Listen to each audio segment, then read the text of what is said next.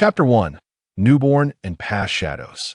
Drunken Soul Village, a remote hamlet situated in the eastern part of the Andar Duchy, neighboring the Heavenly Fighting Empire.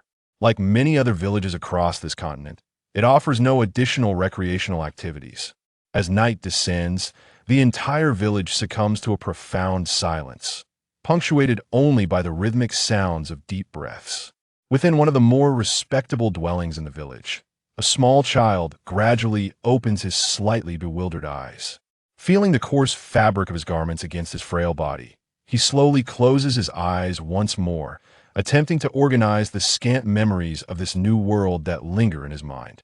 After a moment, when he opens his eyes again, the initial confusion has dissipated, replaced by a flicker of curiosity, a spark of excitement, and a hint of anxiety that he strives to suppress. Clearly, this 3-year-old child has come to understand his surroundings. In this world devoid of magic and martial spirit, every individual possesses a unique martial soul. A farmer with a home martial soul plows the fields with remarkable speed compared to one wielding a firewood stick martial soul, a tailor possessing scissors, and needle martial souls crafts with exquisite precision. This is a civilization uniquely defined by martial souls. This mirrors the worldview depicted in a best-selling novel from his past life, further solidified by the fragmented conversations of his parents and the occasional mention of the Martial Soul Hall, allowing him to ascertain that he resides in Douluo continent. Here, at the age of 6, everyone awakens their martial soul, and the importance of the awakening ceremony rivals that of the entrance examinations. He once knew a world where bloodlines dictate destiny, and one's birth can determine their achievements, yet it is also a realm imbued with extraordinary powers absent in his previous life. In this new life, the child is named D.E., his surname derived from his past life. With his mother being the last surviving member of her family, an agreement was reached with his father to bestow the first child with a maternal surname, thus becoming D.E., where D serves as both surname and given name. His father, Qin Feng, wields a blood blade martial soul, possessing innate soul power of level 5 at the age of 28, now having reached level 34. His mother, Di Qinglan, has a wine spring martial soul, with an innate soul power of merely level 3 at 26, currently at level 17. Nevertheless, she possesses a remarkable family craft of brewing, managing the ancestral distillery. Although the reasons for their continued residence in Drunken Soul Village remain unclear, the couple has cultivated a thriving household, often eliciting envy from their neighbors.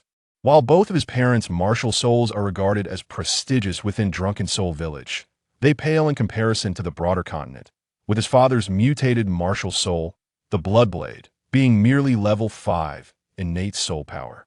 In this world, where the hierarchy of martial soul inheritance is rigidly enforced, D.E. harbors no resentment or discontent. Clearing his mind, D.E. finds himself in a chaotic realm resembling a sea of consciousness, where an ancient hall floats amidst the void. Upon pushing open the grand doors, he beholds a flawless jade wall standing majestically at the center of the hall, radiating an abundance of light. Upon closer inspection, the jade wall seems boundless, gradually filling the space between heaven and earth. Gazing upon the countless bookshelves flanking the jade wall, filled with historical texts, medical treatises, divination, and all the martial arts manuals from the modified game of his former life, he experiences a surreal sensation. Touching this and examining that, he is overwhelmed by the abundance of knowledge. These legacies from his past life could potentially shatter the limitations of his martial soul and elevate him to unprecedented heights. In a fleeting moment, his thoughts drift back to the unexpected incident of his previous life. A young man sat before a computer, furiously modifying the game code, his face etched with fatigue and bloodshot eyes betraying the long hours he had endured. The game, titled Legend of Heroes, was replete with countless martial arts secrets, innumerable rivalries, and romantic entanglements that rendered it a classic. Yet, the limitation of learning a mere 5 internal and 10 external martial arts left many players, including him, feeling aggrieved. Surely one should be able to learn at least 10 internal and 20 external skills, the exhausted man muttered to himself. In pursuit of his childhood dream, He self-studied software programming and other subjects he found less appealing, immersing himself in them all for the sake of his passion. Almost there, he urged himself, hastening his fingers over the keyboard. Upon pressing the final shortcut key, he finally exhaled in relief, rising to stretch. However, darkness enveloped him, and he collapsed. With the aid of a golden finger in his mind, on this night when his consciousness had developed sufficiently to bear the memories of his former life, D.E. ultimately unraveled the mysteries of his rebirth, retrieving the memories of his past. After the tumult, he exited the sea of consciousness, surveying the dimly lit room, and with a yawn, succumbed to the overpowering urge to sleep. In a world as vast as this, nothing surpasses the importance of rest. Chapter 2. The Boundless Jade Wall. As D.E. brushed away the playful fingers tickling his face, he turned slightly to behold a woman seated at the foot of his bed, playfully teasing him with an amused glint in her eyes.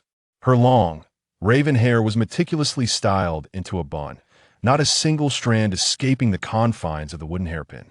Clad in a simple pale blue garment, cinched at the waist with a matching belt, her unadorned attire complemented her delicate features, each detail a testament to the trial she had endured to cradle such beauty in her arms. "Mother D," he exclaimed, half in jest and half in mild annoyance, as he regarded the fingers that had recently poked at his cheeks. The awakening of his past life memories had done nothing to diminish the bond between mother and child. The word mother slipped from his lips effortlessly. "D.E., my dear," she cooed, caressing her child's face with infinite tenderness, until a pout from D.E. made her chuckle shyly, withdrawing her fingers. "Oh, I see our D.E. is now a little adult, no longer requiring his mother's care." Faced with her mother's playful antics, D.E. rolled his eyes, skillfully dressing himself. "D.E. is indeed an adult, not a little one," he countered, engaging in their customary banter as he donned his clothes. "He a grown-up indeed. Now, let us go have breakfast, your father is waiting," she said, neatly folding the blanket before scooping up the now-dressed D.E. and leading him to the modest dining area, measuring only a few square meters. At the dining table, a man clad in a dark short-sleeved shirt spotted them and swiftly approached, eagerly taking D.E. into his arms and playfully lifting him high. Father D.E. gazed at the handsome young man, his voice filled with affection. This was his father, the most formidable soul master within a radius of several dozen miles. Aside from managing the family distillery with his mother, he also helped the village fend off occasional wild beasts and low-level soul beasts, earning him great respect among the villagers. "Hurry and eat. We have your favorite ostrich eggs. They won't taste as good if they cool down," his mother urged as D.E. clambered onto his chair. "Ah," he exclaimed, taking a hearty bite, savoring the rich flavor. The ostrich eggs were delicately textured and richly aromatic, each the size of 2 fists, a rare delicacy, highly praised by the nobility in the nearby city of Alpha. Families like D.E.'s, the most esteemed in Drunken Soul Village, could only indulge in such treats occasionally to satisfy their cravings, yet the taste was undeniably exquisite. After breakfast, Qin Feng observed his son licking his lips and then turned to his wife, filled with profound contentment. "There's 1 egg left for your lunch. I've prepared your meal on the counter, just heat it up. Your mother and I will be busy brewing a batch of wine and won't return for lunch. Stay at home and don't wander off with ergo," he instructed, placing the remaining egg on a plate. "Understood?" Qin Feng asked sternly, concerned that his son might heedlessly venture off and encounter danger while foraging for eggs with the other children. "I understand," D.E. replied, his adult intellect assuring him that he had no intention of running off with ergo he still needed to explore the potential of his newfound abilities. After a lengthy exchange, he finally bid farewell to his reluctant parents and swiftly surveyed his surroundings. In the front yard, fruits and vegetables thrived, while flowers bloomed in the back. The window ledge boasted a few wild daisies. The house consisted of his modest room, a kitchen, and his parents' spacious bedroom, with simple furniture neatly arranged. Potted plants adorned the corners, concealing minor imperfections. D.E. concluded that this was indeed a cozy abode. Locking the door behind him, he steadied his emotions and leaned against the bedding, re-entering his sea of consciousness within the grand hall, gazing in wonder at his tangible form, pinching himself. Ow! It was his body, though doubts lingered. Having already experienced the journey of transmigration, he chose to dismiss the scientific implications. Instead, he focused on the most captivating feature in the hall, the boundless jade wall, radiating an endless spectrum of light. As he gazed intently at the jade wall, a succinct message seemed to manifest in his mind. Boundless jade wall, a preternatural artifact, absorbs myriad paths, peering into the essence. A flicker of excitement sparked within D.E. It seemed that the countless martial arts manuals and assorted texts on the shelves were indeed products of the boundless jade wall. As for peering into the essence, it bore resemblance to the legendary creation jade plate. If not its equal, it would undoubtedly suffice in Douluo continent. At that moment, the wall revealed the image of a delicate child, unmistakably D.E. himself. Accompanying this were several lines of text. Name D.E. Root bone. 72. Affecting the speed of internal cultivation, you are barely a genius. Comprehension. 78. As the name suggests, influencing the speed of martial arts cultivation genius. In the lower right corner, a small atrograms relief appeared beside a test tube scale, half illuminated. Luck value. 52. 100 allows for one prediction. This jade wall is quite considerate. Turning his gaze back to the shelves, disregarding the grandeur of the jade wall, the bookshelves before him held the key to his current survival. The classics from his previous life, the Tao Te Ching, the I Ching, the Lotus Sutra, alongside various medical texts and esoteric knowledge from both games and reality, were all at his fingertips, ready for exploration. The most esteemed martial arts manuals appeared to be deliberately arranged on 6 shelves of varying colors: white, yellow, purple, black, red, and gold, in accordance with the rules of the Douluo world. Except for the white shelf, an ethereal barrier enveloped the other 5 shelves, obstructing the gaze of the protagonist, allowing only a vague glimpse of the layered shadows of the books within.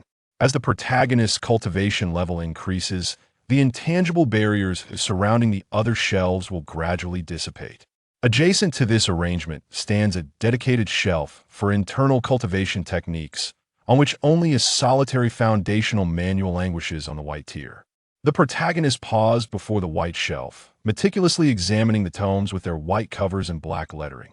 Iron Wire Fist, Arhut Fist, Iron Head Technique, Monkey Stealing Peach's Fist, Scanning Leg, 18 Paths of Chai Mountain, and the Guizhong Sword, among many familiar names. These martial arts techniques emerge from the collision of concept from a game with the rules of the real world, diverging from the regulations of the heroic legend, yet maintaining substantial connections. Although external techniques lack the tiered classification of levels 1 to 20, it is astonishing that they still possess a combinatory trigger mechanism for martial arts profundities.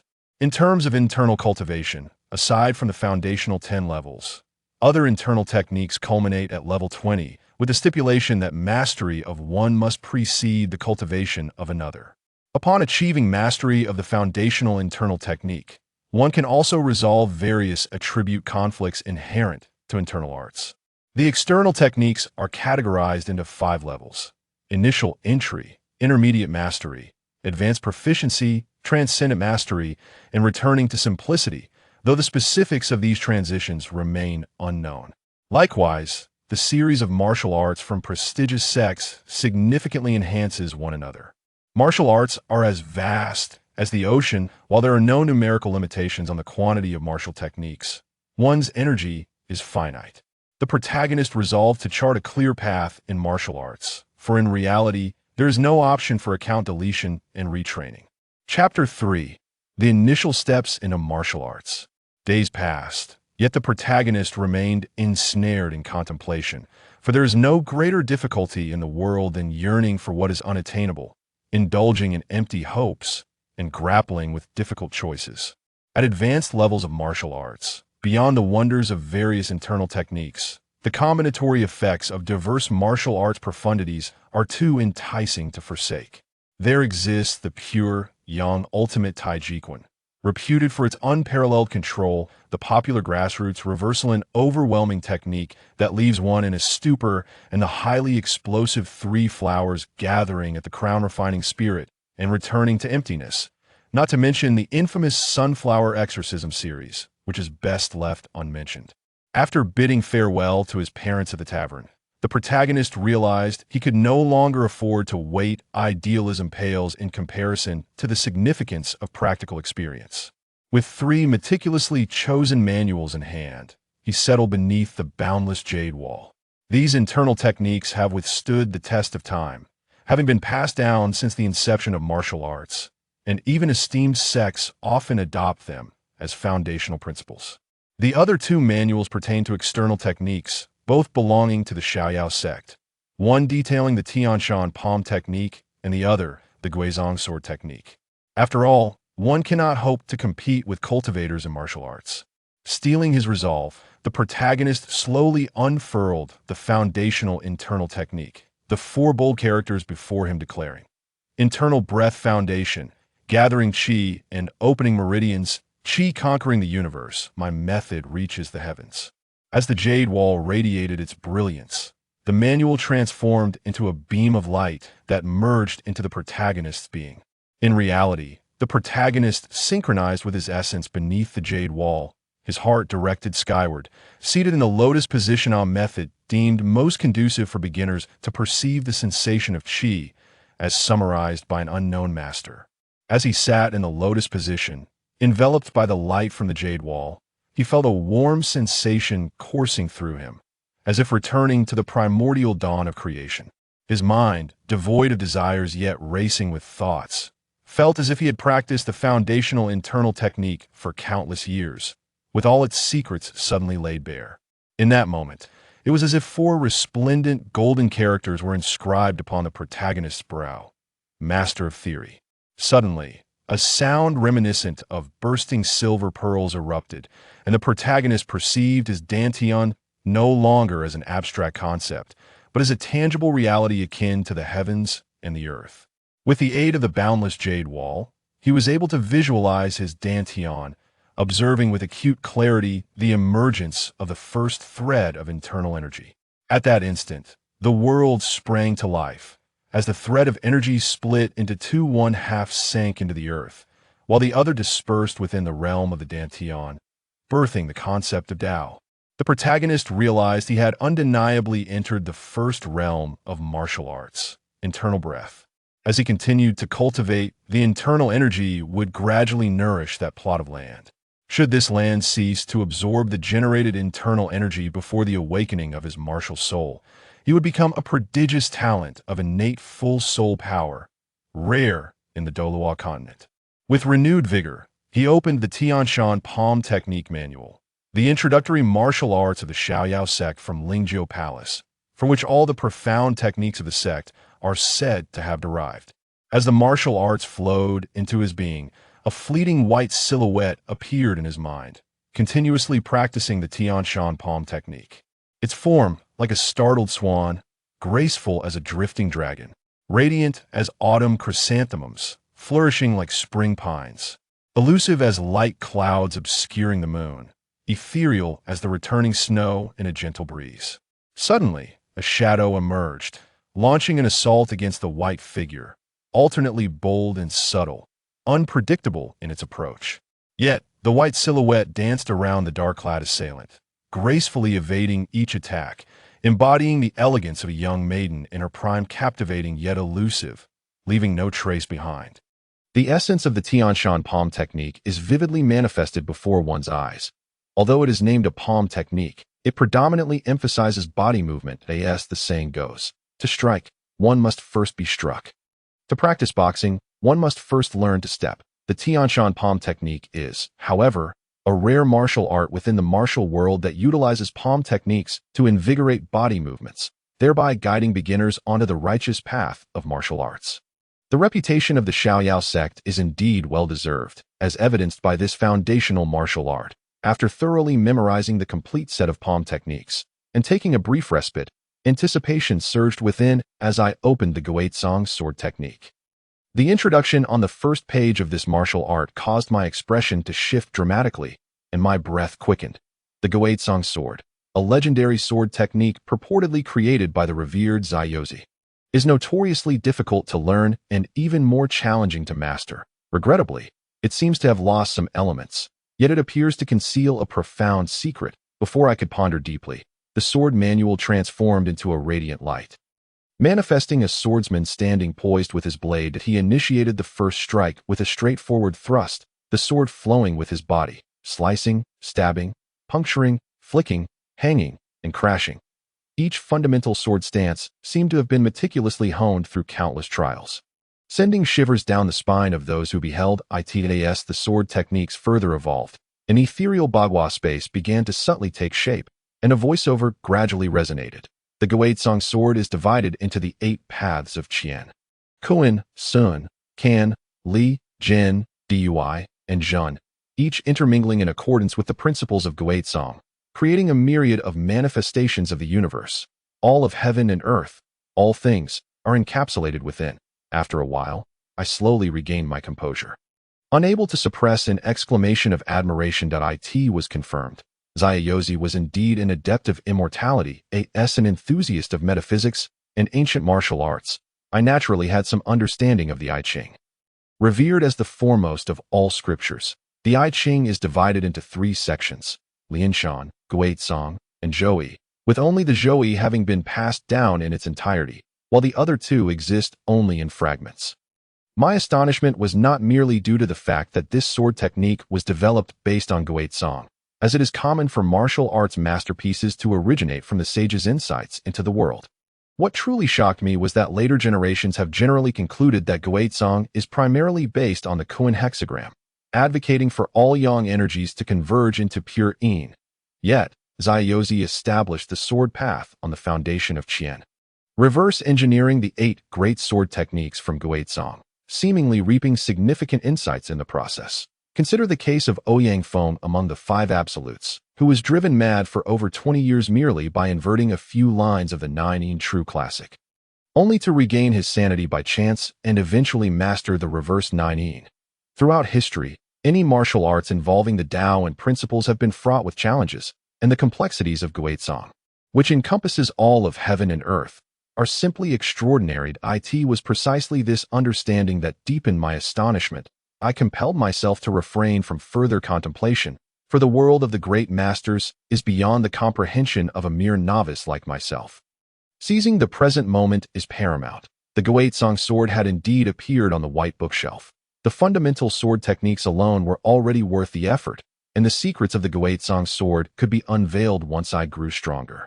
A brief glance at the jade wall revealed that my comprehension had increased by 2 points, and an additional line of text appeared: Soul Power, Level 1. This was an immense boon, offering unparalleled convenience. As long as I could endure the early stages, I could directly attain unparalleled prowess in the latter stages. That I recalled having read a novel in my previous life, where the protagonist stirred up turmoil in the martial world, constantly scheming, ultimately becoming the disciple of Huang Shang to learn the supreme techniques of the 9 Yin true classic, believing himself to be the greatest in the world. Yet, in the final event, the Huashan Sword Conference, he merely earned the title of Western Madman, overshadowed by the 4 absolutes, whose prowess was such that even the legendary Bixia could not have heard of him. That he appeared at his peak, wielding the Xianyuan sword, riding the fire qilin, and cultivating the Tai Xian classic, achieving a hard power that crushed the protagonist. That I silently reminded myself to take this as a cautionary tale, suppressing the tumultuous excitement within me stirred by the overwhelming advantages of this external aid. Eagerly, I began to cultivate my internal energy. It was not only the opportunity to encounter mysterious martial arts in this life, but also because I was aware that the Douluo continent is far from a peaceful realm.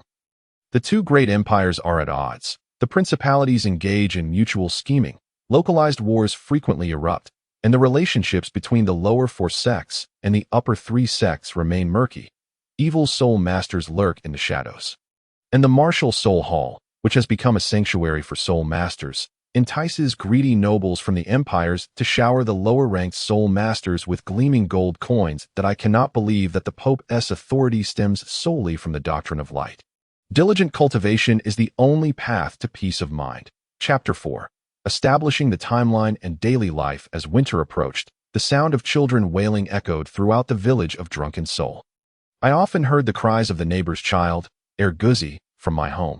Through my observations during this period, I learned that, although Drunken Soul village is relatively distant from the royal capital of the principality, it is renowned as a prosperous village in the surrounding regions, with everyone possessing at least a basic skill in winemaking. There are no fewer than a dozen brewing workshops of various sizes. One cannot speak of Drunken Soul village without mentioning its legendary spring water wine well. That it is said that the wine god washed his wine gourd in this well. While the truth of this tale remains uncertain, the wine brewed with this well water indeed possesses a richness and aroma beyond that of wines from other places. The village's first leader, with a heart full of wisdom, allied with the martial Soul Hall under the pretense of offering fine wine to the angels, successfully shielding the well from covetous eyes, as none have ever succeeded in breaching it. Eventually, he made contact with remote royal blood relatives, securing numerous orders from nobles and leading the entire village out of poverty and into prosperity. With the arrival of winter, the brewing workshops entered their off-season, allowing the aunts and mothers ample time to accompany their children, teaching them simple characters. Thus, many mischievous children found themselves in unfortunate situations, getting punished for their misbehavior during the windy and rainy days. That I could not help but feel fortunate. Compared to other children, my advantages were vast. The characters of this world are traditional Chinese characters, and with my current comprehension level of 80, I was akin to a prodigy with an extraordinary memory. Additionally, influenced by my previous life, I was polite and sweet-tongued, successfully becoming the envy of others. The praise from my neighbors brought joy to my mother, Qinglan, and afforded me more personal space and time to privately cultivate my skills, as geniuses tend to be more independent and mature. As the morning sun rose, I practiced the Tianshan palm technique repeatedly in a secluded, desolate area. I continued until my body felt sore and weary, then transitioned to my internal energy cultivation, directing my focus skyward. With the rhythm of my breath, I sensed my physical state gradually revitalizing, and my foundational internal cultivation began to flourish. An hour later, I slowly opened my eyes, feeling a heightened surge of internal energy within my dantian. A smile gracing my face. This tangible progress fueled my determination. That I retrieved the wooden sword, a gift from my father, Qin Feng, commemorating my literacy graduation, and reflected on the essence of the Guizong sword technique. The Guizong sword is divided into 8 paths of swordsmanship, with the Qian sword path as the foremost of all. Qian signifies heaven. The sword technique soars high, akin to the eternal clouds in the sky. Ethereal and boundless, encompassing all phenomena, divided into 9 grand sword forms. Each grand form contains 9 intermediate sword styles, and each intermediate style comprises 9 minor techniques, interlinked in a seemingly infinite cycle. Upon genuinely comprehending the return to Tsang's sword, the protagonist resolved to first cultivate this path of swordsmanship, intending to master it thoroughly before advancing to a harmonious integration of all techniques. With repeated practice, the protagonist's grasp of fundamental swordplay gradually improved, fostering a deeper sense of control over their sword. The essence of swordsmanship lies primarily in mastery, followed by speed and strength. The sword varies in length, and familiarity with one's weapon equates to a meticulous understanding of the distance between oneself and the adversary.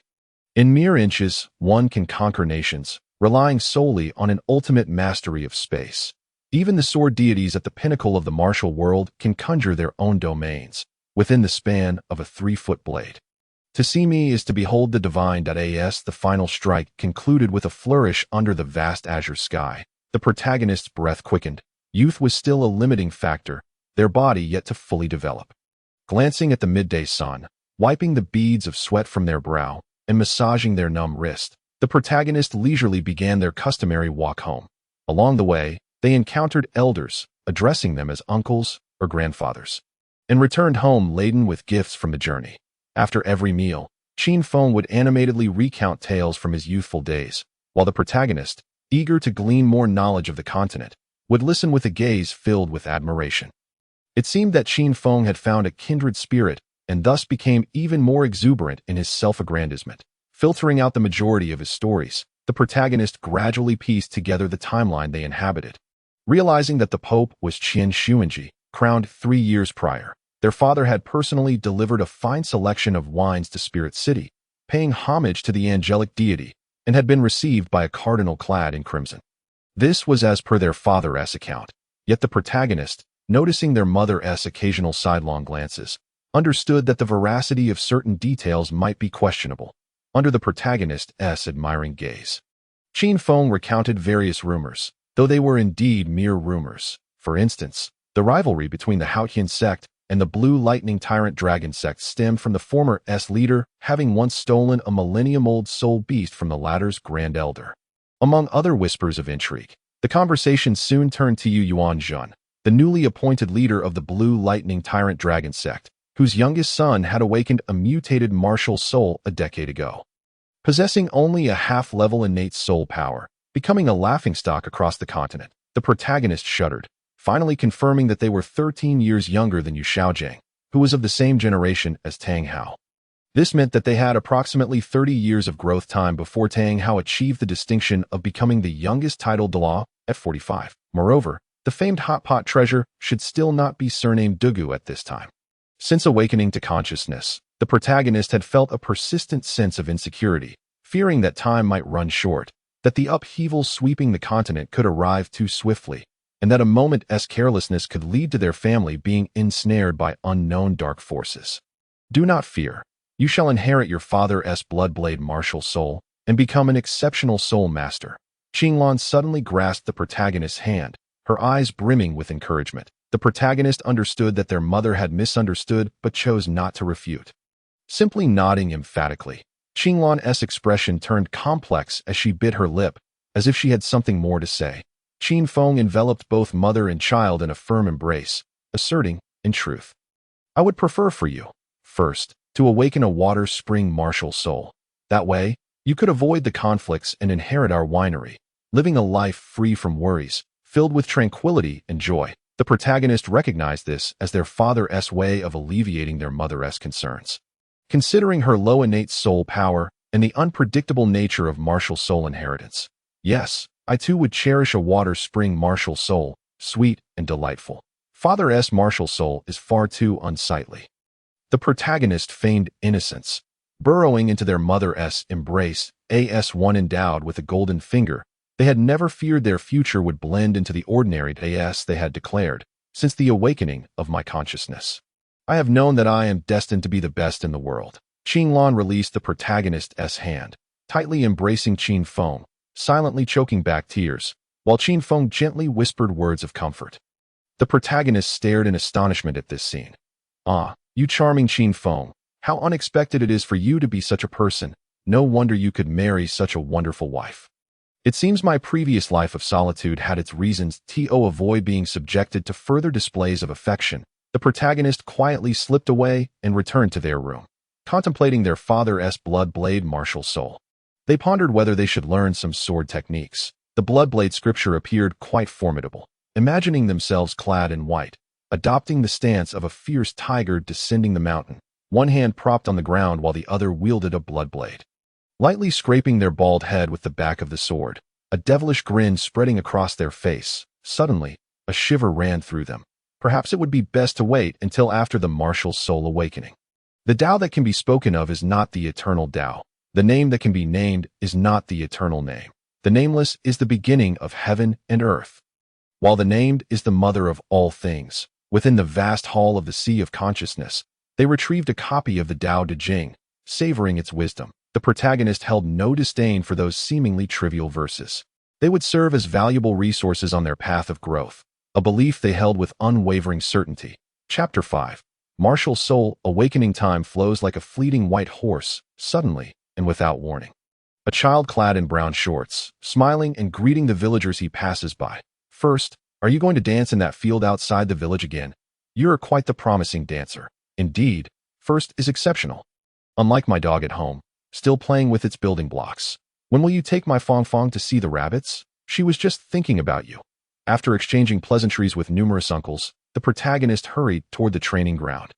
This was the same stretch of barren land where they had previously practiced, occasionally attracting the attention of other children. At that time, they were practicing the Tianshan palm technique, moving gracefully, leading the other children to mistakenly believe they were dancing.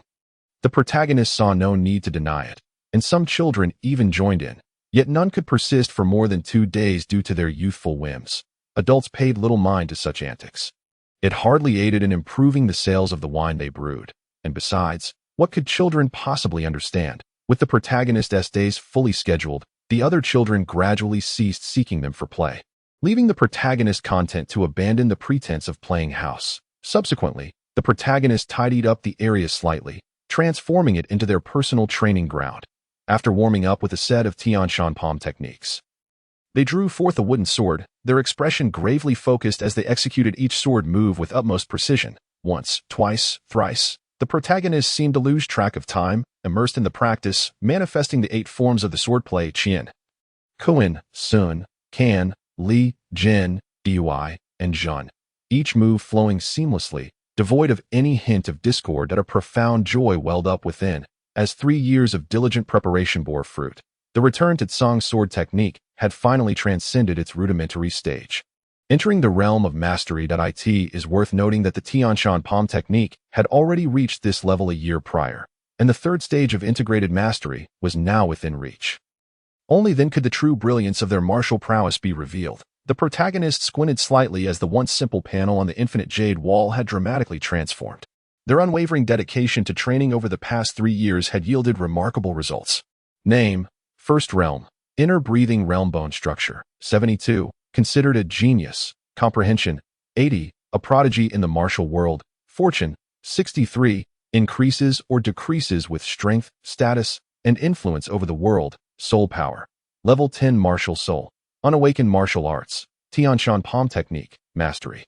Returned at Tsang sword technique. Mastery. Basic internal skill. Level 10. Completion. With the aid of the infinite jade wall, the protagonist had already refined their basic internal skill to the level of completion 2 months ago. Regardless of the training methods employed, they could not increase even a trace of internal energy in their dantian. Thus, the protagonist realized they had reached the so-called innate full soul power state. Everything was in place, awaiting the awakening of their martial soul to attach a soul ring, thus breaking the shackles of the world and continuing to enhance their cultivation. After achieving mastery in basic internal skills, a transformation occurred. The protagonist entered a 100-day foundation building phase. If they were to peer into their dantian with the assistance of the jade wall, they would be astonished to discover that only 80% of their internal energy remained. Each time a trace of internal energy was restored, a corresponding amount would merge into the dantian, fortifying their foundation. The full extent of the benefits to be gained from this could only be discerned upon completing the 100-day foundation building phase.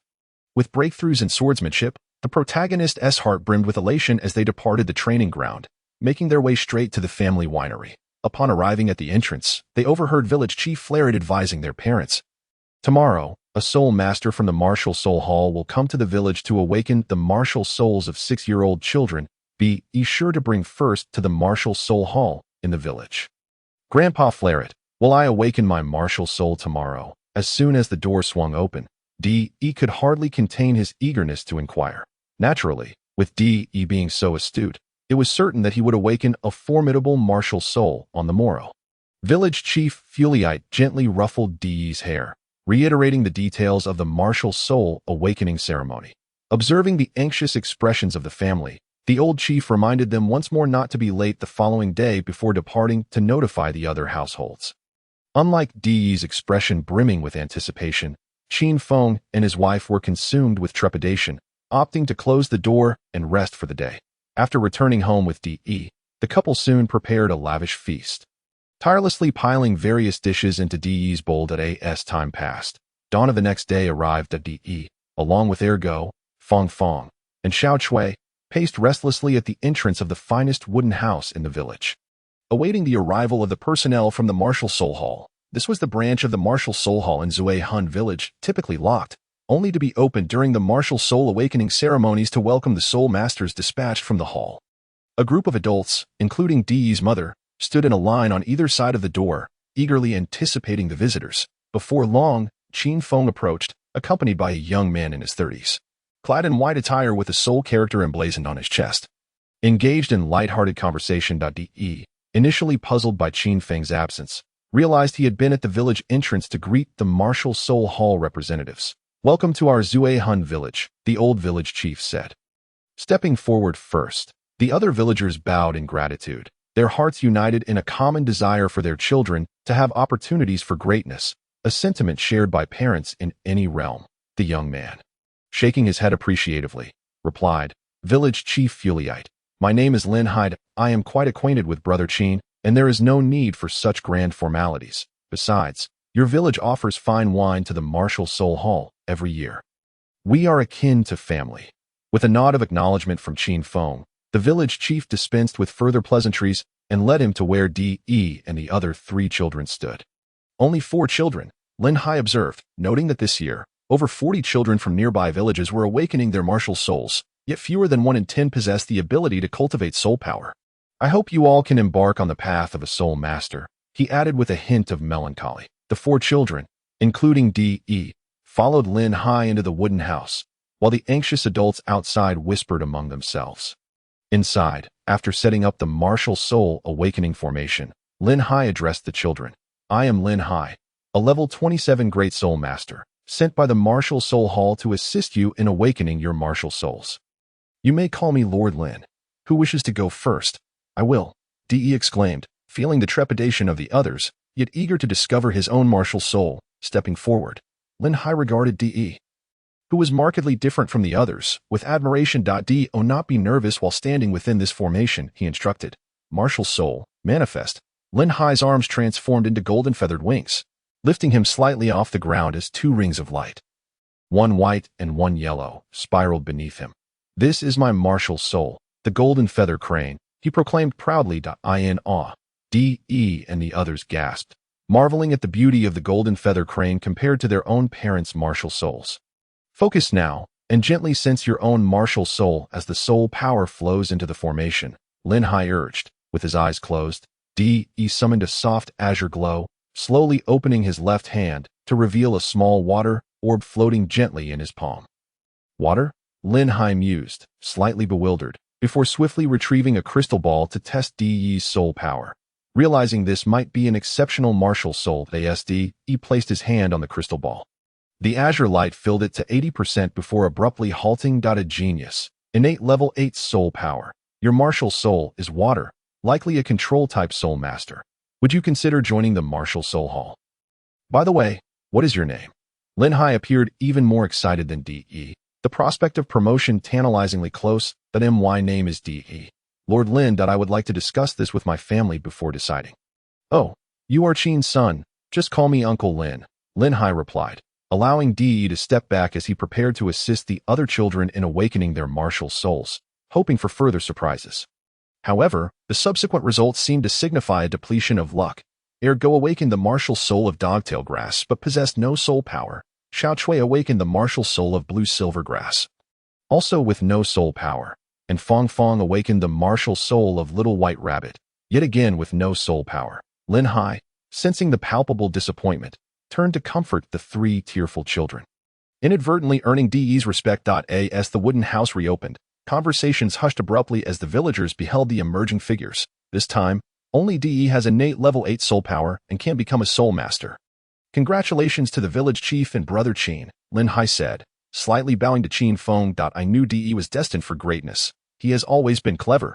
Other villagers regarded Qin Feng and De with envious admiration. Overcome with excitement, De's mother, Qing Lan, embraced him, at a loss for words. Meanwhile, Qin Feng found himself in a discussion with Lin Hai, who expressed hope for De to join the Martial Soul Hall, only to be gently rebuffed by Qin Feng. Citing De's youth, the villagers bid farewell. Glancing back at Lin Hai with lingering hopes for De, the crowd gradually dispersed. "Son, let me see your martial soul," Qing Lan exclaimed excitedly upon returning home. "This is a martial soul with innate level 8 soul power." De, feigning nonchalance, glanced at Qin Feng and extended his hand to reveal a colorless water orb resting in his palm. "Innate level 8 soul power. This is far superior to the level 5 Bloodblade," De teased. "Remember when you flaunted your prowess before me? I have now repaid the favor." Qin Feng, though slightly disappointed that De did not inherit his martial soul, found solace in the knowledge that his son had awakened a mysterious and powerful water martial soul. Ruffling De's hair affectionately, he remarked, "You are much cuter now. Enough of the antics. Let us discuss serious matters." Qin Feng said, his expression turning grave. "Your martial soul appears to have inherited your mother's water spring martial soul, now mutated into a new form. Your water martial soul likely belongs to the elemental control category and possesses high quality. You notably did not recite a spell while releasing your martial soul, indicating it is not an auxiliary type," Qin Feng analyzed. Sounding quite knowledgeable, he nodded vigorously, his expression affirming Qin Feng's insights. However, he timidly inquired, "Do you know what innate level of soul power the Bloodblade martial soul possesses? Is it inferior to my water martial soul?" Qin Feng's expression darkened, and he reached out. Thinking, this little rascal is becoming increasingly unmanageable. Discipline must be administered promptly. Ha. Qing Lan chuckled at the playful banter between father and son, breaking off the impending reprimand. Qin Feng declared, "In 3 months, the enrollment period for the nearby Alpha Primary Soul Master Academy will commence. I will send you there to study. It will provide a more systematic approach to Soul Master training, and it's only a day's journey from home. De was immensely satisfied, recognizing that this would afford him more time for cultivation, asserting that he was no longer just a child. Although Qing Lan felt a pang of reluctance, she understood the importance of making the right choice. Subsequently, Qin Feng imparted essential knowledge regarding martial souls and the Soul Master cultivation system, which is structured into 100 levels. The journey of cultivation commences with the awakening of one's martial soul, with every 10 levels representing a distinct tier: Soul Scholar, Soul Master, Great Soul Master, Soul Sovereign, Soul Sect, Soul King, Soul Emperor, Soul Saint, Douluo, and Title Douluo. The so-called innate full soul power geniuses are fervently courted by various factions, precisely because the mere act of vanquishing a soul beast and acquiring a soul ring qualifies one to become a distinguished soul master. The extent of innate soul power directly influences the speed of future cultivation. It is worth noting that in Zuten village, there are only 2 soul masters, the parents, with the mother barely reaching a dozen levels. As for why the father, despite his youth, resides in a small village, one can attribute it only to the greatness of love. No other reason seems plausible. Only by slaying a soul beast and bestowing a soul ring upon the martial soul can one transcend to another tier and continue the path of cultivation.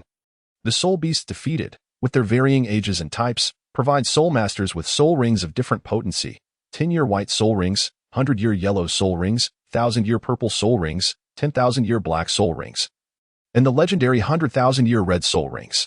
Qin Feng, ever eager to impart knowledge, teaches the first how to meditate and cultivate. The first, filled with aspirations of becoming a formidable soul master, gazes silently into the future with anticipation. Only after confirming that the first has grasped the meditation technique without any issues does he relent as for why the child can learn everything so swiftly. Qin Feng, after years of experience, recognizes the boy as a true genius. He recalls his own struggles of learning meditation, which took him a week or even half a month. Lost in thought, Qin Feng ponders this. The first finally frees himself from his father's incessant teachings. He cannot possibly claim to know more than his father. Returning to his room, the first releases his martial soul, observing his water martial soul, a pure elemental martial soul with immense potential, capable of excelling in support, control, or even offense. Being a person educated in modern ways, how could he not comprehend the might of water? As the Taoist saying goes, there is no force more formidable than water. Thus I believe water is indeed resilient.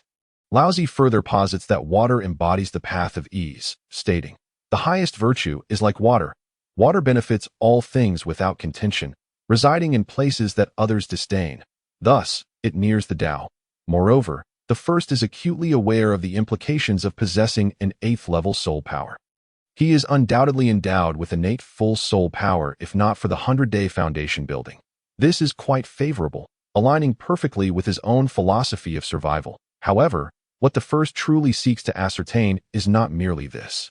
He scrutinizes his body, feeling a peculiar thrill that constantly reminds him of his second martial soul.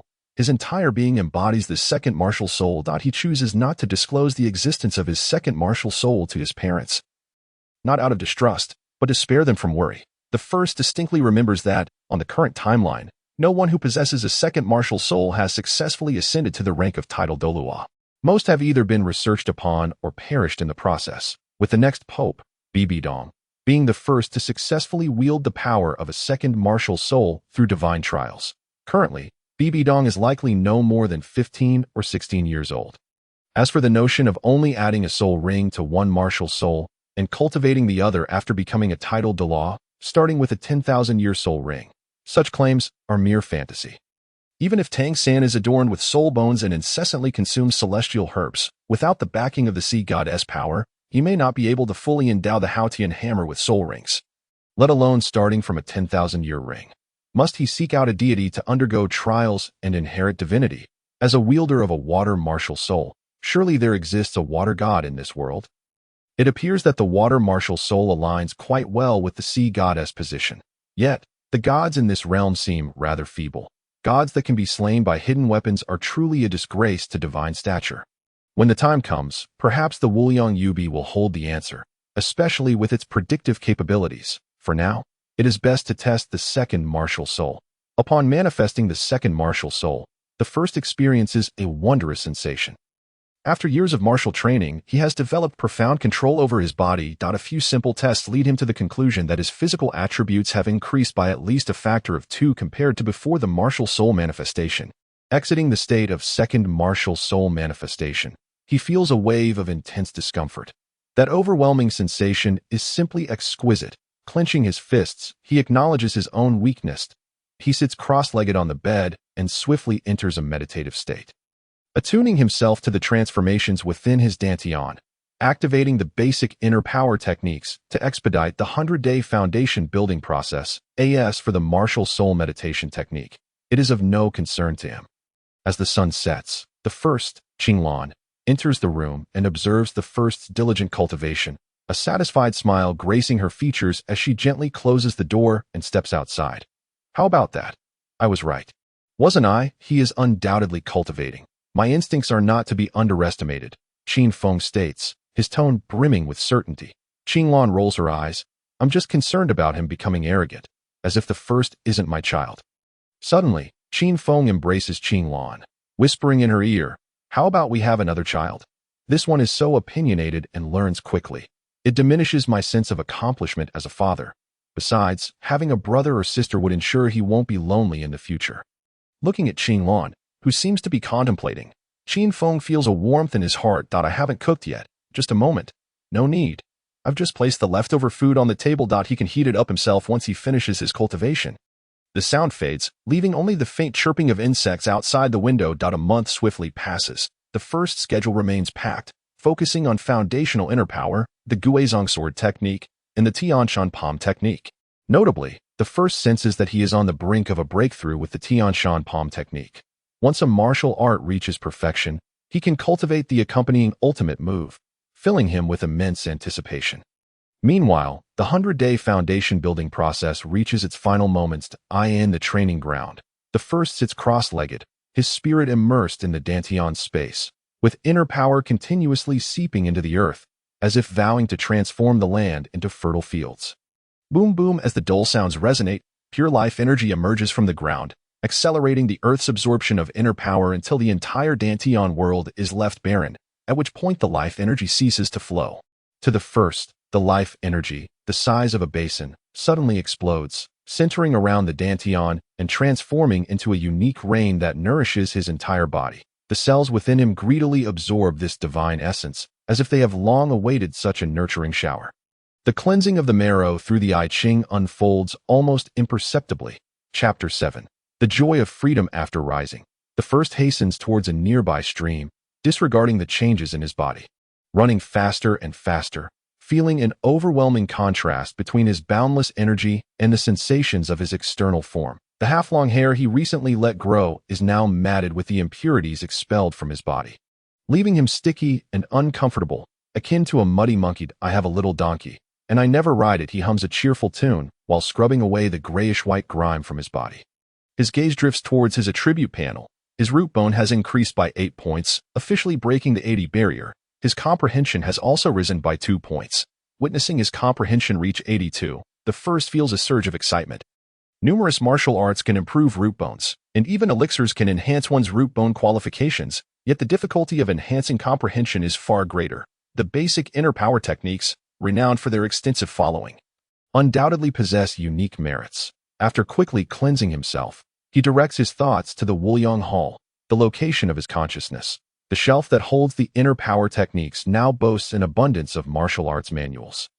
Scanning the collection, he finds texts from various esteemed sects, including Wudong, Shaolin, Chuanjin, Sun and Moon scriptures, and Kongtong inner power techniques. The first selects the Tianshan heart technique of the Xiaoyao sect, lingering for a moment to admire the other shelves before departing. Opening the tome, Tianshan heart technique, foundational inner power of the Xiaoyao sect, possesses unique applications when paired with various martial arts, familiarizing himself with the various nuances. The first, with the assistance of the Wuliang Yubi, steps into the Dantian world, where he suddenly notices that not a shred of inner power remains. More crucially, the Dantian world has expanded compared to before. Exchanging all his inner power for a single muscle and marrow cleansing is an incredible gain. The first feels no regret. However, he is uncertain how to explain this to his parents, which gives him a headache. He can understand the concept of energy conservation, but how to justify the enlargement of his Dantian?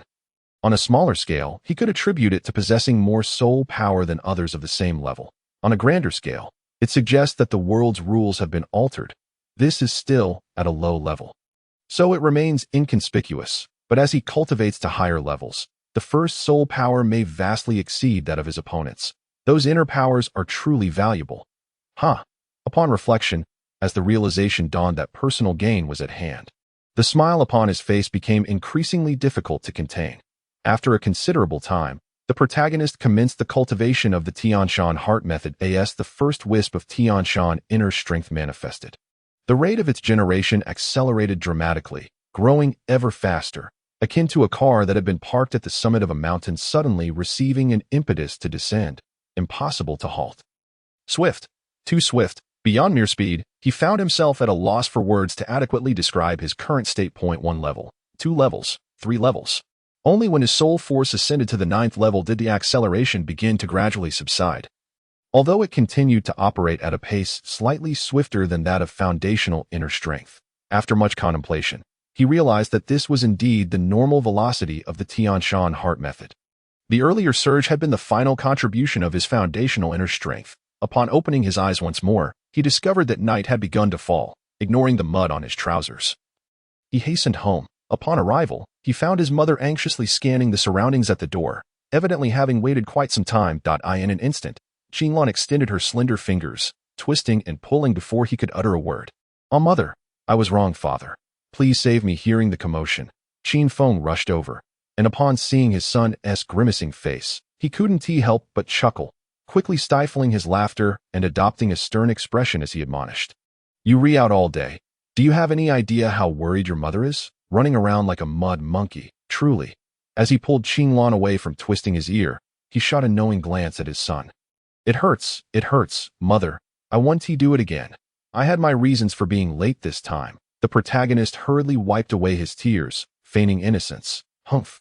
Qinglong released her grip and led the way home, occasionally glancing back as if waiting for an explanation. "I broke through in a moment of excitement. I practiced longer, hence my delay. I assure you it won't happen again," he explained. Beside him, Qin Feng suddenly lost his composure. "Really? You're not telling me you might reach level 10 before school starts?" "It's a possibility," the protagonist replied nonchalantly, igniting a flurry of excitement in both parents. "Good son, your mother will make your favorite wood-ear stir-fried pork." "I knew there had to be a reason for your late return," Qinglong said, gently shaking his hand. The protagonist felt his ears throb with pain as he gazed at his father's barely concealed smile. Feeling rather helpless, he could only channel his frustrations into his appetite. "Delicious. I want 3 more large bowls." As dawn broke the following day, the protagonist began practicing the Tianshan palm technique with renewed vigor. Since his foundational inner strength had metamorphosed into the Tianshan heart method, he experienced a newfound understanding of the palm technique. He could distinctly sense the subtle adjustments within his body's sinews and bones, allowing his movements to become more fluid and his reactions more agile. His internal energy was likewise stirred, further refined, becoming purer and imbued with a hint of chill. The agility prompted by the Tianshan palm technique began to evolve towards an unpredictable nature, flowing with the grace of willow branches in the breeze, swifter and imbued with an ethereal quality as time passed. The protagonist's agility transcended the confines of the Tianshan palm technique, and no longer merely propelled by the technique. He felt as if he had become the wind itself, moving freely according to his will, with his heart and intention guiding his every motion. With the mastery of the Tianshan palm technique achieved, his inner strength experienced another breakthrough, reaching level 10 in both the Tianshan heart method and soul force. Most significantly, in his previous life's game, the simultaneous cultivation of the Tianshan heart method and the Guizhong sword technique would trigger profound insights when employing the Tianshan palm technique, enhancing his attack power. Insight, Tianshan palm technique, carefree journey. Yet, he had not anticipated that the martial arts profundity he yearned for would arrive so swiftly and in such a manner. The newly acquired agility, having just emerged from the Tianshan palm technique, should indeed be aptly named carefree journey. This realization deepened his understanding that this was a tangible world, distinctly separate from the realm of games. As he solidified his foundation, the calendar marked the end of July, with merely half a month remaining until the commencement of classes at the Elementary Soul Master Academy, in the days that followed.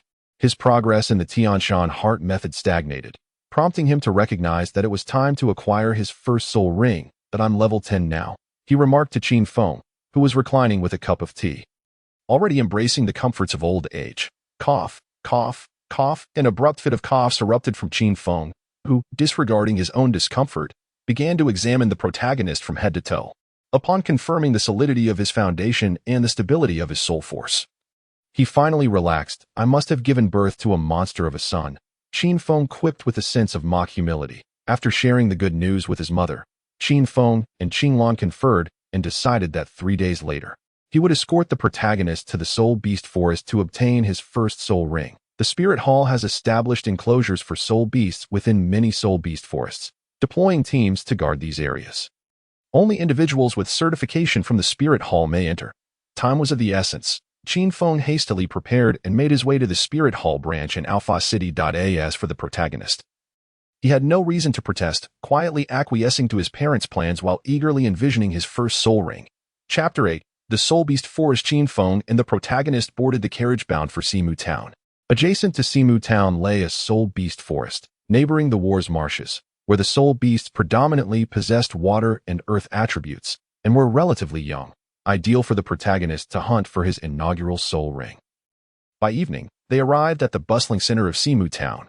After securing accommodations at a local inn, they ventured to the marketplace, the most crowded area in town. The protagonist gazed around, captivated by the vibrant cries of the vendors.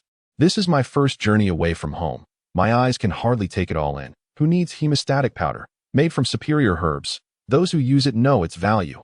Only 10 copper soul coins. Delicious ice crystal fruit. 1 for a copper soul coin. If it's not tasty enough to make you drool, it's on the house. Knives that slice through iron as if it were mud. Capable of wounding century-old soul beasts.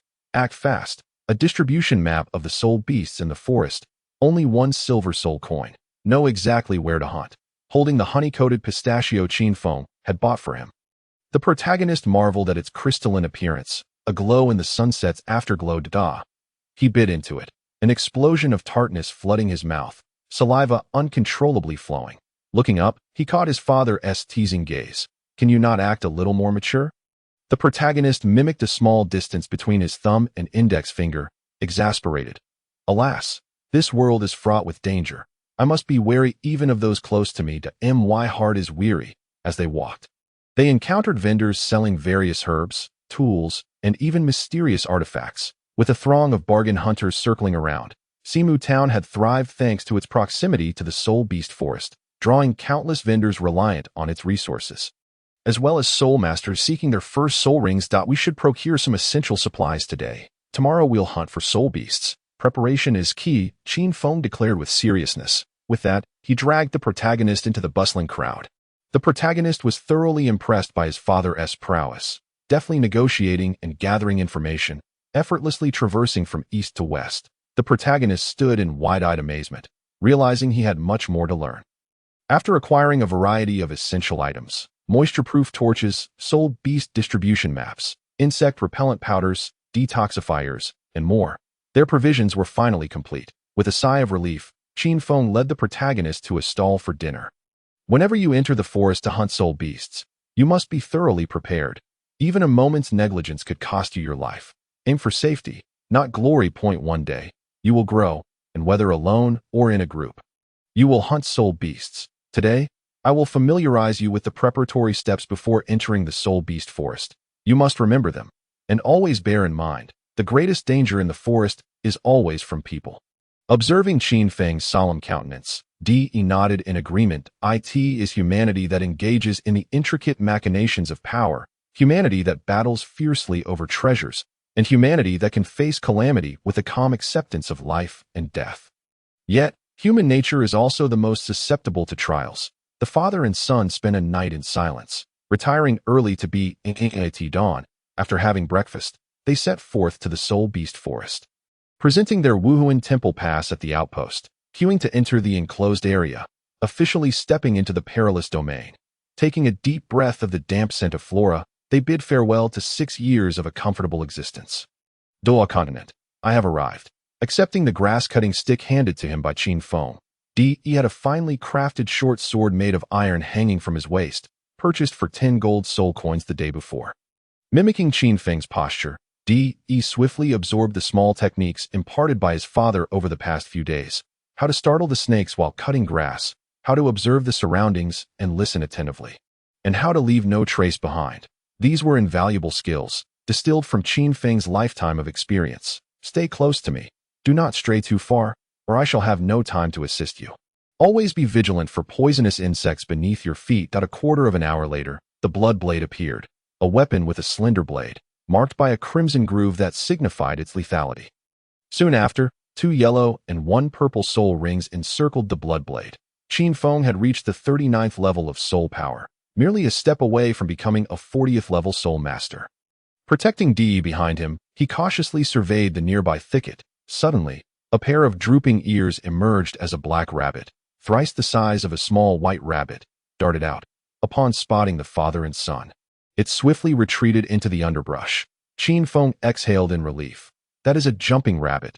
Judging by its size, it should be a 10-year soul beast, unsuitable for you in terms of both age and attribute. The jumping rabbit is akin to the soft-boned rabbit, positioned at the bottom of the soul beast hierarchy, yet its thigh meat is succulent, perfect for barbecuing. A pity. The conversation gradually drifted away from the topic. De licked his lips, pondering how delicious it must be. I must certainly try it someday. Along the way, they encountered a plethora of peculiar soul beasts, the Miao Shui frog that could shoot water arrows, the 2-eye monkey that could create mud, and the Ji-Feng wolf that could unleash wind blades. Each soul beast rendered De in awe, even coming across a vine tiger that could manipulate vines. Any soul beast that attempted to attack the father and son met its demise at Qin Feng's hands. However, Qin Feng spared the lives of other soul beasts, allowing them to flee, a decision that De naturally understood. The number of soul masters was ever increasing, and their cultivation speed was rapid, yet soul beasts, despite their abundance, grew at a glacial pace. Most soul beasts had to rely on the passage of years to enhance their cultivation, leading to a gradual decline in the population of high-level soul beasts. If this trend continued, millennia from now, soul beasts could very well vanish from the annals of history, even thousands of years later. Those who reached the rank of title Douluo could only attach 900-year soul rings to their martial souls, as soul masters would slowly be rendered obsolete by the tides of time. Therefore, indiscriminate slaughter of soul beasts was not permissible, yet no mercy need be shown to those that were vengeful and perilous. Qin Feng, as if an encyclopedia of soul beasts, elaborated on their ages, abilities, and methods of assessment, imparting invaluable knowledge to De. Finding a safe haven, the father and son munched on the pre-prepared rations, taking a brief respite. According to Qin Feng, all this knowledge was gleaned from his studies at the Ofa Advanced Soul Master Academy. Furthermore, he planned to send De to study at the Ofa Advanced Academy in the royal capital 6 years hence, contributing to his alma mater in the process. The current director of education had taught his father for several years, and the wisdom of martial souls was acquired during that time. This is merely the first day. If we do not find a suitable soul beast today, we shall exit and return tomorrow. Sometimes, it may take several days to locate a soul beast appropriate for a soul ring. Remain composed, and do not rush. Qin Feng softly reassured De, who understood the message. Qin Feng examined the map again. I intend to seek a Xianshui deer of approximately 400 years as your first soul ring. The Xianshui deer possesses water attributes, capable of casting water prisons to ensnare foes, manipulating water currents, and releasing water arrows, which should harmonize well with your water-based martial soul. An MY instructor once stated that a person's first martial soul can only be of a maximum age of 400 years. Exceeding this age poses a risk to life, even leading to explosive demise. Qin Feng shared his plan with DE, additionally informing him that the ideal soul ring configuration was yellow, yellow, purple, purple, black, black, black, black, red dot of course. The red 100,000-year soul ring is a rare find. Reliant solely on chance. Point 1 may only attach 9 soul rings, each of immense significance, and none should be treated frivolously. DE concurred with this sentiment. In truth, DE did not place much value on the soul skills provided by the soul rings, as long as they could release him from the constraints of heaven and earth. Allowing for a breakthrough in cultivation, that sufficed. Should he be able to attach a soul ring of higher age, it would undoubtedly reduce the time required for his internal cultivation. After a brief pause, the two resumed their journey. This time, Qin Feng sought a small river, following its banks upstream. The map indicated the presence of a small herd of Xianshui deer nearby, and Qin Feng hoped to test his luck there. If they were unsuccessful, they would have to leave and return the following day. Clearly, Qin Feng did not intend to spend the night in the Soul Beast Forest with DE. Following the river was indeed perilous. Yet it also promised encounters with more soul beasts, as all life forms rely on water for survival. As a 39-level agile attack soul master with a yellow-yellow-purple configuration, Qin Feng was more than capable of traversing this forest. After all, this forest merely served as a breeding ground for the Wuhuan Temple, devoid of ferocious soul beasts. Even with a burden to carry, if confronted with an insurmountable challenge, retreat was always an option. As they progressed, Qin Feng suddenly crouched, tracing the paw prints of a plum blossom hoof beneath his feet. After observing for a moment, he smiled. Fortune seems to favor us. If all goes well, we may enjoy a restful night at the inn. Following the tracks, they turned left and right, eventually arriving at a bend in the river where a white deer was bent over, drinking water. Although it was occupied, its ears stood alert, betraying a heightened sense of caution. Chapter 9. The Anomaly of the Jade Wall. In the first soul ring, Qin Feng pressed a hand on DE's shoulder, extending a finger to his lips, then gesturing to the surroundings. DE shrank back slightly, nodding to indicate his understanding. Qin Feng stealthily advanced 10 steps before summoning the blood blade. In an instant, DE's yellow soul ring shimmered, propelling him forward with astonishing speed towards the white deer. Startled, the white deer sprang to its feet, its hind legs straining to distance itself from the sudden assault of Qin Feng. However, Qin Feng, already prepared, had sidestepped to the right of the white deer. Not far away, with his purple third soul ring aglow, the blood blade appeared to be shrouded in a dark shimmer. Blood blade slash. Qin Feng swiftly maneuvered past the fleeing white deer, his blade slicing through its 4 legs before beckoning to DE. The entire sequence of movements was executed with remarkable precision and fluidity. DE, still on high alert, remained vigilant of his surroundings, wary of dying before accomplishing their goal. He was taken aback when, in the blink of an eye, he witnessed the downed white deer and his father gesturing him over. Taking a deep breath, he realized the soul skills indeed held their advantages. That he hurried towards his father's side. Feeling vulnerable and exposed, gazing at the white deer, now incapacitated and convulsing on the ground, he noted its pristine white fur adorned with intricate blue patterns, exuding an air of mystery. Now, its abdomen was stained black, a grotesque mixture of blood and dirt, while its once lively eyes transitioned from panic to confusion, then to pleading, ultimately settling into a gaze of lingering attachment. This was the first time DE had witnessed such a spectrum of emotions in an animal, leaving him momentarily stunned. Moreover, the deer's striking appearance stirred an empathetic pang within him, for he was one who appreciated beauty. With white fur and blue patterns, the deer measured approximately 4 meters in length. Likely around 430 years old, there was no mistaking it. Although its age was slightly beyond the ideal, your physical constitution surpasses that of your peers, and the compatibility of your martial soul with the Xianshui deer is remarkably high. There should be no issues, Qin Feng reassured DE. Watching the deer's eyes slowly lose their luster, DE murmured, "Let us go with this one. To acquire a soul ring, one must personally slay the soul beast." Deliver a swift end by piercing its brain through the eyes, Qin Feng stated coldly. This was a rite of passage for every soul master. Having chosen to enter a realm of conflict, one must cast aside unnecessary sentiments. Qin Feng gazed at De, refraining from further words. De reached for the short sword, the cold sensation sending a shiver through him, with the blade in hand. His heart gradually found tranquility, sinking into the meditative state he often achieved while practicing swordsmanship. Clang!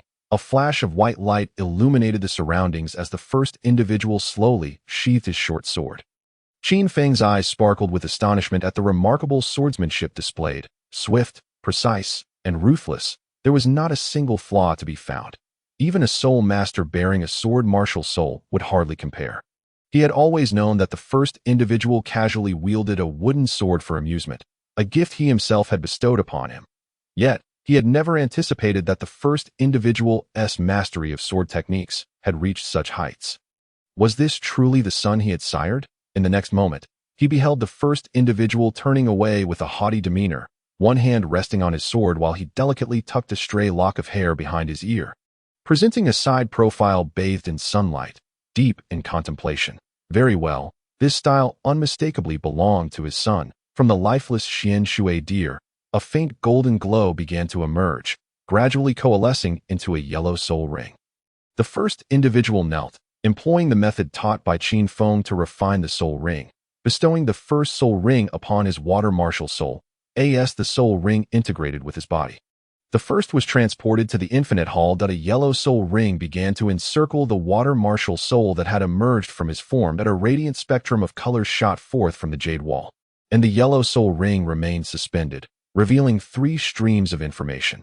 The first gazed in wonder at the unfolding scene, and as the 3 streams of information materialized, he began to comprehend the situation. These 3 streams represented the 3 soul skills that the soul beast could offer. His task was to select the one he desired the most. If an individual possessed a powerful martial soul and hunted a formidable soul beast of considerable age, the resulting soul skills would undoubtedly be more potent. However, the nature of the soul skills, whether they enhanced physical attributes or introduced novel techniques, was beyond his control. Everything relied on fate. Yet, with the Jade Wall's assistance, everything became manageable. This felt like cheating. Such a method existed. If others were to discover this, they would likely weep in despair. Among the 3 soul skills, one was an offensive skill that generated water arrows from soul power for attacking foes.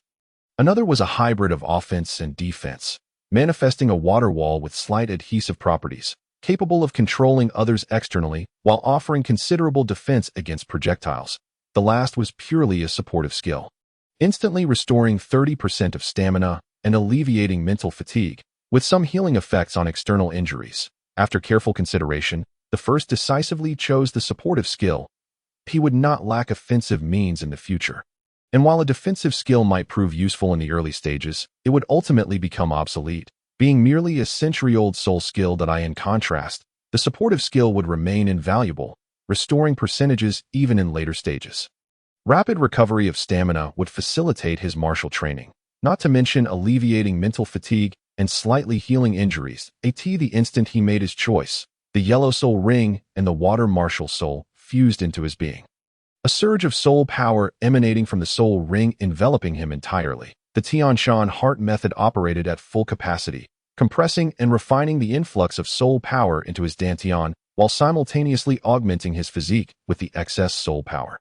Despite the high age of the soul ring, the first body had undergone an intensive transformation, rendering it comparable to that of a soul beast martial soul user who had already integrated the first soul ring. Everything progressed in an orderly fashion. Qin Feng vigilantly guarded the surroundings, anxiously observing the first condition. After all, this was an absorption beyond the usual limits. Even though he was aware of the first's superior physical qualities and presumed there would be no significant issues, he still felt some regret for allowing the first to absorb this soul ring.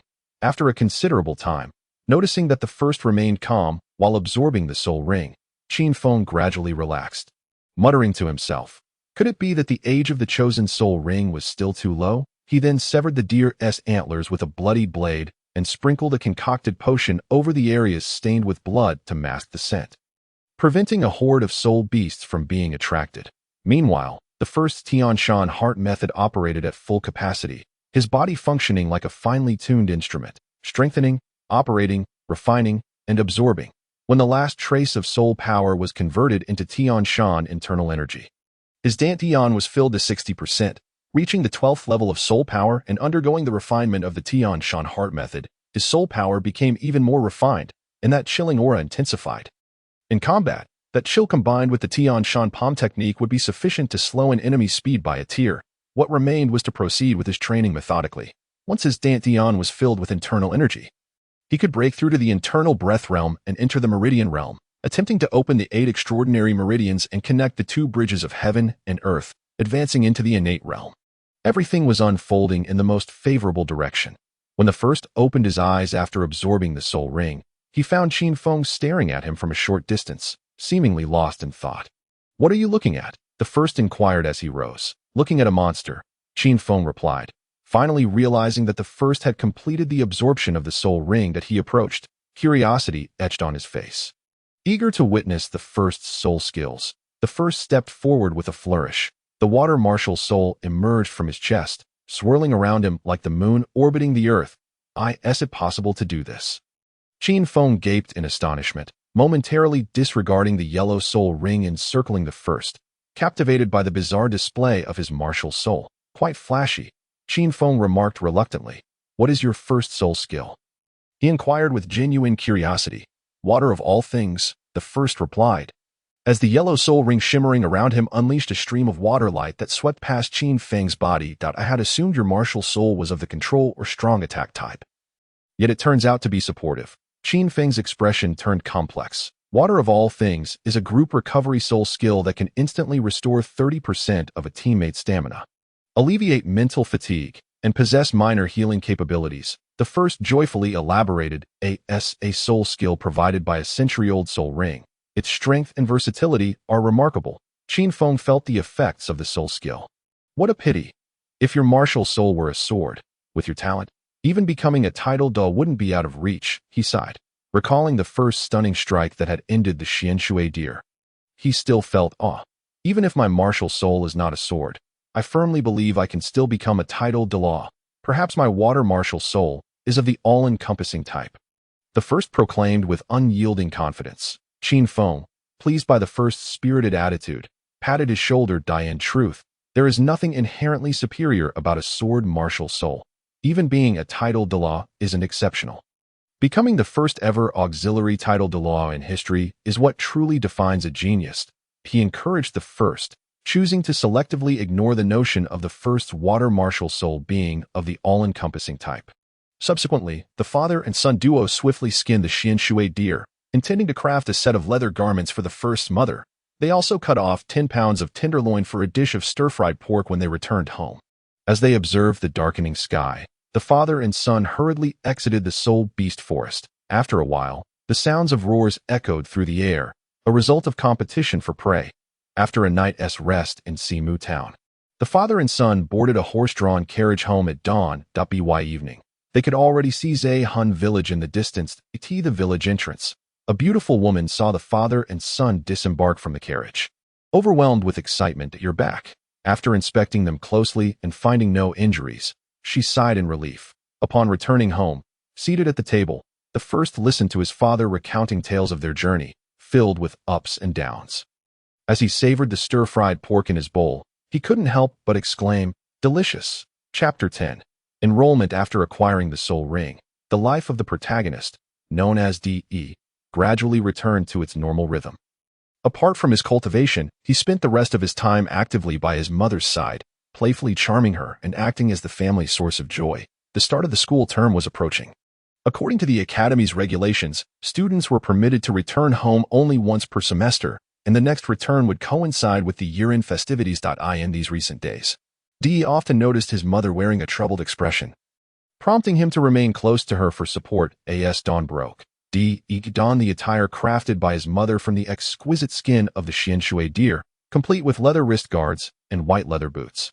Before long, he was fully outfitted in the Xianshui deer ensemble. Despite being leather, the outfit was refreshingly breathable and remarkably comfortable. DE Qinglan and Qin Feng had already taken their seats at the dining table. awaiting De's arrival. Upon entering the dining hall, De Qinglan's eyes lit up at the sight of him. The pale blue patterns on his white leather attire added an air of mystery to his handsome features. Indeed, it is a splendid creation. Mother-esque craftsmanship is impeccable. It feels delightful to wear, De praised, causing Qinglan to break into a warm smile. After the family enjoyed breakfast together, his mother gently wiped the corners of his mouth, gathered her sword, and prepared their belongings as they set off for Ofa City. Ofa City, located in the eastern part of the Andar Duchy, sprawls over an area exceeding 60 square kilometers and is quite renowned throughout the duchy. When discussing Ofa City, one cannot overlook the Ofa Advanced Soul Master Academy, situated in the capital of the Andar Duchy, Tulip City, where Qin Feng once studied at IT. Is said that the academy's founding director, who was born in Ofa City a century ago, named the institution after his birthplace. Even after Ofa City ceased to produce remarkable soul masters, the Ofa Advanced Soul Master Academy established a lower division in this small city. As they wandered through Ofa City, the urban planning revealed a stark contrast to the scenery of Simu Town. While Simu Town resembled a rough and bustling adult, Ofa City embodied the elegance and refinement of a scholar. This distinction had been set since the city's inception. After leisurely strolling for a while, the family arrived at the grand entrance of an imposing stone hall radiating an air of authority.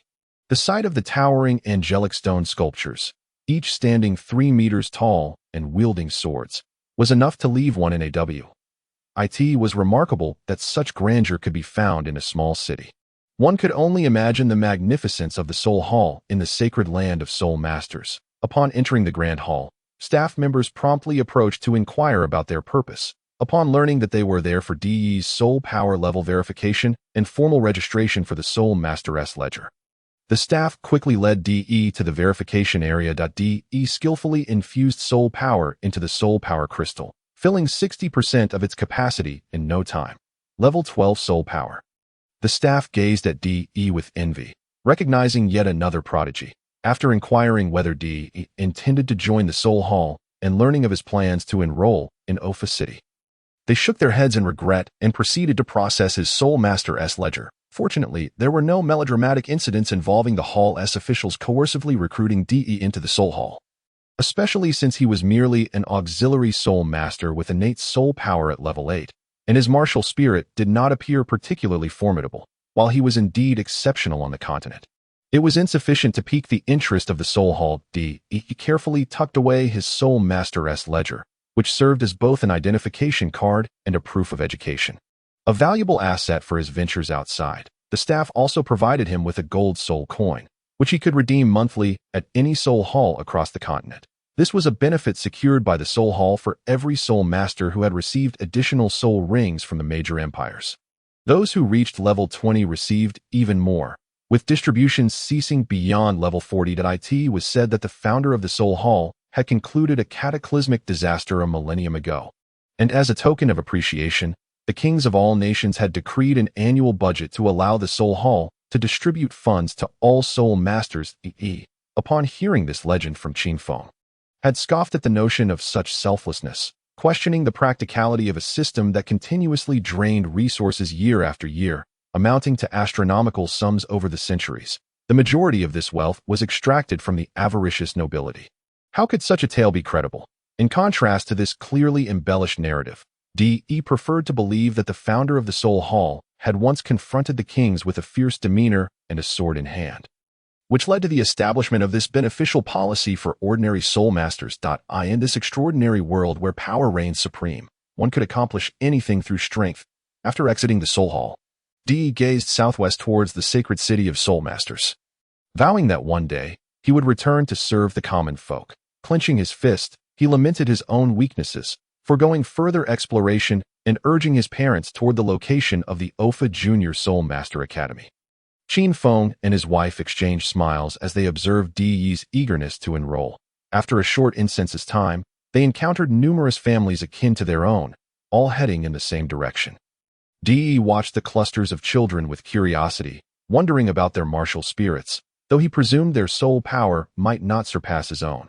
After all, throughout history, fewer than 100 individuals with innate full soul power had been recorded, which explained why they were so coveted by various factions. Enrollment, receipt of textbooks, classroom assignments, dormitory arrangements, bedmaking, and purchasing various necessities consumed the entire afternoon, with Di Qinglan attending to every detail for her son. At this moment, Di and Qin Feng merely needed to follow along quietly. This was what a mother felt she could do as her fledgling was about to take flight, once everything was settled. Di Qinglan embraced her son tightly, reluctant to let go.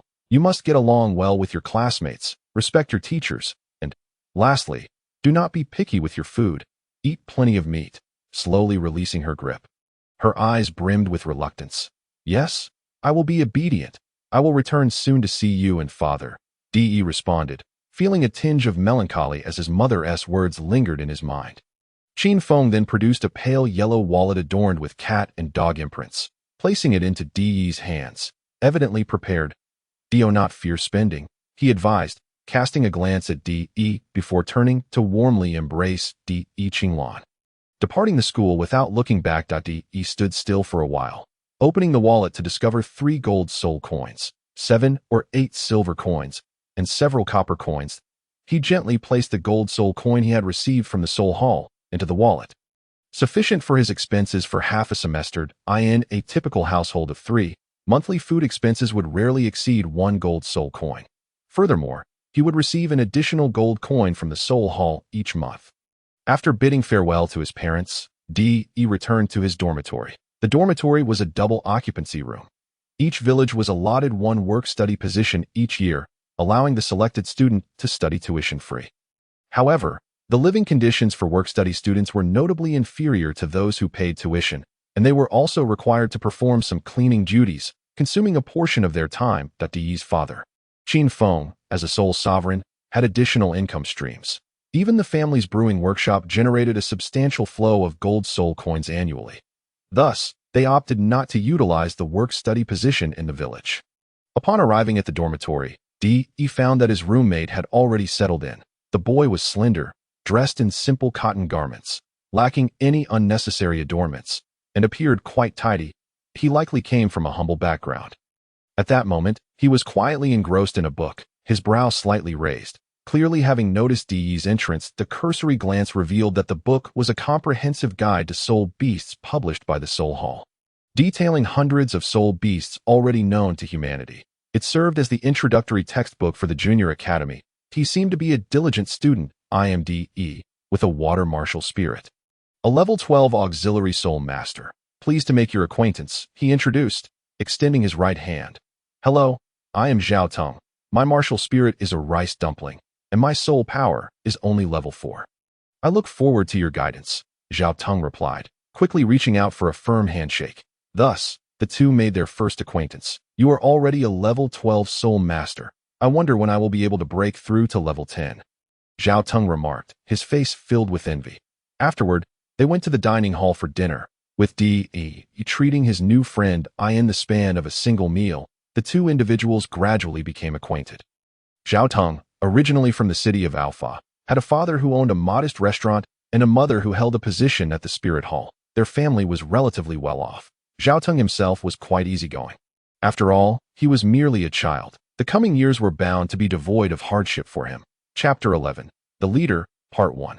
The first, clutching a small stack of miscellaneous Soul Master cultivation notes borrowed from the library, ventured into a secluded garden, leaning against a wisteria tree as he read intently. The soft sunlight filtered through the leaves, mingling with the delicate fragrance of flowers, while the occasional chirp of birds added to the serene ambience. A week had passed since the commencement of classes, and he had familiarized himself with the general affairs of the academy. The management of the academy was remarkably lenient, aligning perfectly with his inclinations. From the first to the 3rd year, mornings were dedicated to literacy instruction for the newcomers, while afternoons involved learning about the history and culture of Douluo continent, as well as knowledge of soul beasts. The teachers would also arrange simple physical exercises and guide students in meditation and cultivation based on the overall condition of the class. Within just a few days of school, he approached his homeroom teacher, an unappealing woman who was an 18th level control system soul master. Seizing the opportunity during their first encounter, she attempted to take advantage of him. He detested such behavior, but he was powerless against her authority. It would be disrespectful to refuse a teacher over such trivial matters. As a child with the intellect of an adult, it was tolerable in front of his parents, but he still had to endure the scrutiny of others like a cat being examined. Eventually, he could bear it no longer. Despite having easily passed the literacy hurdle and having already set his personal cultivation on the right track, he had to endure numerous trials akin to traversing 1,000 mountains and crossing 10,000 seas before he was granted permission to refrain from attending classes regularly. Initially, the higher-ups of the academy hoped this genius would skip grades and advance to higher levels, enabling him to graduate early and enter the Advanced Soul Master Academy of Alpha, thus availing him of greater resources for cultivation. However, he resolutely rejected their proposal. What he required now was the accumulation of time and knowledge, rather than a trifling amount of resources. Although the journey was arduous, breaking free from the homeroom teacher's grasp allowed him to achieve time freedom.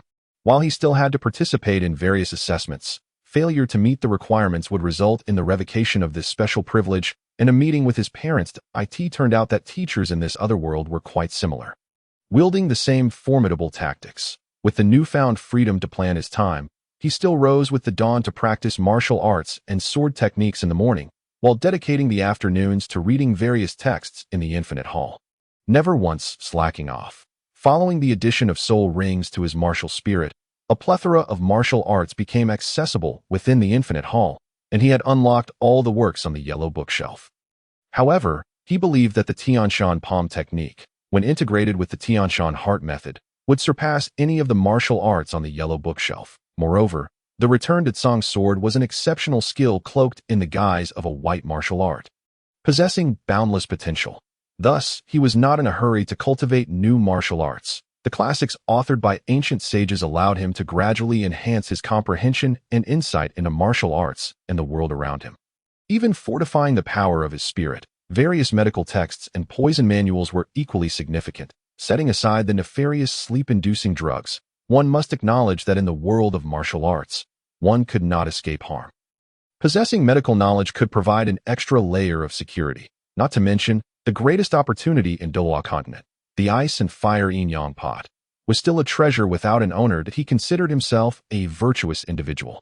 Otherwise, how could he have traversed worlds, possessed a golden finger, and found himself in this particular time frame? Therefore, acquiring knowledge of herbs and plants was of utmost importance. In the evenings, he practiced the Tianshan Heart method, attempting to replace sleep with cultivation, and he had already achieved some success in this endeavor. His cultivation level was gradually rising. Although his day was thoroughly scheduled, he felt immensely fulfilled. The upperclassmen were aware that the academy had admitted a genius this year, who had already added a soul ring to his martial spirit and passed various assessments. Half a month drifted by peacefully, and he continued his methodical cultivation, due to his deliberate avoidance of others. He left them with a sense of the mythical dragon, seen only in fleeting glimpses. Even his roommate, Zhao Tong, could only catch sight of him at night. 1 month later, beneath the wisteria tree, a refined boy clad in a simple light blue long robe sat cross-legged. Sunlight filtered through the leaves, casting a dappled glow upon him. With the gentle breeze, he breathed in deeply and exhaled slowly, resembling a legendary celestial child savoring the essence of the universe with each breath. His robes billowed slightly, and after a moment, as a surge of energy erupted, tranquility returned once more. He had reached the 13th level. Following the 100-day foundation building period, the capacity for soul power he could contain at each level, both in quantity and quality, surpassed that of soul masters of the same rank. He estimated that his current inner strength was comparable to that of a 15th level soul master, with its purity exceeding that of his peers. Now, in battles against others of the same rank, he feared no one. The outcome would only be revealed after engagement. Moreover, the Tianshan Heart method could only be considered a basic heart technique. In terms of cultivation speed, it was not significantly superior to the meditation techniques taught at the academy. Although this made his breakthroughs more challenging compared to others, the rewards were naturally greater. In just a month, he had successfully advanced his soul power by 1 level, which he found quite satisfying. Before he could rise, he noticed Zhao Tong rushing towards him, panting, accompanied by several others. "Quick, find a place to hide. There are people." Before Zhao Tong could finish his sentence, he was interrupted by the first raising his hand. Rising, he summoned his martial spirit. The water martial spirit floated out from his chest, Circling around him like a child around its mother, the yellow soul ring shimmered around him. Water nourishes all things. A pale blue light enveloped Zhao Tong and the 7 or 8 others present. They began to breathe easier, their physical strength restored, and the bruises on their faces visibly fading. Speak slowly about what happened, he said as he retracted his martial spirit. Realizing that there was no need to interrupt Zhao Tong's forthcoming explanation, he raised his gaze towards the group behind them, deep in thought. Dozens of students from various grades, led by several flamboyantly dressed upperclassmen, were advancing towards him. An 11-year-old boy stood before him, the others spread out nearby, effectively blocking any avenues of escape. Are you the first? The youth, clad in a fiery red outfit, muscles rippling, looked down at him with an imposing presence. The first scanned the circle of onlookers, remaining silent. I am Yi Feng, the son of Baron Yi Yuezi, the lord of Wofa territory. With your aptitude, you are qualified to follow me, he declared, his voice authoritative. Following a future baron is nothing to be ashamed of, Yi Feng added. You deliberately let Zhao Tong and the others go, didn't you? The first retorted without answering directly. Indeed, otherwise how could I find you? Although he kept his mouth shut, even after a beating, he revealed nothing, Yi Feng replied, a smirk forming at the corners of his mouth as he glanced mockingly at Zhao Tong and the others. You, Zhao Tong's face turned scarlet with indignation, unable to articulate his anger. Seeing this scene unfold, the first understood the situation's origin. He placed a hand on Zhao Tong's shoulder, signaling him to remain silent.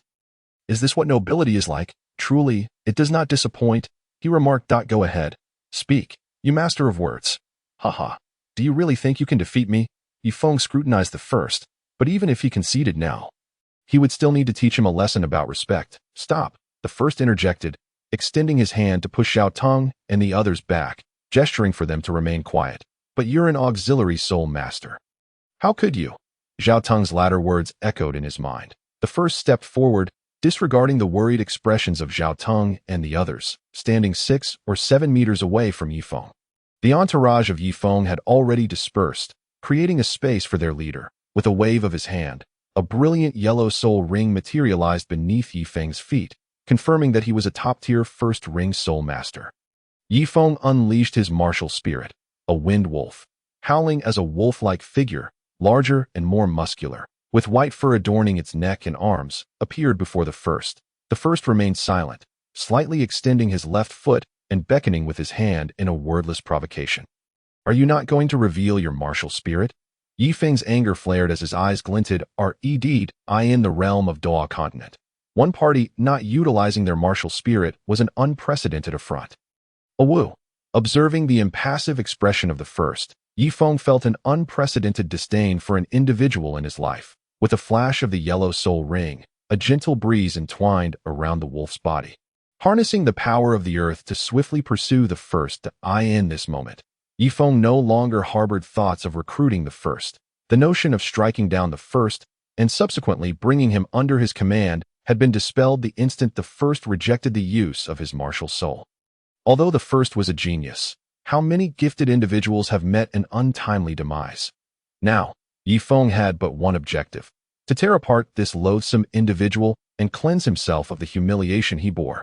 Faster, faster, faster! Yi Feng roared within, his neck fur bristling as he surged forward with increasing speed. The malicious glint in his eyes rendered Zhao Tong, the onlooker, pale with fear. As Yi Feng drew near, his wolf claws eagerly swiped at the first. Swipe, swipe, swipe.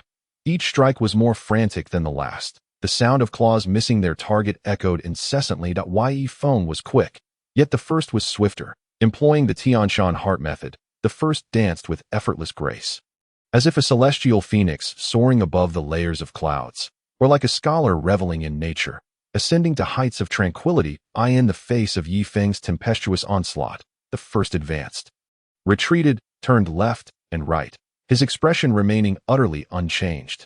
Yet, from the very beginning, Yi Feng's claws had not breached the 3 inches surrounding the first. It was a feast of aesthetics. Chapter 12. The Boss, Part 2. The onlookers were momentarily stunned. Not merely those who had followed Yi Feng, but even Zhao Tong and others found themselves rooted in disbelief, holding their breath as they gazed at this clash within the realm of speed. As time progressed, The first's mastery of the carefree technique became increasingly refined. Upon reflection, this was the first time the first had engaged in combat, sensing the shifting winds around him and observing the futile strikes of Yifeng. Various concepts from the I Ching gradually surfaced, transforming into insights. Qian, Koan, Sun, Kan, Li, Zhen, Dui, Zhen. The small 8 trigrams of the human form, the grand 8 trigrams of heaven and earth. The changes in direction were merely a heartbeat away. The first slowly closed his eyes, attuning himself to the guidance of the wind, his movements becoming even more ethereal. The soul power within his dantian not only remained intact but, with each graceful maneuver, began to recover gradually. Yifeng grew anxious. His first soul skill was derived from a 300-year-old Gale Wolf soul beast, and its near-perfect compatibility with his martial soul provided him with an exceptional ability. This skill granted him a 15% increase in both attack and movement speed. Possessing such a remarkable soul skill was one of the reasons he had risen to become the leader of the academy as a 5th-grade student. In the early stages of cultivation, such an ability significantly enhanced a soul master's combat prowess. Yet, how was it that this individual, without employing a martial soul, could keep pace with him? No, not just keep pace. He was even faster. Each time, he was merely a hair's breadth away, and the frequency of this occurrence could no longer be attributed to coincidence. As his attacks yielded no results, Yifeng gradually regained his composure. Analyzing the situation while continuing his onslaught, perhaps it would be prudent to compete in terms of endurance. Although his soul skill consumed more energy than the first's, the opponent was only 6 years old. How much soul power could he possibly possess? Even a prodigy with innate full soul power would likely max out at levels 12 or 13, that he could undoubtedly outlast him. Though winning by depleting his opponent's soul power might be somewhat disgraceful, losing would be even more humiliating. Resolute in his decision, Yifeng sharpened his focus and launched a more rapid assault. Denying the first even a moment's respite. As time wore on, Yifeng began to gasp for breath, his breathing becoming erratic, while the first maintained his serene demeanor. Amidst the relentless barrage, Yifeng could even hear the first's calm and measured breaths. As for depleting the first's soul power, Yifeng had long since abandoned that hope. He noticed that at some point, the first had closed his eyes, yet continued to evade his strikes with ease. Was it that his own speed had diminished, or had his strength waned? In that instant, Yifeng was plunged into a deep confusion, as if his arms had grown heavier and his body no longer felt light. This monster, his own domain, had been effortlessly vanquished by the other. Watching the first, who appeared to stroll leisurely amidst his storm of attacks, Yifeng fell into a frenzied state once more. Strike back. Counterattack. You monster. What skill lies in mere evasion? In that moment, Yifeng reached his breaking point. The individual before him was 5 years his junior, yet with no martial soul, he was faster than Yifeng when using his first soul skill. Even his soul power surpassed Yifeng's. What had these years of effort amounted to? The spectators watched in growing astonishment as Yifeng descended into madness, while the first seemed to glide effortlessly through the tempest. With lips pressed together, they exchanged glances, speechless as Yifeng's shouts echoed. You monster! Bang! Bang! Bang! The onlookers felt their own hearts pounding heavier. Perceiving Yifeng's increasingly frantic attacks, the first emerged from his contemplative state. As you wished, it was the first time the first spoke since their engagement. Suddenly, he closed in on Yifeng, his movements fluid and precise, stepping on the 8 trigram positions, the transformations of Zhen and Dui, the intersections of Li and Kansas. His ethereal form quickened further. Yifeng felt as though he were surrounded on all sides by the first's presence. His personal space filled to the brim. 1 palm, 2 palms, 3 palms. The Tianshan palm technique relentlessly struck at Yifeng's vital points. With each palm that made contact, the chill cultivated through the Tianshan heart method surged into Yifeng's body.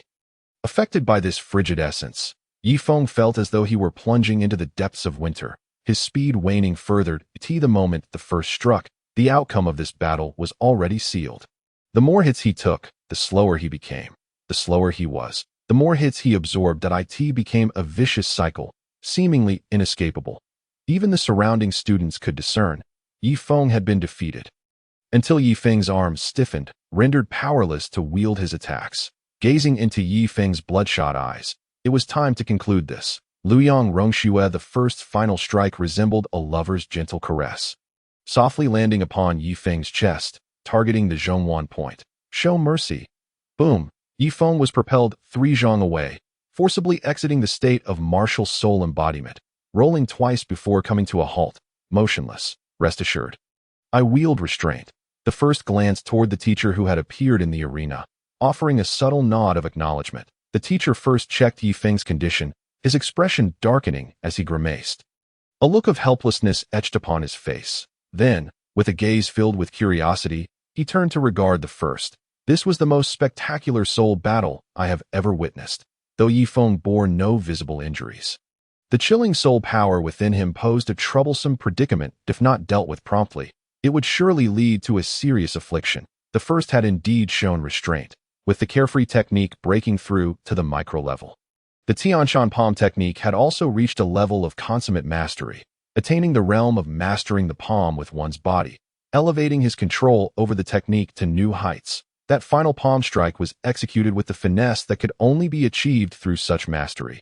The ultimate hidden move of the Tianshan palm. Luyang Rongshiwa, a concealed lethal technique of the Tianshan palm, also known as the pseudo-life and death talisman, a trick used by disciples of the Lingzhou Palace to intimidate others, capable of instantly amplifying damage by 50% and detonating the chilling essence infused within the enemy's body. Had the first not been newly enrolled and wished to avoid escalating the situation, while also sparing the teacher's dignity by allowing Yi Feng to retain his life, he would have been reduced to a mere mass of flesh by now. As for that teacher, he had noticed Yi Feng's provocation from the outset and was prepared to intervene should the first sustain injuries. It was evident that the academy was quite adept at monitoring the students' movements. However, events often unfold in unexpected ways, and the first's remarkable prowess had captivated the teacher in that moment. When Yi Feng sustained a devastating blow and the teacher sought to intervene, he realized it was already too late. All he could do was shout in alarm, relieved that no lives were lost. The teacher internally expressed gratitude that Yi Feng's injuries could not be delayed. The teacher, after embodying his martial soul, swiftly lifted Yi Feng and rushed toward the medical room, leaving a crowd of stupefied classmates in his wake. They had all witnessed soul battles before, and many had even visited the battle arena for observation. Yet, they had never encountered a soul battle so steeped in artistry.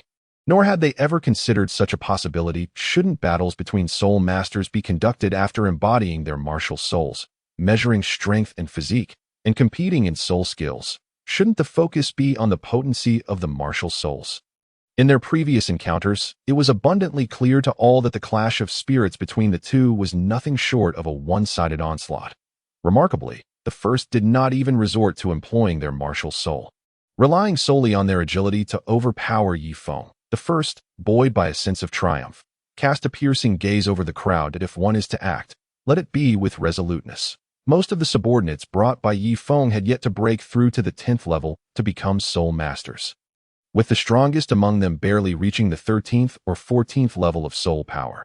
Having just witnessed the recent contest, fear had already taken root in their hearts, causing them to step back in trepidation. Seizing the advantage, the first advanced 2 steps forward, pointing at the spot where Yi Feng had just collapsed, and commanded with an air of intimidation, "From this day forth, I am the leader of the AOFA Academy. Who stands in agreement, and who in opposition?" Leader, Zhao Teng and others emerged joyfully, inclining slightly in respect. They then positioned themselves beside the first, surveying the surrounding crowd. "Leader, we acknowledge your leadership." Their admiration for the first's prowess was profound. Moreover, the first youth only accentuated their genius and potential. To recognize such a prodigy as their leader was no disgrace. Encouraged by Zhao Teng's enthusiasm, many lowered their heads in acquiescence. Prior to enrollment, the first had harbored concerns about potential oppression from the nobility, thus seeking to avoid confrontation. Little did they anticipate such an unexpected turn of events, with the threat within the AOFA Academy now neutralized. No one would disturb their cultivation and growth as the sun dipped below the horizon. The golden-red afterglow seemed to crown the first with glory. "Disperse." The first gestured lightly, turning to depart, intent on finding a secluded spot to practice the Guade Song's sword technique, while the insights from the recent encounter still lingered. The first felt a distinct sense that they were on the verge of mastering the technique. Chapter 13. establishing the student council by the time the first returned to the dormitory. It was already late into the night that a hint of joy was evident on their face, clearly indicating a breakthrough in their martial studies. The few individuals who had informed the first earlier in the day were engaged in casual conversation with Zhao Teng. Upon noticing the first's arrival, they all rose in greeting. "Leader, please have a seat," Zhao Teng introduced. "This is Zhang Xiaohu, 7 years old, with a martial soul of the long-armed ape, possessing 11th level soul power and a second-year student. Making him the strongest among us aside from you," he continued. "It was he who promptly notified me about Yi Feng's intentions to cause trouble, urging me to advise you to steer clear. Though ultimately, Yi Feng did manage to confront you." Feeling somewhat embarrassed by having fallen into Yi Feng's trap, which led to the first's ambush, Zhao Teng reflected on his own predicament. Zhang Xiaohu, with short hair and a height advantage over the first, was robustly built, donned in faded clothing with several holes revealing hardened skin on his legs, elbows, shoulders, and back, evidence of unparalleled perseverance and diligence. "Hello, I am the first. With your 11th level soul power at the age of 7, your innate capabilities must be impressive." The first extended a hand in affirmation. My innate soul power stands at level 8. 2 levels higher than that scoundrel Yi Feng that he has been trying to coerce me into following him. But when I refused, he came to beat me once a month, hoping to make me yield.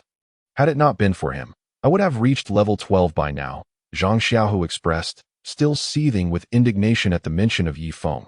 Grasping the first's hand, he gazed up in admiration.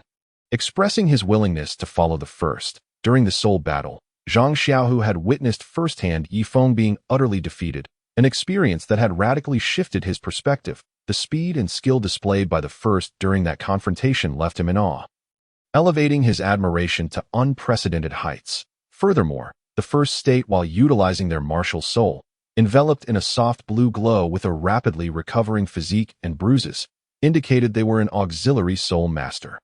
The feat of an 11th or 12th level auxiliary soul master defeating Yi Feng, who was formidable enough to dominate in the realm of soul masters, was nothing short of extraordinary as for why he wished to follow the first. They had vanquished his adversary, avenging him, and exhibited immense potential.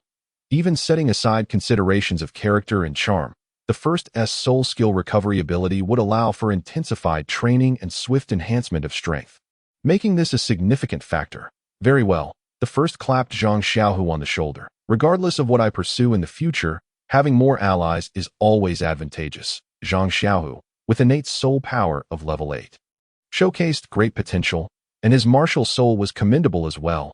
His dedication to cultivation was evident, and as for character, there was ample time to observe before graduation.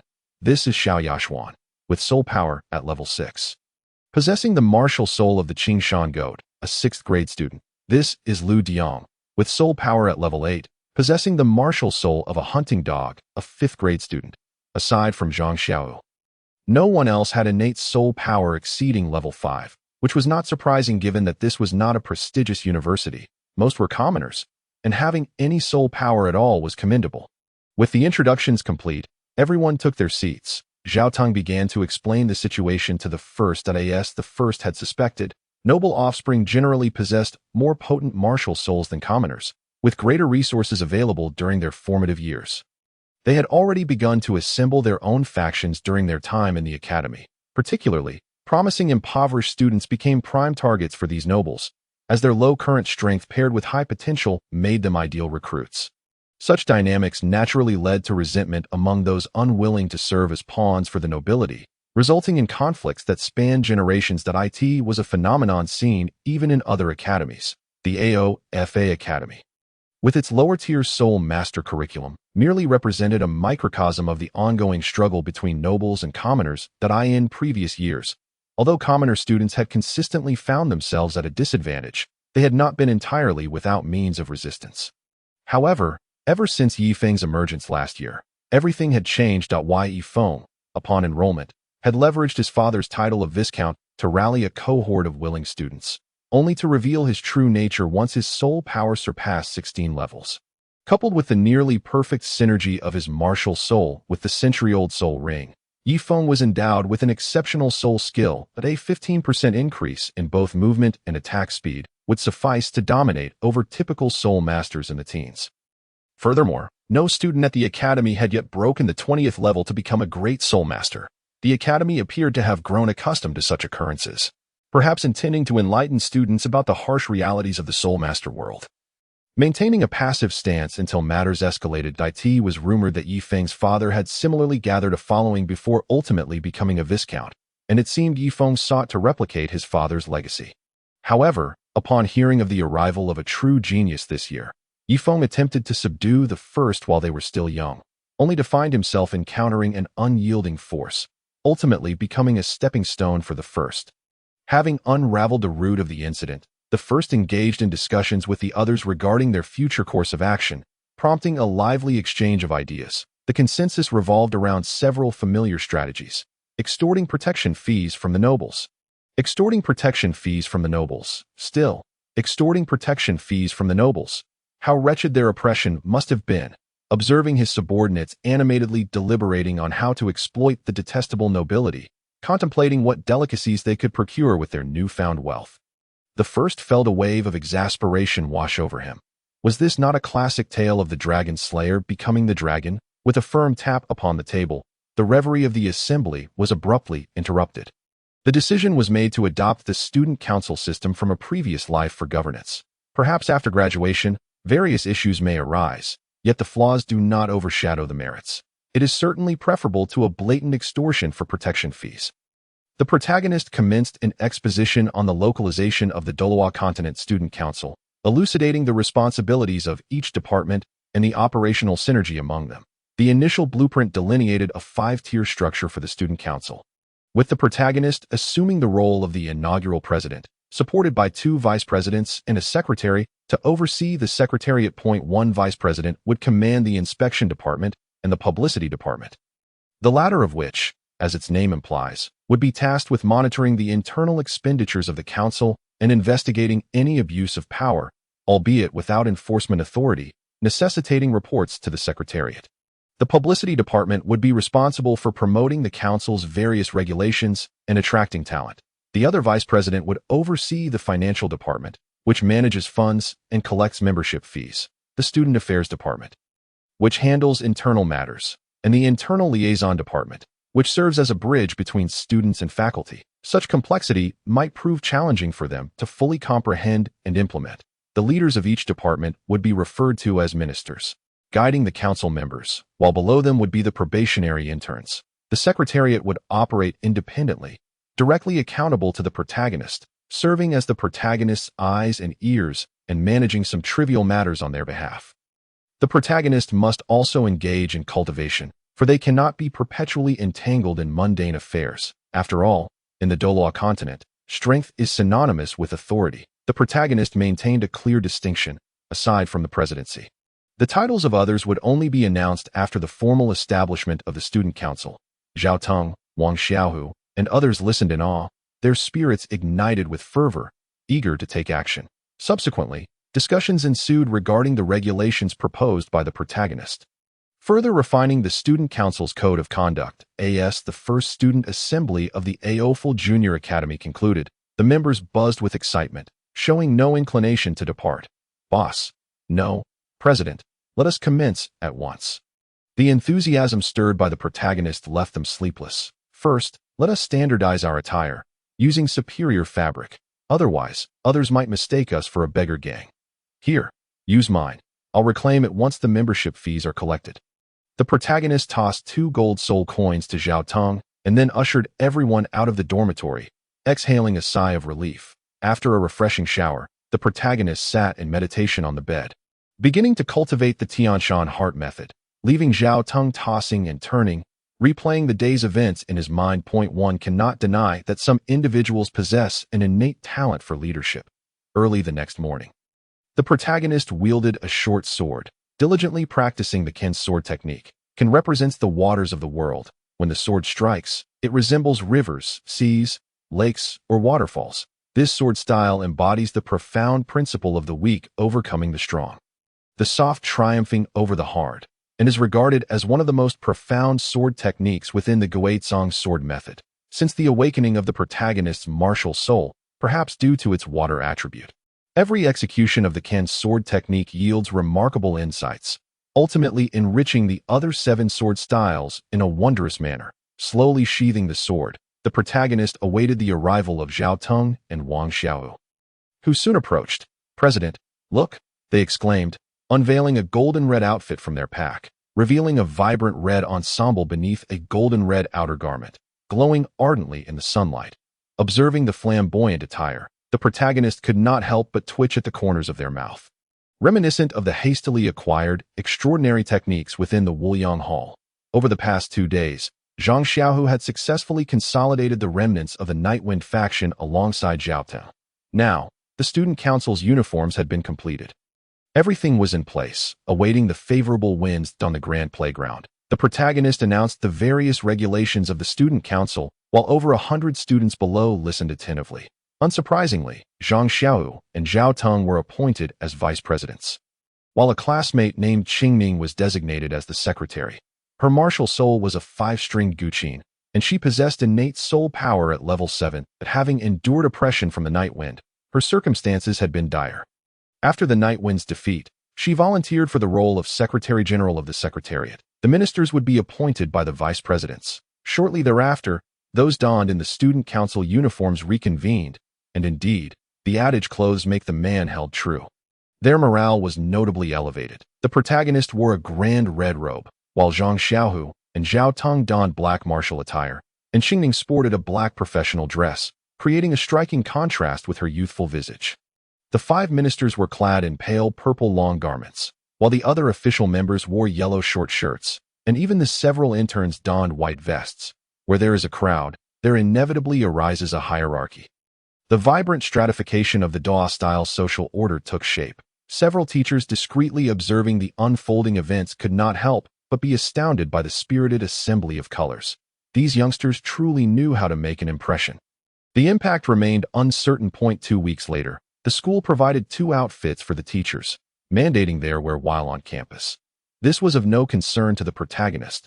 The garden they frequented gradually transformed into a forbidden zone, and legends of the protagonist circulated throughout the school that on this day, the ailing Nightwind returned to school, inquiring among companions about the day's events, and gazing at the students clad in council uniforms. A complex expression crossed Nightwind's face. The autumn winds are desolate once again. A new era has dawned. Chapter 14. Selection of martial arts. Having reached a consummate level in the Tianshan Palm technique, the protagonists temporarily halted their training to elevate the Tianshan Palm to an extraordinary state.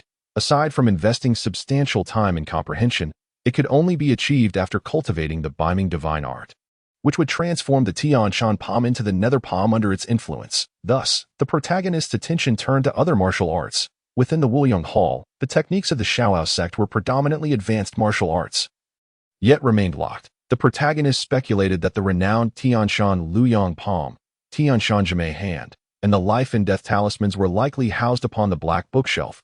Thus, they would initially study other martial arts as a transitional measure. Standing before the fully unlocked yellow bookshelf, the protagonist meticulously searched for a martial art that resonated with their aspirations. Among the titles were the Transforming Clouds and Mist 13 Swords, Miao Family Sword Technique, Qinglian Palm Technique, 5 Poisons Divine Palm, Xuanchu Blade Technique, Bloodblade Classic, Rain of Flowers and Money, Ice Soul Silver Needle, and the One Yang Finger Manual. The sheer volume of martial arts left the protagonist nearly overwhelmed.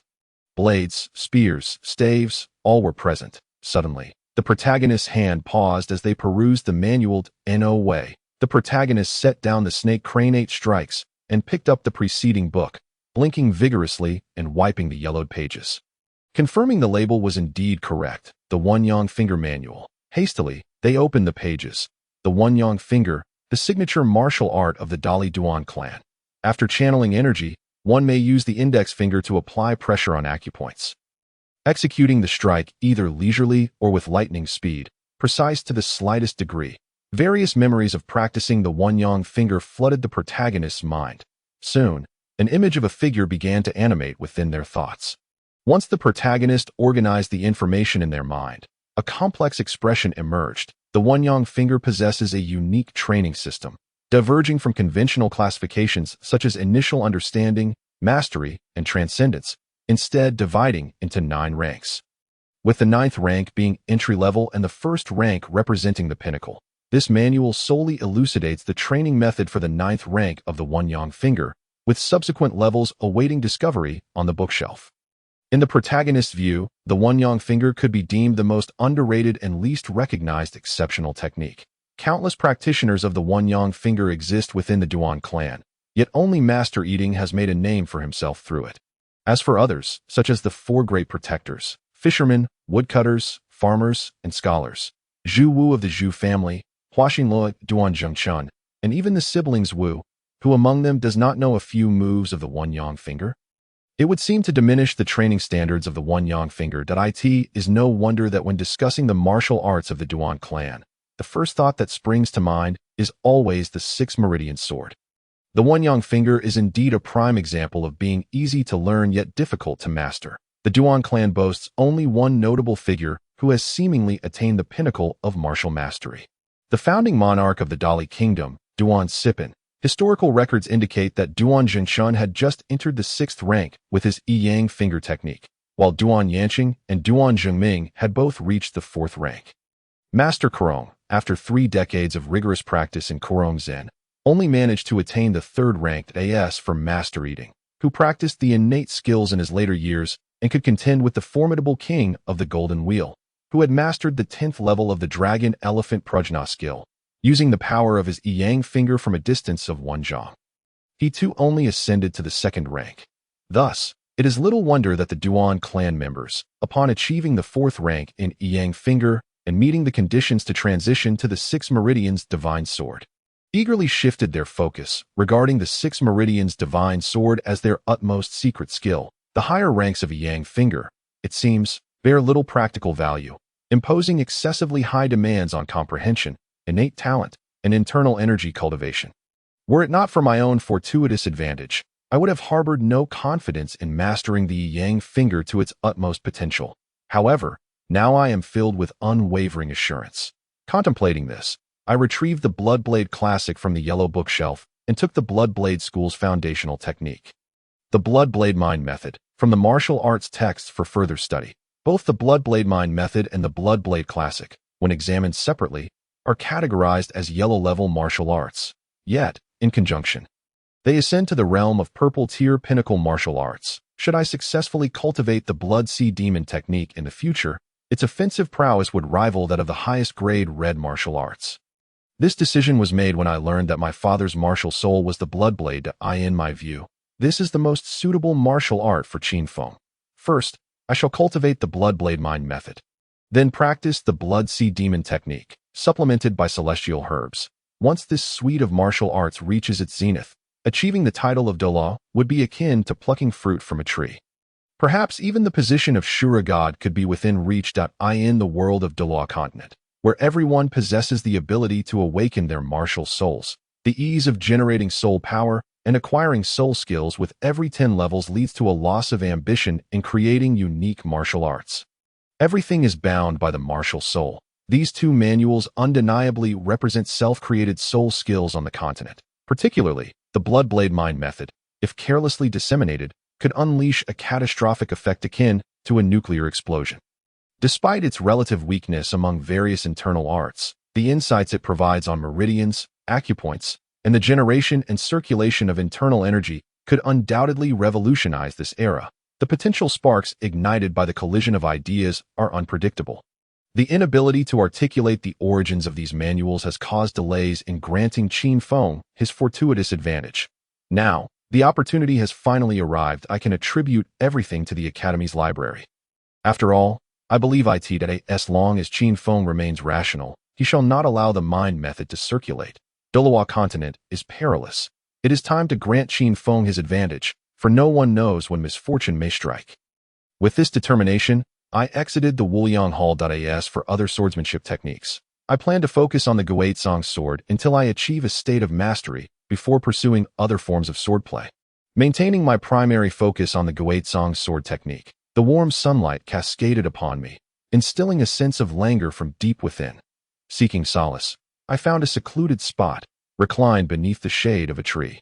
Gazing at the drifting clouds, my heart enveloped in tranquility, that a fleeting moment of leisure amidst the hustle of life. Practicing martial arts also requires a balance of intensity and relaxation, akin to a bow and arrow. Being overly tense not only hinders the archer's performance, but also risks breaking the bow that I concocted an excuse for myself, gradually closing my eyes, embarking on a journey to interpret my dreams. Is rain imminent? Unbeknownst to me, a shadow gradually obscured the sun's brilliance that I slowly opened my eyes and yawned, only to find my little secretary kneeling beside me, holding an umbrella, gazing at me with a pout. Is it time to eat? A myriad of questions surfaced on my face. She produced a lunchbox from behind her and handed it to me. Humph. The little girl named Qingming suddenly appeared displeased. Her motivation for joining the student council was not solely due to my defeat of Night Wind, which avenged her. She also had a genuine interest in the council, rather than merely seeking to be close to me. I am not a superficial woman, Qingming thought. Initially, everything had progressed smoothly after joining the council, and she had even risen to a high-ranking position, filled with ambition to achieve great things, eager to impress her parents when returning home for the holidays. However, a month had passed, and although she held a nominal high rank, she found herself performing menial tasks, primarily delivering meals to me and playing music to alleviate boredom. Qingming gazed at me with a forlorn expression. All right, I am planning to establish an organization within the student council to advocate for women's rights. Would you like to try your hand there? A glance at Qingming revealed her thoughts. I had encountered too many strong-willed women before.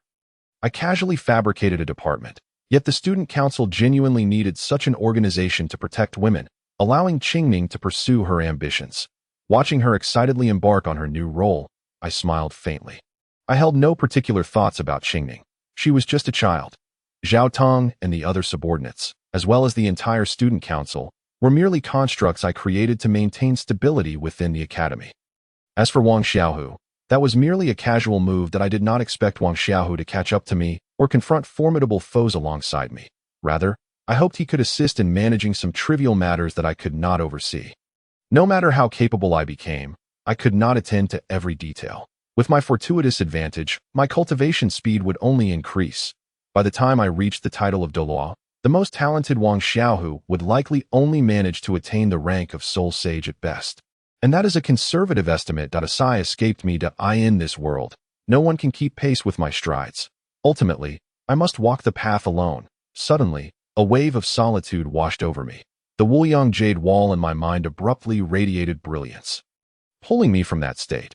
Upon regaining clarity, I wiped the non-existent cold sweat from my brow, silently resolving to cultivate my mind more diligently. I had nearly stumbled into a dead end. This narrow escape was thanks to the Wuliang jade wall. Glancing around, I found no one in sight and let out a sigh of relief. The truth remains that one must rely on oneself. Yet, I am merely at the beginning of my journey. And harboring such a mindset is somewhat presumptuous. Dreams are not achieved in such a manner. The waters of creation summon martial souls. I unleashed my first soul skill upon myself that a wave of refreshment coursed through me. Invigorating my spirit that I began to control my martial soul, manipulating water to expand and contract, transforming it into birds, beasts, insects, and fish, thereby honing my mastery over soul power and my martial soul. Chapter 15. Transmission of Skills and Rigorous Training. Unbeknownst to me, time had swiftly approached the year's end. Students had begun to leave the academy in succession. After enjoying a farewell meal with numerous student council members, we parted ways with reluctance, each returning to our respective homes. Dressed in ordinary cotton clothes and shedding my president's attire, I shouldered a small bag and clasped a short sword, greeting passing students as I departed from the place I had called home for nearly half a year. My soul power had already surpassed the 15th level. I had ascended 3 levels in less than half a year, which is quite commendable for the early stages. The Guaitsong sword technique had also reached a state of mastery, its power becoming increasingly unpredictable as I began to grasp its profound principles. The sacred skill of Lingjiu Palace, heavenly feather marvelous sword. In this mysterious state, it significantly amplifies the power of my sword technique and enhances my understanding of swordsmanship.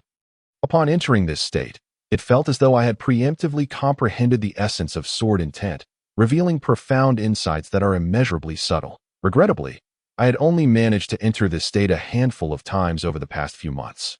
Nevertheless, each instance propelled my swordsmanship to remarkable heights. After purchasing some unique snacks for my parents in the city of Alpha, I hurriedly boarded a carriage bound for my village. Thoughts of my parents filled my mind. Once they surfaced, I could no longer contain them. Yearning to return home as swiftly as possible, at the entrance of my home, Qinglong tightly embraced me, meticulously checking to ensure I was unharmed. Qin Feng stood nearby, wearing a broad smile. Mother, I am perfectly fine. I am an auxiliary-type soul master. What could possibly happen? Even in a soul battle, I would merely stand at the back and cast soul skills. I quickly reassured her. I had initially planned for your father and me to come to pick you up, but your father took too long to hunt for his fourth soul ring, and we could not make it in time, Qinglong gently explained. Father has already become a soul master? I exclaimed joyfully, though not entirely surprised, as Qin Feng had reached level 39 6 months prior. Qin Feng remained silent, summoning his martial soul, adorned with 4 soul rings of yellow and purple, and wearing an expression that seemed to say, "Am I handsome? Come and praise me. Impressive. Such beautiful soul rings." The father, endowed with the title of Douluo, praised the first with great enthusiasm, following Qin Feng's intent. Though the atmosphere in the building began to tilt slightly, Qin Feng smirked, vigorously ruffling the first's hair. After a moment, the first managed to break free, pulling his parents into the house, personally shutting the door and locking it, adopting an air of mystery. "What is this? Are you afraid that your second uncle next door might come over to munch on your snacks?" Qin Feng teased with a glint of mischief in his eyes. "Let me show you something wonderful." He beckoned to Qin Feng, retrieving 3 small booklets from the lining of his garment and placing them on the table. Neatly arranged, Fundamental Internal Skills, Bloodblade Scripture, One Yang Finger. These were all meticulously copied and organized by the first. The Bloodblade Scripture contained both mental techniques and combat moves, while One Yang Finger was intended for the first to master at home. The quickest way to achieve this was to create a dummy to familiarize himself with the various acupoints and the anatomical structure of the human body for practice. This would inevitably escape his parents' notice. Qin Feng cast a glance at the first, picking up the Fundamental Internal Skills, and began to peruse it. The pages flipped rapidly, and before he knew it, he had finished reading. His initial calm curiosity transformed into fervor. "Is it truly precious?" the first inquired, eyes sparkling with intrigue. The first nodded gently. "Let us discuss it after you finish." He gestured towards the other 2 manuals. Qin Feng wiped his hands on his clothes in a sign of respect and picked up the Bloodblade Scripture, his eyes lighting up with anticipation as the name held an extraordinary allure for him. Curiosity, admiration, and a sense of enlightenment washed over him. "Excellent," he exclaimed, unable to contain his excitement, wishing he could unleash his martial spirit to demonstrate the techniques. Qin Feng had never envisioned the knife being wielded in such a manner. The intricate techniques seemed to strike from impossibly unexpected angles, utterly bizarre. After absorbing the content of the Bloodblade Scripture, Qin Feng was drenched in sweat, his face alight with joy. The One Yang Finger, detailing the body's acupoints and the technique of focusing energy into the fingers to strike these points, aimed at disrupting an opponent's attack and halting their soul power flow. Even immobilizing them left Qin Feng in awe. These 3 tomes had opened the door to a new realm for Qin Feng. "Where did you acquire these self-created soul techniques and meditation methods?" he asked, licking his dry lips, his voice slightly hoarse. "I found them in the academy library. They were used as bookends." The first replied earnestly, as if that were truly the case. "I practiced the Fundamental Internal Skills, discovered some utility in it, and transcribed a version for you to see. What do you think?" the first asked, feigning ignorance. "Not just useful. This could potentially be a devastating weapon that could alter the entire continent's dynamics." "Who else knows of these?" Qin Feng declared, excitement etched across his features, only to suddenly change his expression. "Just me," the first said with a hint of regret. "It's a pity that it has aged so severely and is already damaged."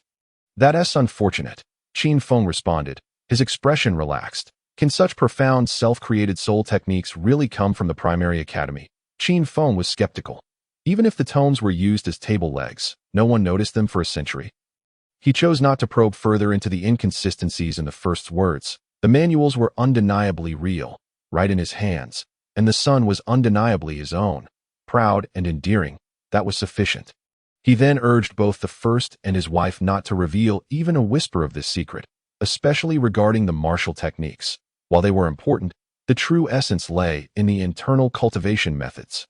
They could enable someone to conjure power from nothing and become a soul master. a truly terrifying prospect. Little did they know that the ratio of soul masters to ordinary people in Douluo continent was less than 1 in 100.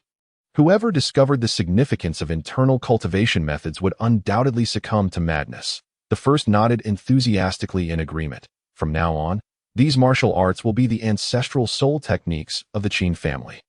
Even if the god of light himself were to descend, from that day forth, Qin Feng and his wife ceased their visits to the tavern. The household had sufficient funds for daily expenses, and their time at the winery was merely a means of leisurely upholding the family legacy. Qin Feng immersed himself in the study of the blood blade scripture, refining his mastery of the blood blade techniques.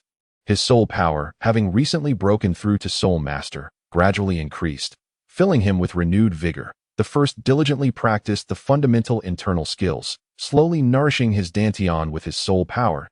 He also took great interest in the one-yang finger technique, meticulously marking the meridians and acupoints on a recently purchased dummy at a support-type soul master suddenly acquiring a profound self-created soul technique and being able to learn it. How could the first not be captivated?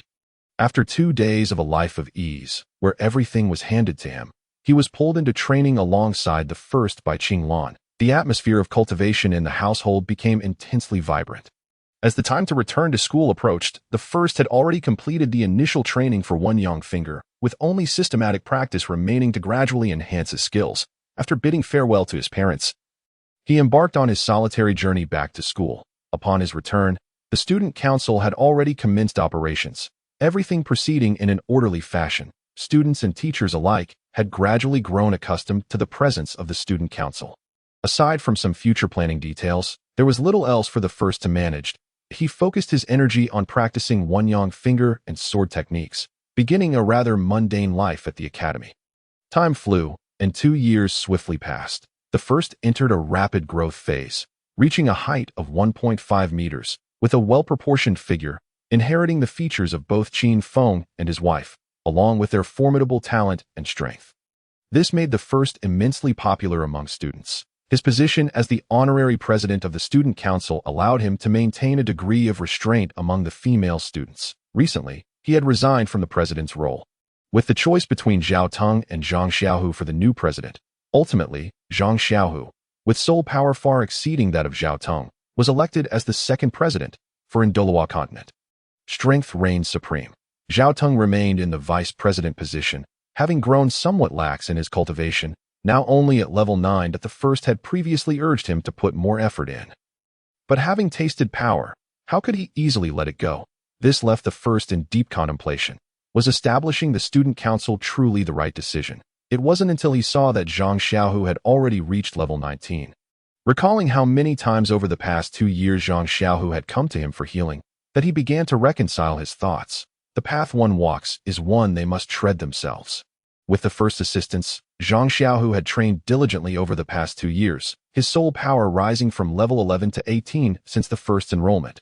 Although he could not compare with the first, he still surpassed others by a significant margin. The first couldn't help but smile. Indeed, in the path of cultivation, one cannot afford to slack. Effort yields results. Reflecting on the accomplishments of these 2 years, the one-yang finger had already reached the 9th tier, capable of devastating close combat. Once the first struck an acupoint, the opponent's soul power would dissipate, leaving them at his mercy. Ever since Night Wind's defeat at the first's hands, he had maintained a low profile for 2 years. Recently, just before graduation, Night Wind challenged the first with the cultivation of a level 21 Great Soul Master. That day, many teachers gathered to witness the first's remarkable agility. Night Wind's confidence before the battle was matched only by his desolation afterward. The gap between the two had not shrunk with Night Wind's breakthrough. It had, in fact, widened it on that day. The first still refrained from using his martial spirit. For even if he had, it would have made little difference that he employed the technique of the free and easy wander, engaging in close combat. His fingers, either slow or swift, sequentially struck the Shentang, Guguan, Tianzong, Shunsong, and Lingsu acupoints, sealing Night Wind's soul power with a gentle push, forcing him out of his martial spirit state. This acupoint striking technique was an overwhelming advantage in a world like Douluo continent, where knowledge of the human body was limited. The first did not look back at Night Wind, leisurely walking away that self-created soul technique. The observing teachers murmured in astonishment. There were no dramatic scenes of coercion or plunder. The power of a self-created soul technique was not to be underestimated. It was a technique that even an 8-year-old child could wield. Without a powerful backing, they would never believe it could exist. From that moment onward, the first status at the academy solidified like an unmovable mountain. Until yesterday, the first had finally cultivated the Tianshan heart method to level 20, his dantian brimming with internal energy. Yet constrained by the laws of heaven and earth from breaking through to the channeling realm, he awaited only a soul ring to usher in a series of breakthroughs. The Gui Tsong sword technique, after 2 years of training, was on the cusp of reaching a mastery level, ready to unleash its ultimate move, Gui Tsong. The 8 swords of innate, in Zui Hun village. Qin Feng did not continue his cultivation today. Clutching the first letter, he smiled with delight upon finishing it. Little rascal, you're progressing swiftly. It seems another trip to the Soul Beast Forest is in order. Chapter 16. Divine Reflection standing before the boundless jade wall. I gazed upon my information template. Name. First, martial soul. Water, body realm. Peak inner breath, soul power. Level 20, comprehension, 82. Root bone, 90. Tianshan heart method 10. Luck value, 132. Martial arts. Basic internal skills, foundation laid in 100 days. Tianshan heart method, level 20 perfected. Tianshan palm technique, mastery. Guizhong sword technique, integrated. One yang finger, 9th rank. Talent, otherworldly being. Your body harbors unfathomable potential. Wind mastery. You have gained a slight insight into the wind, significantly enhancing your agility with each level gained. A benefit of the perfected Tianshan heart method. Compared to the information panel I saw upon awakening, this was lavish beyond measure. A flicker of joy crossed my face. These were the fruits of years of effort, achieved without any shortcuts. After imparting martial arts to my parents, my luck value surged dramatically, reaching 100 points last year. The reason for this was a lingering suspicion within me. I dared not disseminate my martial arts due to my insufficient strength.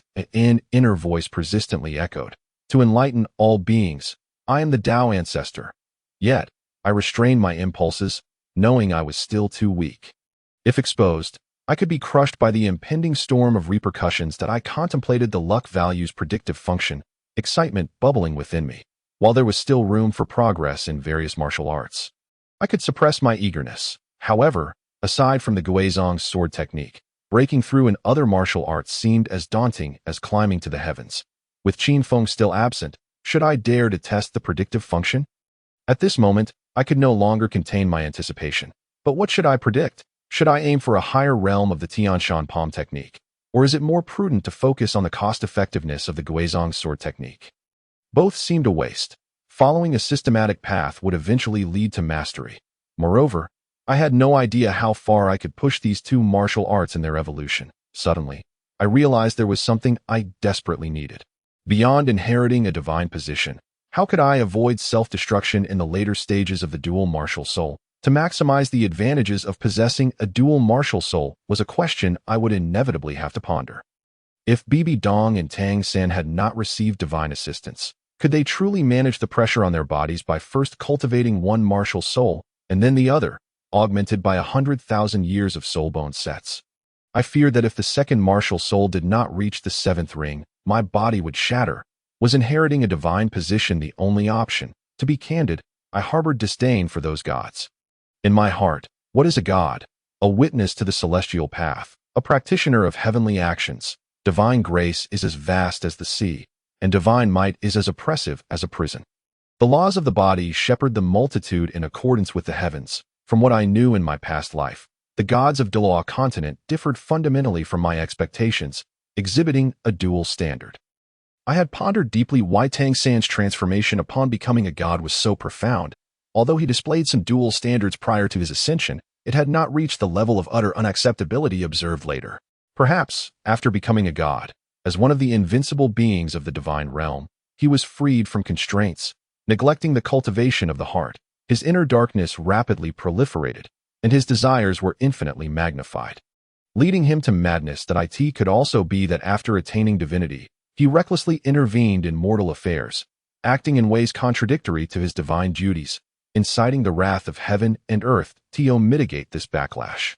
He required an abundance of faith, leading him to frequently meddle in worldly matters, suppressing other gods and seizing their beliefs. Eventually, the situation spiraled out of control, trapping him in a perilous cycle of self-destruction. If so, the heavens are not easily deceived. One can only imagine his future fate will not be pleasant. Most importantly, upon entering the divine realm, one must abandon the physical form and prioritize the divine soul. Numerous legends from my previous life told me how crucial the body is. Once a divine position is inherited in Douluo continent, one's strength becomes locked, making progress exceedingly difficult. Furthermore, did those gods truly select a successor solely to escape this world? Lower-level gods may have ample reasons to do so. But what about the law enforcers or the divine kings? What is the ultimate truth behind it all? I do not shy away from harboring the worst suspicions of others. I fear that this divine position might be a trap. Could it be that the gods, while gaining prolonged lifespans through the divine position, are simultaneously eroded by the very laws of heaven and earth? To avoid being turned into puppets by heaven, the gods might have to flee? Is the divine position's assessment merely a means to find a scapegoat to take their place in the pit? Such thoughts are chilling to contemplate. There are far too many reasons for me to be wary of ascending to divinity. Without the boundless jade wall, even if I scorned the divine position, I would undoubtedly leap into it with delight. Even with hidden dangers, it would be preferable to becoming dust through the passage of time. Yet now, with the boundless jade wall, I had a new choice. I had unwittingly thought too far ahead. First, I would utilize this predictive function to see if I could resolve the hidden dangers of the dual martial soul, while also gaining insight into the true strength of the boundless jade wall. Resolutely, I focused my thoughts, and a Taiji Bagua diagram slowly materialized in the center of the jade wall, illuminating the 8 trigrams. After a flash of white light, everything settled into tranquility that a stream of information flooded my mind. Upon mastering the Divine Reflection Sutra, a luminous cocoon would form in my dantian, containing a complete essence and the energy to reshape my body. By integrating another martial soul within, I could cultivate a clone, achieving the duality of the martial soul, with one heart and 2 bodies, sharing a single consciousness. Both are true embodiments, capable of disregarding spatial distance and facilitating mutual transmission when both reach their limits. They can merge, breaking through the shackles of cultivation. Following this were detailed operational methods that I stared at the jade wall, lost in thought. The Divine Reflection Sutra, as I knew from that game, could indeed grant one a chance at resurrection. But to find that it could also do so in this reality was astonishing. To use a single chance of rebirth to transform oneself into 2, thereby achieving the duality of martial souls, would significantly enhance survivability, proving to be immensely practical. Even if one body faced peril, I would possess an incredible trump card for a comeback. I had underestimated the boundless jade wall and the modified martial arts techniques. Gazing at my dwindling luck value of 32, with the next predictive function requiring 1,000 points, I felt no sense of loss. Luck values could be accumulated over time. The gains from this endeavor were far too substantial. Without hesitation, I turned my gaze to the bookshelf containing the internal cultivation methods. Without a second thought, I retrieved the red book marked with the Divine Reflection Sutra. After perfecting the Tianshan Heart method and surpassing a root bone of 90. Aside from a few golden tomes such as the Taishan Sutra, the Cleansing Marrow Sutra, and the Eternal Youth Technique, I could practice nearly all other internal skills, with the unlocking speed of internal cultivation far surpassing that of martial arts techniques.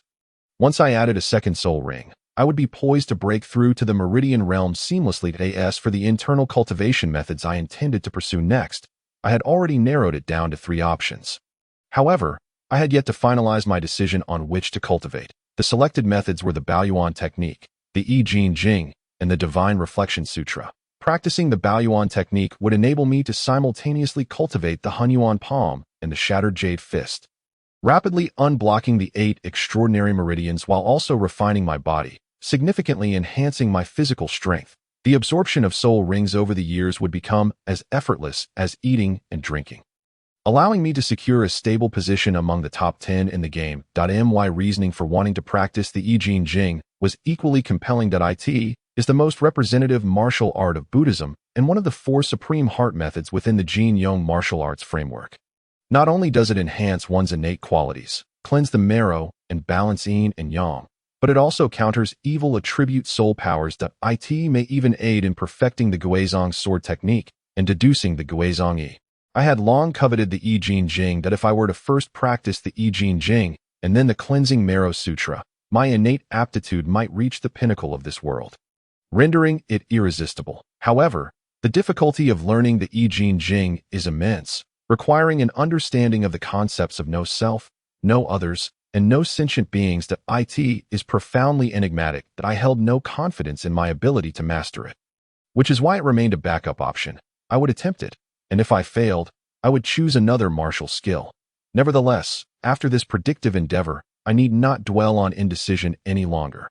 Looking at the Divine Reflection Sutra in my hands, I ultimately realized that the boundless jade wall had made a choice for me. Opening the Divine Reflection Sutra, I prepared to comprehend its essence, allowing for a seamless transition during the merging of soul rings. Divine Reflection Sutra, the most profound and mysterious method in the martial world. It is said that those who master the Divine Reflection Sutra are invincible across the land, often mentioned alongside the I Ching Jing and the Nine Yin Nine Yang as one of the 4 extraordinary tomes of the golden martial arts. Upon mastering it, one's meridians are completely unblocked, strength radiates throughout the body, and inner power becomes exceedingly pure. Moreover, with each day of cultivation, one's strength increases, gradually entering the realm of divine meditation. It even has the power to grant resurrection. Feeling the myriad wonders of the Divine Reflection Sutra, even with my calm demeanor, I could no longer remain still. I kept glancing towards the school gate, wondering when they would arrive. Everything is in readiness. Once the additional spirit ring is affixed, the breakthrough will be complete. Chapter 17. The aspirations of a versatile soul master. It was as if the first, resembling a stone that gazes longingly at a father, frequently cast furtive glances towards the garden's entrance. Ever since utilizing the predictive function, the first had been restless. Even the medical texts that had been his constant companion recently lost their allure. Alas, noticing that Qin Feng had yet to arrive, the first found himself lost in thought. Why the sigh? Unbeknownst to him, a figure appeared beside him. Upon raising his head abruptly, he saw it was none other than his father. Qin Feng. In times of significant endeavors, one must cultivate tranquility. How could mere anxiety over acquiring a second spirit ring lead one to such disquiet? Qin Feng admonished with a stern expression. The first was taken aback by his words. Reflecting deeply. Indeed, since discovering the extraordinary effects of the Divine Reflection Sutra, his mind had become tumultuous, no longer exhibiting the calmness he once possessed. Taking a deep breath, he solemnly bowed to Qin Feng. I shall heed your teachings, a reminder to himself, etched in his heart. Qin Feng was already immensely satisfied with the first, in terms of talent, perseverance, and even in social conduct. He surpassed his father's childhood self. For a child of 8 or 9 to achieve such a level was no small feat. However, no parent wishes for their child to be anything less than extraordinary, hence the inclination to critique. Witnessing the first self-reflection, Qin Feng nodded in approval. What spirit beast do you intend to attach to your martial spirit? Qin Feng inquired. I have researched numerous spirit beast profiles at the library and believe that the icebound tiger spirit beast would be the most fitting. The icebound tiger, slightly larger than its distant relatives, possesses the ability to imbue its claws with icy blades at 100 years of age, enhancing both attack power and range at 1,000 years. It can exhale icy breath to freeze opponents, and in the depths of the mountains, there are even 10,000-year icebound tigers roaming. The spirit abilities provided by the icebound tiger are incredibly comprehensive, making it the preferred spirit beast for ice-type soul masters. The information about the icebound tiger flashed through Qin Feng's mind. Do you wish to attach an ice-type spirit ring? Qin Feng asked, frowning in response. Indeed, although my martial spirit is water, it can transform into 3 states: water, ice, and vapor. If I were to attach an ice-type spirit ring, there is a significant possibility that my martial spirit could master the ice form. The first's eyes sparkling with anticipation. However, it has always been the case that no ice-type soul master has been able to master water-type soul techniques, nor has any water-type soul master mastered ice-type techniques. While Qin Feng understood the 3-state transformations of water, the attributes of martial spirits in the Dog continent are predetermined at the moment of awakening. No one has ever broken this rule. A martial spirit's original attribute dictates the nature of the soul power and soul techniques it produces. For instance, This has remained unchanged. The water martial spirit flowed forth from the first's body. Swirling around him, the first extended his right hand, gradually forming a sphere of water above his palm, which began to flow gently. The tip, body, blade, and hilt of a sword gradually took shape. A water sword, indistinguishable from the short sword he carried, was formed. The first lightly grasped the water sword, channeling the Tianshan heart method, icy energy enveloping his right hand and flowing into the water sword. Crack, crack, crack. A vividly lifelike ice sword materialized in the first's grasp, adorned with exquisite snowflake patterns along its blade. This was a control technique he had honed over the past 2.5 years. By controlling the shape of the water generated by his martial spirit, he utilized the ice-type soul power cultivated through the Tianshan heart method to transform the water sword into an ice sword. Qin Feng's eyes widened in astonishment. The first's martial spirit could produce and control water, which was within his expectations, as this is a characteristic inherent to top-tier martial spirits. Just as the blue lightning Tyrannosaurus martial spirit generates lightning upon manifestation, enabling attacks infused with thunder attributes. With specialized training and development, mastery is always attainable. Although Qin Feng was amazed that the first, as a soul master, could proficiently wield high-level techniques, he had grown accustomed to his son's remarkable talent.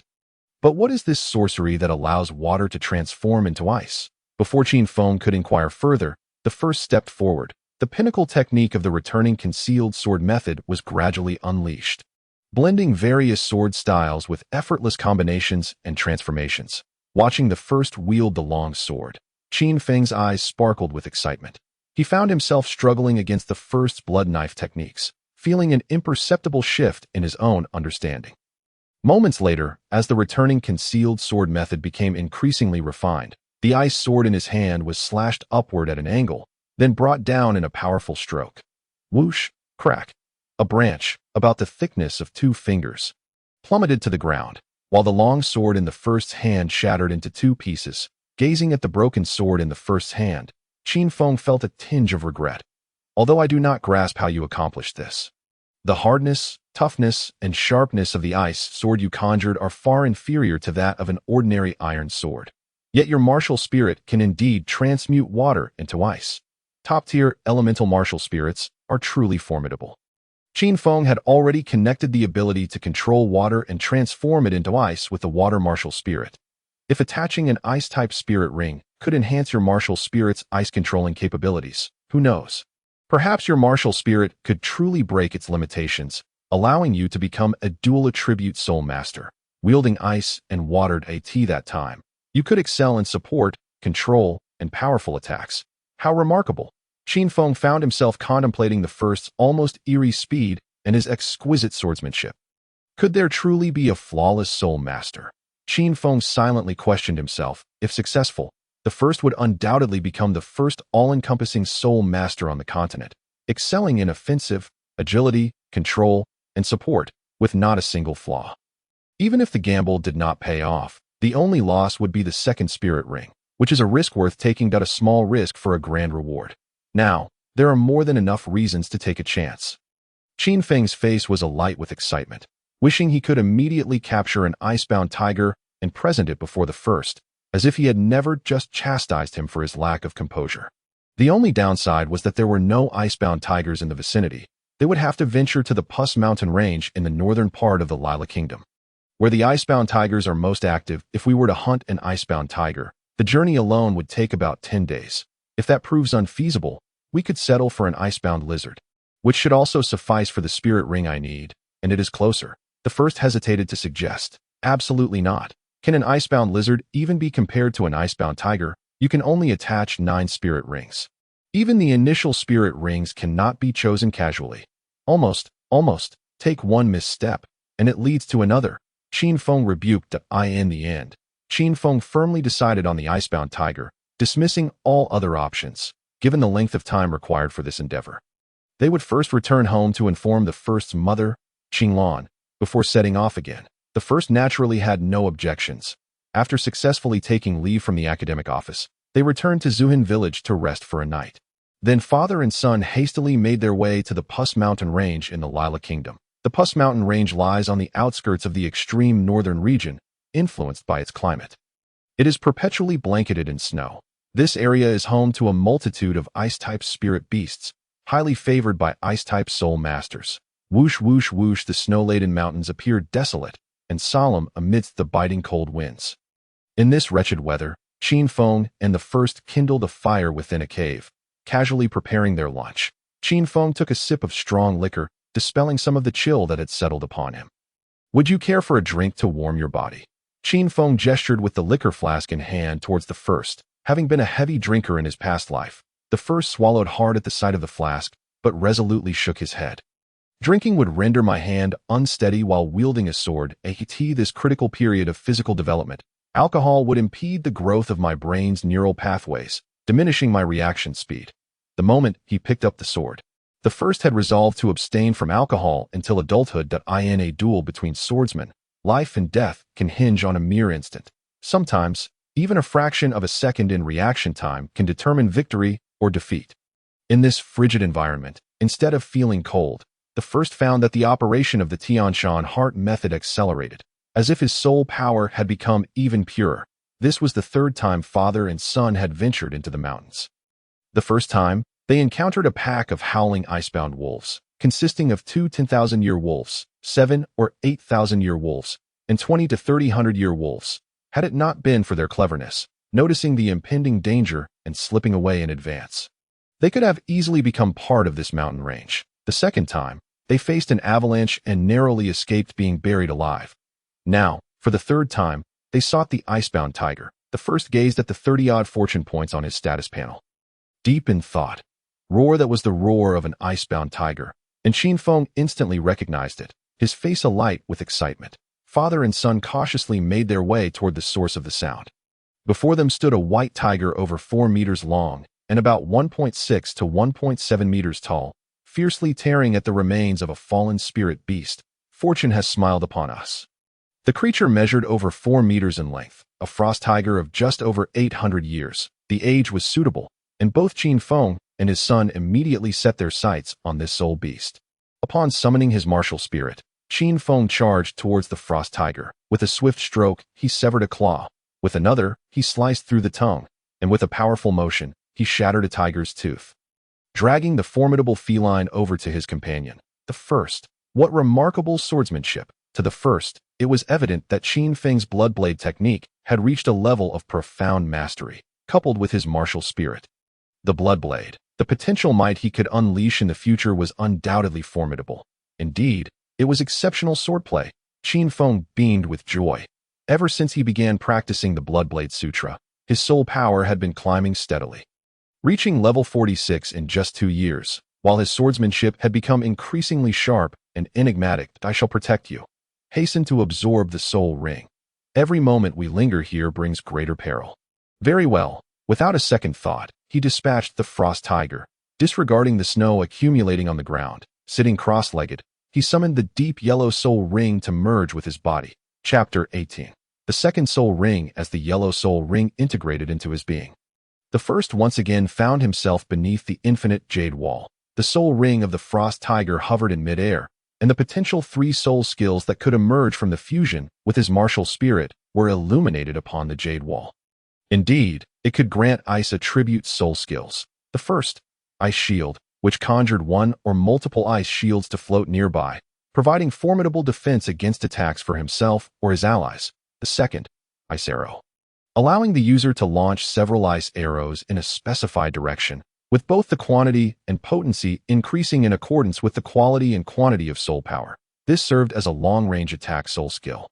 The third, Frost Water Flow, which summoned a torrent of rushing water to ricochet among foes, forcibly hitting a target up to 9 times and reducing their speed by 30% while bestowing ice attribute attacks on allies.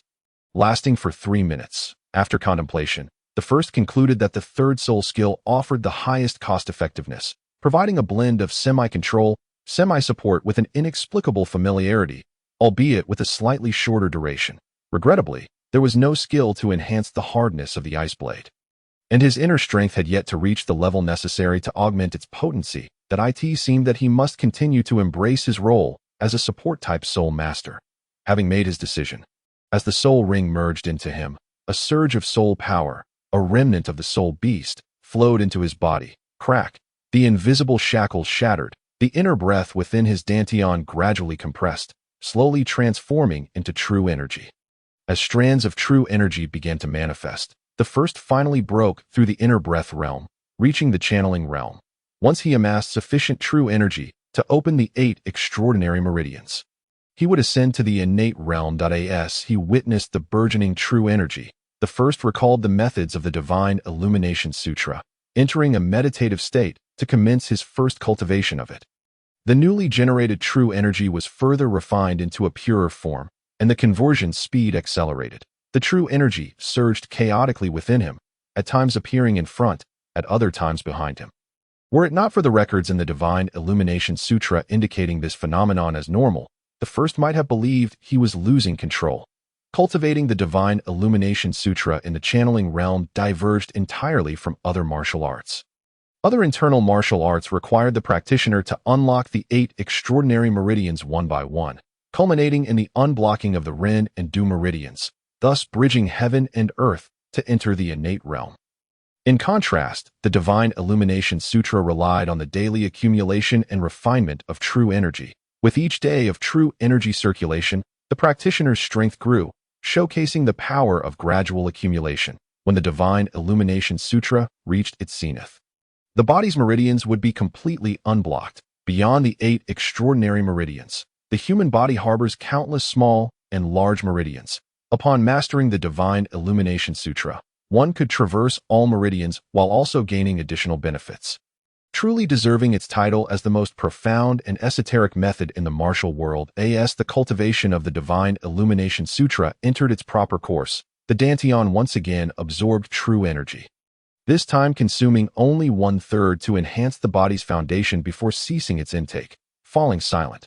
After refining the soul power within the soul ring, the first slowly opened his eyes and gazed at the infinite jade wall, which displayed his soul power at level 21. While the Tianshan heart method indicated the Divine Illumination Sutra at level 1. A quick glance at the bookshelf revealed that the purple bookshelf had been unlocked. With no time to examine it in detail, he opened his eyes wide. Clenching his fist, he felt a surge of strength welling up within, as both his physical power and soul power were enhanced through the refinement of the Divine Illumination Sutra. This transformation would continue indefinitely. As night thickened around them, Qin Feng remained vigilant, scanning the surroundings with a watchful eye. How did it go? What soul skills did you acquire? Qin Feng eagerly inquired. We shall discuss it back in the cave. The outside is far too perilous. Qin Feng nodded slightly, and together with the first, they made their way towards the cave they had initially occupied. Once they kindled a fire, the first expressed a hint of disappointment, saying, "While my soul skills possess both water and ice attributes, they are not of the style enhancement variety. However, the second soul skill is indeed powerful, offering both group support and group debilitation." Subsequently, he summoned the water martial spirit, and 2 yellow soul rings emerged in unison. Yet this time, the performance of the martial spirit was markedly different. Previously, the first had controlled the water martial spirit to orbit around him, but now, small water orbs playfully circled him, turning left and right at times. They would gently nudge his face or roll across his clothing, resembling a genuine living entity, curiously exploring the world around them. Qin Feng observed the water martial spirit with hesitation and remarked, "Does it not seem as if this water martial spirit possesses some level of intelligence? That cannot be." Qin Feng quickly dismissed his own thought. How could a martial spirit possess life? Following Qin Feng's cue, the first also regarded the water martial spirit. Could martial spirits truly lack intelligence? No, they could possess intelligence. Master Yu Shaojing's Luo Sanpao was a clear example. The first meticulously scrutinized the water martial spirit, finding it imbued with a hint of sentience compared to before, yet he chose not to dwell on it. Attempting to control the martial spirit, he found it as responsive as an extension of himself. However, if he relinquished control, the water martial spirit would frolic freely. The first endeavored to command the martial spirit, suddenly struck with inspiration, wishing to transform the water martial spirit directly into an ice blade. Unsurprisingly, he met with failure. The constraints of the rules proved to be quite resilient. Dejected, he conveyed his findings to Qin Feng, earning a roll of the eyes in return. "What are you thinking?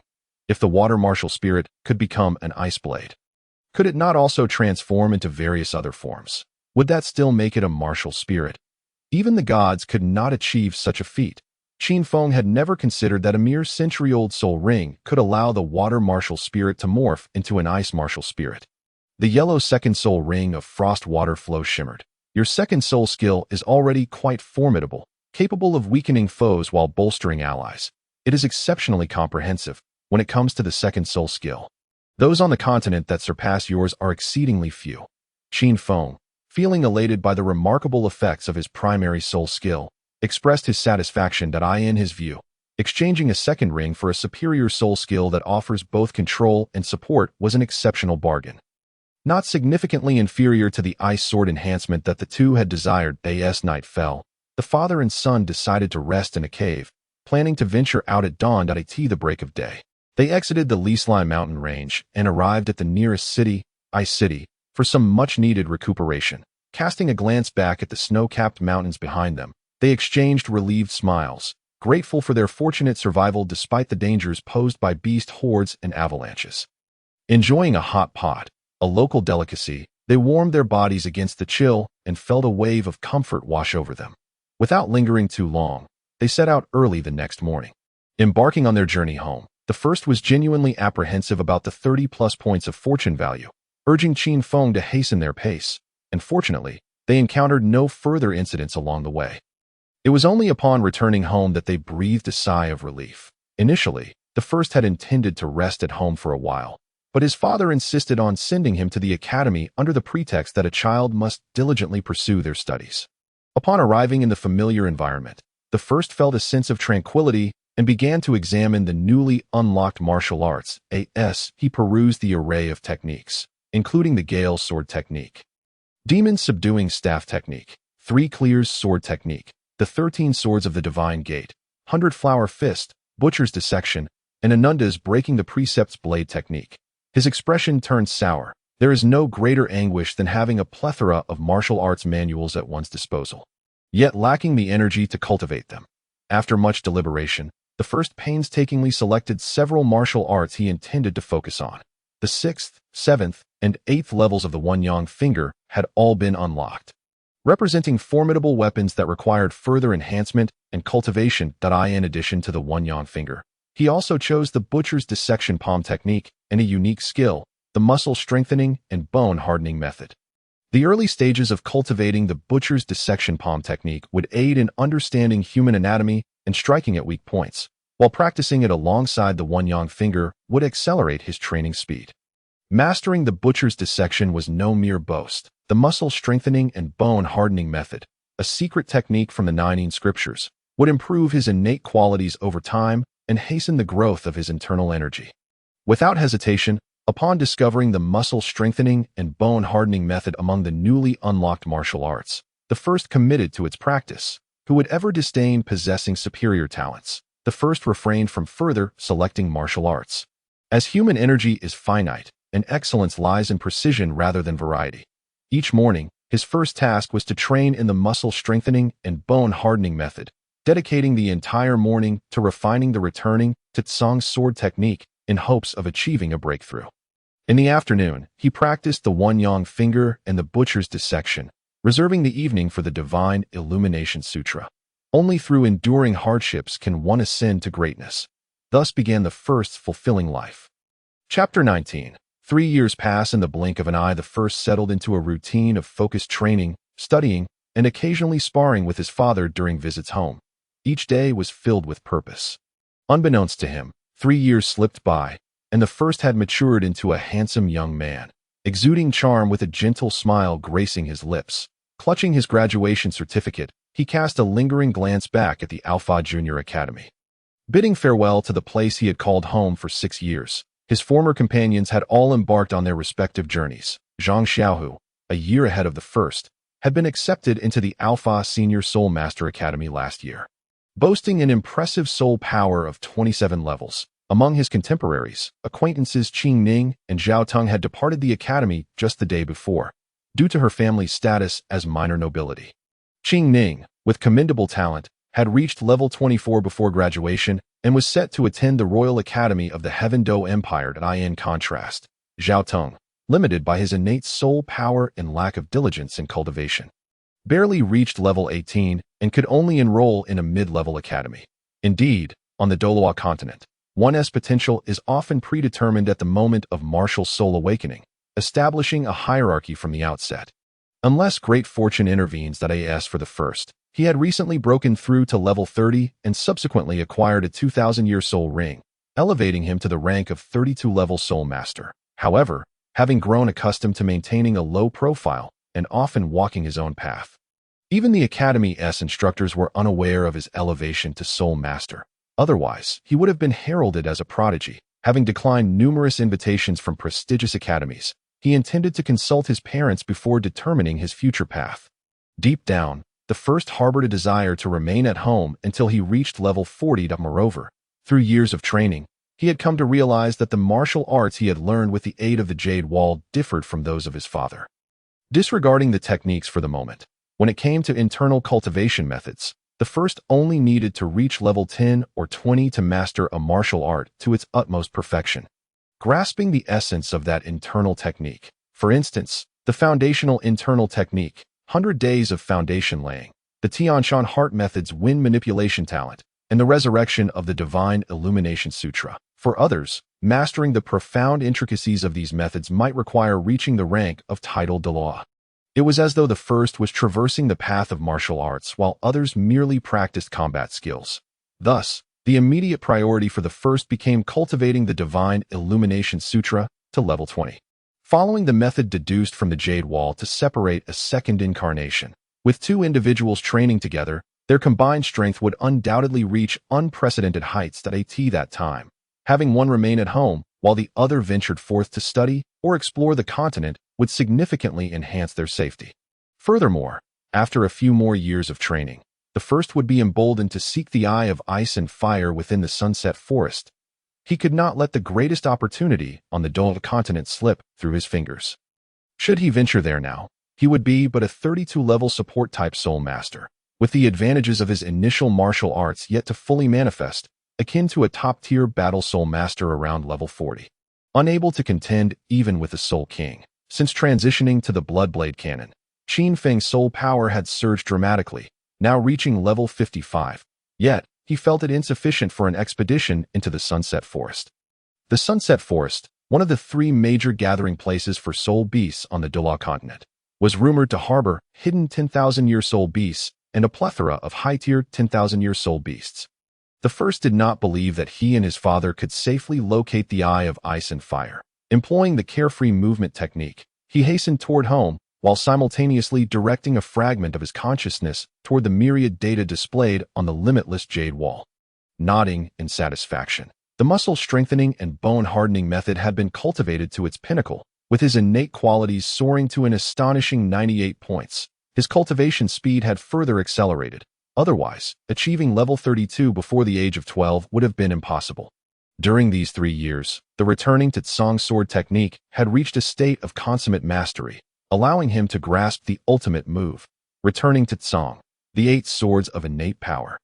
At this point, all martial arts unlocked by the Carefree sect had been successfully cultivated. Subsequently, he selected a set of Lianqing sword techniques for further practice, with the solid foundation of the returning to Tsang sword technique. He advanced to a state of comprehensive understanding in less than a year. The Divine Illumination Sutra-enhanced Lianqing sword technique now granted the first a measure of self-defense. More importantly, he could engage in combat while reciting poetry. Prowess was a fleeting matter, but elegance was a lifelong pursuit. The butcher's dissection palm technique demanded a profound understanding of human anatomy from its practitioners, and due to insufficient practical experience at the academy, he had only reached the threshold of entry-level proficiency as for the one-yang finger. His primary martial art over the past 2 years, it required a high level of internal energy, and he had only just managed to reach the 7th rank. However, he could now condense his true energy into a piercing force, capable of inflicting harm up to 3 inches away from his body. Although limited to this distance, a well-timed strike to an opponent's acupoint could place even a Soul King in a precarious predicament. Gazing at the resplendent information panel, the first felt a profound sense of accomplishment. Indeed, hard work would never betray anyone. As he stepped through the village entrance, he noticed clusters of villagers whispering among themselves. Uncle Hu, Uncle Zhang, Uncle Wang, Uncle Lu, still basking in the sun? Are we? Ah, it's the first. Have you returned from your break? That girl Ernyo was just thinking of you the other day. Why don't you go play with her? Uncle Wang exclaimed, his eyes lighting up upon seeing the first, teasingly. Old Wang, cease your matchmaking. The first is destined to marry a noble lady soul master in the future. I have observed that Ernyo from the neighboring village is quite commendable. He is diligent and resilient. Recently, his father approached me, providing me with an opportunity to discuss matters with you, and even suggested that our names are well matched, as Hubo aptly remarked. However, that Ernyo, lacking even a trace of soul power, dares to pursue my daughter. Should I encounter him again, I shall not hesitate to break his legs. Wang Ershu expressed with indignation. Your daughter possesses merely half a level of soul power. It would be prudent for her to seek a suitor of similar caliber. A group of elders nearby chimed in, jesting. Once the atmosphere calmed, I initiated an inquiry into the nature of their gathering. The assembled individuals pieced together the recent discussion, contributing fragments of information. After listening, my expression grew increasingly grave, revealing a faint glimmer of murderous intent. That it was revealed that just 3 days prior, a massacre occurred in Guojia village. Less than 10 miles from Zuhan village, where over 300 lives were extinguished, including numerous elderly individuals in their golden years and 2 infants still in their cradles, with no one spared. The grim discovery was made the following evening. According to sources, the village was awash in blood, bathed in a crimson hue under the setting sun, rendering the scene eerily surreal. Consequently, the surrounding villages have succumbed to a state of unease, promptly reporting the incident to the spirit hall. Subsequently, each village organized patrols and established a system for sharing intelligence daily. All that remained was to await the spirit hall's response. After bidding farewell to the elders, I hastened home, knowing that my father, who has overseen the security of Zuhan village for many years, would possess greater insights. Upon entering the courtyard, I found my parents engaged in a discussion about the events in Guojia village. Their joy at my return was palpable. Without indulging in pleasantries, I immediately inquired about the details, which aligned closely with what Wang Ershu had conveyed at the village entrance. Upon learning of the incident, Qin Feng had conducted a thorough search the very next day, arriving at a preliminary conclusion that it was the work of an evil spirit master. An evil spirit master is a cold-hearted soul master who has succumbed to darkness in pursuit of power, nurturing themselves on the blood, flesh, and souls of living beings, as well as their soul power. The more lives they extinguish, the stronger they become, and they cultivate at a more accelerated pace. Typically, an evil spirit master is more formidable than a conventional soul master of the same level. Throughout the annals of history documented by the Academy, the catastrophic calamities quelled by the Spirit Hall were instigated by evil spirit masters. In recent years, under the Spirit Hall's suppression, these malevolent beings have rarely shown their faces. Various factions have also agreed to unite against any encountered evil spirit masters. That I had not anticipated encountering an evil spirit master so soon, and alarmingly, so near to the village. These fiends must be eradicated. Otherwise, my heart shall remain unsettled. I clenched my fists in determination. There is no need for concern. The Spirit Hall must already be aware of the situation, and they may have dispatched personnel to address it. Qin Feng reassured me. Perceiving my unease, he then turned his gaze toward the window, harboring an inexplicable sense of foreboding. Changing the subject, we began discussing which academy would be most suitable for my next step. The previously somber atmosphere in the courtyard gradually transformed into a lively exchange. Initially, I had considered enrolling you in the Odin Advanced Soul Master Academy, as it is not far from home, and my mentor serves as the academic director, fostering a close relationship. Yet your rate of cultivation is astonishingly rapid. At barely 12 years of age, you have already reached level 32, and you are still in the slower-paced support category. It is unlikely that anyone in the continent's history has cultivated as swiftly as you. Qin Feng mused, unsure of how to assess his prodigious son. He then proposed sending his son to the Spirit City to participate in the recruitment by the Spirit Hall. Raising a true dragon from shallow waters is a notion Qin Feng had contemplated carefully. The rationale behind his recommendation for the Spirit Hall's Advanced Academy is multifaceted. Although the academies of the 2 empires boast formidable faculty, they are rife with discord. They represent the realm of nobility, where the atmosphere for learning is rather poor. The academies established by the 3 sects and 4 clans are overly exclusive, built around their respective inherited martial spirits. Other advanced academies, while possessing adequate faculty and resources, pale in comparison. Thus, after much deliberation, it became clear that the Spirit Hall Academy stands out in terms of both faculty and resources, offering ample opportunities to meet numerous talented individuals, thereby forging a network that spans the continent, making future endeavors more manageable. More importantly, as commoners, Qin Feng and his wife naturally harbored a favorable view of the Spirit Hall. The recent events in Guojia village served as a wake-up call for Qin Feng. Surely, the Spirit Hall must be the safest haven on the continent. I too confided in my parents about my aspirations to cultivate at home until I reach level 40 before embarking on my journeys across the continent. However, my parents promptly interrupted me with stern disapproval. They elaborated on the selection of soul rings during soul power advancement and the necessity of cultivation resources, all while analyzing and advising me in their earnest desire for my brighter future. I found myself at a loss for words. How could I explain to my parents that upon reaching level 40, I would be able to manifest a second true body? Surely, not even a fool would believe such a claim. Ultimately, I acquiesced to my parents' arrangements. Although my cultivation primarily centers on martial arts, I do not disregard the significance of soul rings and their enhancements. To attain superior soul skills, I indeed require more information on soul beasts. And undoubtedly, the Spirit Hall possesses the most extensive repository of knowledge on the continent. Moreover, as a man destined to traverse the world, if I possess the capability, I must make the world revolve to my desires. I aspire to dismantle the feudal and slavery systems, devising a way to substitute the martial spirit cultivation system with a martial arts framework, thus paving a new path for the common folk. These notions greatly intrigue me. However, accomplishing such feats necessitates not only overwhelming martial power, but also a widespread influence for support that in terms of martial prowess.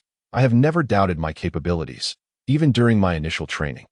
I knew I would be the foremost individual. For establishing influence, 2 methods come to mind. First, I could create my own faction within the limitless halls of martial arts, as long as there is sufficient manpower. I could delve into the depths of the mountains and forests, biding my time. Within a maximum of 40 years, I would dare to alter the very heavens and earth. The drawbacks are apparent. It would require too much time, and the manpower would be insufficient. Establishing a faction from scratch would be riddled with trivialities, hindering my cultivation speed. The second option would be to leverage the Spirit Hall's resources to cultivate my own power. If Qi Sunji can become the Pope and Bai Bai Dong can also ascend to that position, then as long as I possess adequate strength, I too could dominate the Spirit Hall and become the Pope. After much contemplation, the latter method appears to be more feasible and straightforward. Yes, I shall set a modest goal for myself, to become the Pope, although I lack the strength to command the world presently. It does not preclude me from visiting the Spirit City and surveying my domain. Comforting myself with this notion, I found that the idea of attending school at the Spirit Hall was not as objectionable as I initially believed. Observing my acceptance of their suggestion, Qin Feng and his wife were overwhelmed with excitement. My mother, Qing Lan, hurried to the kitchen to prepare additional dishes for the evening's celebration. Our family joyously dined. The loud knock of Uncle Air resonated at the door. Without waiting for an invitation, he hurriedly pushed the door open. Xiao Feng, the investigation team from the Spirit Hall, which was en route to Guojia village, was ambushed by evil spirit masters. Everyone is injured and resting at the entrance of our village. The village chief requests that you take Air along to see if you can provide assistance. Wang Ershu quickly explained the situation. Very well, we shall leave at once, I replied, and together with Qin Feng, we prepared to follow Wang Ershu to the village entrance in haste. Just as we stepped outside, I turned back to retrieve my long sword, quietly instructing my mother, "Mother, you should conceal yourself in the underground chamber. Do not emerge until we return." The secret chamber had been constructed by Qin Feng over the years, designed to provide refuge for Air during our soul ring hunting expeditions. To ensure my mother, Qing Lan, remained safe from potential dangers at home. It contained a copper figure for practicing the one-yang finger technique and some of our household wealth. What do you mean? Qing Lan cast a worried glance at me. Clearly, this was a trap aimed at the Spirit Hall, with Guojia village merely serving as bait.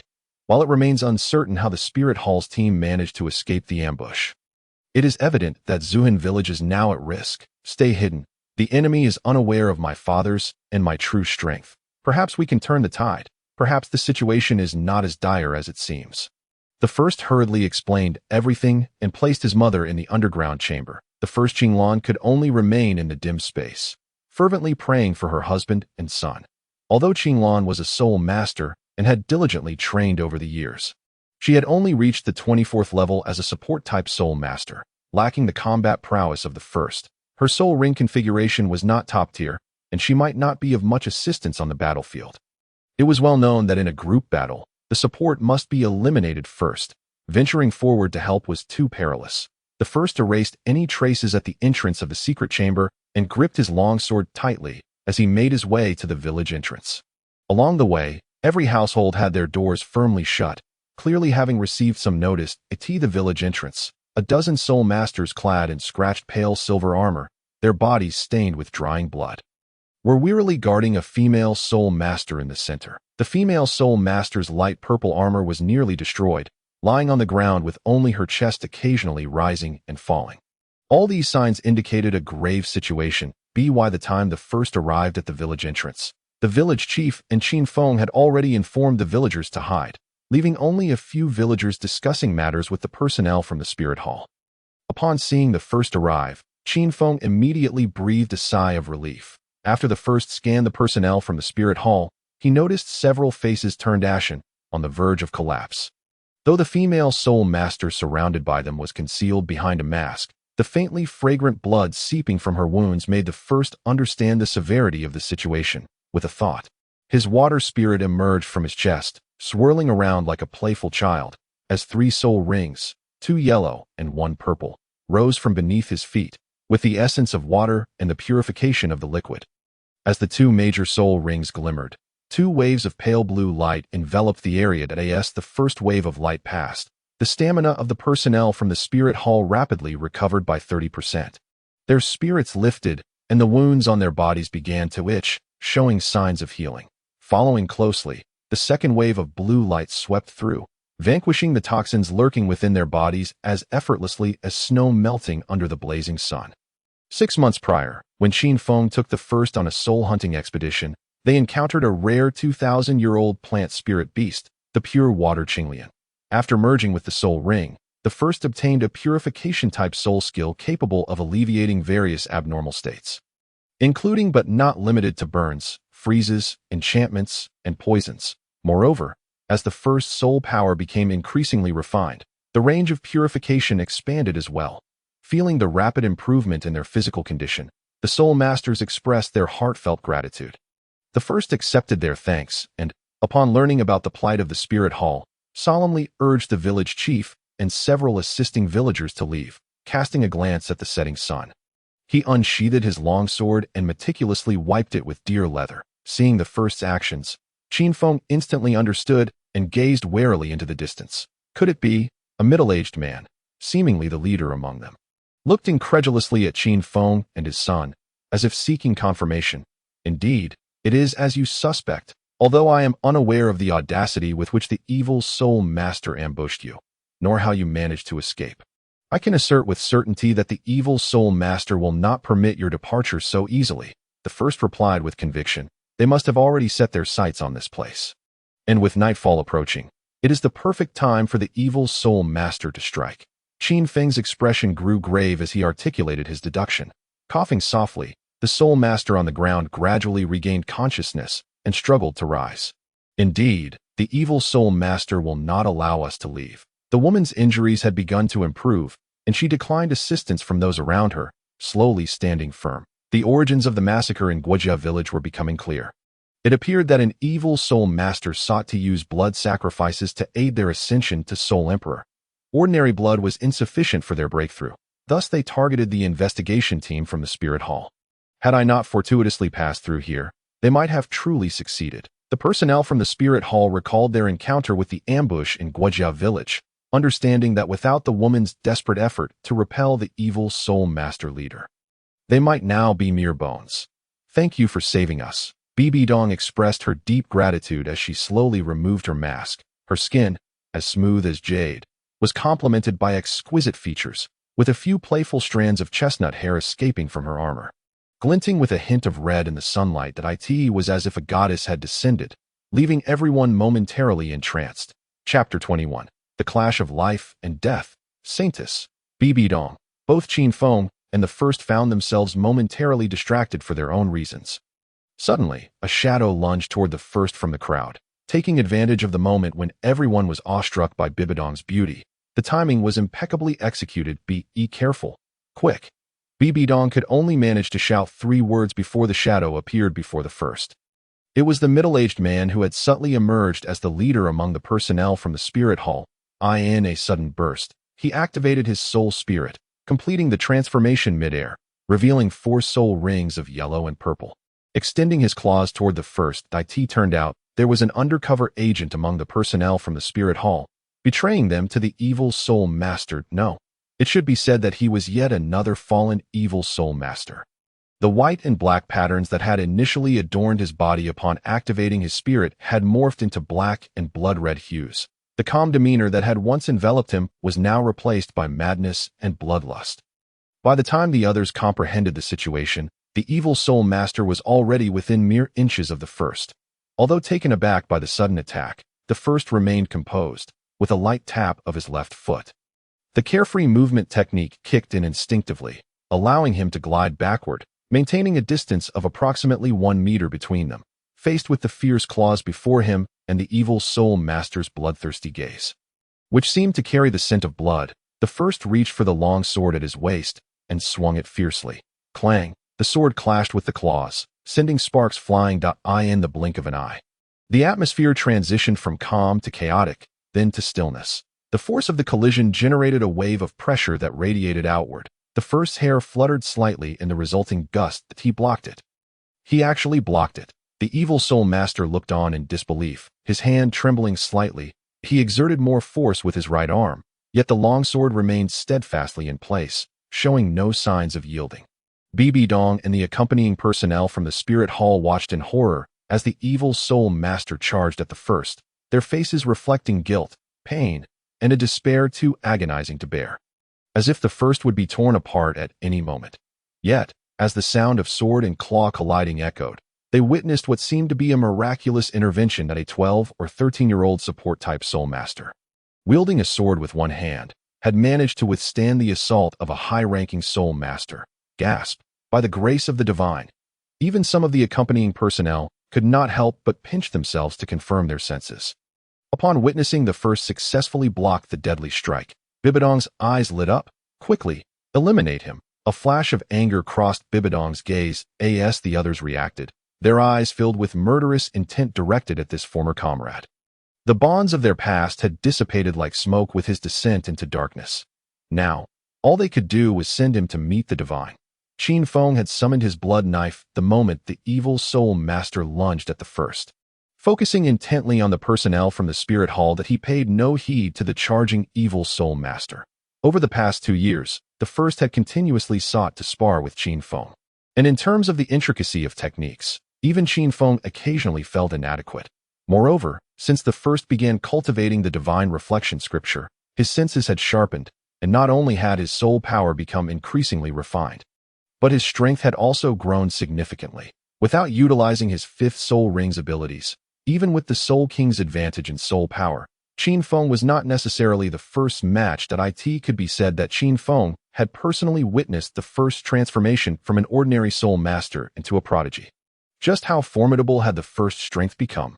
Even the first himself was unaware of the extent of his abilities. No rivals below the Soul King. This was Qin Feng's secret assessment.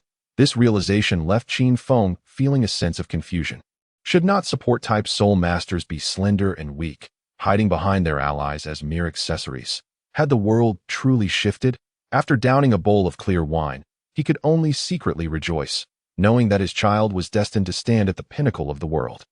Thus, even when Bibidong ordered everyone to join in the hunt for the evil soul master, Qin Feng not only refrained from making a move, but instead fixed an intense gaze on the personnel from the spirit hall, wary of any potential traitors among them.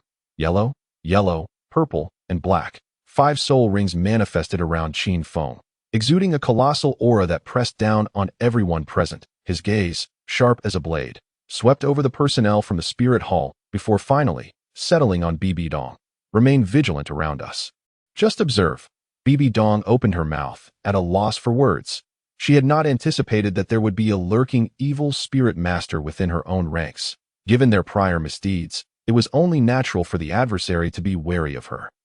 Even more shocking was the revelation that within this seemingly inconspicuous village resided a soul king of the highest caliber, a being of considerable standing within the soul master cultivation hierarchy.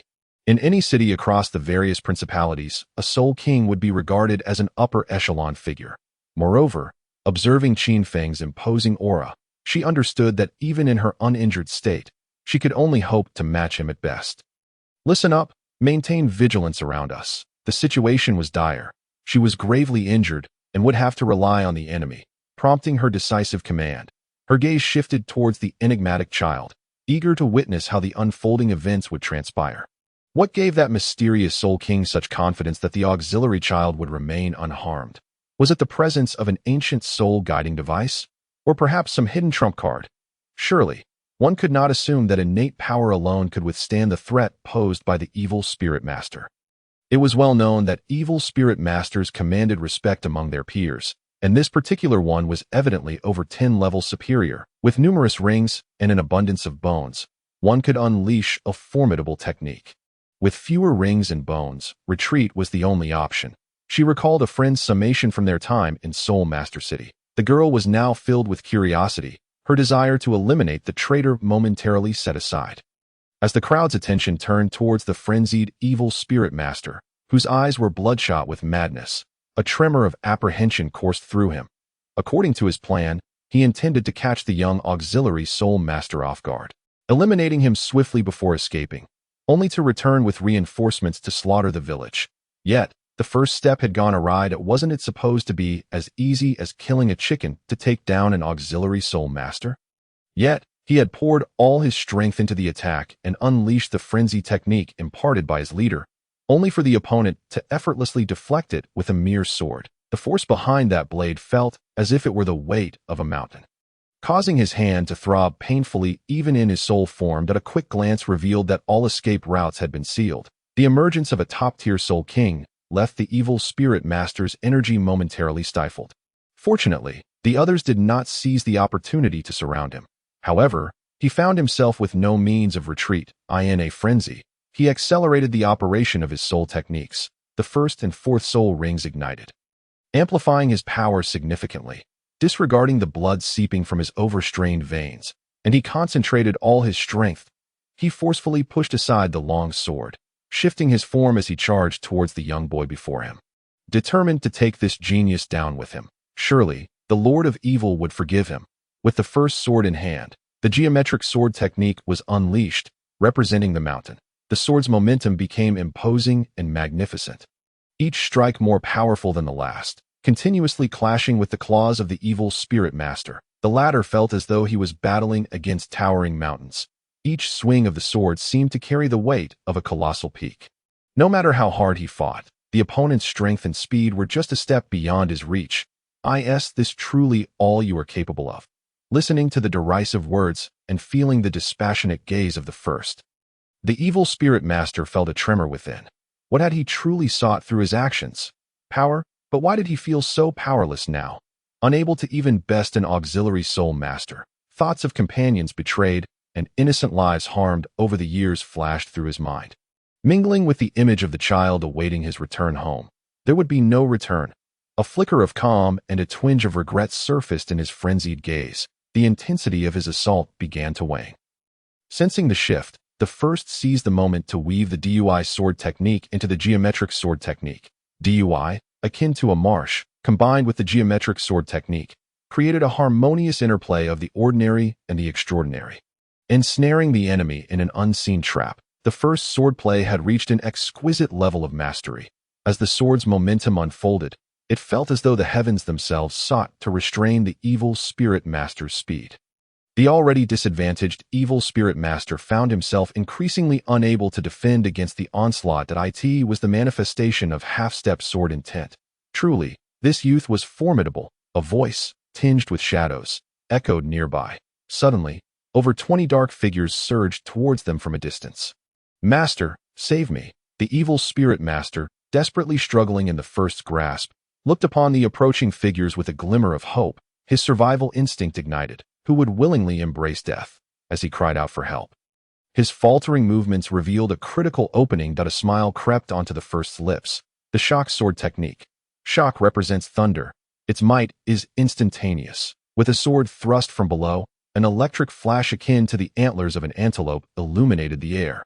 As the long sword slowly pierced the heart of the evil spirit master, with a gentle twist of his arm, he raised the sword levelly, and in the incredulous gaze of the evil spirit master, he murmured, "It turns out your blood is red as well." As those words lingered in the air, the evil spirit master slowly collapsed. Confusion etched upon his features. The members of the spirit hall watched in disbelief, while Bibi Dong stood stunned, her lips parting in silent shock. How could such a powerful individual exist? Chapter 22. The blade falls. Determining the universe, the hastily arriving evil spirit masters gradually encircled them. Halting at a distance, they gazed at the bloodied young swordsman and then at the lifeless body of their companion nearby. Worthless, a figure cloaked in black robes and masked emerged from the shadows. To think that in such a remote location, he would encounter a genius on the cusp of comprehending sword intent. The black-robed leader scrutinized Qin Feng for a lengthy period, as if evaluating strengths and weaknesses, before sighing and casting a glance at the first. Such a pity, such a pity. What is there to lament? Qin Feng interjected, stepping forward and subtly shielding the first behind him. Even the young sword Douluo was no greater than this.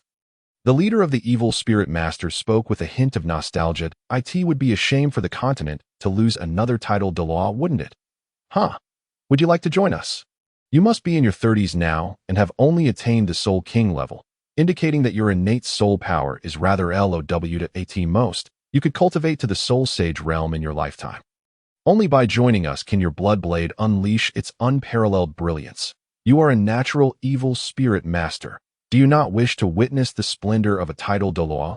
The leader of the evil spirit masters coaxed Qin Feng with enticing words. Very well. Before the evil spirit master could express his delight, Qin Feng activated his first and second soul rings in rapid succession. Like a wisp of green smoke, he darted past the leader of the evil spirit masters and into their midst. Then his third and fourth soul rings flared to life. Under the augmentation of two body-enhancing skills, Qin Feng's right arm swelled significantly, as a dark glow enveloped the blood blade, leaving behind a trail of afterimages in its wake. "Not good. Scatter!" The leader of the evil spirit masters shouted, caution evident in his voice as he sidestepped. Before he could finish his warning, a splash of water surged into Qin Feng's body and then erupted forth, rapidly darting towards the other evil spirit masters in the darkness. One by one, they fell victim to the effects of the second soul technique. Frozen water flow grants allies ice attribute attacks and rebounds towards enemies, slowing their speed by 30% for up to 9 times over 3 minutes. The first comprehended Qin Feng's intention the moment he agreed to the evil spirit master's proposition. The personnel of the spirit hall were all injured and outnumbered. They needed to regain the advantage to turn the tide. Otherwise, if Qin Feng became entangled with the leader of the evil spirit masters, their side would have little chance of victory against the overwhelming numbers. With the effects of the second soul technique in play, the speed of the surrounding evil spirit masters drastically diminished. In the next moment, the fifth black soul ring on Qin Feng radiated a consuming darkness. The Blood Soul's Fury, yet another enhancement technique, elevated Qin Feng's terrifying aura once more to this point. The surrounding evil spirit masters had no time to escape. Those with defensive soul techniques hastily activated them, while those without, well, they were left to fate.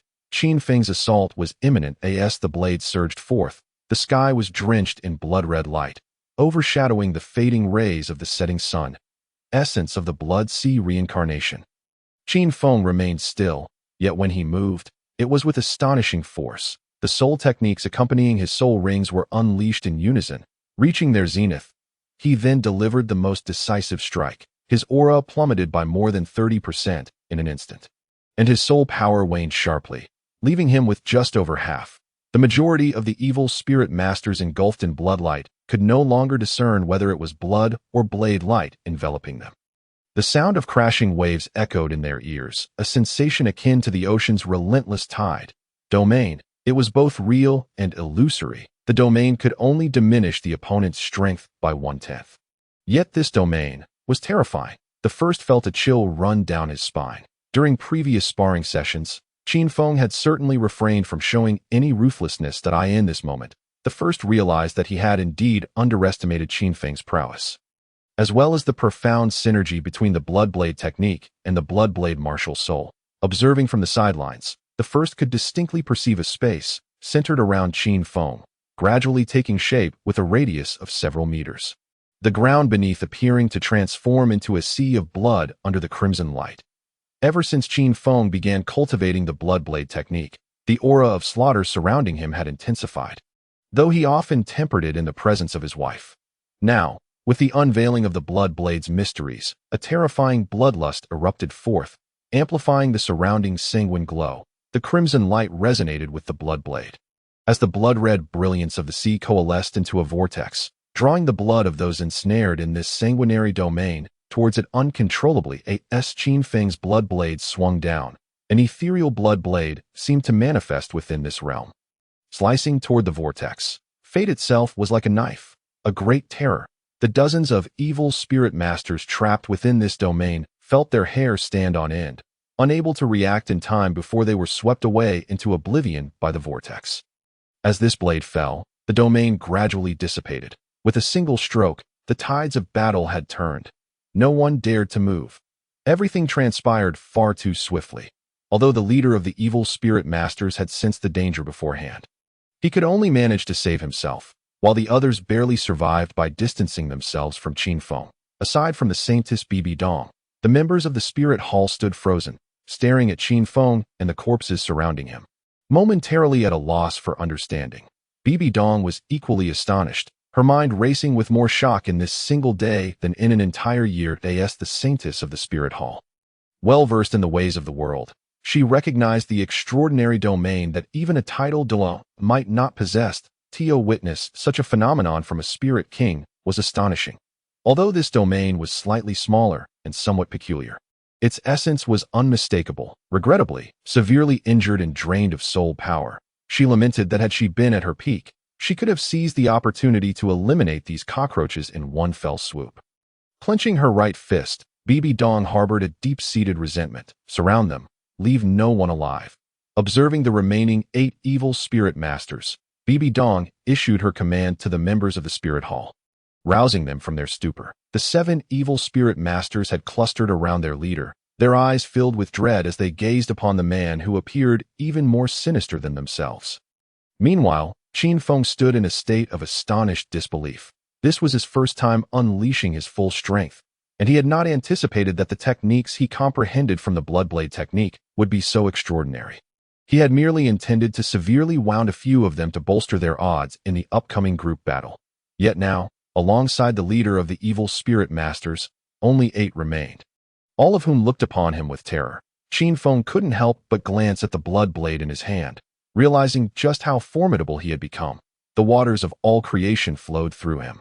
As the first soul skill gradually restored his physical state, and no longer dwelling on these thoughts, Qin Feng, along with the members of the Spirit Hall, surrounded the evil spirit masters. Your Bloodblade martial soul is more suited to the evil spirit master path.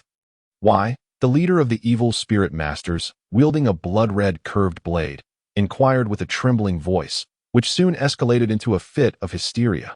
Their martial souls bore a striking resemblance that it is merely a martial soul. One cannot be governed by their martial soul. I seek power and shall cultivate it myself, to cultivate using the vitality of others. I have a penchant for cleanliness. Moreover, you wish to kill my son, and you dare ask me why? With that, Qin Feng, disinclined to offer any further explanation, charged toward the leader of the evil spirit masters, the Bloodblade in hand. These evil spirit masters must perish today, lest they become a future scourged. As Qin Feng made his move, the members of the Spirit Hall left too, to guard Bibi Dong, and surged forward. In the ensuing 2-on-1 confrontation, the evil spirit masters found themselves at a distinct disadvantage. The first utilized his first and second soul skills to bestow enhancements upon his comrades, slowing the enemy's movements. It was not long before the courage of the evil spirit masters faltered, leading them toward their demise. The onlookers turned their attention to the battle led by Qin Feng, and as anticipated, the leader of the evil spirit masters was being overwhelmed by Qin Feng, who was of a lower rank. It was truly the peculiarity of Qin Feng's swordplay that rendered each strike delivered in an unfathomable manner. The evil spirit masters were infamous for their bizarre tactics. Yet Qin Feng's swordsmanship surpassed theirs in its oddity. In the presence of Qin Feng, who had cultivated the blood blade technique, the leader's peculiar curved blade techniques were rendered utterly ineffective. Fate had proven to be more cunning than calculation. With a muffled grunt, the leader of the evil spirit masters collapsed to the ground. The onlookers exhaled in relief as they beheld the nearly obliterated evil spirit masters lying before them. "Thank you for your assistance, noble sir. The spirit hall shall remember your valor." Bibi Dong approached slowly and offered a slight bow. No need for gratitude. Eradicating evil is my duty." Qin Feng, who had previously exuded an aura of slaughter, instantly transformed into a charming and affable figure. This was what one called political correctness. The members of the spirit hall couldn't help but twitch at the corners of their mouths after expressing her gratitude for saving their lives. Bibi Dong approached the corpse of the leader of the evil spirit masters and removed his mask. "It is he." Bibi Dong and the others gasped in shock, followed by a dawning realization. "Do you know him?" Qin Feng inquired, curiosity piqued. "He is the black-robed bishop responsible for the affairs of the Andral Duchy's eastern region. No wonder the evil spirit masters dared to brazenly massacre villages and lure us into a trap. They were well aware of our operational routes, even possessing detailed information about our investigative team. The Andral Duchy requires a thorough cleansing." Bibi Dong's eyes flashed with a fierce light, her exquisite visage marred by frost.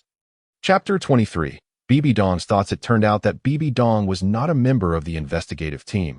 She had merely stumbled upon the massacre perpetrated by the evil spirit masters and had chosen to follow and investigate. Upon discovering that the members of the spirit hall had fallen into an ambush, she fought valiantly, sustaining grave injuries to rescue a portion of them, thus preventing the entire investigative team from being annihilated. In her flight, Bibi Dong had fainted along the way, only regaining consciousness in Zuhin village, where the aforementioned events transpired. Subsequently, Bibi Dong, for reasons unknown, penned a letter to her companions, requesting it be expedited to the spirit hall. While she chose to recuperate in Zuhin village for the time being 3 years prior, Qin Feng had glimpsed Bibi Dong at a distance during the Angel God's Day celebration in Spirit City, the very day she was bestowed the title of Saintess. Thus, when Bibi Dong removed her mask, Qin Feng was taken aback. The visage of a breathtakingly beautiful woman tends to leave a lasting impression. Upon learning that Bibi Dong wished to remain in Zuhin village to recuperate, Qin Feng readily agreed. Just as the first was preparing to head to the spirit hall, apprehensive about potential complications without a solid backing, Bibi Dong had made her appearance. While guiding her, Qin Feng took the opportunity to warmly introduce Bibi Dong to the charms of Zuhin village, even promoting the village's specialty wines. Had the village chief been present, he would surely have clapped Qin Feng on the shoulder, thinking him a man of integrity who never forgot his roots. Upon returning home, they found no sign of the first's mother, leading him to surmise that she had chosen to hide away. He smiled sheepishly and hurried to the backyard, calling for his mother to come out. Steady in his actions, he pondered the potential for misfortune before victory. The first had not noticed the appreciative gaze Bibi Dong cast behind him. When the first Qinglan emerged, her eyes were red as she embraced the first tightly, not willing to let go. Faced with Bibi Dong's teasing gaze, the first could only pat his mother's back for comfort while casting a pleading look toward his father. Silently asking for assistance at the age of 12, with a psyche more mature, he inevitably felt a sense of social embarrassment in front of others. "All right, Qinglan, the first is fine. I am here. What could possibly happen? Your husband is a spirit king, and mere trifles dare not wreak havoc in Zuhin village." He chuckled. "You should have seen it. When I arrived, the members of the spirit hall were in a crisis. I summoned my martial soul and charged in, striking left and right, from south to north." Pahaha listening to her husband's playful banter, the first Qinglan couldn't help but burst into laughter, finally releasing her son. Upon raising her head, she noticed a lovely young maiden standing nearby, her face adorned with a radiant smile. "That aren't you going to introduce this young lady?" First, Qilan hastily wiped away the tears that threatened to spill, adjusted her attire, and shot a glare at Qin Feng. While Qin Feng was busy introducing Bibi Dong, Qilan's keen eyes, akin to radar, scanned the two men, noticing that their clothing was somewhat disheveled, but their expressions remained as usual and devoid of wounds. She finally breathed a sigh of relief. Her gaze shifted to the girl standing nearby. With exquisite features and pupils tinged with brown, she resembled a sparkling spring, perpetually adorned with a smile, her delicate skin and slightly tousled. Chestnut-colored hair casually tied at the back revealed an air of elegance indicative of a refined upbringing. The tattered soft armor she wore added a touch of gallantry to her presence. Qilan's eyes sparkled with admiration as she regarded the girl, reminiscing about her own past desires to be like her. Unfortunately, having awakened an auxiliary spirit and possessing low innate soul power, she felt somewhat disheartened. However, she counted herself fortunate as she glanced at her son and husband. Upon hearing that the girl before her was the holy maiden of the spirit hall, Qilan was taken aback, but when she learned that Bibi Dong would be resting there for a while, her demeanor shifted from apprehensive to joyous. Like Qin Feng, she immediately thought of her son and wondered if he could possibly have the same golden opportunity as the holy maiden. Alas, such prospects were scarce in the Duchy of Andar. Subsequently, Qilan ushered Qin Feng and their son out of the house to forage for some game. While she led Bibi Dong inside, the father and son understood Qilan's intentions. Women naturally preferred cleanliness, and the holy maiden was no exception. The village of Zuhin had regained its tranquility, and due to the late hour, no villagers were out and about. Under the moonlight, Qin Feng and his son strolled through the streets. Engaged in conversation, Qin Feng shared insights regarding what to be mindful of upon arriving in Spirit City, summarizing as follows. First, maintain a low profile and avoid trouble. Second, be cautious and seek support when necessary. Third, practice patience, for a gentleman's revenge is best served after 10 years. Apart from a slight disagreement with the second point, Qilan largely concurred with his advice. After a lengthy discussion, they observed the moon gradually tilting westward, and after contemplating the passage of time, they slowly made their way home. Upon their return, they found Qilan had prepared an elaborate spread, laughing and conversing amicably with Bibi Dong, not displaying any surprise at their empty-handed return. She understood that sometimes when someone claimed to be thirsty, it was not necessarily a genuine need for water. Such nuances of human interaction were not lost on her. Qilan's gaze fell upon Bibi Dong, who was clad in a dress belonging to her mother. The light blue gown fit her perfectly, and her slightly wavy hair was casually styled, clearly showcasing her mother's handiwork. Sitting beside Bibi Dong, Qilan could even catch a whiff of the fragrance that lingered after her bath. Gazing at the beauty before her, a flicker of astonishment crossed her eyes. "What do you think? Isn't my sister beautiful?" Qilan asked, her face beaming with pride. "Beautiful," Qin Feng replied earnestly, casting only a fleeting glance at Bibi Dong without lingering. Qilan smiled contentedly at Qin Feng, nodding in approval. Understanding his mother's intentions, the son slyly shot a glance at Qin Feng. Unable to suppress his admiration for his father's astuteness, Bibi Dong observed this exchange with amusement, covering her mouth as she laughed, her eyes sparkling like crescent moons, illuminating the room. Qilan could not help but steal another glance at her. Once Bibi Dong regained her composure, she offered an apologetic smile to everyone. She relished the warm atmosphere of the Qilan family, having grown up in an orphanage supported by the Spirit Hall. After awakening her martial spirit, with her innate soul power and twin martial spirits, she joined the Spirit Hall with remarkable talent. Her path to becoming the Holy Maiden was smooth, especially after being taken under the wing of the Pope. Qinshuanji, despite having spent only a few hours with the Qilan family, she felt an unexpected joy in their company. As it grew late, they finished their meal, tidied up briefly, and hurried off to bed. Bibi Dong slept in Qilan's room, while Qilan spread a mat in the small living room, as it was unthinkable to have a guest sleep on the floor. Soon, the Qilan family drifted into slumber, leaving only Bibi Dong awake, lost in thought as the events of the day replayed in her mind like a film. First, she recalled the ambush by evil soul masters that the Spirit Hall personnel encountered, where, despite her severe injuries, she led her comrades to safety. Then, during their stay in Zuhin village, she discovered the presence of a traitor within their ranks, who had been privy to their every move. Fortunately, she had crossed paths with Qin Feng and his son, both leaving a lasting impression on her. There was no need to elaborate on Qin Feng, whose blade struck with such precision that he altered the course of battle.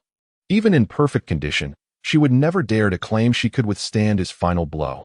The evil soul master who faced him was now nothing but ashes, what astonished Bibi Dong the most.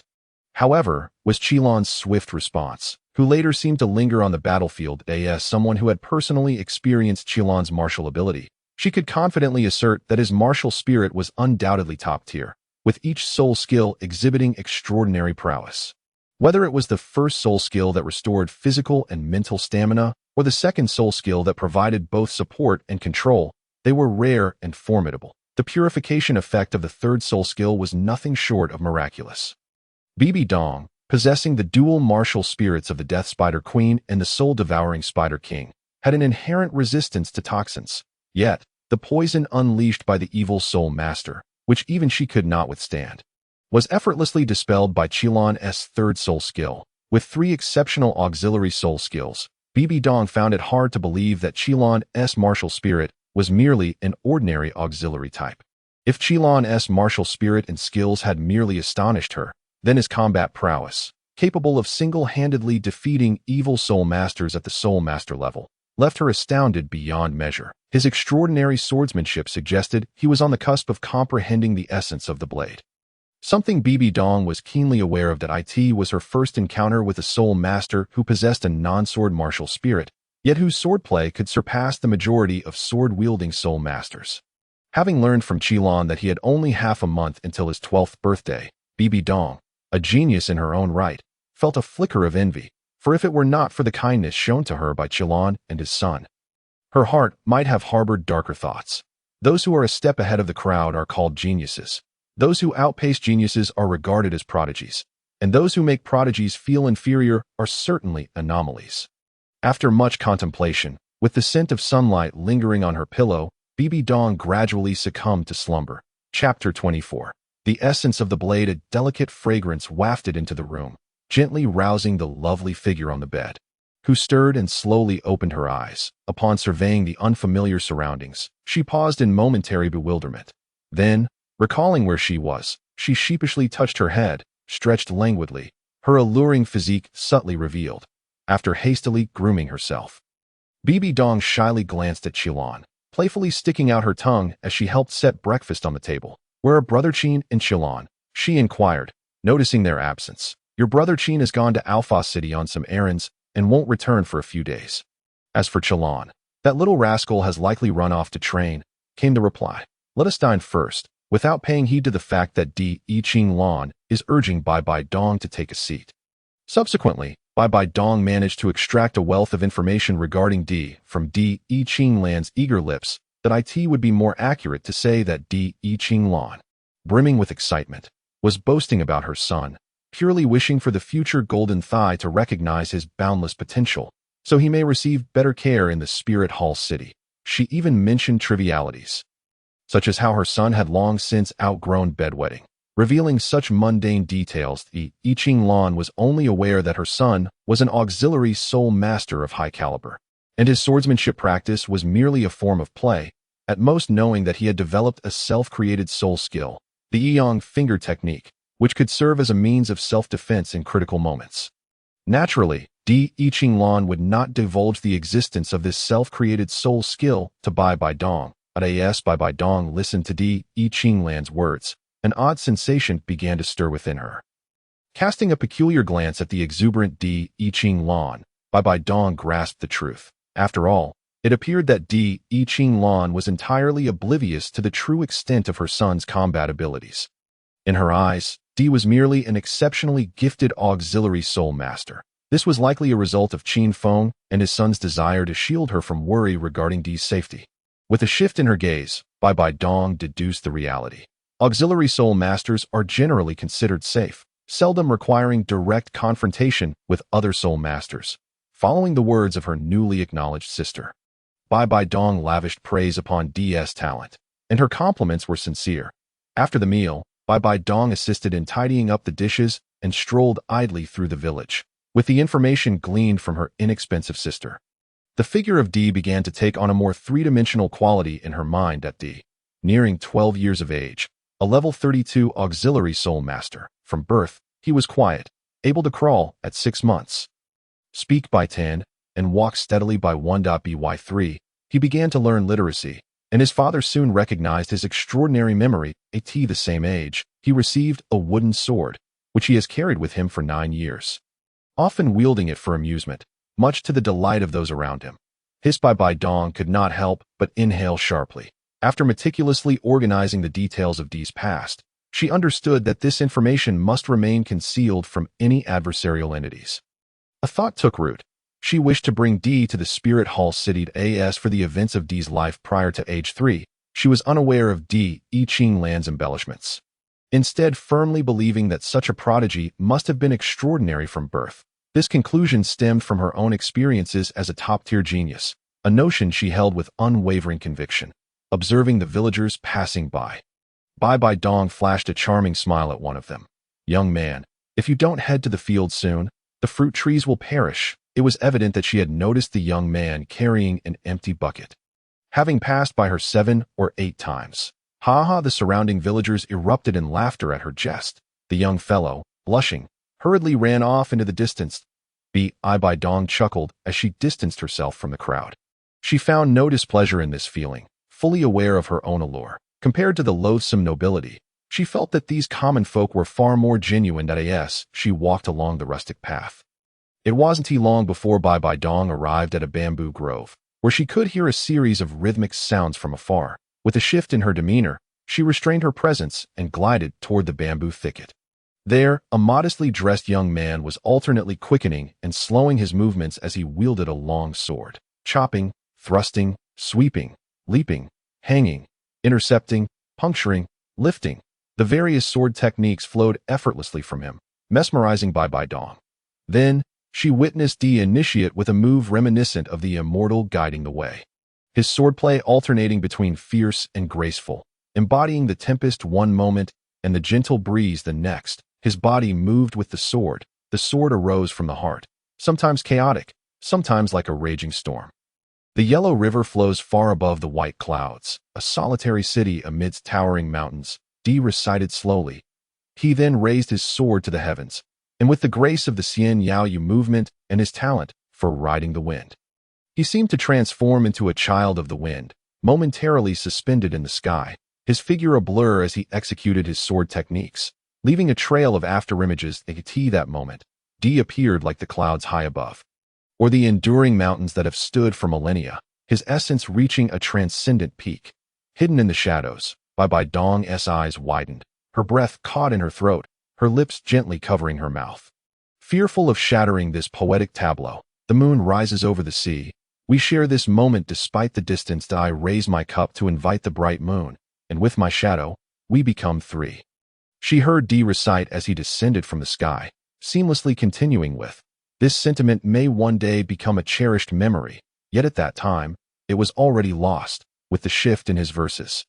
His sword techniques transformed as well. Dee seemed to embody a poet, effortlessly conjuring verses from renowned works. The long sword in his hand morphed into a painter's brush, crafting the essence of poetry in the void.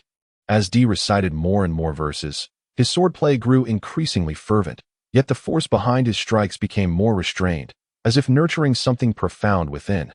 Time appeared to stand still. Bai Dong gazed in rapt attention at the dancing swordsman, her breath quickening, her mind a blank slate. In that moment, it felt as though heaven and earth had emptied, leaving only the youth and the ethereal verses to exist. Years later, the image of that swordsman in the bamboo grove would often visit Bai Dong in her dreams.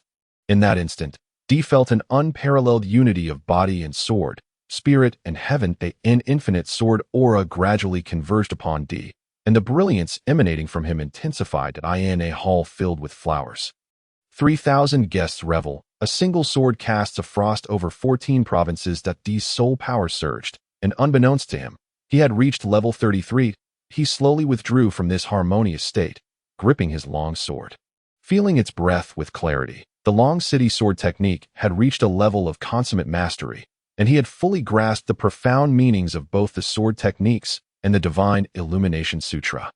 Moreover, he had seamlessly entered the realm of sword heart clarity, achieving a nascent understanding of sword intent. With the newly mastered techniques infused with the essence of Tang poetry swordsmanship, he executed a decisive strike.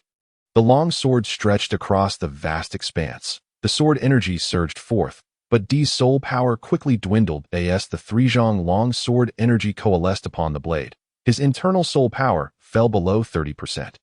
The long sword began to creak, as if unable to withstand the force. Yet, with the arrow knocked, it must be released. Slash. Suddenly jolted from her reverie by an overwhelming sense of danger, Bai Dong turned to see the towering sword energy descending upon her. Leaving no time to evade or defend, she involuntarily gasped. Boom! A three-zhang long, half-chi wide sword energy crashed into the ground, slicing through the green bamboo, to leave only splinters no longer than an inch. All that remained were the indeterminate sword marks etched into the earth. Bai Dong swallowed hard, feeling parched, and her legs trembling. So close. So very close. She glanced at the sword mark, just a mere 3 feet away from her. Then saw Di, who had collapsed on the ground, breathing heavily. She rushed over. Are you all right? It turned out that after executing that strike, Di had abruptly realized something was amiss and forced a breath of true energy, causing the sword's trajectory to deviate by 3 feet. Observing Bai Dong's slight panic, Di felt a wave of relief wash over him.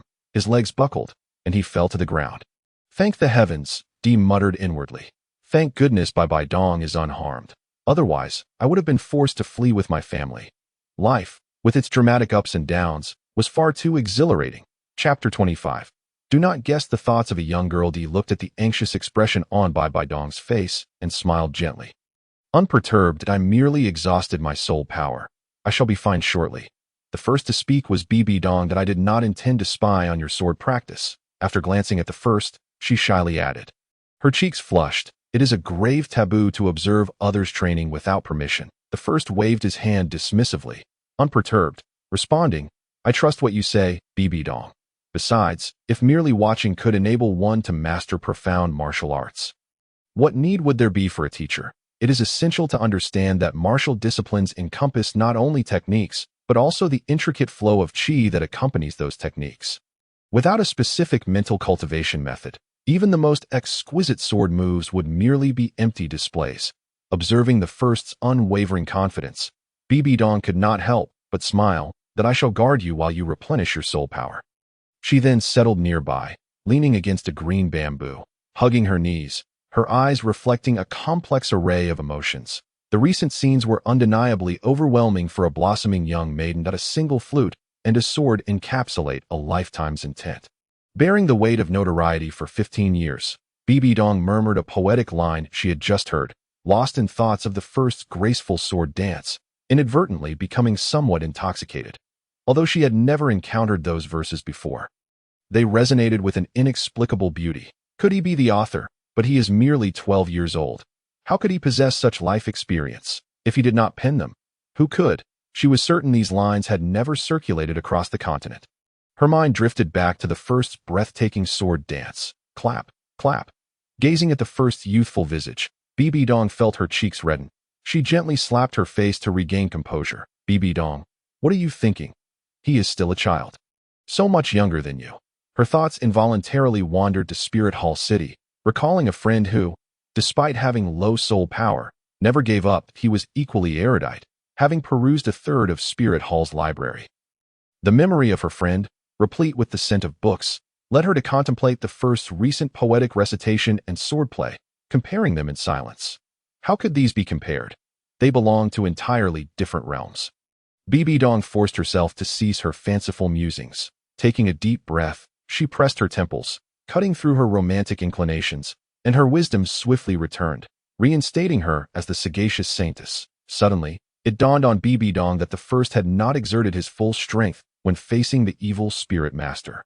Had he unleashed the sword techniques he had just demonstrated, the malevolent master would scarcely have had time to recite a poem. With this thought, Bai Dong could not help but nibble her lip.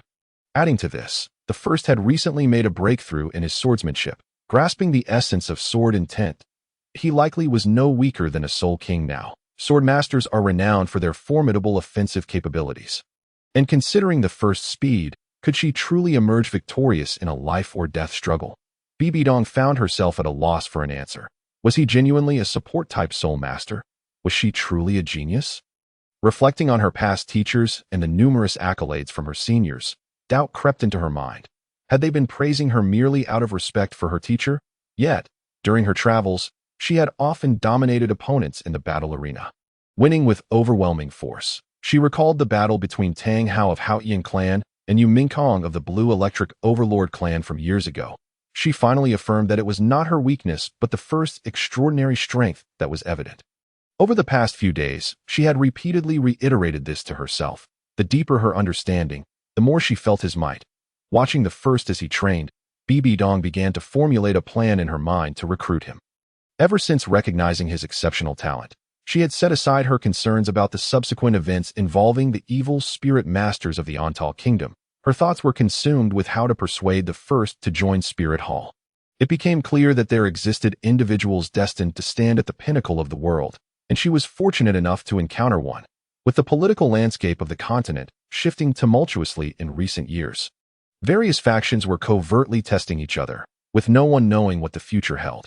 However, if Spirit Hall were to protect the first, it would, within 50 years, completely suppress many factions, though they had only met for less than a day. Bibi Dong felt a profound confidence in the first at ha. Ha ha. She chuckled at the thought, her joy bubbling forth. She then glanced at the sword scar, which measured 3 zhang in length and half a qi in width. Even a light touch sent chills through her. Truly, the essence of the sword is fearsome. Recalling that formidable sword energy, she looked back at the youthful boy, deeming him a prodigy as she assessed the first. Her gaze fell upon the long sword beside him, and her eyes sparkled with intrigue. She tiptoed over and picked up the sword, moving 7 or 8 meters away before coming to a halt. As she ran her fingers along the blade, she quickly realized it was made of ordinary fine iron, nothing extraordinary. The edge bore no nicks, indicating it had been well cared for. However, she noticed several minute cracks along the blade, which reminded her of that sword energy. Mimicking the first's previous movements, Bibi Dong recited poetry while waving the long sword. After a few changes in motion, she paused to ponder before resuming her dance. Although her actions were somewhat awkward, they did not diminish her delight. Once she had played enough, she gradually came to a stop. Suddenly, Bibi Dong's expression stiffened as she slowly turned her body. She found the first propping his chin. Quietly observing her antics, Bibi Dong's face flushed crimson, as if inscribed with the words social death. She had just explained that she did not intend to learn his sword techniques, yet here she was, caught red-handed while imitating his swordplay. Bibi Dong stammered. The first regarded her with keen interest, remaining silent. Would you care to join Spirit Hall? Bibi Dong exclaimed suddenly, as if attempting to change the subject while bolstering her own courage with her slightly raised voice. Sure, the first replied nonchalantly. The benefits of joining Spirit Hall are quite substantial. It is the most considerate faction for the common people on the continent. And, you agree to join Spirit Hall? Bibi Dong asked incredulously. Yes, I had already planned to participate in this year's entrance assessment for Spirit Hall Academy. I intend to head to Spirit Hall City next month. What? Didn't my mother inform you? The first looked curiously at Bibi Dong. Upon recalling her elder sister, Bibi Dong suddenly understood. No wonder she had been praising the first's talents for the past few days. She was paving the way for him. At that moment, she was unsure whether to laugh or cry. What brings the saintess here? The first inquired. Considering the near disaster they had averted, I heard from Sister Qinglan that you were training here. When I noticed you hadn't come for breakfast, I came out to find you. Also, your mother is my sister, so just call me Annie. Bibi Dong's eyes brightened. Observing the eager Bibi Dong, the first thought, could this truly be the future aloof pope, or should I call you Sister Donger instead? You are only 8 or 9 years older than me. Calling you auntie feels too aging, the first replied with utmost seriousness. Indeed, calling you auntie does make you seem significantly older. Bibi Dong nodded in agreement, before the first could breathe a sigh of relief. Bibi Dong added, but you still have to call me Annie. A glimmer of mischief danced in her eyes. Otherwise, I shall tell my dear sister that you do not respect me, she added. Come now, call me Annie for a treat. Bibi Dong stood before the first, slightly leaning forward, gazing down at him with a smile in her eyes. The first, inhaling the fragrance wafting from her, felt a sudden stiffness, losing the previous composure she had maintained.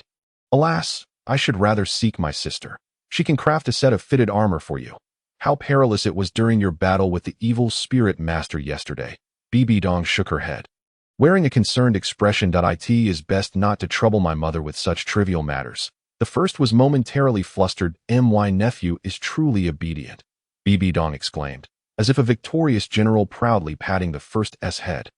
In that instant, the first realized that someone destined to become a pope was indeed extraordinary. Suddenly, she felt a chill around her neck and noticed a delicate golden necklace had been placed there.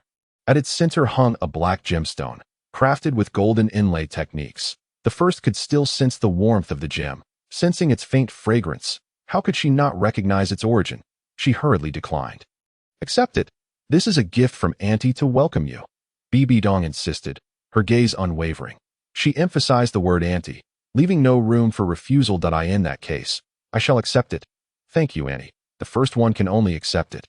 One is short-handed when accepting favors, and one is at the mercy of those who feed them. Subsequently, Bibi Dong informed the first that this was a storage soul guide, possessing a space of 9 cubic meters within, suitable for storing various items, though not living beings.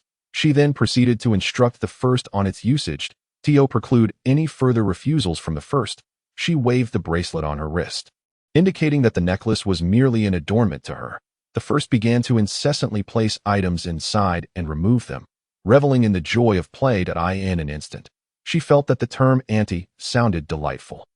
Chapter 26.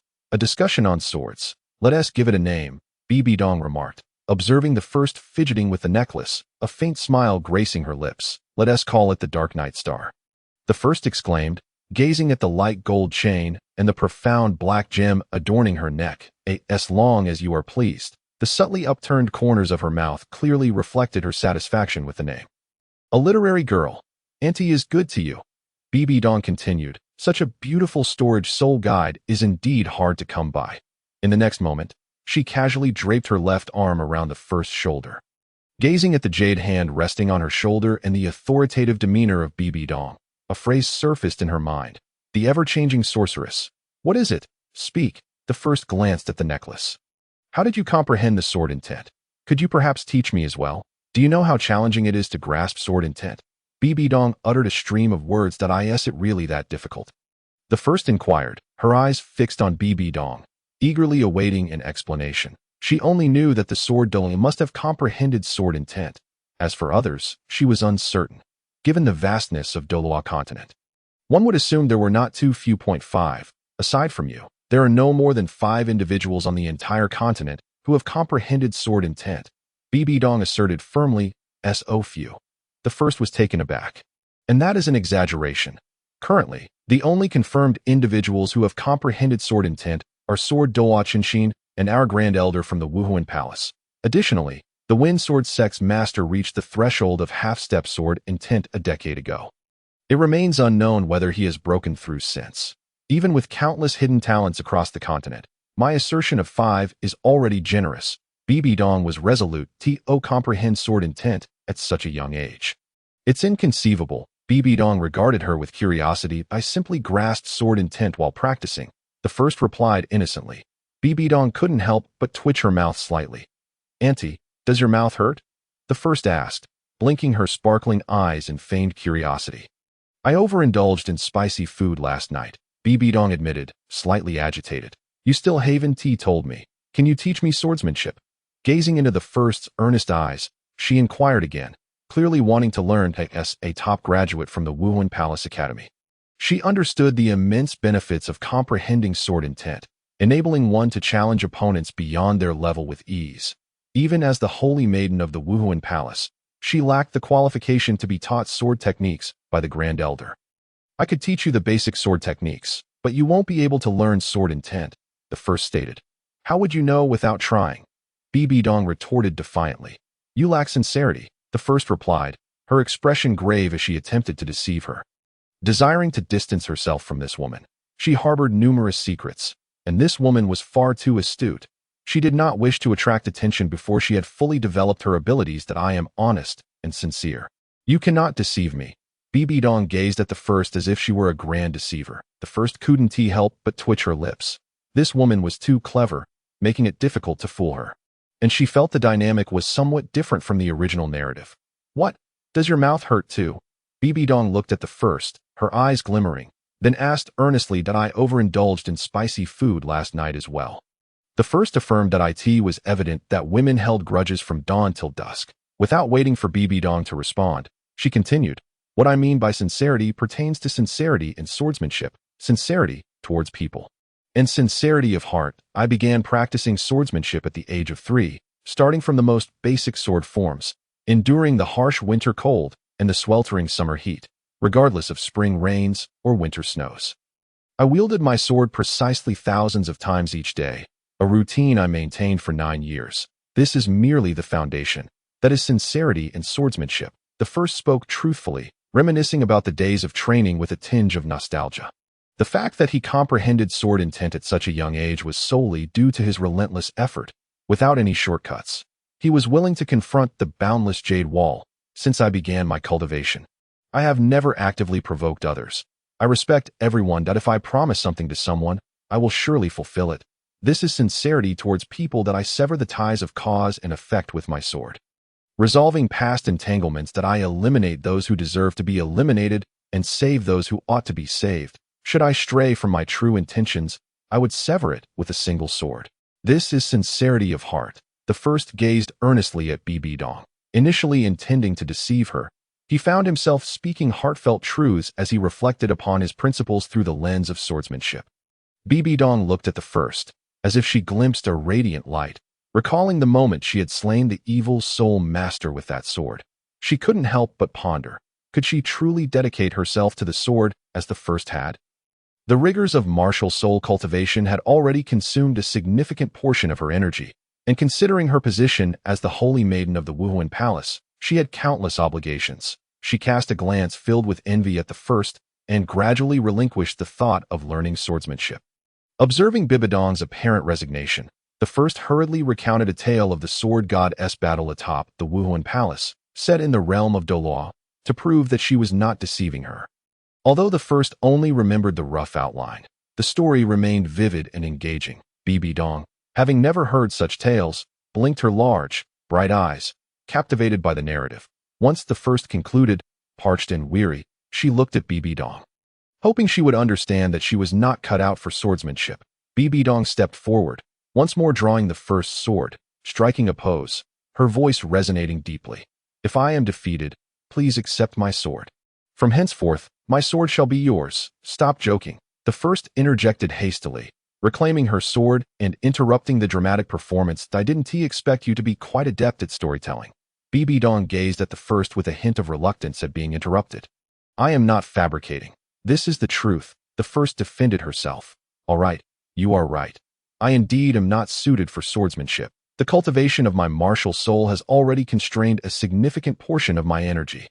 Bibi Dong sighed softly, seeing that Bibi Dong truly intended to abandon the pursuit of sword techniques. The first breathed a sigh of relief. From now on, you shall tell me stories every day, specifically tales of swordsmen.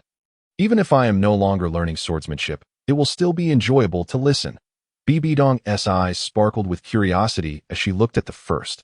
All right, the first readily agreed, as long as she would not pester her about learning swordsmanship. Dedicating an hour to narrate stories would serve as a delightful reprieve. Accompanying a beautiful woman was also a pleasurable endeavor. After all, he was not entirely devoid of romantic inclinations. Noticing the hour had grown late, they began to stroll towards home. Annie the first called. Bibi Dong replied. Could you keep it a secret? Please don't disclose my comprehension of sword intent to anyone. The first implored softly. Sure, Bibi Dong answered without a moment's thought. The first was momentarily taken aback. Before you grow stronger, you must retain your trump card. Do not reveal your full strength before outsiders. Understand? Bibi Dong gently tousled the first's hair as she spoke. I will remember. The first responded, touched. After a considerable time, Auntie, thank you. The first expressed that I am your aunt. After all, Bibi Dong replied. Auntie, could you refrain from using those phrases from my stories in public? The first gazed at Bibi Dong with hopeful eyes. No way. Those are such imposing words. I still wish to find an opportunity to show off. Bibi Dong quipped. Isn't that what you boys say? She gleefully dashed ahead, embodying a youthful girl, radiant with joy. Her thoughts seemingly drifting elsewhere. First, It's inappropriate for girls to say such things, the first called out as she hurried after her. Under the sun, their shadows stretched long. That night, Bibi Dong gently closed her bedroom door. Casting a glance at the first, who was asleep in the living room, and carefully stepped outside, the first furrowed her brow but soon disregarded it. Bibi Dong arrived at the village entrance, and shortly after, a member of the Wuhuan palace approached her, saluting. "Your Highness, the Pope has dispatched Grand Bishop Yuiguan to oversee the Wuhuan palace in the Andar Kingdom and to purge all evil soul masters. The Pope is greatly concerned for your safety." "All right, I understand. Please convey my regards to the teacher. Also, let him know that I will return to the Wuhuan palace within a month. There's no need to worry about me. By the way, could you make another trip to Wuhuan City and bring back the Luing sword from my room? It would be best if it could be delivered to Bibi Dong within half a month." "Yes." Then he slowly retreated. Bibi Dong stood for a long time, lost in thought, choosing not to disclose the entirety of the information. Even towards her own teacher, she harbored no intention of revealing anything. The more people who know, the less it remains a secret. In just a single day, it felt as though she had known him for a long time, and at some point, she truly began to regard him as her nephew. The image of that sword-wielding figure in the bamboo grove resurfaced in Bibi Dong's mind. Having such a nephew is quite pleasant. A smile broke across Bibi Dong's face, seemingly dispelling the chill of the night. "Xiao Jiang, what are you up to now?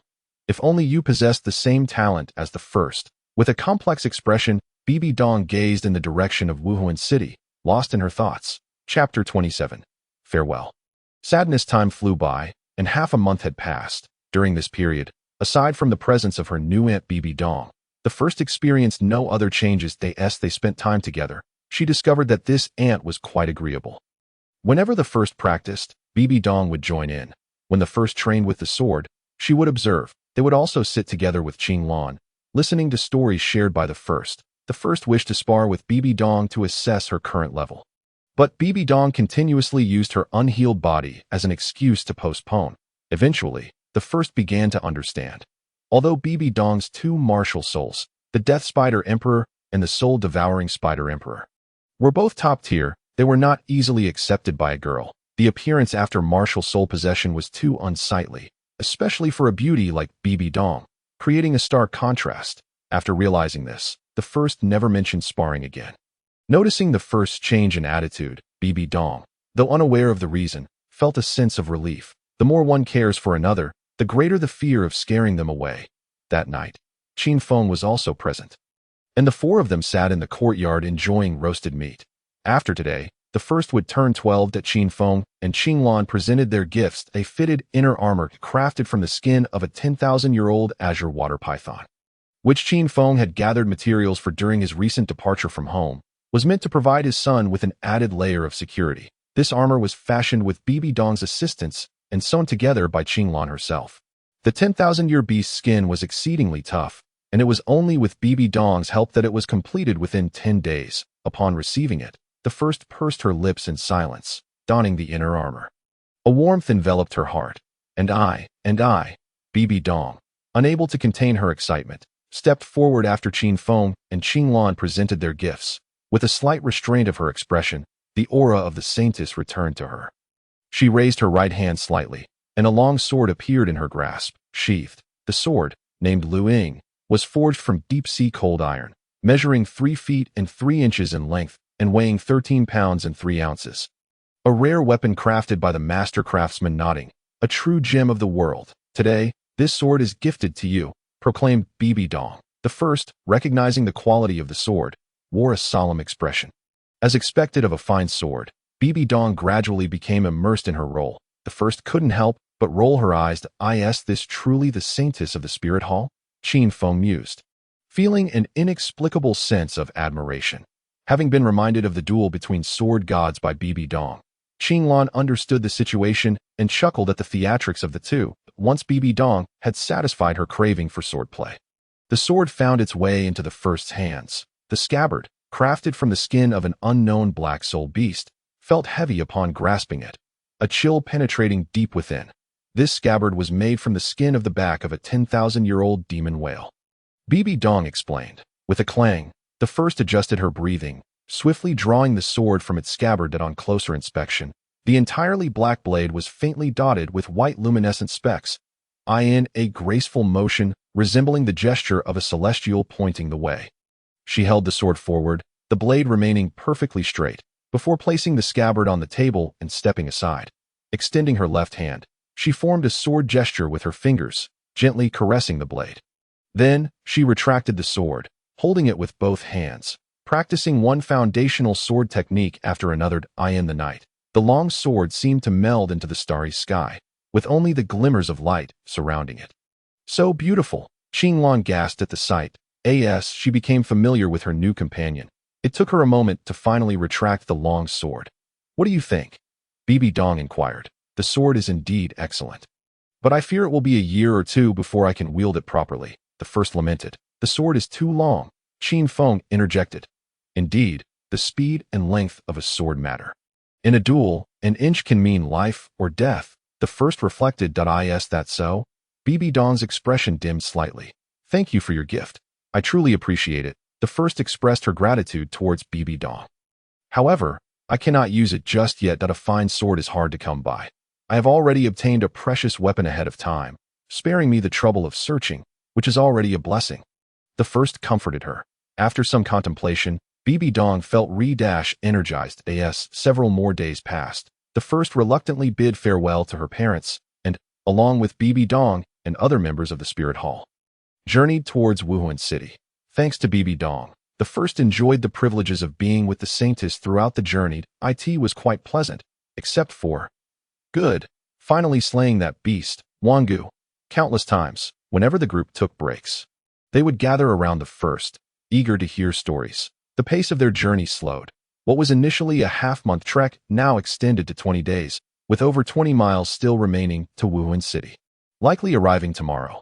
While the journey was enjoyable, her mouth grew weary from speaking. As the tale of the Lianqing sword technique concluded, everyone dispersed, with some keeping watch and others resting. Bibi Dong sat beside the first. Is the Lianqing sword technique in that story adapted from your own sword techniques? The characters within it are so pitiful, she lamented before the first could respond. The first remained silent, approaching Wuhan City. Her heart grew heavier, glancing at Bibi Dong beside her, unsure of what to say. Through their time together, she had grown increasingly familiar with this aunt, their bond deepening. The relationship was no longer a simple matter of seeking protection. The deeper it became, the more painful it felt. The future of Bibi Dong was all too clear to her. Yet, she could find no way to change the course, as if caught in a deadlock with no solution in sight. Yuxiagang, Qiang Sunji, they must be eliminated. A murderous intent flickered in the first's eyes as she rested her hand on the long sword. Yes, there are far too many villains in there. If I were inside, I would slay them all. Bibi Dong's gaze was fierce. Throughout, Bibi Dong remained oblivious to the fact that she and the first were not even discussing the same matter, sensing the atmosphere had grown too heavy. Bibi Dong began to recount the delicious foods and enjoyable activities in Wuhan City, along with tales of her friend Yu Xiaojing. Is that so? I must take a good look at what kind of person my aunt admires.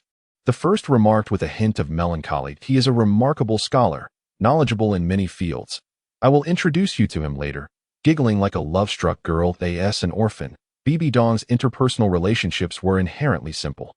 How could she know that the ones who would hurt her most would be the two she cherished and respected the most, compared to her teacher and father, Qiang Sunji, and her beloved Yuxiagang? What could she possibly amount to? What could she do? She felt utterly powerless, yet she was compelled to take action. The sadness in the first's eyes deepened. What's wrong? Bibi Dong noticed the shift and gently embraced the first. I miss home. The first clutched the long sword tightly. Your aunt will take good care of you. Bibi Dong remembered that the first was merely a child who had just turned 12. Although mature for her age, it was natural to feel homesick after being away for the first time. She hugged the first tightly, stroking her head in a comforting gesture. After some time, what kind of person does the first wish to become in the future? Bibi Dong attempted to divert the first's attention. Perhaps the first support-type title Douluo. The first is surely capable of achieving that. Bibi Dong added. No. The first paused slightly. Whatever I wish to do, I will be able to accomplish. Auntie, do rest early. Good night. The first one resolutely extricated himself from Bibi Dong's embrace and entered the tent that the personnel of the Wuhan Hall had kindly set up. Sitting cross-legged, he severed his worries with the intent of his sword. immersing himself in the cultivation of the divine illumination scripture. Only by mastering the divine illumination scripture could he possess the rudimentary strength for self-protection. He was painfully aware of his own weakness. All that he aspired to achieve, all that he wished to accomplish, seemed futile without the necessary power. Even if his words and actions were right, to others, they would appear wrong. Strength is the cornerstone that allows others to sit calmly and listen to your reasoning. The first one suppressed the arrogance that arose from his comprehension of sword intent. Was it truly possible to do whatever one wished? Bibi Dong gazed in astonishment at the retreating figure of the first. Her shock profound. Chapter 28. The Academy. The midday sun blazed fiercely, illuminating a convoy as it approached the sacred realm of soul masters, Wuhuan City. In comparison to the years the first had spent in Aofiching, Wuhuan City occupied a similar expanse, yet the nearly 80-meter-high and 30-meter-thick city walls made it evident that its capability to fend off external threats was certainly on par with any other imperial capital. The overall design of Wuhuan City was constructed around a mountain, encircled by 6 formidable walls that tightly enclose a small hill at its center. The Wuhuan Hall, with its grand columnar structure, emitted a faint golden glow under the sun, nestled on a mountainside.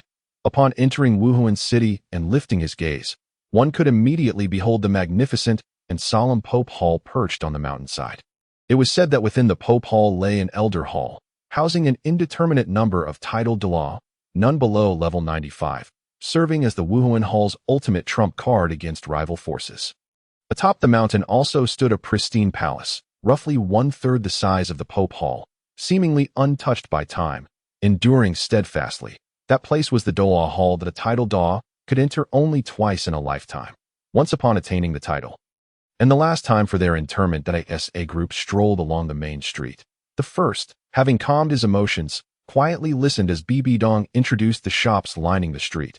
Despite being the sacred ground for soul masters, the streets were not bustling with many passers-by. Most were elegantly attired, with only a few commoners visiting to behold the holy city. While the majority were soul masters, the shops on either side offered a plethora of items related to soul masters. From herbs and delicacies to soul beast materials and spatial soul guide devices, catering to every need. What do you think? Isn't Wuhuan City splendid? Bibi Dong proudly showcased her home to the first. For her, Wuhuan City was indeed her abode. The first gazed at the various shops, feeling akin to Lu Lao Lao entering the Grand View Garden, judging solely by the benefits it could provide for soul master cultivation. It was likely that even the capitals of the two great empires paled in comparison. Of course, Bibi Dong resembled a proud peacock, her fair neck shimmering slightly in the sunlight, prompting the first to steal a few more glances. The group from the Wuhuan Hall had already returned to the Pope Hall to report, leaving only Bibi Dong to guide the first to the Wuhuan Academy. In truth, the first wished to go alone. But Bibi Dong disregarded his sentiments entirely. Reflecting on his own lonely experience of enrolling in school years ago, he couldn't help but envy other children being escorted by their parents. Bibi Dong, biting her lip, thought to herself how responsible she was as an elder. Understanding her intentions, the first placed his hand in Bibi Dong's palm, feeling a pang of compassion arise within him. After about an hour, the two arrived at the Wuhuan Academy, situated behind a small hill. Upon seeing the simple yet elegant academy before him, the first felt a surge of joy.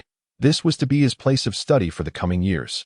And the environment was splendid. With Bibi Dong's presence, the first smoothly completed his enrollment procedures after testing his soul power and was assigned to an elite class of fewer than 20 students.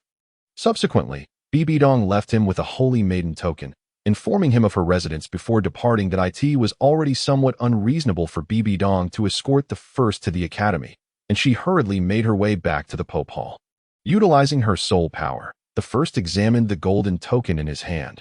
The front bore a large character for soul, while the back displayed an angelic design, differing somewhat from the Wuhuan token that would emerge 30 years hence. He gazed absently at Bibi Dong's hurried retreating figure. The academy was vast, and it took him a while to locate the dormitory area. As a student of the elite class, the first enjoyed an independent living space, comprising a living room and a bedroom, complete with a small courtyard. Due to the first's water-type martial soul, Bibi Dong had specially selected this room for him. The courtyard featured a pond, making cultivation here highly effective. Several delicate pink lotus flowers blossomed resplendently, while stone stumps served as pathways across the pond, with a 1 square meter stone platform beside the lotus for soul masters to practice. Inhaling the faint fragrance of the lotus, the first felt an indescribable satisfaction. Indeed, the Wuhuan Hall was extravagantly affluent. With a week remaining until the deadline for new students' enrollment, most of the adjacent rooms were already occupied, and the first had no intention of befriending any classmates just yet, opting instead to head to the academy's dining hall. Having missed the meal time, there were only a few diners present. Faced with dozens of neatly arranged food stalls, the first found himself struggling with indecision. What would the little fellow like to eat? An elderly man inquired as he noticed the first, lost in thought. It's my first time here, and I'm unsure of what to choose, the first replied, scratching his head as he approached the stall where the old man stood. Upon seeing the secret recipe braised ribs, his mouth watered in anticipation. Please present your student card, the old man instructed Doe. It seems you have quite the background, the old man exclaimed, surprised by the purple identity card the first held. Through the old man's explanation, the first learned that within the academy, gold soul coins could not be used. The resources one could access depended solely on talent and effort. Student identity cards were categorized by color: white for ordinary class students, yellow for elite class students, and purple for those generally graduating from the 6th grade elite class. Ordinary class students enjoyed complimentary ordinary food once a day, while elite class students could indulge in 2 meals of food made from 100-year-old soul beasts daily, and 3 meals a month made from 1,000-year-old soul beasts. In contrast, purple identity card holders typically had unlimited access to 3 daily meals of 100-year-old soul beast food, as well as 10 meals of 1,000-year-old soul beast food each month. Additionally, high-ranking officials who had made significant contributions to the Wuhuan Hall had their families receiving the privileges of purple identity cards from the moment of enrollment. Hearing the old man's words, the first was filled with reflections. Indeed, this world encompassed more than mere fighting. It also involved human relations and societal intricacies. It was likely that Auntie had refrained from sharing this information with him, fearing he might reject her kindness. With a gentle smile, he filled a large plate with 100-year-old soul beast ribs and a substantial bowl of soup, carrying them to a nearby table. Taking a piece of meat, he bit down lightly, savoring the flavor. Delicious. The Qingshan couple lived frugally, and the first could hardly resist such temptation, devouring the meat and drinking the soup heartily, leaving a pile of bones in his wake. Feeling about 80% full, he glanced longingly at the other food stalls before reluctantly departing the dining hall. There would be plenty of time ahead. Having completed the enrollment procedures, the first now had the leisure to explore Wuhan City. By the end of the afternoon, he had gained a general understanding of the various areas within Wuhan City. Arriving in the west of the city, he halted before a shop displaying a hammer insignia. The Luiying sword was currently unsuitable for use. He needed to purchase a more practical weapon for the time being, lest he feel unarmed. This was the largest blacksmith workshop in Wuhan City, the Divine Craftsman Pavilion. The hammer logo on the sign indicated it was a property of the Haotian sect. Upon stepping inside, he found the interior to be quite unlike the chaotic weapon shops he had envisioned. An array of weapons, swords, spears, and staffs, were neatly displayed on various racks. That a young attendant approached him, inquiring about his needs, before guiding him to a weapon rack, from massive heavy swords to broadswords, and from short swords to daggers. Everything could be found here. Clang. The first selected a long sword, lightly flicking its blade. Crafted from refined steel, it bore the Haotian sect's mark, assuring its quality. After choosing a suitable sword, he secured it at his waist and exited the shop. Spending 300 gold soul coins felt exorbitant. Gazing at his now flattened wallet, he pondered ways to earn money. Meanwhile, at the Pope Hall, a middle-aged man clad in papal robes, adorned with a purple gold crown, his black hair seemingly shimmering with radiance, listened intently to Bibidong's words. So, your newly recognized nephew possesses exceptional talent, having reached level 33 at merely 12 years of age. In terms of talent, he could easily rank among the elite on the entire continent. With proper cultivation, he could undoubtedly become the first auxiliary-type title Douluo on the continent, thoroughly suppressing the 7-treasure glazed tile school. King Sunji wore a beaming smile, pleasantly surprised that Bibidong's excursion had yielded such bountiful rewards. Of course, one need only consider whose nephew he is. First, he possesses formidable swordsmanship, excelling in close combat as well, Bibidong replied, her face radiating pride, clearly concealing the fact that First had already grasped the essence of sword intent. As for his sword techniques, there was no need for secrecy. The knowledge was widespread. Is that so? King Sunji exclaimed, astonished. The fact that his disciple felt such pride in this young lad named First indicated that he had considerable expertise in swordplay. However, King Sunji did not dwell on it. After all, how formidable could a support-type soul master truly be? At best, he could possess a modicum of self-defense in the early stages. How about this? Tomorrow, take that young man to the third floor of the treasure pavilion to select a treasure. Consider it a reward for your rescue and the annihilation of that group of evil soul masters. You should also choose something for yourself, as a token of appreciation for this rescue mission. King Sunji said, his gaze filled with affection for his disciple. Thank you, Master, Bibi Dong exclaimed, brimming with excitement as she expressed her gratitude on First's behalf. After bidding farewell to her mentor, she skipped out of the room, leaving King Sunji seated on the Pope's throne, lost in thought, oblivious to whatever occupied his mind at this moment. First had already returned to the academy, determined not to waste the free soul beast meat. Every meal was essential for his growing body, and he could not afford to miss any. Chapter 29. Millennia Whale Gel. As First gradually concluded his cultivation in the lotus pond, he felt an incremental advancement in the divine illumination scripture. A smile gracing his features. At this pace, it seemed he might reach the soul master realm before the age of 15, achieving complete mastery of the divine illumination scripture. Glancing at the sky, he noted that there was still ample time before lunch. He picked up his newly acquired sword, ready to continue practicing the Lianqing sword technique, striving for an early breakthrough into the realm of transcendent mastery and to comprehend another lethal move from the swordplay, the Great Snow full-blade bow. Dressed in a blue robe, with a precious sword at his waist and cloud-stepping boots on his feet, First had tied his hair back with a coarse cloth strip, creating a heroic ensemble of his own design. He strode confidently along the campus path, emanating a strong aura reminiscent of a chivalrous hero, drawing the attention of many onlookers, including a couple of upperclassmen who inquired about the origin of his attire. The training grounds were already bustling with students diligently honing their skills. However, before First could warm up, he heard Bibi Dong calling his name from a distance. Waving at him, it appeared that today he would not have the opportunity to train. He thought to himself, "Aunt, I still want to cultivate," he protested. "I'll take you to a wonderful place," Bibi Dong interjected, pulling First along before he could finish his sentence. This left a group of students behind, staring in astonishment at the two departing figures. Using her token, Bibi Dong guided First into the Holy Mountain's domain, and he closely followed her, silent. Along the way, Bibi Dong explained the situation to him.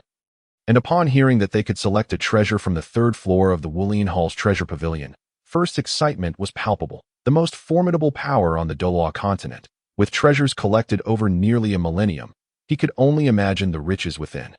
Even if it was merely the third floor, there should be plenty of valuable items. Perhaps he might even stumble upon something remarkable. He had devoured numerous miscellaneous texts within the unlimited hall over the past few years. On a platform halfway up the mountain, two middle-aged men, resembling each other and appearing to be in their 30s or 40s, sat in a gazebo, playing chess and sipping tea. Elder Qianjun, Elder Jiangma, First, and I have come at the Pope's behest to select two treasures from the third floor of the treasure pavilion, Bibi Dong said, slightly bending her waist and crossing her hands in a complex gesture of respect. First hastily followed suit, bowing to show his reverence. This marked First's first encounter with titled Douluos, and he did not dare to gaze too intently. "It's you, girl. Come with me." Elder Jiangma beckoned, rising to his feet. The two quickly followed suit. Elder Jiangma's hands glowed with faint golden soul power as he slowly pushed against the adjacent stone wall. With a series of soft clicks, a passage large enough for both of them to pass through appeared, revealing that the treasure was indeed hidden within the holy mountain. "You know the rules. Go ahead." Elder Jiangma waved his hand at Bibi Dong, turning to leave. After a slight bow, Bibi Dong and First entered the passage and descended the stone steps slowly. They had just encountered Elders Qianjun and Jiangma, both titled Douluos with top-tier martial souls, the Spiral Dragon Staff. Both had reached the 95th level and served as elders in the hall, overseeing the treasure pavilion. Elder Jiangma proceeded to explain the intricacies of the treasure pavilion. It was divided into 5 floors, The first floor contained only ordinary strategic items, such as forged steel ingots. The second offered slightly better items, including rare medicinal herbs and minerals. The items within the pavilion grew increasingly precious with each ascending floor, with the fifth floor housing rare treasures and even 10,000-year soul bones. Before long, they arrived at the third floor, where patrolling guards were present. Patrolling within the mountains, First mused, astonished, realizing the level of security, especially with two super Douluos stationed at the entrance. After registering, the patrolling personnel presented a list of the treasures available on the third floor for the two to choose from. So, they are merely warehouse managers. First thought, glancing at the thick list and feeling overwhelmed. The accumulation of the Wulin Hall over a millennium was indeed extraordinary. It felt as if they had emptied the entire mountain. What type of items are you interested in? Bibi Dong inquired, hoping to assist First in making a selection. This question left First momentarily speechless. Upon reflection, he realized he lacked nothing. He had the Luiying sword gifted by Bibi Dong and had purchased a transitional Baidu steel sword just yesterday. What else could he possibly need? How about selecting a medicinal formula that can improve your constitution? They have prepared some here. You could use it for medicinal baths daily, enough for a month's supply. Ensuring your cultivation proceeds more smoothly, Bibi Dong suggested, noticing First's bewildered expression. First shook his head. The effect of his first soul skill not only restored his stamina, but also regulated his body. As for accelerating the cultivation of the divine illumination scripture, he could feel the divine energy meandering through his body erratically, leaving him frustrated and powerless to direct it. However, the mention of medicinal herbs sparked an idea in First's mind. He flipped the list to the section on medicinal materials and scrutinized it carefully. Millennia Whale Gel? I'll choose this, First exclaimed. In a way, Bibi Dong promptly rejected his selection. You are still young. You can't consume that. A hint of redness crept onto her ears. You really know a lot. First instantly understood where Bibi Dong's thoughts had wandered. The Millennia Whale Gel could enhance one's physique, allowing a person to maximize their absorption of soul rings. Is that true? Bibi Dong looked at First with skepticism. Then you should refrain from consuming it, First declared resolutely as he closed the list. The medical texts of Hu Qingniu recorded explicitly. Whale gel. Derived from the brain of a whale, has ordinary whale gel with merely invigorating effects, while the higher quality whale gel nourishes the body's tendons and bones, enhancing physical strength and assisting in the cultivation of certain body-refining martial arts, and is a primary ingredient in crafting the black jade elixir. Seeing First's unwavering conviction, Bibi Dong also proceeded to exchange for a piece of Millennia Whale Gel. Despite his young age, First proved to be quite reliable in significant matters. After they made their selections, both emerged holding fist-sized, bright yellow crystals. Girl, you. Elder Jiangma observed the items in their hands, clearly recognizing what they were. You speak, Bibi Dong said, her face flushed as she tugged at First's ear. Indignantly addressing him, Senior, I once encountered references to whale gel in an ancient text. Ordinary whale gel has invigorating effects, while Millennia Whale Gel can enhance physical strength, which is why, First explained, his expression strained. Is this true? Elder Jiangmo regarded First with a serious expression, and Elder Qianjun also approached. It is indeed true. The Millennia Whale Gel can approximately extend the absorption period of soul rings by 500 years, while the 10,000-year whale gel can extend it by 1,000 years, First affirmed with a nod. Very well. If this proves true, you will have achieved a significant accomplishment. I shall venture into the sea to procure a piece of 10,000-year whale gel for you. Elder Qianjun declared earnestly to First. How is it used? Elder Jiangma inquired. Simply heat it with a high-temperature flame to soften it. It can be consumed directly. First recalled the contents of the book and responded. In a hurry, Elder Qianjun departed. Soon returning with a soul master, he handed over the whale gel to the soul master, instructing him to soften it. Once the soul master activated his martial soul, he exhaled a torrent of flames. Before long, the luminous crystal had softened. First took it and swallowed it in a few bites. Hot, hot, hot. The first figure, known as the Big Mouth, fanned cool air into his mouth. Hissed that soul master gazed at the first with the eyes of a predator, while an ordinary person could only slice off a piece the size of a thumb at most for broth. Yet you swallowed a chunk the size of a fist. The two titled Douluo waved their hands, signaling the soul master to retreat, wishing to keep the efficacy of the 1,000-year whale resin a secret. Before long, the first felt a warm sensation enveloping his body, his face slightly flushed. Stealing a glance at Bibi Dong, he realized that the effects of the medicine were manifesting far too swiftly. Without a moment's hesitation, he quickly shed his long robe, revealing a physique sculpted with muscle, and began to practice the butcher's knife technique not far away. Bibi Dong watched the first with a worried expression, silently regretting having informed the two titled Douluo. Otherwise, they could have proceeded discreetly. Now all she could do was pray for the first's safety at that moment. The two titled Douluo regarded the first with astonishment, instantly recognizing that this was a self-created soul technique. Observing the first as he wielded his hands, the two Douluo mentally simulated the opponent's moves, discovering that every strike and posture was aimed at vital points of the human body, such as joints and the throat. The two titled Douluo wielded the coiling dragon staff, and their usual combat style was broad and unrefined. It was their first encounter with such a delicate self-created soul technique. Their eyes sparkled with brilliance. Although they did not comprehend the flow of soul power and could not learn it, the principles remained the same, and they gained significant insights. The butcher's knife technique not only targeted the weaknesses of the opponent's entire body, but also enabled the practitioner to attain perfect mastery over their own physique. As the technique unfolded, a warm current flowed through his body, weaving left and right, forward and backward, coursing through his bones and skin. The first also followed this warm current, achieving an initial mastery of his body. Executing various techniques with increased fluidity and formidable power, by an unexpected stroke of fortune, the butcher's knife technique finally reached a state of profound understanding. Noticing the two super Douluo beside him, the first felt a spark of inspiration. Perhaps the first showcased the intricacies of the entire technique, no longer concealing any aspect. Once, twice, thrice. All right, that will suffice. Xianjun and Zhangmo, the two Douluo, snapped back to reality. They took a serious look at the first, expressing their astonishment. I never anticipated there existed such an exquisite self-created soul technique in this world. Their expressions reflected that they felt they had struck gold.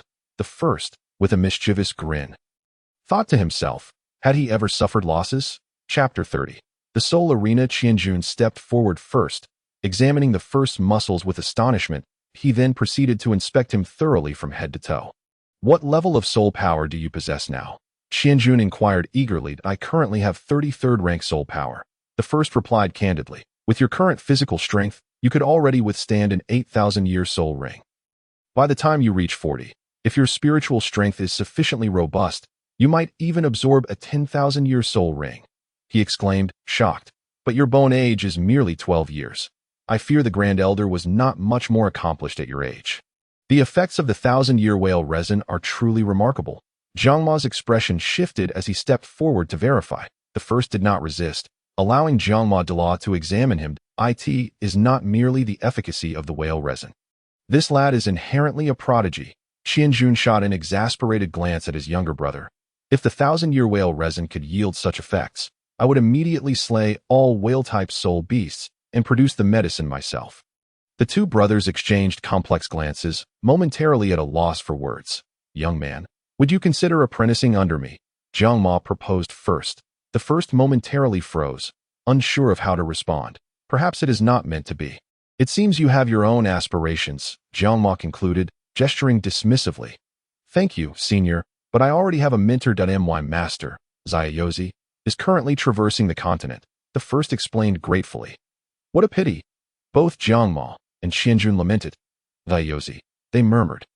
Pondering to cultivate a prodigy like the first, one would expect such a remarkable soul technique to belong to someone of renown. Yet, despite their musings, they could not arrive at a conclusion. What is your martial soul? Qianjun then asked that my martial soul is water. The first replied, summoning forth his martial soul, which playfully danced around him. Could it be from that location? Qianjun and Zhang Ma exchanged glances, suspicion evident. After all, the Douluo continent is vast yet small in its own right. However, it did not add up, setting aside the fact that the people of Sea God Island seldom appear on the mainland. Even if Zaiyozi truly hailed from Sea God Island, why would he not take the first back for cultivation? Could it be that he genuinely is traveling the continent? After a moment of contemplation without resolution, they abandoned the line of thought. I am grateful for your kindness today. Your self-created soul technique has greatly benefited us. Please accept this token. Qianjun produced a token embossed with a coiling dragon staff, exuding an aura of overwhelming force. Thank you, senior. I shall gratefully accept it, the first replied without hesitation, intending to showcase the butcher's knife technique to the two titled Douluo, aiming to establish a connection with them. Subsequently, the first bid farewell to Qianjun and Jiangma, stepping beyond the sacred mountain's confines. As Qianjun and Jiangma watched Bibi Dong and the first depart, they marveled. That girl Bibi Dong has reached 53rd rank at merely 20 years old. A true talent. Yet, witnessing that young lad, one realizes there are always greater talents beyond. Indeed, and that lad's physique is astonishingly formidable. Even those of higher ranks would struggle to match his raw strength. They concluded that forming a favorable bond would be beneficial. That on the journey, Bibi Dong expressed her guilt. I apologize. It was my fault for mentioning the whale resin before the two titled Douluo. But it turned out fine, didn't it? Elder Qianjun even promised to give me a piece of 10,000-year whale resin. What a windfall, the first reassured her. However, your self-created soul technique has been borrowed, Bibi Dong lamented. A self-created soul technique can perpetuate through generations, flourishing a family. I can't help but feel guilty that the first technique was learned by others because of me. The two elders merely drew inspiration. Without the flow of soul power, they cannot grasp the essence, the first replied. And with this token, we truly profited. He held the token from Qianjun and Jiangma, not deceiving Bibi Dong, casting a glance back at the hall of the Pope. He realized it was still far from enough. He needed to find ways to strengthen his ties with the two titled Douluo. Must try to know if it is useful. This whale resin is also for you. Bibi Dong offered, presenting her own whale resin to the first, her face slightly flushed. Do not worry. Once we obtain some medicinal herbs, I can refine it, eliminating its effects, so you can use it with peace of mind. The first discerned Bibi Dong's intentions. If he did not possess a solution, he would not have allowed Bibi Dong to consider the whale resin. A young lady taking such substances could lead to significant problems with even the slightest oversight. Really? You also possess medical knowledge. Upon hearing the words, Bibi Dong retracted the whale glued out. Of course, I did not deceive you, was the first rhetorical response. The two of them arrived in Wuhuan City, heading straight for the Zhenqiao Pavilion. This establishment belonged to the Spirit Hall. The first one, holding the herbs obtained from Bibi Dong, entered the apothecary room, where a series of operations unfolded: washing, cutting, mixing, grinding, and roasting the herbs. After a considerable amount of time, the Millennium Whale glue was transformed into 10 pills, each the size of a pigeon egg, which were then handed to Bibi Dong. Take one every 3 days. After consumption, the effects of your training will be enhanced. Remember, during this period, do not indulge in alcohol. The first one reminded Bibi Dong's surprise. She expressed a hint of admiration. I didn't expect you to possess the skill of potion making. Is there anything you cannot do? Swordplay, poetry, storytelling, alchemy, and even his delectable roasted meat seemed to be among his talents. Gurgle, gurgle, gurgle. The mention of food made their stomachs grumble involuntarily. The two exchanged knowing glances, relieved to find they were in the same predicament. Having already lingered in the treasure pavilion for quite some time, they were then delayed further by Qianjun and Jiangma, who insisted on testing the effects of the whale glue before finally assisting Bibi Dong in potion making. By now, evening had descended, and as the sky darkened, the first one could not help but lament the wasted opportunity of the midday soul beast feast. They hastily finished their meal and then parted ways. With Bibi Dong eager to return and test the effects of the whale glue pill, for strength was of utmost importance, a sentiment Bibi Dong was always clear about. The first one, however, contemplated visiting the fighting arena. After all these years, he had never set foot in such a place nor participated in a battle, making it somewhat embarrassing to claim the title of a Douluo. This arena was indeed a hallmark of the Douluo continent, with every major city boasting a fighting arena to cater to the exuberant energy of soul masters. Armed with sharp blades and driven by a thirst for battle, the appearance of fighting arenas had undeniably contributed significantly to the harmony of the continent. As the first one stepped through the grand entrance of the fighting arena, he was greeted by the sight of an enormous copper pillar towering 10 zhang high, secured by 4 chains as thick as a bowl from every direction. Upon closer inspection, the pillar was inscribed with countless names, each the size of an ant. According to the inscription nearby, these were the names of those who had perished in battle. Gazing at the densely packed names, he could only imagine the number reaching into the tens of thousands. The first one marveled silently. Those soul masters were said to be noble. The reality appeared quite different. Advancing further, he discovered a vast space divided into two levels. The upper level housed VIP rooms and administrative offices, while the lower level was the arena for battles. Below, there were dozens of platforms, both large and small, each occupied by battling soul masters, surrounded by an audience so dense it was as if water could not seep through. The cacophony of cheers and shouts filled the air, creating a tumultuous atmosphere. The first one navigated through the crowd, glancing around, and was surprised to find a platform where soul kings were engaged in fierce combat, causing him to pause. Go, Blade King, I've bet 500 gold soul coins on you, a gambler shouted, his eyes gleaming with fervor. Immediately, others around him voiced their dissent. Spear King has already won 7 consecutive matches. He is the true powerhouse here. The atmosphere continued to escalate. Watching the two soul kings battling intensely on the platform ignited a fire within the first one, compelling him to join the fray. After observing for a while, he grasped the rules of the competition. Every soul master could register at the fighting arena, receiving an iron battle badge to participate. Victories would accumulate points, facilitating upgrades to their badges, while losses would result in point deductions. The badge levels range from iron battle badges to copper, silver, gold, purple gold, sapphire, ruby, and diamond battle badges, all standardized across the Douluo continent's fighting arenas. Typically, fighting arenas imposed restrictions, only allowing the use of martial spirits in combat, prohibiting other means. However, the Wuhuan City arena was unique, with no such limitations, except for the prohibition against intentional murder. On the platforms, all methods were permissible. Intentional killing would result in disqualification and point deductions, yet the enormous copper pillar at the entrance suggested that this rule was not strictly enforced. Nevertheless, the unconditional nature of this fighting format appealed greatly to the first one. After a period of heavy contemplation, he found this arena to be a splendid venue. Chapter 31. The initial battle at the fighting arena. The first one swiftly approached the registration desk of the fighting arena. 10 gold soul coins per contestant, a female clerk in her 20s announced. Upon producing the coins, she retrieved a soul power testing crystal ball and inquired, "What is your martial spirit?" "Water," the first one replied. He then unleashed his martial spirit, placing his hand upon the crystal ball, allowing his soul power to flow into it. To his astonishment, he discovered he possessed a soul power level of 33. After expressing his surprise, the clerk asked for his name. The first one pondered for a moment before articulating 4 characters. Dongfang Bubi. The clerk regarded him with an odd expression, hesitating. "Would you prefer to choose a different name?" This was the first time in her 3 years of work that she had considered offering a complimentary name change to a customer. It seemed rather audacious.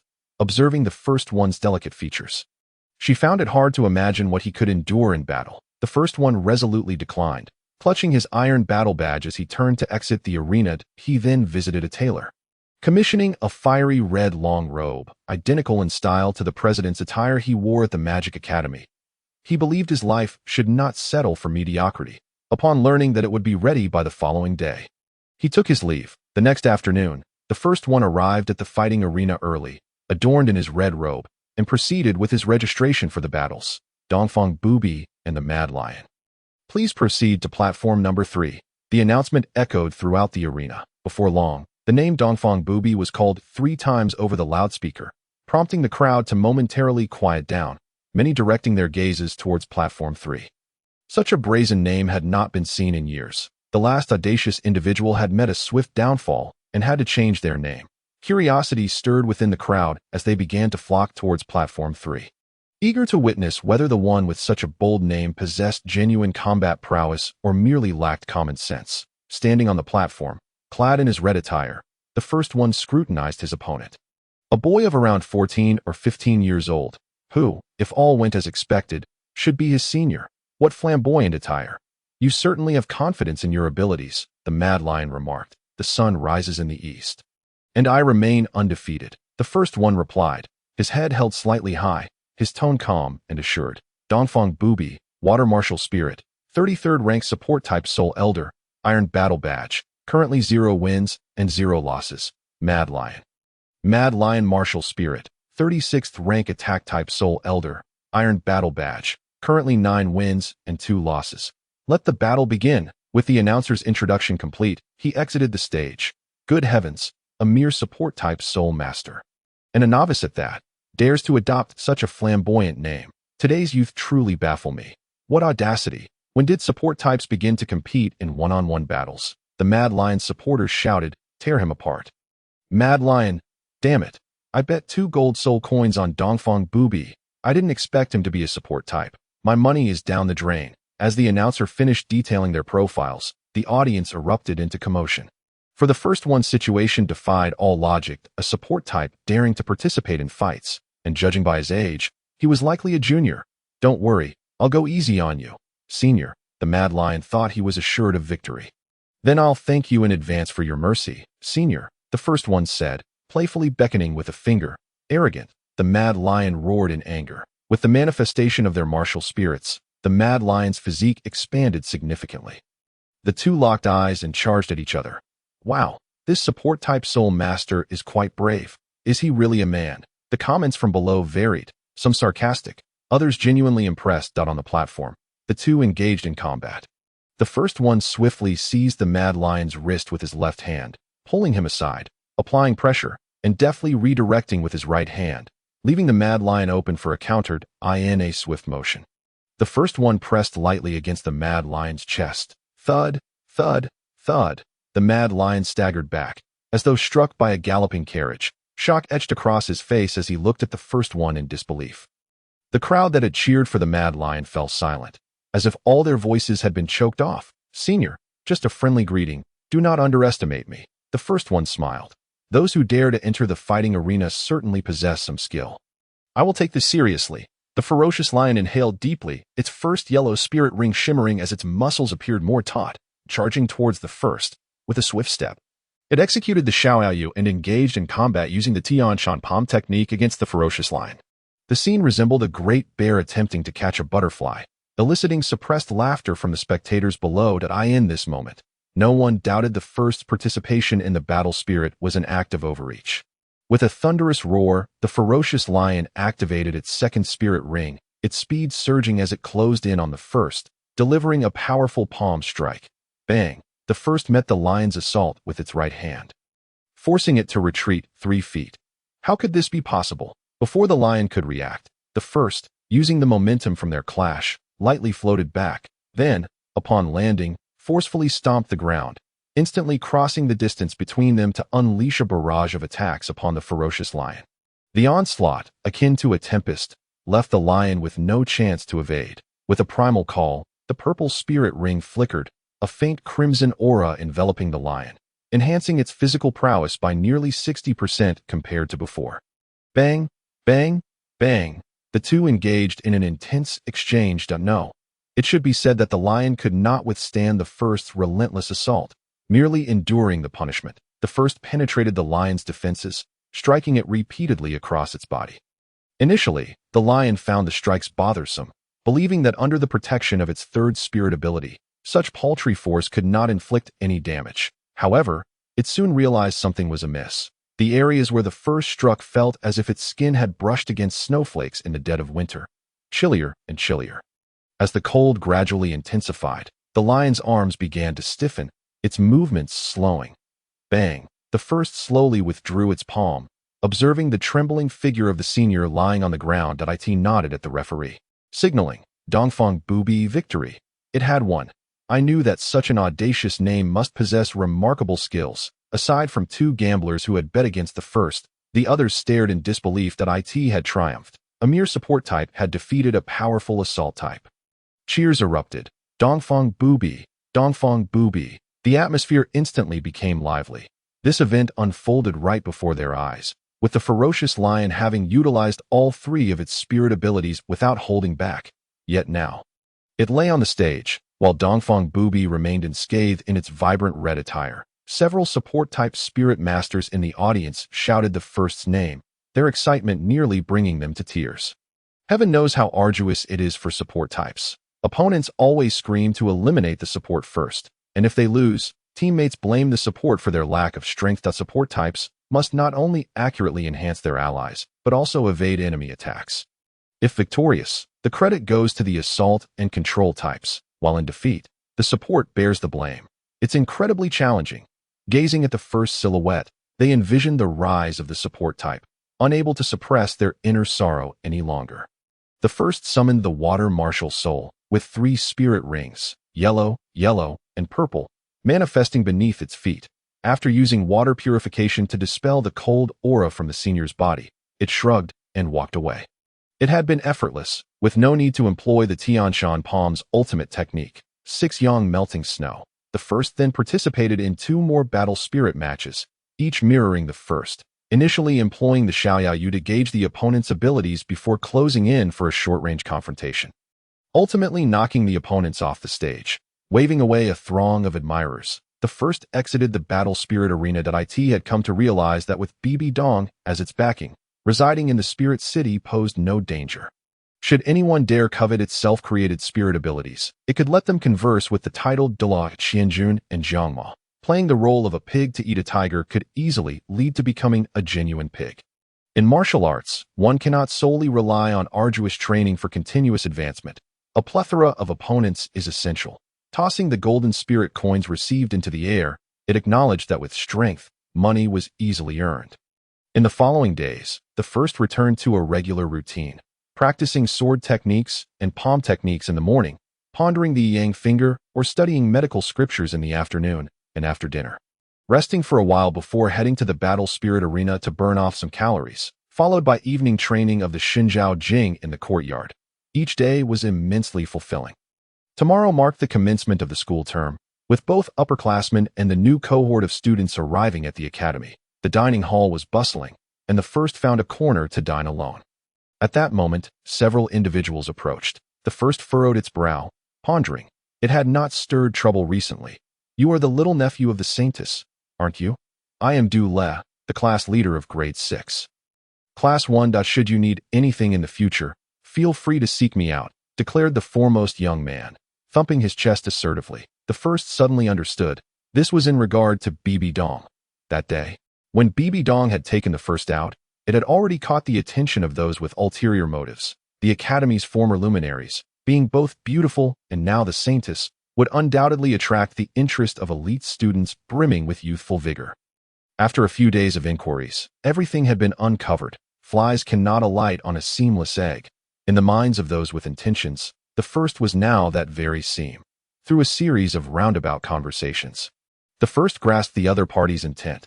Are you trying to pursue my aunt? The first asked bluntly. Then no, not at all. Doule's face flushed crimson, his gaze evasive. He neither denied nor dared to affirm.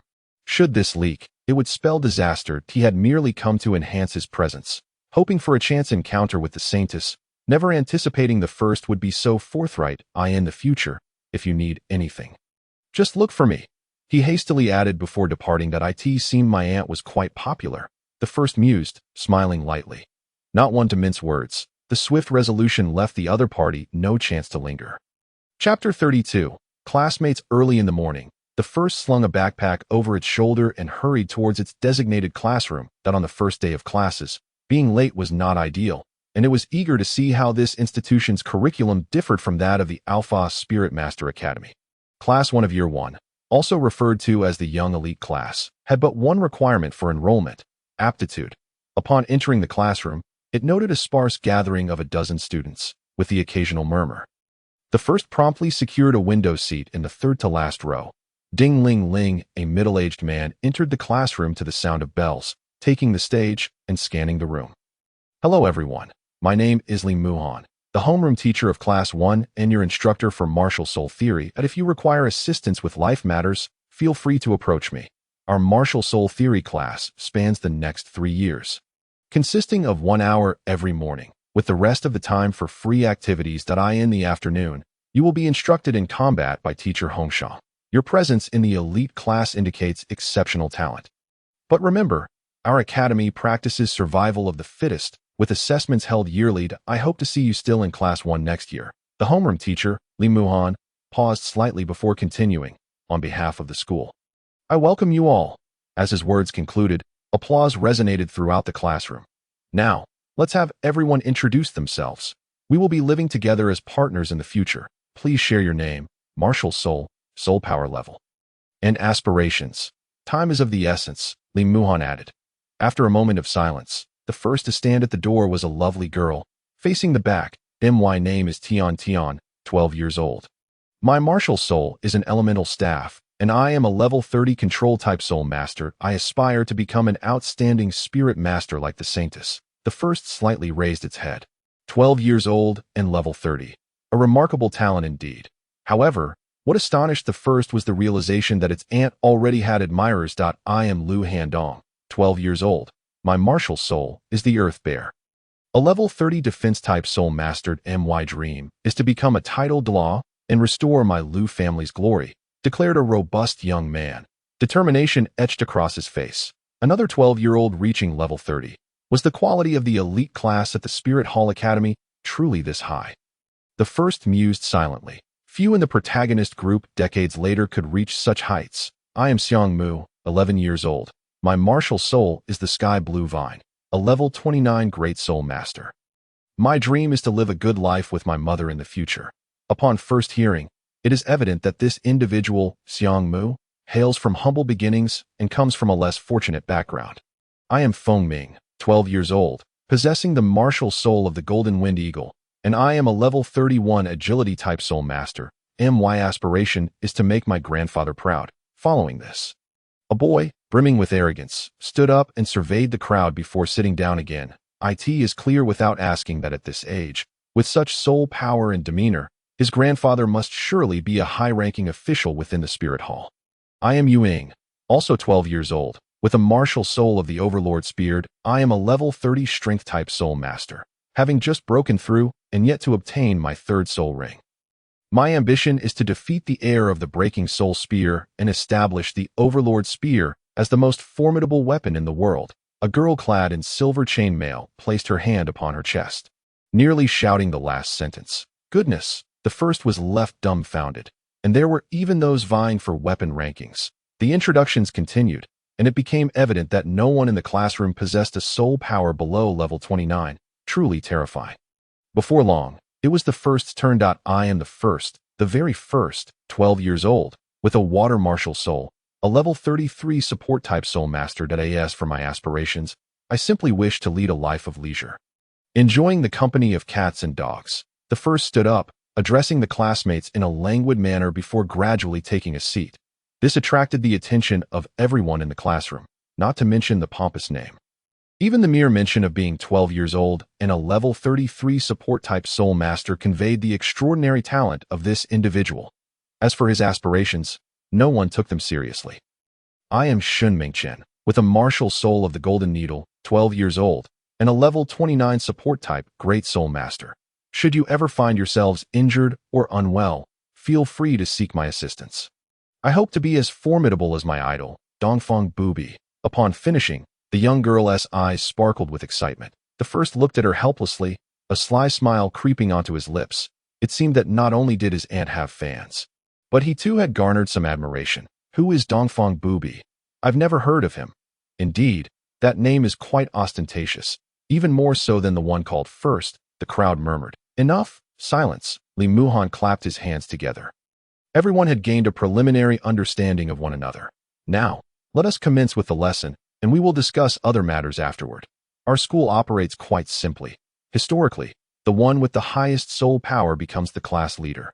First, stand. The first instinctively rose. Henceforth, you shall be the class leader, responsible for managing your classmates in the absence of the teacher, Li Muhan stated with authority. The others had no grounds for opposition. Subsequently, Li Muhan opened a book and began a thorough yet accessible explanation of the classifications of soul masters, including various branches such as strength type, support type, and control type. It must be said that many insights offered the first a deeper understanding of soul master cultivation. Throughout Li Muhan's lessons, he frequently incorporated various events from the Douluo continent and the scenic wonders from different regions, rendering the class anything but dull. Everyone listened intently. Ding ding ding with a ringing sound. Li Muhan concluded the lesson. That will be all for today's theory class. This afternoon, you will await teacher Hong Shang in the classroom, who will escort you to the training ground. With that, he left. After the teacher departed, the students gathered in small groups. Meng Chen, who is Dongfeng Bubi? Such an imposing name. He must be quite powerful, right? A girl inquired. The others listened with curiosity. Dongfang Bubi is a legend at the Spirit City Soul Arena and the most formidable among our support-type Soul Masters. He has swept through the Soul Arena, leaving no opponents standing. His clothing remains unblemished after every battle. He embodies invincibility and is a miracle among support-type Soul Masters. The little girl exclaimed, her mouth moving rapidly in admiration. The first stood there, dumbfounded, touching the necklace around his neck. It felt as though he were merely a bronze-level fighter, yet the way they spoke made it seem as though he were already a title Douluo. It dawned on him. He finally understood why he was only level 29. It was his parents who had failed to give him an ostentatious name. Our class leader, the first, is already at level 33 in support. Dongfang Bubi, too, swept through the Soul Arena as a support. I am so ordinary. It's all my parents' fault, a little chubby boy exclaimed, making everyone burst into laughter. Dongfang Bubi, that's only because I haven't entered the Soul Arena yet. Otherwise, he wouldn't seem so impressive. Even a support type couldn't defeat me. Huh. Those people in the Soul Arena are nothing special, the arrogant youth Feng Ming, with the golden wind eagle martial soul, declared.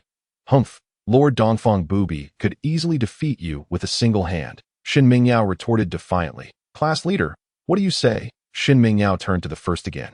I believe that for someone to have such an ostentatious name as Dongfang Bubi, he must possess some degree of skill, the first said, considering his female admirer, and humbly replied, just wait and see. I shall confront that Dongfang Bubi in due time. Feng Ming proclaimed, wearing an expression that dismissed Dongfang Bubi entirely. Brother, the road ahead is narrowing. The first glanced at him lightly as lunchtime approached. The group dispersed, heading towards the dining hall in the afternoon. A middle-aged woman clad in soft armor led the first and the others to the training ground.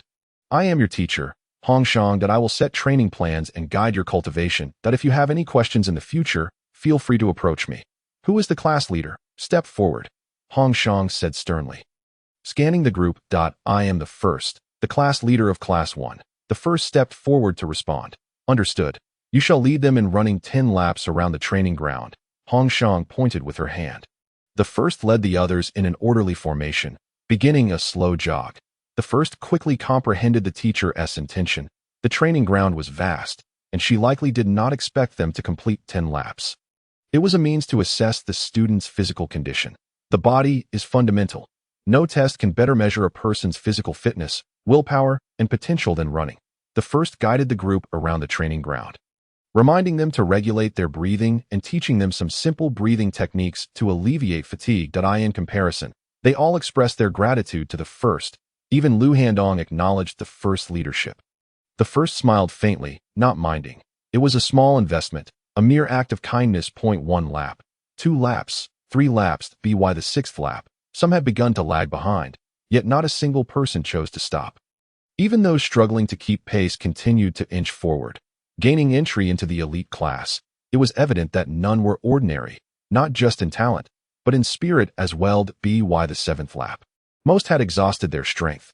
Yet the support type, Shin Mingyao, astonishingly held on until the end of the 7th lap before stopping as they approached the latter half of the 8th lap. Only the first, Tian, Lu Handong, Feng Ming, Yuing, and Xiang Mu, possessing a level 29 Tianshui martial soul, remained. After a few breaths, as Xiang Mu collapsed, so too did Tian. This cohort possesses an abundance of promising candidates. Teacher Hongshang observed the student records while simultaneously jotting notes, her eyes gleaming with excitement. Chapter 33. The Dawn of the East. Regulate your breathing. Do not rush. Inhale, exhale. The first felt only a slight heaviness in his breath, contrasting sharply with the 3 who were merely persevering by willpower. Just after the 9th lap commenced, Yuing, with the Overlord's spear martial soul and clad in silver soft armor, fell. By the 9th lap and a half. Lu Handong, with the Earth Bear martial soul, and Feng Ming, with the Golden Wind Eagle martial soul, both succumbed simultaneously. Though Feng Ming was a level 31 soul master, he was 1 level higher than Lu Handong. Yet Lu Handong, being a defense-type soul master, had superior physicality, leading to their simultaneous collapse. Seeing that he was the last one standing, the first immediately accelerated, his feet gliding with effortless grace, akin to a gust of wind. His speed more than doubled compared to when he had been pacing alongside the others. Since cultivating the divine reflection scripture, The first had truly begun to evolve toward the ideal of a perfect soul master. His strength, physique, recovery capacity, and the purity of his soul power were all experiencing comprehensive enhancement. Each day outstripping the last, the first S level increased. The gap between him and other soul masters of the same level would only widen. The classmates, resting outside the training ground, gazed at the first S retreating figure, utterly astonished. Meanwhile, Feng Ming and Lu Handong, just helped to their feet by their classmates, were engulfed in deep disbelief. Could this truly be a support type? Hongshang has now put away her notebook, breathing heavily as she gazes at the first contestant entering the sprint phase. She understands that this generation has truly birthed a remarkable talent. The boy racing ahead is undoubtedly on par with the holy maiden who graduated in the past 2 years. The Spirit Hall is indeed poised for greatness, while the Haotian sect boasts the Haotian twin stars. The Spirit Hall, with Bibi Dong and the first contestant, can easily overshadow the Haotian sect. Hailing from the Spirit Hall, Hongshang feels a surge of excitement upon witnessing the emergence of new talent. After completing the 10th lap, the first contestant gradually comes to a halt, taking a few steps forward to adjust her breathing, ignoring the astonished expressions of those around her, and approaches her teacher. "Good," Hongshang exclaims, giving the first contestant a firm pat on the shoulder. Ouch! The first contestant feels a tingling sensation in her shoulder. She has encountered many Soul Kings before, but this teacher is certainly exceptional, at the very least. She must be a Soul Emperor, possibly even a Soul Saint. The first contestant muses, suddenly sensing something amiss. Hongshang begins to explore the first contestant's body. The first contestant exerts a slight effort and manages to break free, swiftly moving back among her classmates. Although she realizes the teacher is merely checking her bones, being examined in broad daylight in front of her classmates makes her uncomfortable. This marks the 3rd time it has happened. Just 2 days prior, she had been subjected to a similar examination by the 2 titled Douluo, Xianjun and Jiangma. The first contestant is not one to tolerate such treatment lightly, though caught off guard. Hongshang has already gleaned enough about the first contestant's physical condition. Are you perhaps a transformed Titan Great Ape? No, even a Titan Great Ape's transformation wouldn't necessarily possess your strength, Hongshang stammers. Despite knowing that a 10,000-year-soul beast cannot remain hidden in Spirit City and that the first contestant cannot be a transformed soul beast, she cannot help but voice her curiosity. What do you think? The first contestant retorts with a roll of her eyes. Meanwhile, although her classmates are unaware of the first contestant's true capabilities, they can tell from the teacher's expression that she is indeed extraordinarily powerful. They cannot help but wonder, when did support-type soul masters become this formidable? A wave of pressure washes over them. All right, I am well aware of your situations. Over the next few days, I will devise training plans tailored to your physical conditions. For now, allow me to take you to the Advanced Spirit Simulation Training Ground, Hongshang states, regaining her composure as she addresses the group. The Spirit Simulation Training Ground may sound prestigious, but it is merely a man-made environment designed to make your spirits feel familiar, facilitating smoother meditation and thereby enhancing your training speed. It is an essential training location for the continent's top academies, so you must all strive diligently and remain vigilant. Understood? Hongshang adds. Following this, she leads the group to experience various peculiar simulation training environments. Clearly, these are places where spirits thrive. Yu Ying, whose spirit is the Overlord Spear, trains in an abandoned military camp. Feng Ming, with his Golden Wind Eagle spirit, practices in a bird's nest atop a great tree. And Shun Mingyao, whose spirit is the Golden Needle, trains in a medical clinic. This is rather casual. The first contestant muses. With her water spirit, she need not venture to the simulation training ground. Meditating in the lotus pond at her residence suffices. Though she does not perceive any noticeable acceleration in her training speed, the picturesque scenery lifts her spirits as days pass. Each individual's training regimen is revealed, and the first contestant discovers her plan contains a hint of innovation. Swimming in water is prescribed to exhaust her energy daily, thereby accelerating her physical development. The first contestant realizes that training in water, due to its resilience, is far superior to weighted running, and it also helps prevent internal injuries. This teacher certainly possesses some wisdom. Furthermore, she can practice her sword techniques or palm techniques in the water for enhanced efficacy. Time flies, and 3 months have swiftly elapsed, due to limitations imposed by her low soul power level. Progress in her current martial arts training has begun to stagnate. Increasing the intensity of her training would not yield a favorable cost-to-benefit ratio. Thus, the first contestant begins to explore other martial arts. Hoping to draw connections that might elevate her martial prowess further, she is particularly focused on the blood blade technique, recalling how Di Yun achieved significant advancements by merging it with the Lianqing sword technique. Perhaps a similar approach could yield unexpected surprises. Aside from her training, the first contestant secretly participates in soul battles at night, enjoying a streak of victories that has led her to attain the silver soul battle level. Meanwhile, her classmates, utterly fatigued from their daily training plans, remain oblivious to the fact that the first contestant is none other than the undefeated Dongfang Bubi. Only Hongshang has sensed something amiss, her gaze toward the first contestant growing increasingly peculiar. At this point, the first contestant has achieved 12 consecutive victories at the Silver Soul Battle level, with just 8 more needed to reach the Gold Soul Battle level, despite the arena's attempts to send skilled opponents to challenge her. They only serve to bolster her reputation further in the Soul Battle arena. As the sun rises, the phrase "the East rises, and I am undefeated" begins to circulate throughout the Soul Battle arena and Spirit City. The arena is filled with the fervent cheers of fans rallying for the first contestant, with this particular battle taking place in the arena's Central Star Arena, drawing an even larger audience.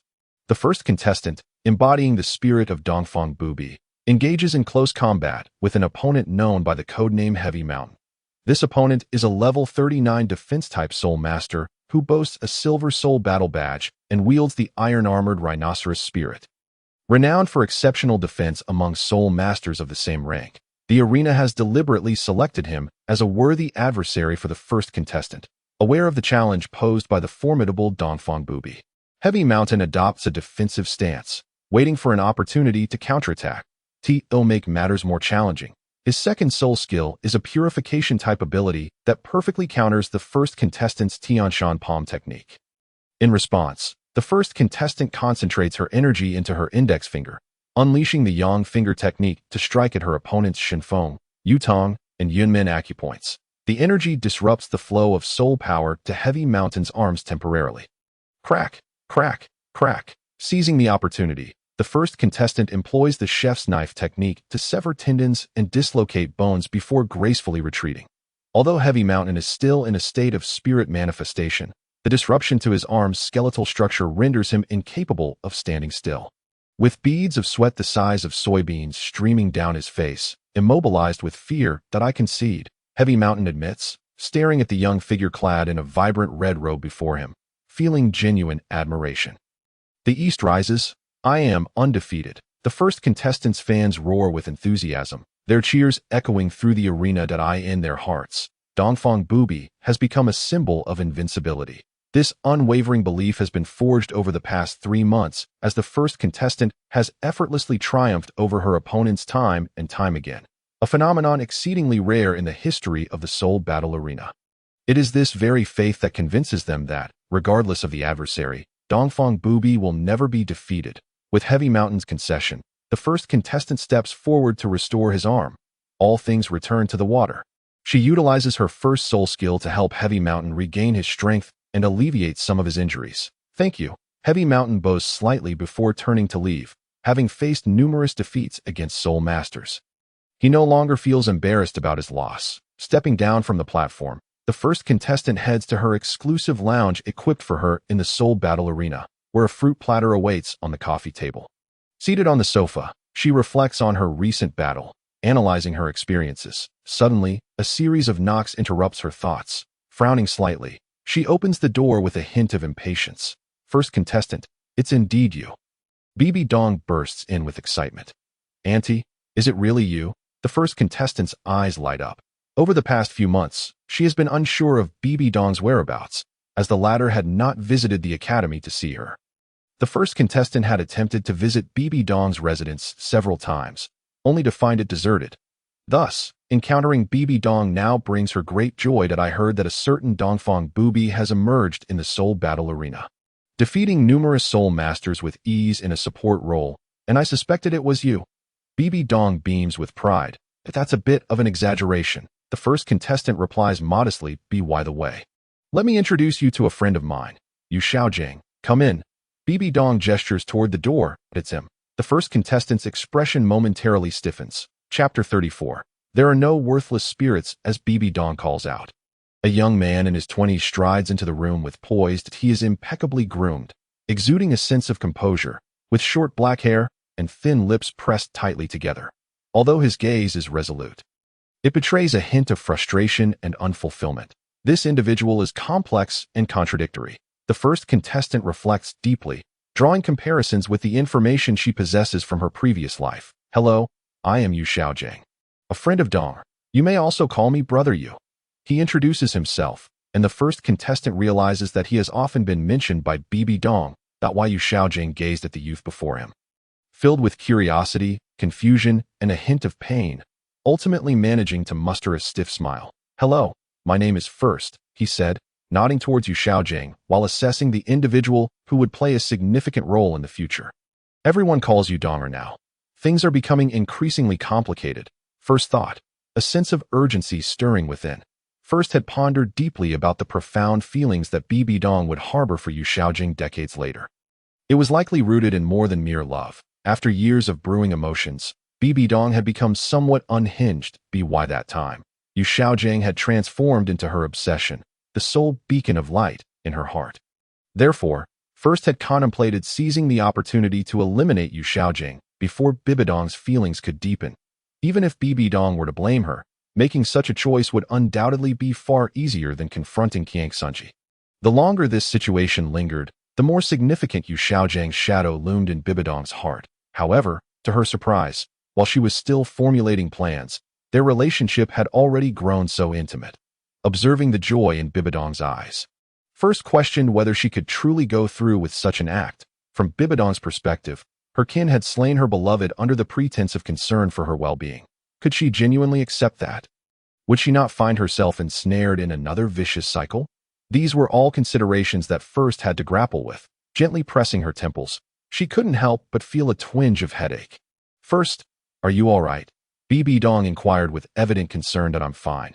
I was merely revisiting the details of our match and thinking a bit too much. My mind feels somewhat overwhelmed. First replied, her feelings further entangled by BB Dong's caring gaze. Really? Don't overexert yourself. You are the most talented soul master I have ever encountered. Even Tang Hao, who is touted as the rising star of Haoyan, pales in comparison to you at the same rank. BB Dong proclaimed proudly, her expression brimming with admiration. Indeed, I have never deceived you, First affirmed, gazing at BB Dong with sincerity in her eyes. Aunt, what have you been busy with lately? I haven't seen you around, First curiously asked. Having sought BB Dong's company several times without success that the Saintus, I must periodically tour various places to offer solace to the followers of the angel god, that I just returned the day before yesterday. And I have been assisting Xiaojing in organizing some data for the Spirit Hall. BB Dong explained that by the way. First, Xiaojing possesses extensive knowledge regarding spirit matters, which can facilitate your training, she added, her face alight with admiration. Her words consistently returning to Yu Xiaojing. Even though First had prepared herself mentally, witnessing this scene only intensified the pressure she felt for the future. Brother Yu, is that true? I actually have some questions I was about to consult with the teacher about. First remarked, observing BB Dong's eager expression. Feel free to ask me anything you wish. As long as I know the answer, I'm here to help, Yu Xiaojing assured, perhaps to showcase his breadth of knowledge or out of respect for BB Dong. Even if I do not know, having another perspective can still be beneficial, he added that it was as if the discourse had ignited a spark within Yu Xiaojing, who had previously remained in the background.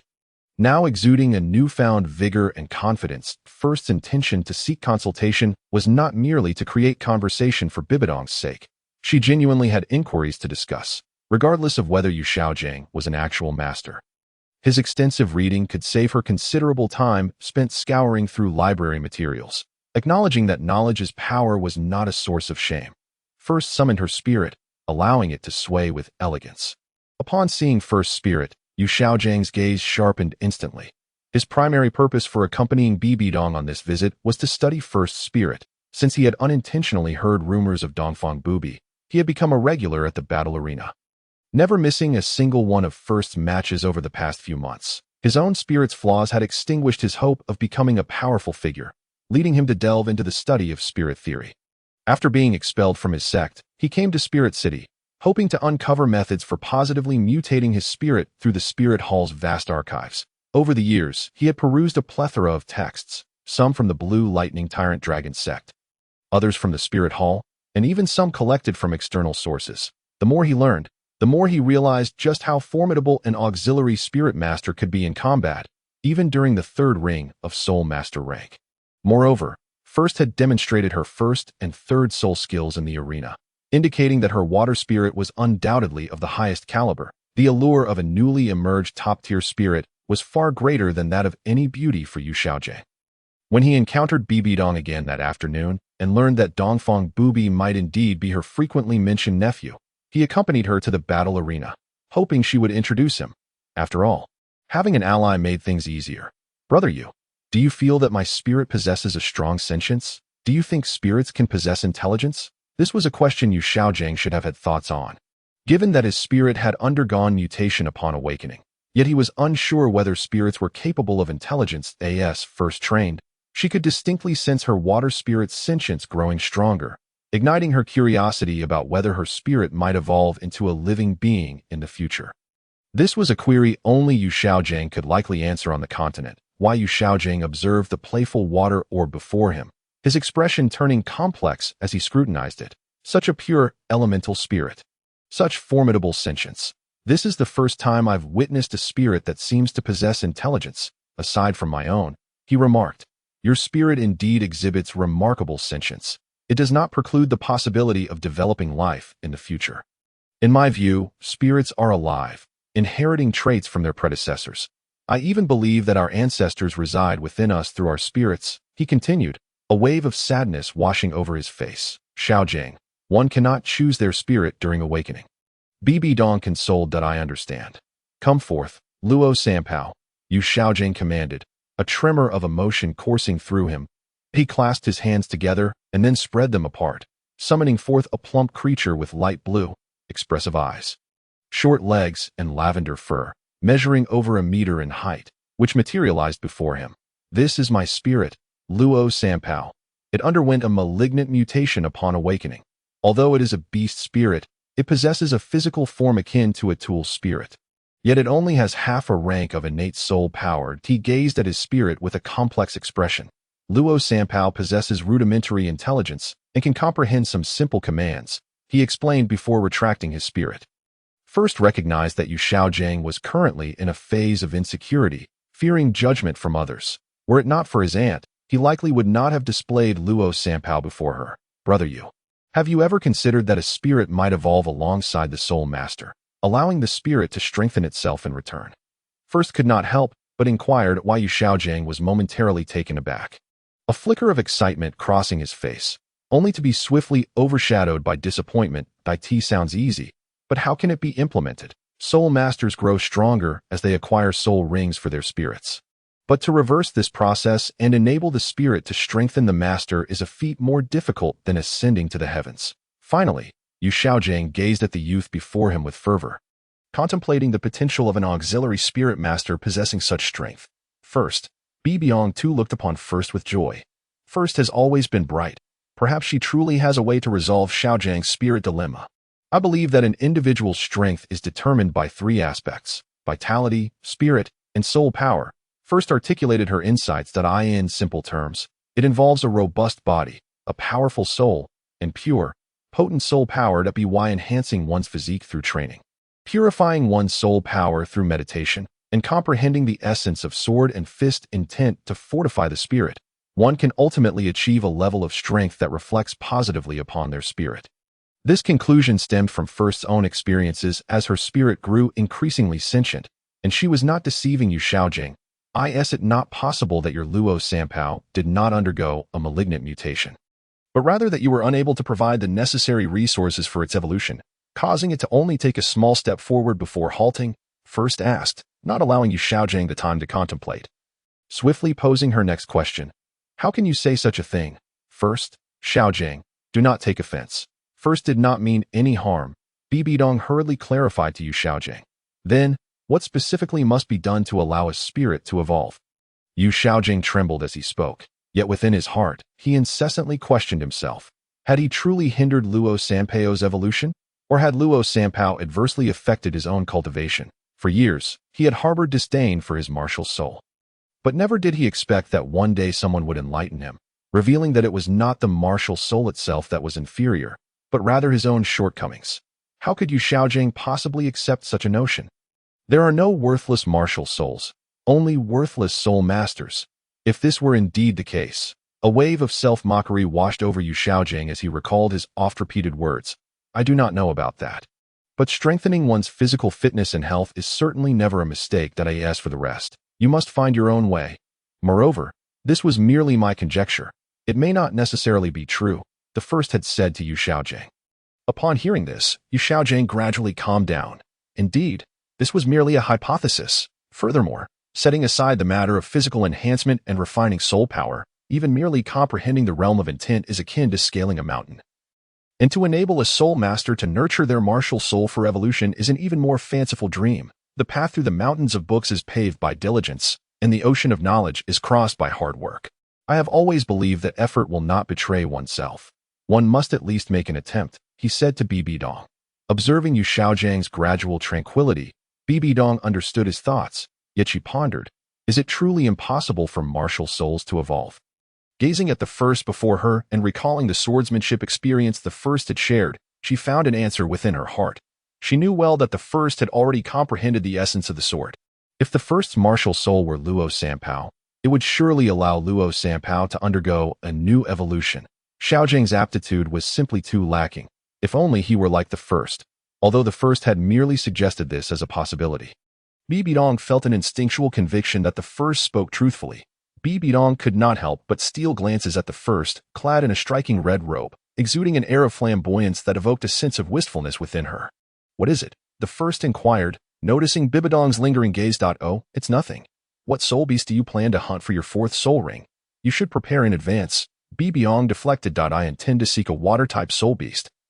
Preferably one that can produce a soul skill for recovering soul power, the first replied. For recovering soul power, the Tian Shui egrets, the emerald swans, and the vast sea pufferfish all have the potential to yield such skills. However, you could also consider plant-type soul beasts like the ivy or the Tianhua tree, which would provide a wider selection, Yu Xiaojing added. I will consider it, the first responded. To be honest, your water martial soul is better suited for a control-oriented path. The attributes you can offer as a support type are rather limited, and in the later stages, you may not hold a significant advantage compared to other support-type soul masters. Yu Xiaojing hesitated before speaking. The first nodded in agreement. My second soul skill does indeed possess control effects. Are you suggesting that you wish to pursue both support and control simultaneously? Yu Xiaojing exclaimed in shock. That would be unfeasible.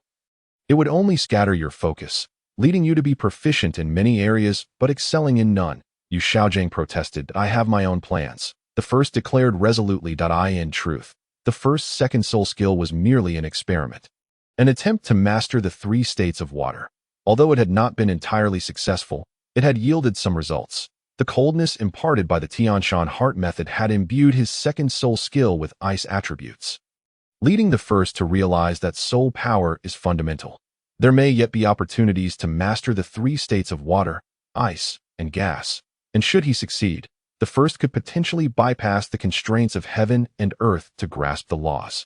An unimaginable feat in the Douluo continent. Xiaojing, it is getting late. Let us conclude for today. Bibi Dong, recognizing the first's independence, sought to avoid a tense atmosphere. All right, Yu Xiaojing replied, slightly taken aback, nodding in agreement. Although he had yet to study the first's martial soul. As the nephew of Donger, he would have ample opportunities in the future. Time was on his side that he needed to return and ponder the feasibility of the first's conjecture, grappling with the complexities of his own martial soul. First, you should return as well. Rest well, as you are still growing. Bibi Dong urged, pulling the first along. The first found herself at a loss for a reason to refuse. The first sat cross-legged beside the lotus pond.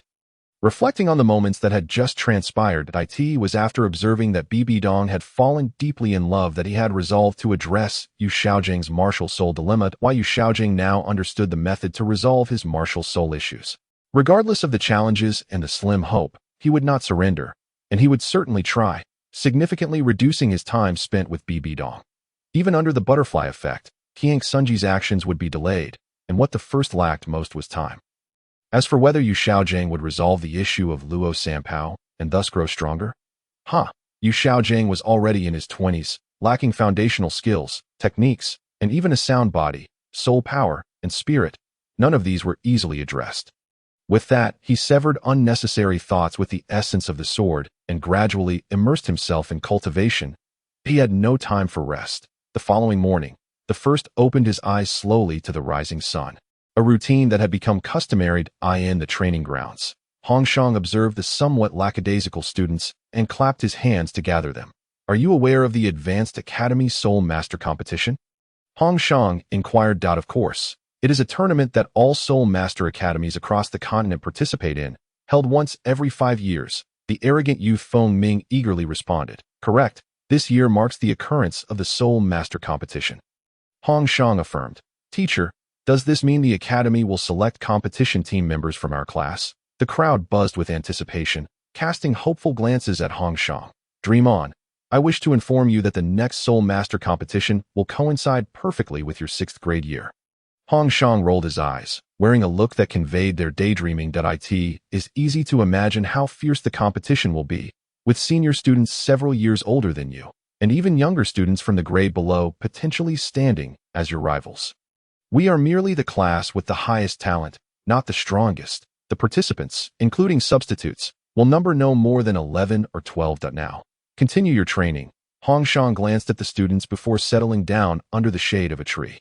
The students initially exchanged looks filled with determination, then turned to each other with a wary demeanor, ready to engage in competition. The first observed Hongshang and recognized her prowess, though her method of teaching appeared to be hands-off. She was constantly devising ways to instill a sense of urgency in her students. Finding a quiet corner, the first began to practice diligently, alternating between techniques for palm strikes, swordplay, and even knife techniques. He even took out a copper soul coin and hurled it toward a distant tree trunk, a technique known as Rain of Gold, one of the signature skills of the elusive gentleman without a trace.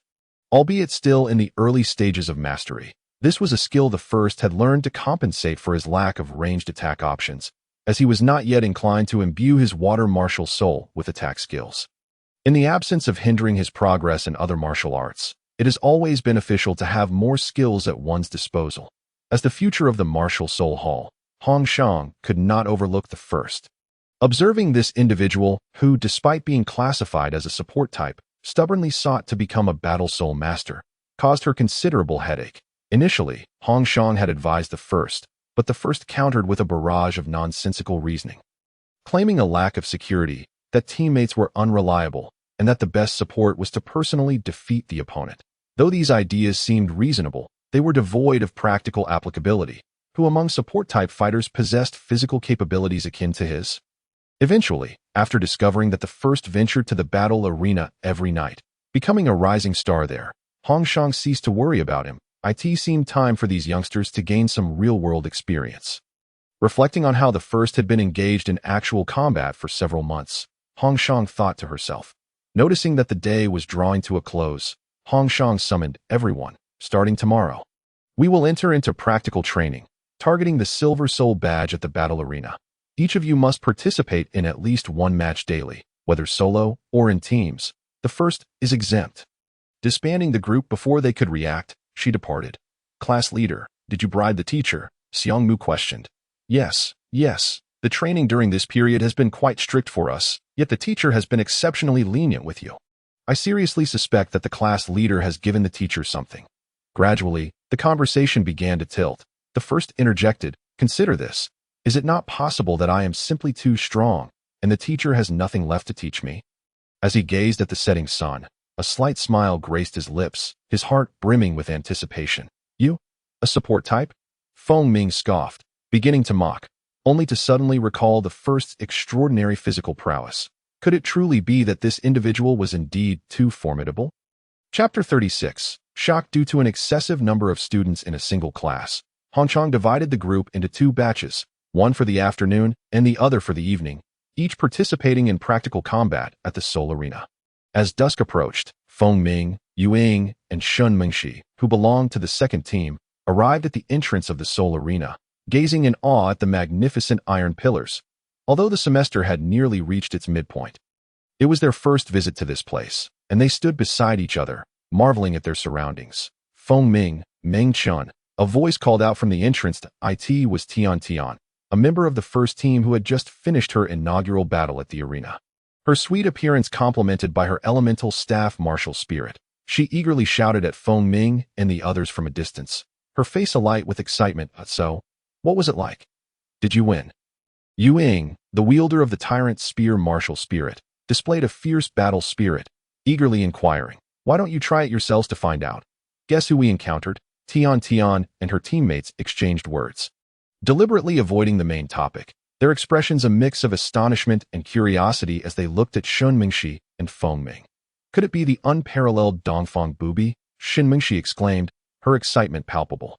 Uft! Feng Ming scoffed. The members of the first team were all focused on Feng Ming and Shin Mingxi. The situation evident. Point one was an ardent admirer of Dongfang Bubi, while the other could not tolerate Shun Mingxi's boastful admiration, often claiming to surpass Dongfang Bubi in the future, leading to their constant bickering to at that moment. The only reason for such expressions in the Seoul arena was likely that the first team had encountered Dongfang Bubi. Shun Mingxi had already stepped inside, eager to meet her idol, with the others following suit. The teacher wants you to head to the second floor first. She is waiting for you there, the first team called out to Feng Ming and the others. Feng Ming waved his hand in acknowledgement, signaling he understood. Although Shun Mingxi longed to see her idol sooner, after months of interaction, she was well aware that Hongchang's authority was not to be trifled with. Following the group to the second floor, they obeyed the teacher's instructions. After reuniting with everyone, Hongchang explained the rules of the Seoul arena and assisted them in obtaining their combat badges, holding the Iron Soul badge in his hand. Feng Ming looked up and asked, "Teacher, what level is Dongfang Bubi? Is his strength truly formidable?" The students nearby, who were preparing to register, halted mid-step, thanks to Feng Ming and Shin Mingxi. They had heard the name Dongfang Bubi so often that it had almost become an earworm, and they were eager to hear the teacher's assessment of this individual. It's not merely a question of strength. Hongchang pondered while choosing her words carefully. He is indeed quite astonishing, so do not be overly surprised when you meet him. Hongchang regarded the group with a knowing smile, as if she anticipated an amusing scene. Once my combat level rises, I will confront him immediately, Feng Ming declared defiantly. I should be able to become a golden soul soon. But you might not catch up in time. However, there will be opportunities for sparring, Hongchang replied mysteriously. Does the teacher know Dongfang Bubi? Shin Mingxi inquired with wide-eyed delight. That I am somewhat acquainted. You will understand soon enough, Hongchang replied before dispersing the group.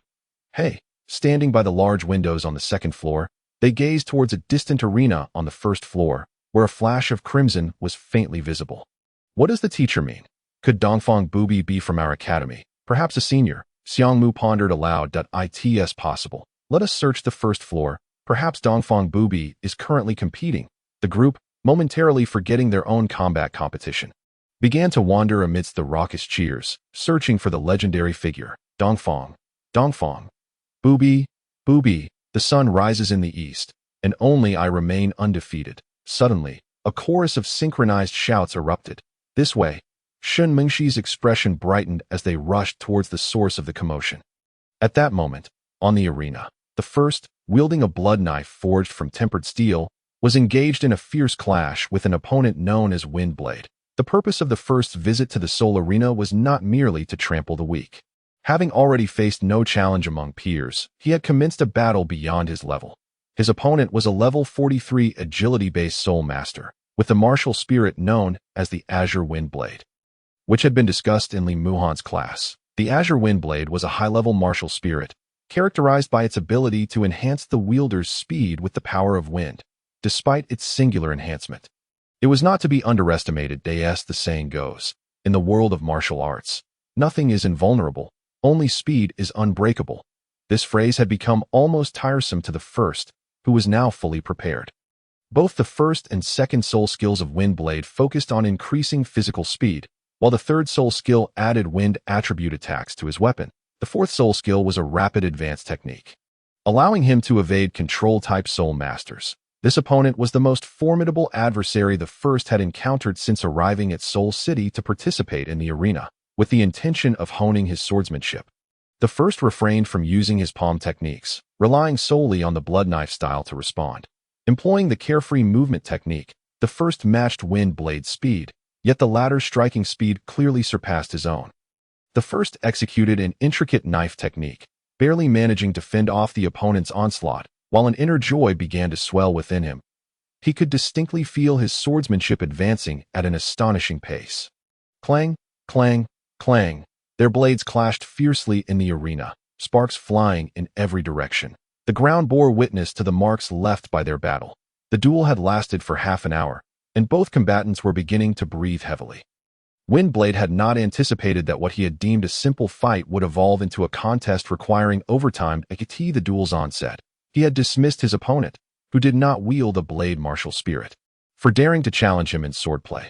Initially, he had managed to suppress the first, but to his surprise, the first had countered his attacks with an unorthodox knife technique. Moreover, the first's rapid improvement was alarming. What had begun as a straightforward battle had turned into a struggle to maintain even a slight edge over his opponent. As time passed, the first's knife techniques grew increasingly sharp, with the angles of attack becoming more unpredictable, allowing for fewer defensive stances and an abundance of offensive maneuvers. At this moment, Windblade was entirely focused on the first's swordsmanship, not daring to relax for even a moment, beads of sweat forming on his brow, without a second to spare.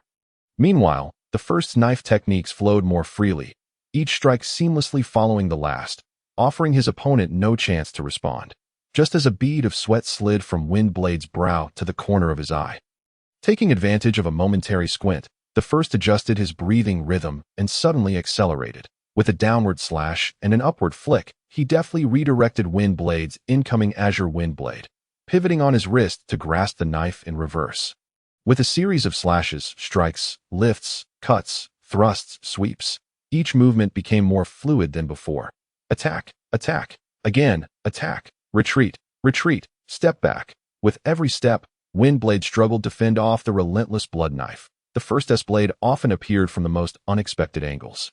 And by the time Windblade noticed, the tip of the knife was mere inches from his forehead. 1 slash, 2 slashes, 3 slashes. Finally, an opening appeared, and he could no longer hold back. Windblade stared at the blood knife, just 3 inches from his brow, and held his breath. Crack! As the first sheathed his knife, Windblade felt as though he had been pulled from water, gasping for air. Windblade! Windblade! Who else? Dongfang Bubi. The sun rises in the east, and only I remain undefeated. The crowd below cheered fervently for the two combatants. Although devoid of extravagant elemental effects, the contest's display of speed and pure swordsmanship offered a unique spectacle to the audience. The two seemed like butterflies dancing on the edges of their blades, their lives hanging in the balance of a mere inch. Such a duel was a rarity. As the two fought, it was as if the audience held their breath in reverence, their hearts racing in anticipation. Only after the outcome of the duel became clear did they surge to their feet, cheering the names of the combatants, having forgotten the stakes they had wagered. They all felt that the experience was worth it. On the arena, Windblade gazed at the first, who was slowly sheathing his knife, and after a long pause, said, "Thank you." The first bowed slightly in return, replying, "I concede." As I turned away from the Soul Duel platform, I cast a glance at the Bloodblade technique, now fully comprehended, and a satisfied smile graced my lips. Suddenly, I lifted my gaze and noticed Feng Ming and others standing idly by the arena. Their expressions filled with incredulity. I waved my hand without approaching them and turned to leave. The sensation of being revered in public was truly delightful. I exchanged a brief greeting with teacher Hongchang on the second floor before departing from the Soul Duel arena.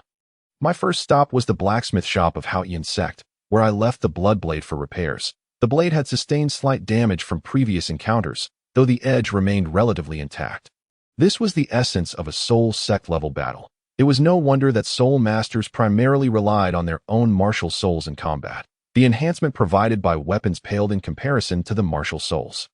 Subsequently, I arrived at a jade processing factory. I toyed with a light green jade box containing intricately crafted game pieces, each the size of a thumb, polished to a brilliant sheen in black and white hues. Although the price of jade was not exorbitant, the quantity I required was substantial, and I demanded exquisite craftsmanship with no flaws. All the earnings I had accrued during my time at the Soul Duel arena had been invested in this jade processing factory. This was the ancient game of Go, a gift I prepared for the two titled Douluos, Qianjun and Jiangma. Although our acquaintance was still superficial, forging connections through interactions could be beneficial. Time passed, and the weekend arrived. During this period, apart from managing the enthusiasm of my classmates, I continued my training in an organized manner. With no classes today, I engaged in brief training, refreshed myself, and donned a clean set of clothing. Ready to foster my relationship with the two titled Douluos, I approached the vicinity of the spirit hall. A stern voice called out, "No entry for the uninvited." Two guards, both around 25 or 26 years of age, clad in the spirit hall's silver armor, stood before me with their long spears crossed. "That I seek the titled Douluos Qianjun and Jiangma," I stated, extending the token in my hand towards them. The guards lowered their weapons, exchanged glances, and one stepped forward, respectfully accepting the token to examine it closely. After a brief moment, he slightly bowed and returned the token to me. That it was merely a token, yet it underscored the esteemed status of the titled Douluos in people's minds. "Esteemed guest, the titled Douluos Qianjun and Jiangma should be near the treasure pavilion on the western side of the sacred mountain. Please follow this way," he instructed, gesturing towards the direction. "Thank you, gentlemen," I replied with a respectful gesture. Proceeding in the indicated direction, the guards of the spirit hall remained rigid, resembling statues, their gaze fixed ahead. They were the face of the spirit hall. I had accompanied Bibi Dong on a previous visit, merely shadowing her and not daring to observe my surroundings closely. This time, as I walked upon the marble floor, I took in the architectural layout and the selection of flora, clearly the result of meticulous craftsmanship. From a partial view, one could see various scenic elements, yet viewed as a whole, it possessed a unique elegance. The people around the sacred mountain were sparse, and I encountered few individuals along the way. Those I did meet wore calm expressions, hurrying along without much acknowledgement, merely casting a curious glance my way. Before long, I arrived at the entrance of the treasure pavilion. On my last visit, vibrant flowers were in full bloom. Yet now they showed signs of withering. Upon reaching the platform I had previously visited, the two titled Douluos were still savoring tea, deep in contemplation. Time seemed to rush by, yet they remained constant in their presence. "Just discussing you, young one. We thought you had forgotten about us after all this time. We were beginning to wonder if you had abandoned that precious 10,000-year whale glue," Qianjun Douluo remarked, his expression shifting as he playfully teased me. "Your words are quite persistent," Jiangma added from beside him. Having met these two elders, I offered a slight bow to show my respect. We were not yet on familiar terms. They had the liberty to jest. But I must adhere to propriety. "Alas, there are no outsiders here." Jiangma gestured for me to approach. "Just moments ago, my brother and I were discussing you. And here you are. Surely, you knew the timing of my brother's return with the whale glue." "Not at all.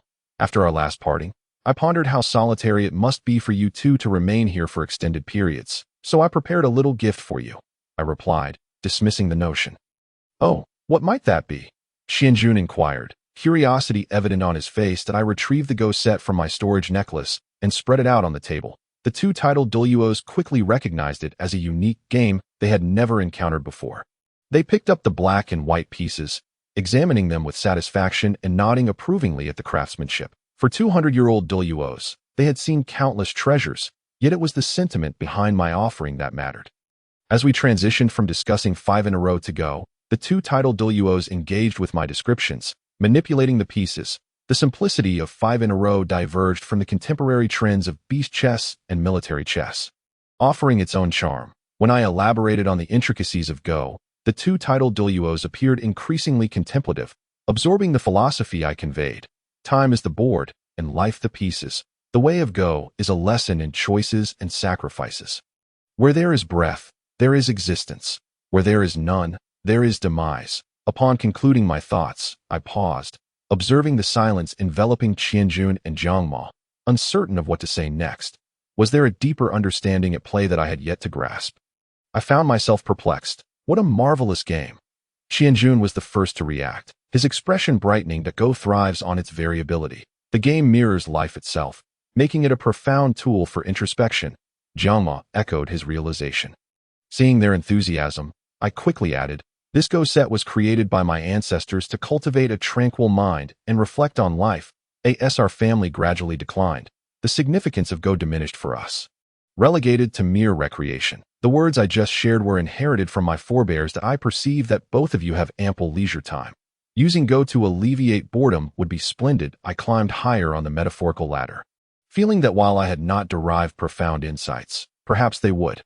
After all, they were both centenarians with considerable life experience. Indeed, this is a splendid treasure.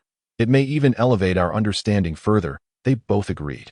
You come from an impressive lineage. I dare say your ancestors' prowess rivals our own. They voiced their admiration in unison. Let us not stand on ceremony. Just call us old masters from now on. Qianjuan's face glowed with joy, as if a breakthrough in cultivation was within reach. Then I shall address you both as old masters from this day forth, I said, patting my head innocently that I had not anticipated that forging a connection would be so effortless. With continued interaction, great potential lay ahead. Come, take a seat beside us. Jiang Ma gestured to an adjacent spot. Certainly. The two Douluos cleared the tea set from the table, extending their index fingers that a faint golden aura of soul power shimmered at their fingertips as they skillfully crafted a go board, which gradually formed upon the surface. This stone table was hewn from the northernmost regions, originating from an entire vein of icy ore. Its material was extraordinarily hard. Only a soul saint wielding their martial soul in its true form could leave a trace upon it. Yet, under the deft touches of the two titled Douluos, it was as if they were gliding over the surface of water. With perfect precision, the entire board bore no cracks, signifying their exquisite control over their soul power. I mused that to achieve such mastery, I would need to cultivate my Yang finger to at least the 4th rank. Upon reaching the titled Douluo realm, I would then need to focus on honing my mental strength, mastering the soul power within me, and developing a profound understanding of my martial soul. This was essential for those aspiring to reach levels beyond 95. Indeed, the achievements of a soul master are dictated by their weaknesses. You are still young. It is imperative to establish a solid foundation and avoid the temptation of shortcuts. The two titled Douluos regarded me with increasing fondness, no longer treating me as an outsider, and began to share some secrets about cultivation beyond the 95 level. Great edifices rise from humble beginnings. I shall certainly establish a solid foundation. I concurred wholeheartedly.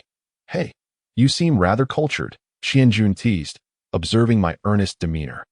Hee, I merely read many books in my spare time. I chuckled as Qianjun and Jiang Ma began their match. I sat beside them, pouring tea and water, offering reminders whenever they approached the rules. By the end of the afternoon, I had witnessed the transformation of two novice players into elite Go masters. The depth and breadth of Go's philosophy were indeed profound.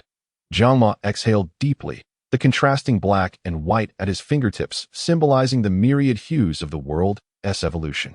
As Qianjun gazed upon the chessboard, filled with profound reflections. After a match, the two laid down their pieces, sharing a knowing glance. Burdened with the weight of mutual debt, in just one afternoon, they had utilized the accumulated wisdom of a century, transforming their chessboard into a vessel of enlightenment. They could now sense the bottleneck at the 96th level, and within a year or two, their soul power was certain to advance further, while Go may serve merely as a pastime for lower-ranked soul masters. For those of their esteemed caliber, the titled Douluo, its value surpassed even that of a 100,000-year soul bone. After all, how many super Douluo exist without possessing a complete set of soul bones? Even if one lacks them presently, they can be sought after gradually. However, the path to enlightenment in terms of realm perception relies solely on one's innate understanding. As the saying goes, soul bones are easy to acquire, yet realms are challenging to cultivate. Looking at the first, filled with affection, he initially believed his life would remain stagnant, with the utmost achievement being the pinnacle of 96. Little did he expect fortune to strike so unexpectedly. Now, both were brimming with confidence, daring to envision the realm of the 98th level super Douluo. Qianjun and Jiang Ma began to elucidate the intricacies of soul master realms to the first, recounting tales from their past, hoping that the first journey as a soul master would be smoother in the future. Old sir, I have heard there are two major factions in the soul master community, the extreme and the balanced streams. The first inquired curiously. Indeed, there are other factions as well, but currently, 90% of soul masters belong to these two streams. Jiang Ma confirmed casually as elders of the Spirit Hall. Their authority was vast, with their influence permeating the entire continent. They possessed detailed information on 90% of soul masters, including intelligence on soul rings and skills that it was rare for anything to elude the two-titled Douluo. Let us first discuss the balance stream. Its inception predates the rise of the Spirit Hall, during a time when evil soul masters roamed freely, preying upon the weak. The balance stream aims to remedy the shortcomings of soul masters, enhancing their survival capabilities. Its ultimate goal is to forge the perfect soul master. However, one's deficiencies are not easily rectified. The further one progresses, the greater the effort required, making the ascent to titled Douluo a daunting endeavor. As the conversation turned to the path of the titled Douluo, a wave of sentiment washed over them. But we cannot deny the excellence of the balance stream. After all, among the millions of soul masters, only a handful attain the status of titled Douluo, Jiangma asserted, displaying his appreciation for the balance stream. That a prime example is the Star Luo Empire, where nearly 99% of its soul masters follow the balanced path.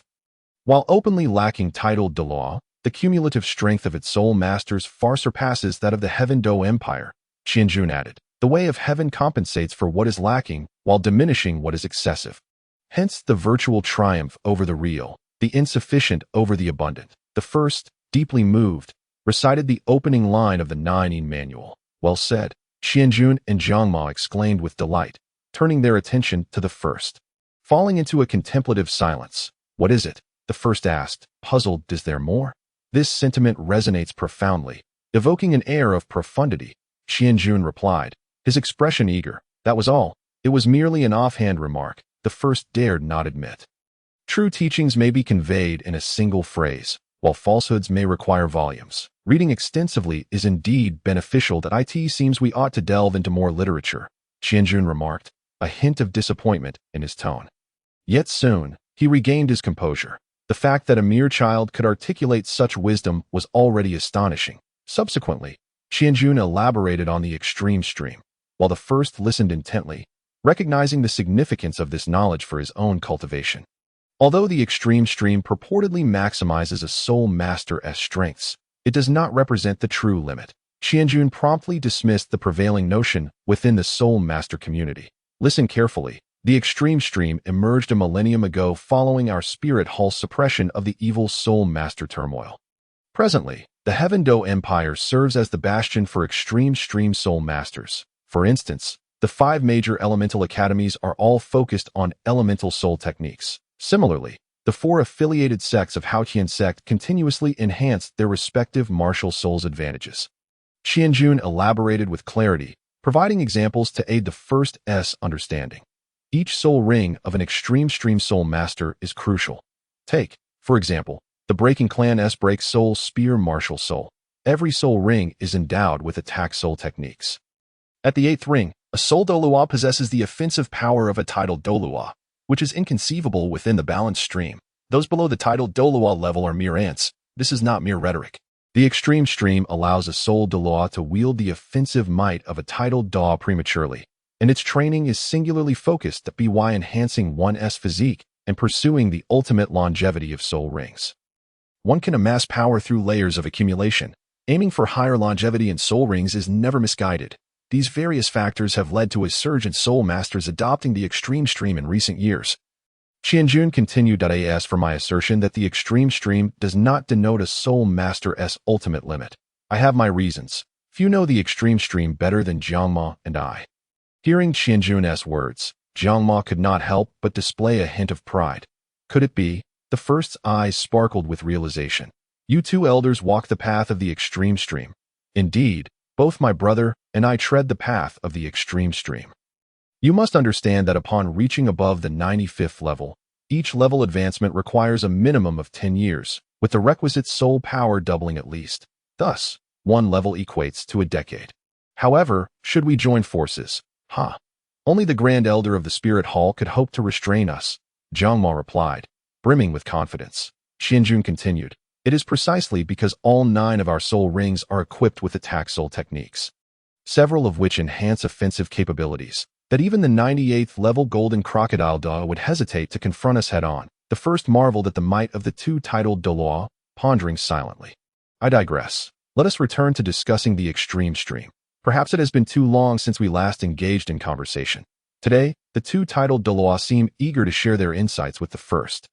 The soul spirit augments the soul rings, giving rise to soul techniques, each of which is uncontrollable.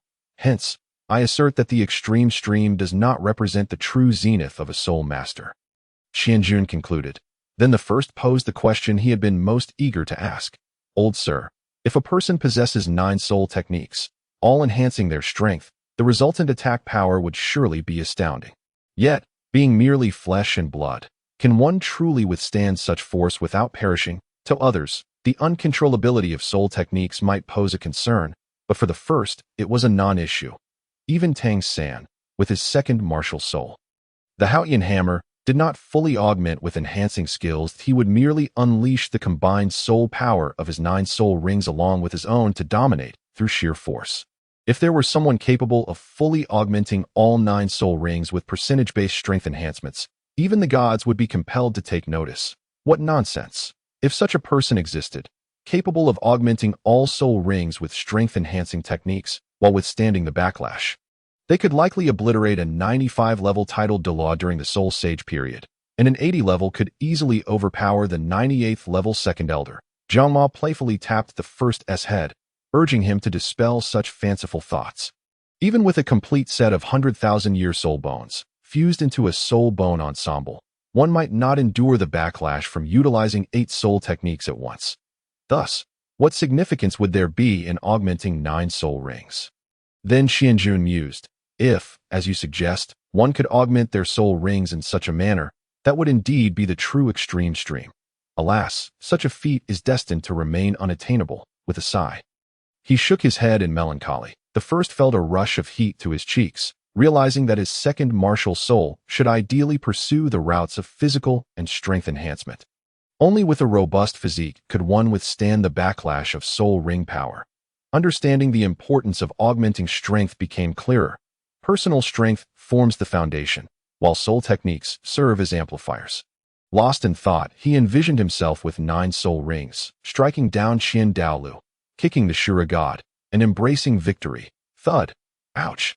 Old sir, what are you doing? The first exclaimed, clutching his head and casting a plaintive glance at Jiangma. Jiangma turned, pointing to the drool at the corner of the first's mouth. Wipe that off. The first smiled awkwardly, yet the thoughts that had just crossed his mind held significant practical value. After engaging in casual conversation with the two titled Douluo for a while, he rose to take his leave. Here, a piece of eternal whale glue, the Thousand Jindo remarked as he observed the retreating figure of the first, tossing a chunk of black substance, roughly the size of a bowl, in his direction. Old man, be careful. You might damage it. The first shot a glance at Thousand Jin. After spending an afternoon together, the trio had grown quite close. Their exchanges were marked by a newfound ease. Shedding the previous formality, this is the whale glue from a 6,000-year-old evil demon orca. You'd best use it after becoming a soul king, Thousand Jin cautioned. Got it. The first waved his arm in acknowledgement. Already distanced from them, watching him depart. Hey, having such a grandson is quite remarkable, the demon slayer remarked. Of course. However, this lad harbors many secrets, Thousand Jin replied. You have no idea about his performance in the soul arena. With his self-created soul skills, if I hadn't suppressed him, he would have long been targeted by the major powers. Moreover, he is likely already at the 34th level of soul power. Thousand Jin continued. The demon slayer smiled slightly. Unconcerned. With us around, who dares to touch him? Do they think we are mere corpses? The breakthrough was imminent.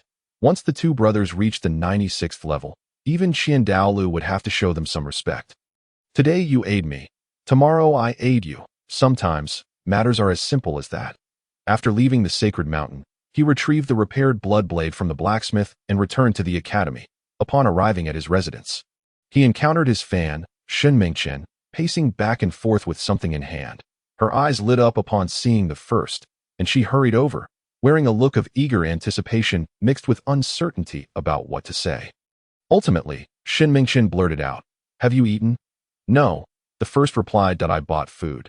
Shall we eat together? She suggested. The first thought, isn't this the classic approach to courting a girl from my past life? It seems that regardless of gender or world, when conversation runs dry, discussing food is always a safe bet. Chapter 39. Ascending to the Golden Douluo, Part 1. Recently, The first had been quite troubled. His overly enthusiastic fans had disrupted his training schedule, forcing him to avoid Shinmengchen. Water nourishes all things without contention, residing where others loathe, thus it is close to the Tao. The first sat by the side of the holy lake at the academy, holding a fishing rod, motionless, as he contemplated the teachings of the Tao Te Ching. Each recitation brought forth new insights, indescribable, yet seemingly purifying for the soul. As he reeled in the rod, a koi leapt from the water. Observing the struggling koi in his grasp, he sighed deeply. Alas, he released it back into the water, watching as it swiftly plunged into the lake's depths, his heart filled with a myriad of sentiments. Only the strong possess the right to determine the fate of others. He did not wish to be a fish hoping for release. Rather, he aspired to be a fisherman who governs the fate of the school. Stowing away his fishing gear, he drew forth a long sword and secured it at his waist, turning towards the Seoul arena. There, a challenge awaited him in the afternoon. The melancholic youth had shed his skin, revealing merely a budding swordsman. Do good deeds without questioning the future. At the Seoul arena, room 003, the supervisor in charge of the Spirit City Seoul arena was briefing a youthful man, approximately 24 or 25 years old, about the information concerning Dongfang Booby. Dongfang Booby? Huh, such audacity. The young man sneered, his grip tightening on the documents in his hand, though a serious expression lingered in his eyes. Indeed, it was essential for one to explore the world. Little did he expect that a spontaneous journey would lead to such intriguing encounters. Since when has even the support system become this formidable? He mused, scrutinizing the detailed information procured from the Seoul arena's supervisor. Despite knowing the data was undoubtedly accurate, he summoned the individual for further inquiry, feeling a wave of trepidation wash over him. Meanwhile, in room 004, Xiao Gang, do you think the first can win? Bibi Dong inquired, a hint of worry lacing her tone. I'm not sure. This time the first opponent is a 49th level soul master with the inked jade turtle martial spirit, renowned for its formidable defense. If the first can breach the opponent's defenses, he might secure victory, Yu Xiaojing analyzed.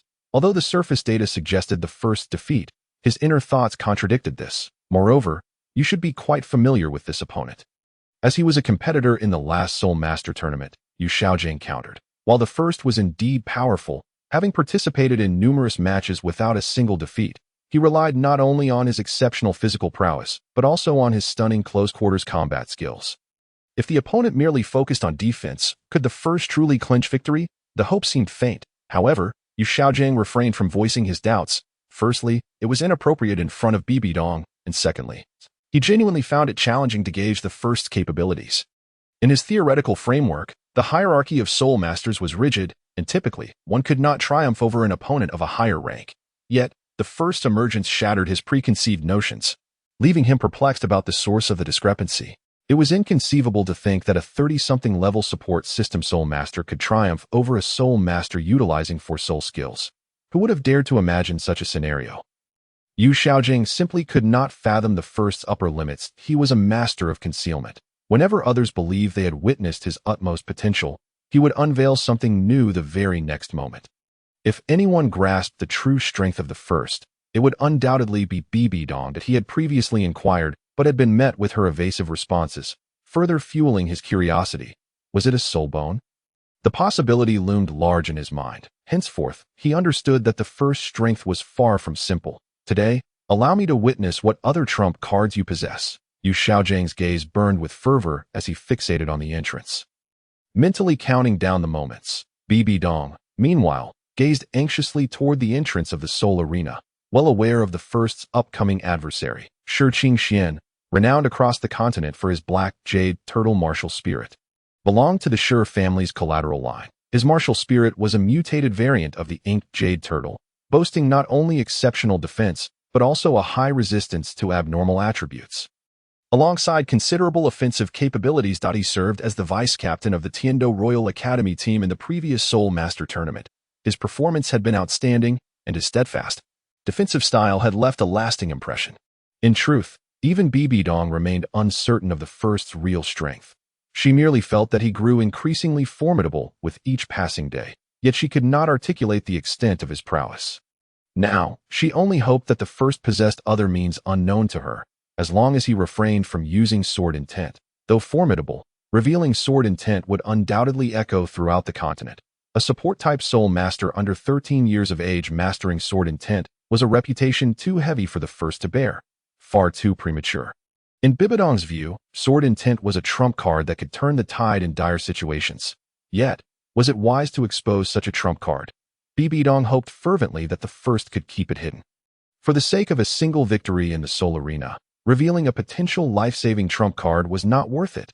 Time trickled away, and the audience swelled. News of this soul arena event had circulated 3 days prior. The ascending match of Dongfang Bubi against a gold-level soul master promised excitement. Whether it was Dongfang Bubi, a support-type soul master, facing off against a defensive soul master, or a silver Douluo challenging a gold Douluo. The spectacle was rife with intrigue. Coupled with Dongfang Bubi's immense popularity, the atmosphere in the soul arena was charged with fervent discussions that rang incessantly. The crowd occasionally cast sidelong glances at the entrance, their anticipation palpable. Step, step, step. Dongfang Bubi, Dongfang Bubi. Upon spotting the figure clad in fiery red, the impatient audience erupted into cheers. The first nodded and waved, gradually making his way toward the waiting figure in red at the arena. Exchanging greetings, be careful. If it becomes too much, just concede, she said, gazing at the first with a mix of sentiment and concern. Clearly having reviewed the opponent's information. I will win, the first replied, brimming with confidence. Right, right? I even bet 50 gold soul coins on you with the class monitor. You cannot lose, Fatty Fakasha chimed in, his expression a blend of anxiety and eagerness to please the first, Dongfang Bubi. Go for it. Shenmingchen clenched her fists, nervously cheering him on. The first momentarily lost his train of thought, realizing this was the most steadfast support from his fans. In the soul arena, he would forever be Dongfang Bubi in Shenmingchen's eyes. Not merely the first may lose, but Dongfang Bubi will not. Of course. He then turned and walked toward the preparation area. The sun rises in the east, and I shall remain undefeated. The first calmly uttered these words, as if stating an undeniable truth. If you can win, I shall acknowledge you as my superior. The faint voice drifted from behind. Feng Ming's face flushed slightly as he spoke in a trembling tone, unsure if he had truly heard it amidst the cacophony. Turning around, Dee's lips curved into a subtle smile. This lad had been evading him for quite some time, yet here he was today. This inevitably led him to ponder the fate of the younger brother he had befriended at the Soul Master Academy. He wondered how he was faring now. Dongfang Bubi and MOU. Please proceed to Soul Arena number 1. With the announcement echoing through the air, the match was about to commence. I fear Dongfang Bubi is in dire straits this time, a mysterious gambler confided to his companion. What? Do you have insider information we are unaware of? The group nearby quickly gathered around, intrigued. The individual, reveling in their attention, declared, this time, Dongfang Bubi faces none other than the vice-captain of last year's Tiando Royal Academy team, Shi Qingxian, who boasts a formidable soul power of level 49, just a step away from becoming a soul king, a prodigy indeed, but who isn't, a disparity of several levels, combined with the opponent's defensive prowess. What hope is there for victory? As the crowd absorbed his words, another chimed in, thus, I have wagered my entire fortune, several thousand gold soul coins, on MOU. He chuckled while speaking, a gleam in his eye. Alas, had I known, I would have placed my bet on MOU too. Who could have foreseen this turn of events? It appears Dongfang Bubi is doomed. Indeed, a chorus of voices echoed in agreement. Yet, there were some who scoffed at the notion, if victory were solely determined by soul power and ring count. What need would there be for the soul arena? The continent would be in perfect harmony. Exactly. After a conflict, one could simply reveal their soul rings and compare levels. They countered with words reminiscent of Dongfang Bubi's previous taunts directed at his adversaries. The verbal sparring between both factions intensified, each refusing to concede. Dongfang Bubi had fought nearly 100 battles, each one a miraculous victory. For those who revered him, the concept of level suppression in soul masters had lost its credibility. Even the most meticulous statistics could not sway their faith. If one could not dominate within the same rank, how could they claim to be a genius? If one could not challenge higher ranks, how could they be deemed a prodigy? These individuals had become discerning through Dongfang Bubi's prowess. As the arena remained still, tensions flared among the spectators below. Suddenly, a shout broke through the air, drawing everyone's attention to the stage. Look, it's beginning. On the platform, the two contenders stood several meters apart. As the referee, with a tone both whimsical and serious, introduced them. MOU, wielding the martial spirit MOU turtle, is a level 49 defense-type soul master. Holder of a gold soul medal, Challenger Dongfang Bubi, with a water martial spirit, is a level 34 support-type soul master, competing in the gold soul advancement match. Begin. As the words fell, the referee summoned his martial spirit, sprouting a pair of nightingale-like wings that fluttered gracefully, hovering above the impending clash below. Chapter 40. Ascension to Gold Soul. Part 2. Neither D nor MOU made a move, each quietly observing the other. What a pity you've encountered me. I shall bring your winning streak to an end. Support types should remain in their role, MOU proclaimed, and with a powerful shout. His stature increased, his skin taking on a rougher texture. Unlike typical turtle-type martial spirits that bore shells, he resembled a weapons master, wielding a shield. Upon closer inspection, the shield bore intricate patterns, unmistakably resembling the shell of the MOU turtle. Indeed, an extraordinary mutated martial spirit. With a decisive step, DE advanced, forcefully striking the ground with his right foot, freeing himself from the Earth's gravity. With the aid of the carefree swimming technique, he left behind a series of afterimages, akin to a sword slicing through the air toward MOU. In an instant, he was before MOU, his fiery red robe resembling a blazing flame, still billowing as he came to a halt. Channeling the essence of the Shunjiao Sutra to its utmost, he extended his right hand and forcefully pressed against the shield before MOU. Armor Guardian. MOU reacted swiftly, as his first soul ring flickered to life. Dark, diamond-shaped armor plates emerged from his body, significantly enhancing his defenses. Bang, bang, bang. DE glanced at his palm, then at MOU, who had been forced back 3 steps, yet remained steadfast in his shielded stance.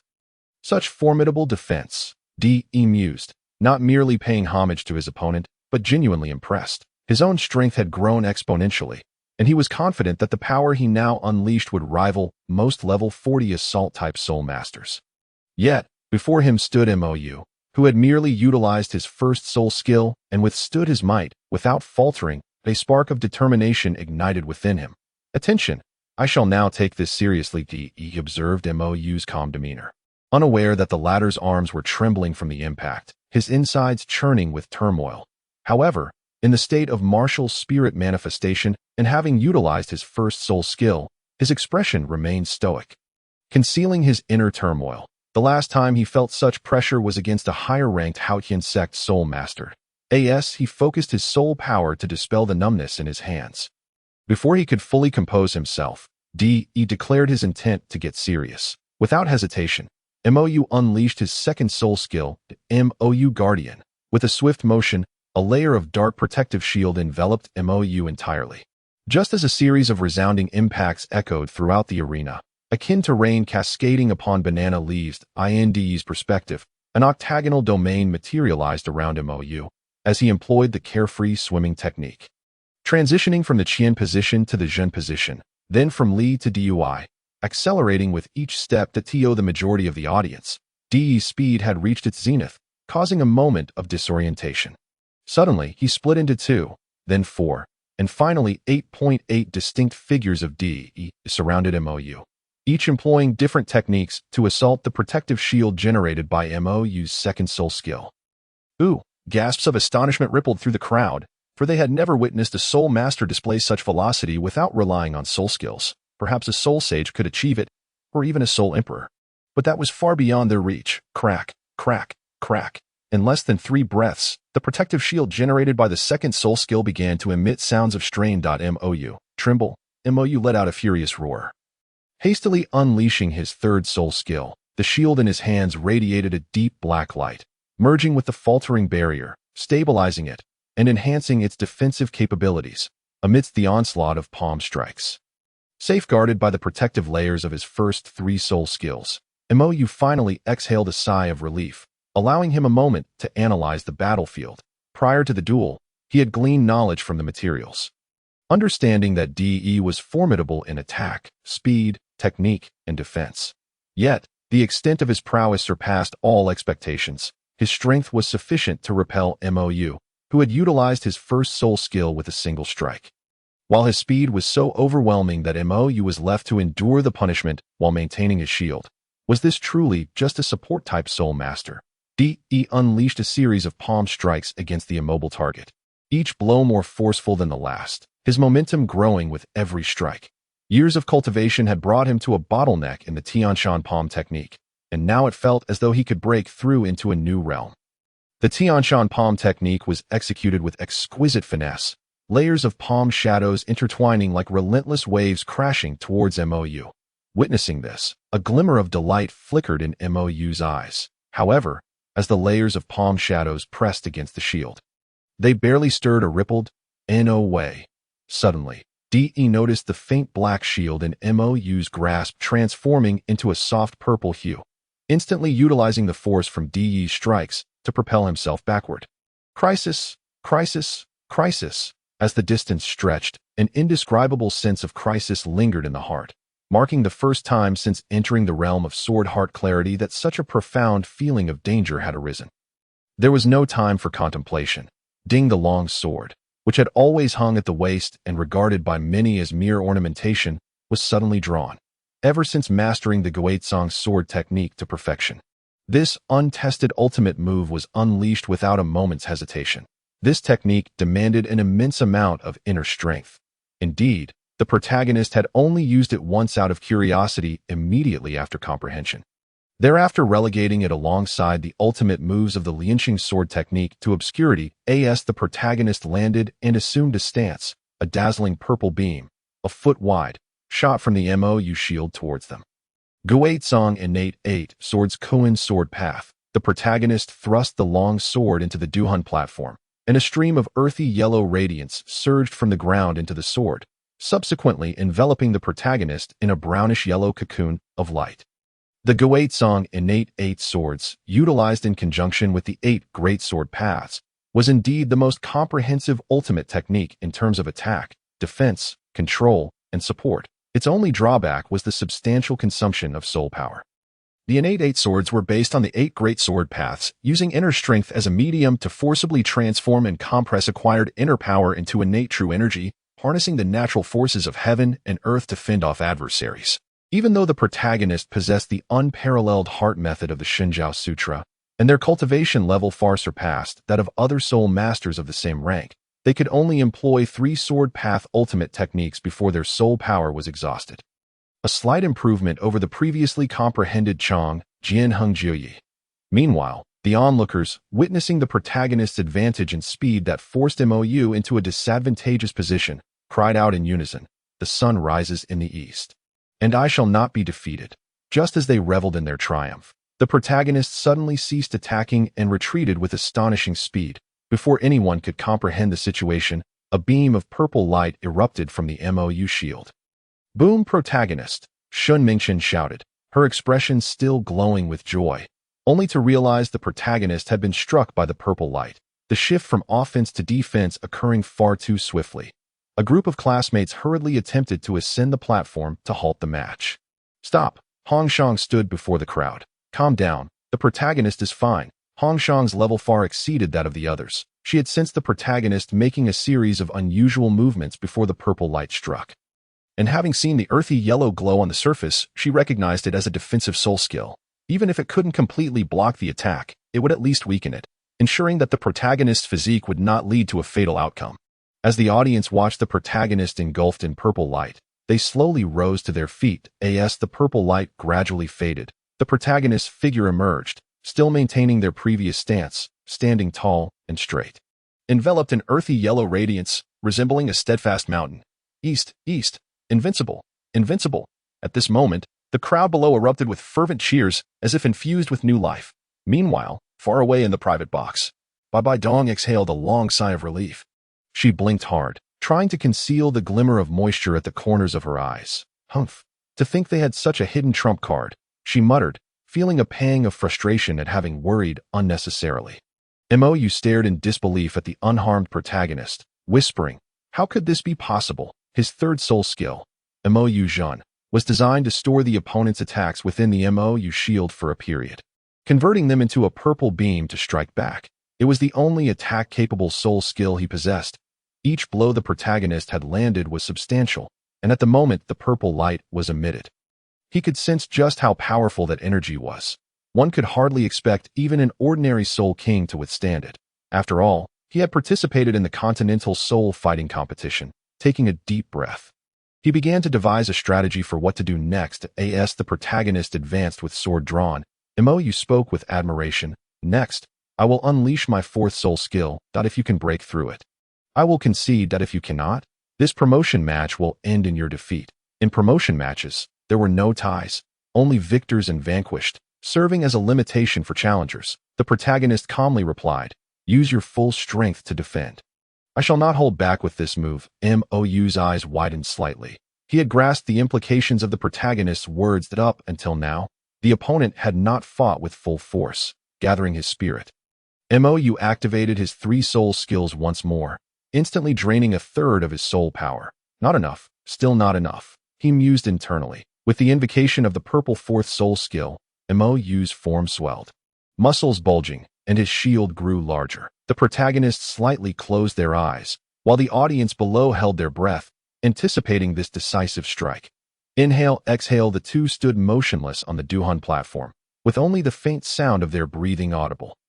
Guate Song innate 8 swords Jun sword path. Suddenly, Mou's heart raced as if he were being hunted by a ferocious beast. In an instant, his body froze completely. A voice rang out behind him. It's over. Darkness enveloped him. Chapter 41. The elegance of that sword time rewound to earlier, where the spectators at the platform witnessed a flash of lightning, the protagonist appearing behind Mou, who then collapsed onto the stage. Only Hong Shang had seen it clearly.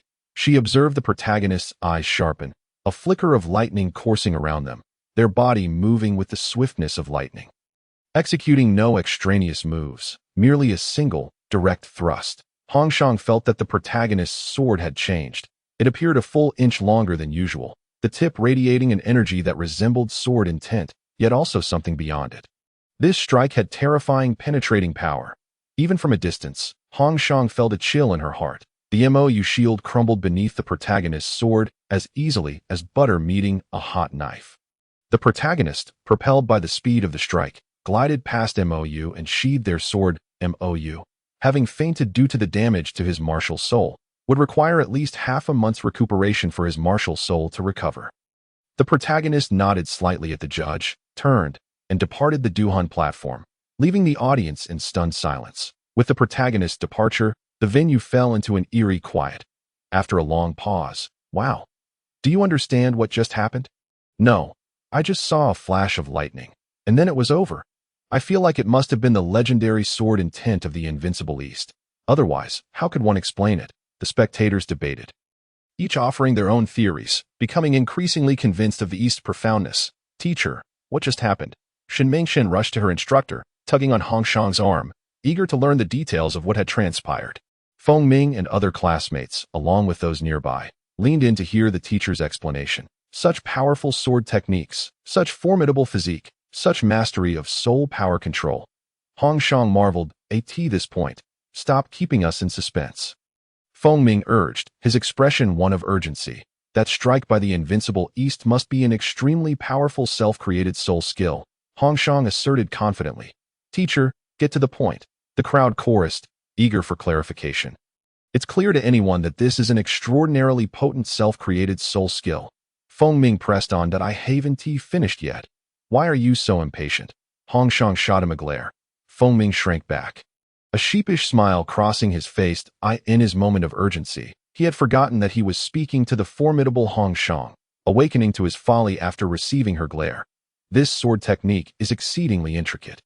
I can't discern much, she continued before the crowd could interject. However, at the moment the Invincible East struck, I could distinctly feel his speed and power surging to an inconceivable degree. I say the Invincible East possesses a terrifying physique because of this incredible burst of power. It likely surpasses the enhancements provided by typical 10,000-year soul skills. For him to withstand it at merely 34 levels, wouldn't you say his physique is remarkable? Hong Shang surveyed the audience, falling silent. Indeed, remarkable. It likely exceeds that of most soul masters. The seasoned fighters who frequented the Duhan platform nodded in agreement, deep in thought. Teacher, please continue. What makes his control of soul power so exceptional? Xiang Mu asked. Looking puzzled as the teacher paused. Ask Teacher Li tomorrow. Hong Shang replied with a sidelong glance. Unwilling to elaborate as for the peculiarities of the protagonist's sword tip, there was no need to disclose that to the crowd. It's clear you didn't pay attention in class. A self-created soul skill with such a significant enhancement. How could one learn it without sufficient control over their soul power? Beside him, a classmate was explaining, causing Mu to lower his head in embarrassment. Realizing he had asked a foolish question, as Hong Shang's explanation gradually spread, the others finally came to a realization and fervently engaged in discussions about the prowess of the first sword. So, it turns out that Dongfang Bubi's swordsmanship is so formidable. Indeed, he typically engages in combat with knives or bare hands. Who would have thought he could wield a sword? It is not that Dongfang Bubi knows how to use a sword, but rather that no one has ever been able to force him to draw it. Another onlooker remarked. In truth, this was the first time in several months that the first had faced an opponent using a sword, making suitable challengers hard to come by. Fortunately, with Shiqingshuan present this time, otherwise, how would we have known that Dongfang Bubi was hiding such depth? What? You still don't know? That MOU is the vice-captain of the Royal Academy battle team. Shiqingshuan, from Box 004. Xiaojiang, the first has won. Bibi Dong, watching the first's victory, could no longer conceal her joy, whispering her excitement to her companion. Yu Xiaojiang. What? What just happened? Yu Xiaojiang wore an expression of disbelief, although the data indicated a significant gap between the first and Shiqingshuan. Having observed the first in battle for months, he had always believed the first could triumph. However, he never anticipated the victory would come so effortlessly. In his mind, the first would ultimately rely on soul bones to turn the tide. But now, where were the soul bones? He saw only the first flash and appear behind Shiqingshuan, who instantly collapsed. What transpired in that brief moment, he could not fathom. Yet, it was apparent that had the first employed that technique from the outset, the battle might have ended in an instant, what one might call a one-hit kill. That was what astonished him the most. Finally, Yu Xiaojiang turned to Bibi Dong and inquired, Donger, what happened? How did the first get behind Shiqingshuan so quickly, causing him to fall? Though he felt a sense of frustration for being unable to grasp the reason behind the outcome of the battle, Yu Xiaojiang's resilient heart led him to look at Bibi Dong. The first approached Shiqingshuan using an explosive self-created soul technique, then thrust a sword, instantly piercing through the protection of the MOU shield. Shiqingshuan collapsed due to the devastating impact on his martial soul. Bibi Dong succinctly described what she had witnessed. Impossible. The defense of the MOU turtle martial soul is surely on par with other top-tier defensive martial souls. Even the Haoyan hammer of the same rank could never shatter its defense in a single blow. Xiaojiang.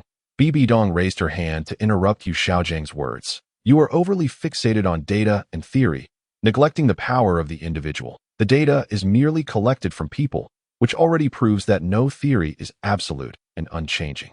Bibi Dong's eyes sparkled. After a brief pause, she slowly continued, Xiaojiang, you have unwittingly strayed from the path the Holy Maiden of the Spirit Hall. Bibi Dong was inherently knowledgeable, and her experiences while assisting Yu Xiaojiang in research were equally enlightening. In truth, her theories were not inferior to Yu Xiaojiang's. She merely feigned ignorance to preserve his pride. Yu Xiaojiang continuously dismissed the first.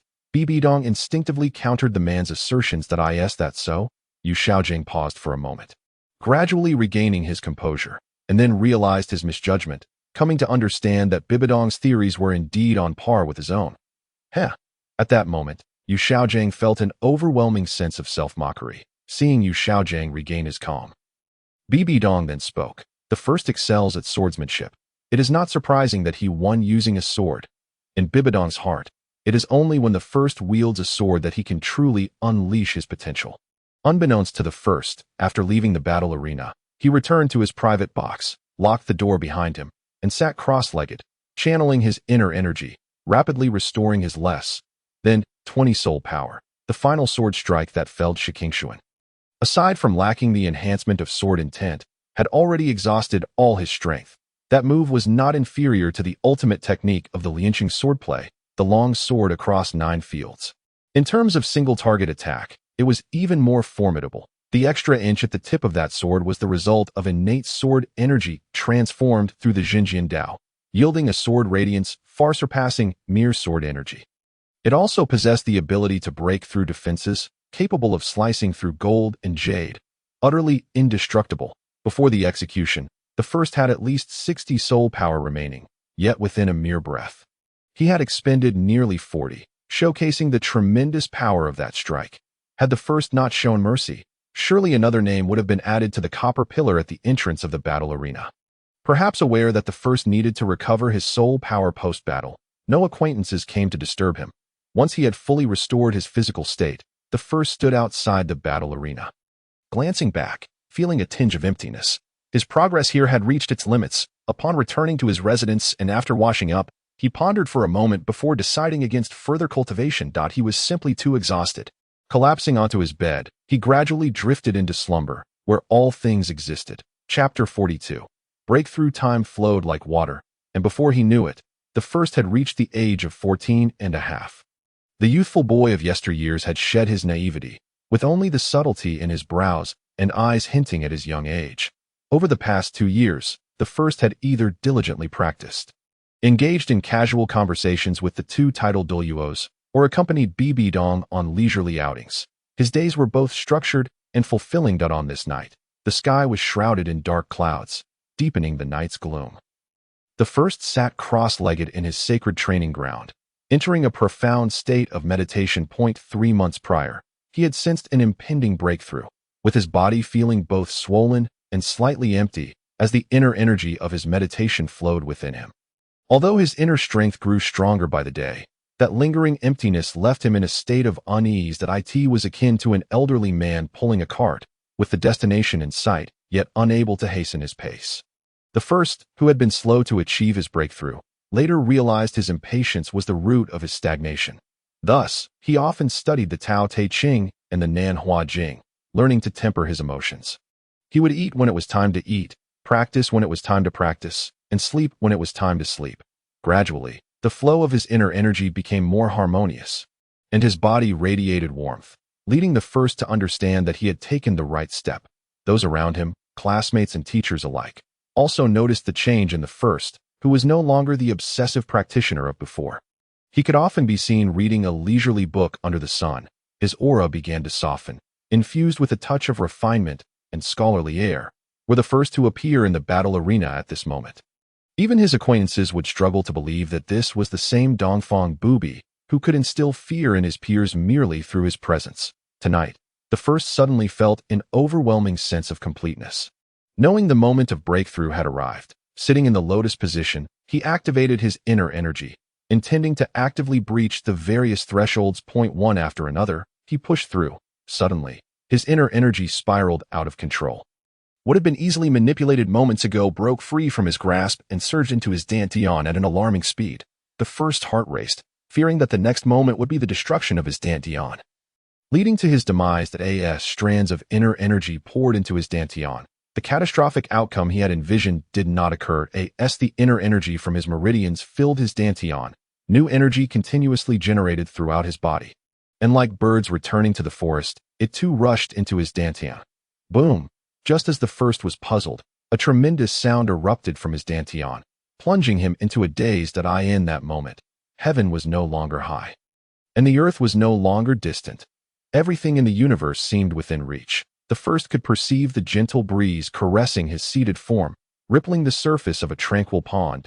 He could also sense a few paces away several mosquitoes engaged in a fierce struggle. His heart overflowed with a profound sense of completeness and freedom. As the first fell into enlightenment, his dantian underwent a dramatic transformation. Its space began to gradually expand, and his inner energy, under the influence of unknown rules, slowly compressed. His entire inner energy began to transition towards innate true qi, and as the first strand of innate true qi emerged, the rest of the inner energy hastened its transformation. Time passed unmeasured, and eventually, all of his inner energy transformed into innate true qi, which, within his dantian, seemed to possess a consciousness of its own, surging forth from the dantian space all at once. Bang, bang, bang. The body of the first continuously emitted soft sounds, as if various barriers within were being shattered. Before long, a torrent of true energy surged through every meridian. Subsequently, all of the true energy converged once more in the dantian, twisting together like a rope, resembling a blue dragon diving into the sea, penetrating the Ren and Du meridians with an unstoppable momentum. With a soft sound, the surrounding meridians opened up completely, like a true dragon. The true energy instantly dispersed, gently nourishing every inch of the body, fortifying the physique of the first even further. This is the most significant distinction between the Divine Illumination Sutra and other internal martial arts. Other internal cultivation methods require practitioners to unblock the 8 extraordinary meridians one by one, ultimately connecting the bridges of heaven and earth to step into the innate realm. In contrast, the Divine Illumination Sutra takes an opposite approach, prioritizing the accumulation of internal energy to strengthen the body. Once perfected, the internal energy naturally transforms into innate true energy, seamlessly flowing through the entire meridian system. 9 years of accumulation led to a single transformation, vividly illustrating the essence of thick accumulation leading to thin emission. Boom! A thunderous sound startled the first, pulling them away from the state of unity with the heavens. Without a moment's delay, the first immersed their mind within, eager to inspect if there were any flaws within their body. Upon observing the changes within, they were left in profound astonishment. The previously narrow and winding meridians had transformed into broad, resilient pathways, allowing the true energy to circulate with unparalleled smoothness. Previously, a complete circulation would take at least the duration of an incense stick. Now, it could be accomplished in a mere third of that time. This implies that with each move henceforth, the first could infuse significantly more true energy, thereby increasing both power and explosive potential. As for the internal true energy, it goes without saying, the purity of the Divine Illumination internal energy was already exceptional.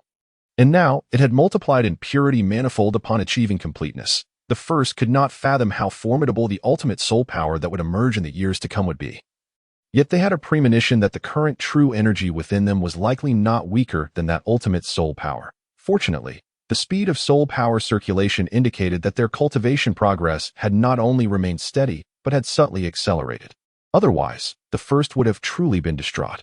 Focusing their mind once more on the Dantian, they discovered that the Dantian space had expanded more than twice its previous size, with faint true energy scattered throughout. If the Dantian were to be filled with true energy, it would grant them over double the soul power compared to other soul masters of the same level, although the difficulty of cultivation would significantly increase. The overall benefits outweighed the drawbacks. If other soul masters were to learn that they could expand their soul power, they would likely be overjoyed from the moment the Dantian began to grow. The first had embarked on a different path, no longer aligned with traditional soul masters. Although the destination remained uncertain, everything appeared to be progressing positively. At the center of the Dantian, a white cocoon of light floated gently in the true energy. The first's gaze ignited with fervor, their breath becoming heavier. Was this not the primary purpose for which they had initially practiced the Divine Illumination Sutra? Steady, steady. The first silently reminded themselves that the academy was filled with many eyes, and it was not yet the right time. It seemed best to find an opportunity to return home. After calming their excited heart, feeling the true energy wash over their body, strengthening their foundation, the first could no longer contain themselves, exiting the introspective state with a broad smile. At this rate, within 3 months, the first would dare to say to any soul king, a mere soul king, "How laughable!" Clap, clap, clap.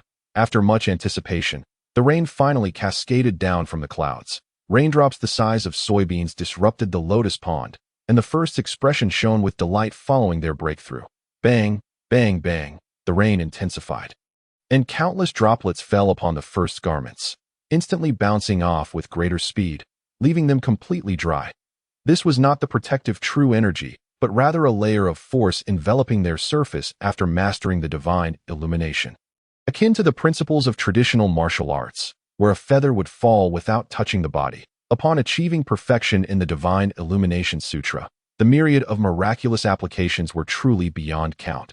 Justifying its reputation, once mastered, the Divine Illumination renders one invincible. After frolicking in the rain for a while, the first retreated indoors, seated upon a sofa, deeply contemplating the path ahead. After a long while, their excitement gradually subsided. Leaning against the sofa, relaxing their body, they closed their eyes and entered the infinite hall. The first gazed at the numerous bookshelves within the grand hall, as well as the resplendent infinite jade wall. Feeling a wave of nostalgia, years had passed, and this place remained unchanged, yet they had acquired the ability for preliminary self-preservation. Unable to resist, the first reached out to touch the infinite jade wall. And suddenly, a flash of brilliance illuminated the surface, revealing a multitude of characters. The first's expression sharpened as they focused intently. On the left appeared the first character panel, now devoid of various data, presenting a more concise summary. Name: first, cultivation, innate, soul power, level 40. Internal skills: basic internal skill, perfected. Tianshan heart method, perfected. Divine illumination sutra, perfected. Techniques: one yang finger, 7th rank. Blood blade technique, mastered. Raining flowers and showering gold, integrated. Sword intent, beginner, talent. Otherworldly being, wind manipulation, sword heart clarity, divine illumination. Entering the realm, heart demons retreat. Luck value, 472, 1000 needed for deduction. That on the right was the classification of martial arts realms. Internal Qi realm, nourishing the Dantian, generating internal Qi, acquired realm. Internal Qi, internal power generated. Unblocking the 8 extraordinary meridians and connecting the bridges of heaven and earth, innate realm. Internal power, true energy manifested. True energy fills the Dantian, grasping the true essence of martial arts, clarifying the path ahead. Only then can one step into the Grandmaster realm. Grandmaster realm. The first gazed at the detailed descriptions of each realm, their eyes sparkling with insight, as oh that was it. They had merely stepped into the third realm of martial arts, the innate stage. The first had previously sensed that their cultivation journey differed from that of other soul masters. And while the future remained uncertain, at this moment, there was no longer any confusion. With each step taken, there would surely come a day when they would reach the pinnacle and witness the breathtaking scenery atop the highest peak. The iron gates are indeed formidable, yet now they stride forth anew. Chapter 43. Tianshan's 6 Yang Palm. After gaining clarity on the path ahead, the first state of mind became even clearer. They approached the bookshelf housing martial arts manuals, now completely unsealed. Observing the many techniques, the first found that these no longer stirred their heart. Prajna Palm, flower-picking finger, 1 Qi transforming 3 clears, sword technique. Life-taking linked 3 immortal sword, Hu family blade technique. Dragon seizing skill, Tianshan's 6 Yang Palm, 18 dragon subduing palms, missing 3 palms. And the Lingbo Weibu.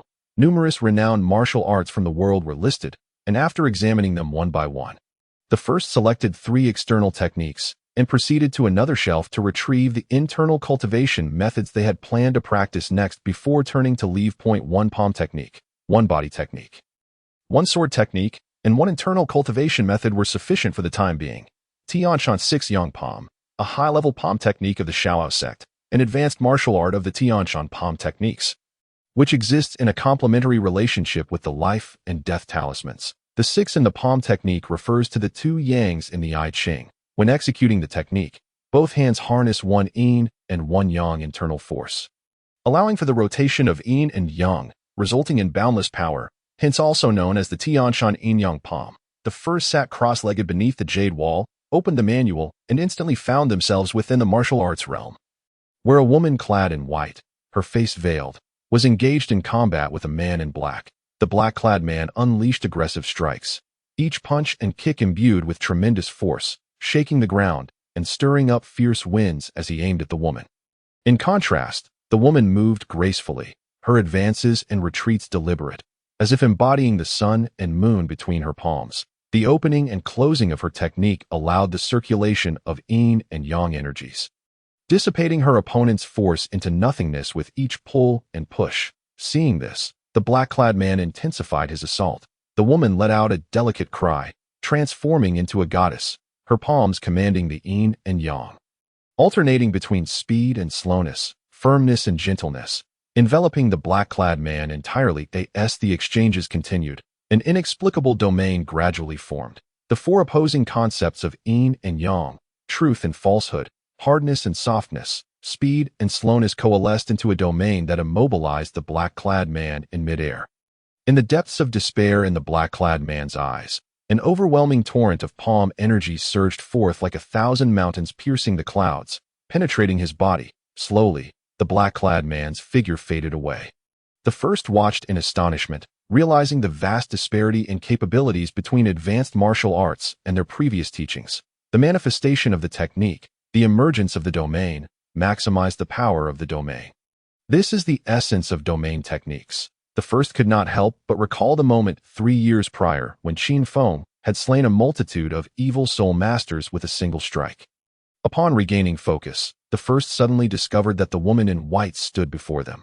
Meeting her star-like eyes, the first was greeted with a radiant smile. Boom! Communication through intent.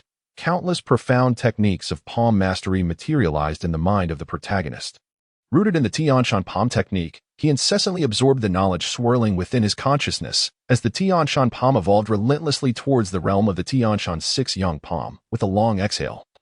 He opened his eyes, pressed his fingers against his slightly swollen brow, and a smile graced his lips. The Tianshan 6 yang palm had transcended the initial stages, reaching the threshold of mastery. Indeed, there exists an intricate web of connections among the various martial arts of prestigious sects, saving him the arduous months of cultivation he would have otherwise endured. Glancing at the 3 other manuals in his possession, he revealed a wry smile. He had hoped to complete them all concurrently. Yet the singular focus on the Tianshan 6 yang palm had consumed so much of his mental energy. Rising to his feet, he shook his somewhat heavy head, realizing that the study of other martial arts would have to wait for another day. As he exited the Wuliang Hall, the space fell silent once more, leaving only the gentle glow of the Wuliang jade wall cascading over the remaining 3 manuals. The light revealed the titles of the texts: Zio Wuxiangong, Lingbo Weibu, and Baiyun sword technique. A glance at the clock indicated it was 4 in the morning. Having transcended the innate realm, he felt invigorated. Free from any drowsiness, it was time to retrieve the Luiying sword, which had lain dormant for nearly 3 years within his storage necklace. He commenced the maintenance of the sword. The process of caring for the weapon was also a journey of familiarization. He approached this task with utmost seriousness. As the silk cloth glided slowly over every inch of the blade, the sword's essence gradually communicated with the long sword in his grasp, his mind becoming immersed in this harmonious process, a state of unity between man and sword.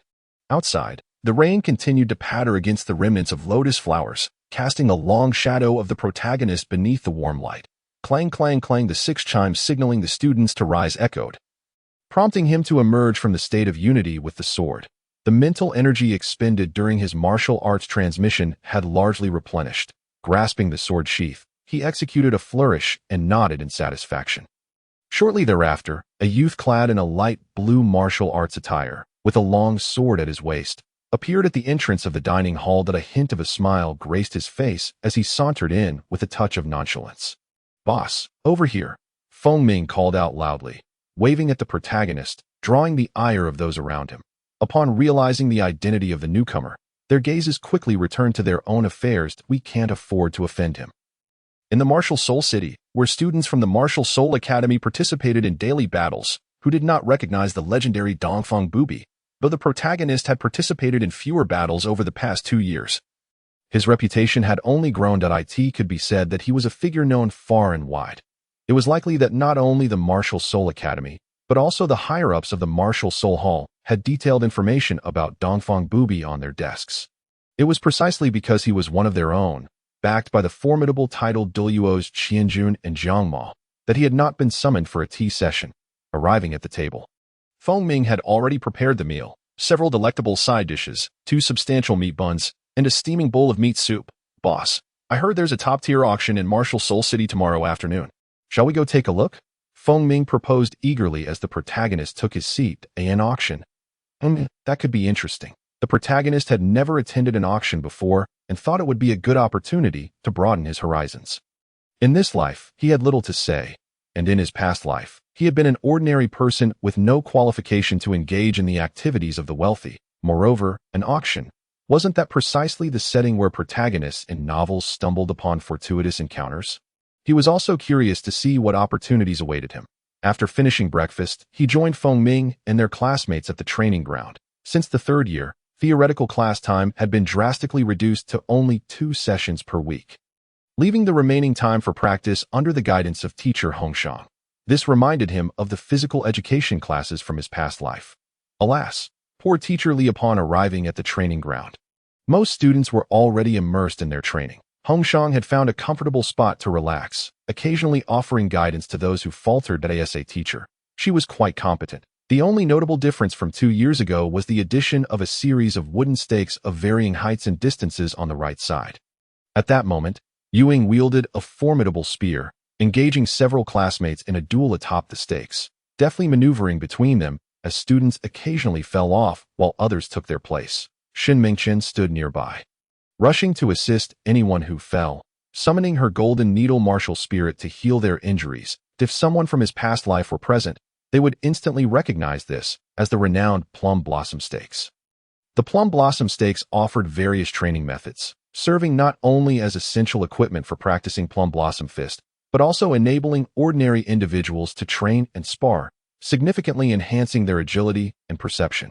Ever since Feng Ming acknowledged the protagonist as his leader, he had trailed closely behind, even serving the protagonist first at mealtimes, embodying the role of a loyal subordinate.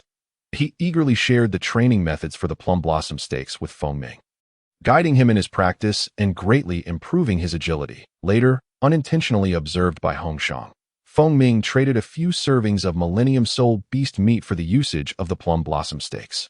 Without any modifications, she directly integrated it into her teaching, applying it to train the class. Since the introduction of this training method, what was once a demanding regimen had transformed into a grueling ordeal, leaving the students lamenting.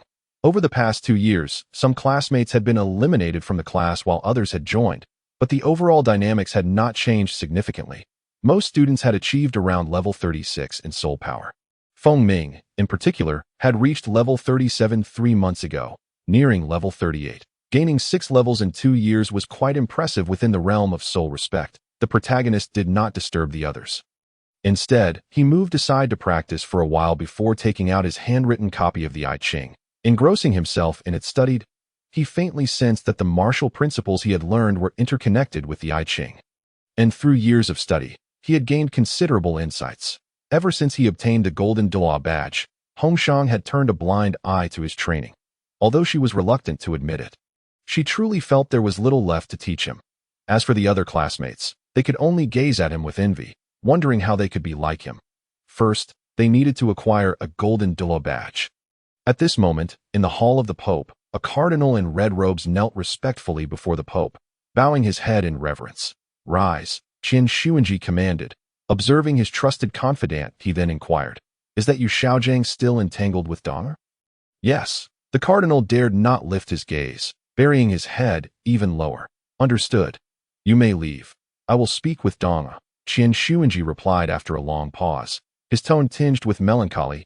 No one knew his true expression or the thoughts swirling in his mind. As the cardinal departed, Qin Xuanji began to pace within the hall of the Pope. "Bring Donger to me." Chapter 44. The auction today, the protagonist, known as ED, decided to take a break from cultivation, granting himself a day of leisure. Alongside Feng Ming and Shin Mingchen, the trio wandered through the bustling snack street of Wuhan City, captivated by the array of delectable treats displayed at various stalls. They frequently paused to purchase and share morsels with one another. Initially, ED and Feng Ming intended to attend the auction to broaden their horizons, but upon hearing their plans, Shin Mingchen insisted on joining. As the auction was set to commence in the afternoon, the trio made their way here at Shin Mingchen's suggestion. As a connoisseur of fine food, ED was a regular visitor to this street, making weekly excursions, though he typically ventured alone. This time, however, they explored together. Despite sampling only a fraction of the culinary delights, they found themselves nearly unable to continue after traversing just a third of the street. Upon exiting the food street, they checked the time and began to stroll towards the east of the city, where the auction house was situated in the most commercially vibrant area. In the distance, they beheld a magnificent structure resembling a single-story castle, adorned with a stone sculpture shaped like an auction hammer at its entrance. Exchanging knowing glances, they realized they had arrived at their destination. As they approached the entrance, Feng Ming took the lead, presenting a black invitation letter to the guards stationed at the door. Feng Ming's grandfather held a high-ranking position within the Spirit Hall, boasting a soul power of level 86. Having dedicated his life to the Spirit Hall, he had earned considerable respect. Standing just below the titled Douluo was this invitation that Feng Ming had procured from his grandfather. Upon entering, a woman clad in a form-fitting crimson gown approached them. Upon noticing Feng Ming's invitation, she smiled warmly. "Esteemed guests, this way please." Her voice, slightly husky, was irresistibly alluring. Without waiting for their response, she gracefully led them in a particular direction. Her every movement was captivating, compelling the trio to follow. Ed and Feng Ming watched the woman ahead, her gown accentuating her alluring figure. Following in the wake of this fiery enchantress, the two adolescent boys felt a dryness in their throats. Umph! Shin Mingchen shot a glance at Ed and Feng Ming before glancing down at her own figure, letting out a frustrated huff. The sound of her voice, the boys' attention quickly shifted away. Navigating through a series of twists and turns, they arrived at a door, which the woman pushed open, ushering them inside. The room was a corridor, with a young girl clad in sheer fabric standing at intervals of 1 meter on either side. If you are interested, you may select 2 companions, the red-dressed woman remarked, her words laden with unspoken implications. Both Feng Ming and Shin Mingchen stood momentarily stunned, their cheeks flushing crimson, although their reasons for shock differed. They shared a moment of bewilderment. Just take us directly to the auction, Ed stated coldly, a glint of determination in his eyes, as if to sever the veil of illusion. Please, the woman replied, not bothering to elaborate further.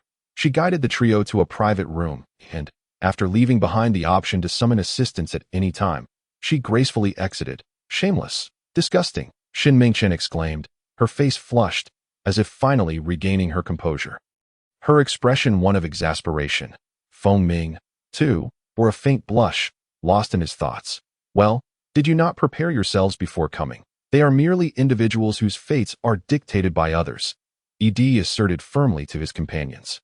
What we must do is diligently cultivate. Only then can we seize control of our destinies.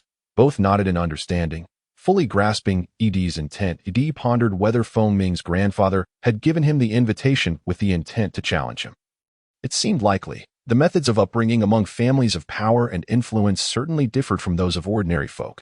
Setting aside his musings, Ed surveyed the room. A tea table was adorned with a fruit platter, a pot of brewed tea, a bottle of red wine, a set of exquisite cups, and a small booklet detailing the auction rules. The room also featured 3 sofas and a potted plant, exuding a minimalist elegance. However, upon closer inspection, one would notice that the sofa leather was crafted from the hide of an ancient wind spirit tiger, the red wine was a vintage from a decade past, and the jeweled cups radiated opulence. A wave of mixed emotions washed over him. Boss, the auction is about to begin. Look! Feng Ming's exclamation interrupted Ed's reverie. Through the floor-to-ceiling windows, they could see the auctioneer introducing an unknown antique, eliciting gasps from the audience, indicating its considerable value. As the auctioneer's hammer fell and the bidding commenced, prices soared dramatically, ultimately reaching an astounding total of 135,000 gold soul coins. Ed could not help but feel a twinge of astonishment. After years in the soul arena, he had only managed to accumulate around 400,000 gold soul coins. Was this the lifestyle of the affluent? The trio continued to witness a myriad of items, some familiar, others novel. They felt that this experience was far from wasted, as their horizons were broadened. The next auction item was a variant wind horse cub, possessing the bloodline of the Flame Horse King, hailing from the Gale Grasslands. Unlike the ordinary fire attribute Flame Horse, this soul beast cub exhibited a mutated wind attribute, displaying a gentle temperament, compared to the irritable Flame Horse. It boasted superior speed, making it a rare and coveted steed. Under the fervent gaze of the audience, a small horse, less than a meter tall, was led into the arena. Its fur was as white as snow and luxuriously fluffy. Evidently well-groomed, the tuft of flame-like blue fur adorned its forehead, and with wide, timid eyes, it nervously regarded the eager crowd, letting out an anxious snort as its elegant form trembled slightly. Upon witnessing this scene, Ed felt a tremor within his heart.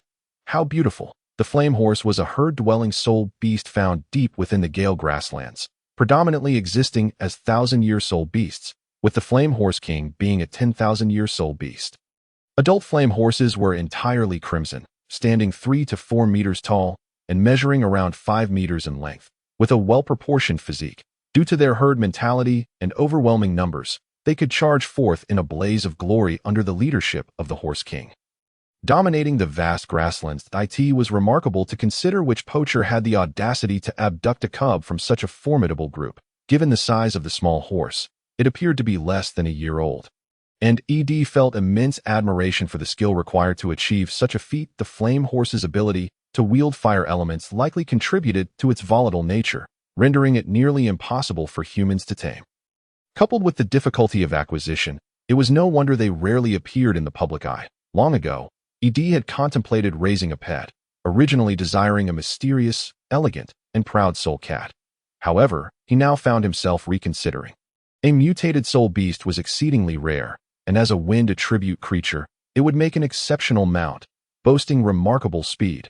Furthermore, its pitiful expression, graceful physique, and striking appearance were undeniably alluring. Ed's gaze burned with intensity as he fixated on the small horse, his breathing becoming somewhat erratic, evident to his two companions. "Boss, I have 30,000 gold soul coins from my grandfather. If you find yourself short, feel free to use mine," Feng Ming offered, producing a golden card and placing it on the table. "I also have over 100,000 gold soul coins, saved from my birthday when I was young, that I'll use mine," Shin Mingchen declared, glaring defiantly at Feng Ming. "Thank you. If necessary, I will certainly do so." Ed responded with a nod, expressing his gratitude. "One can hardly excel without funds.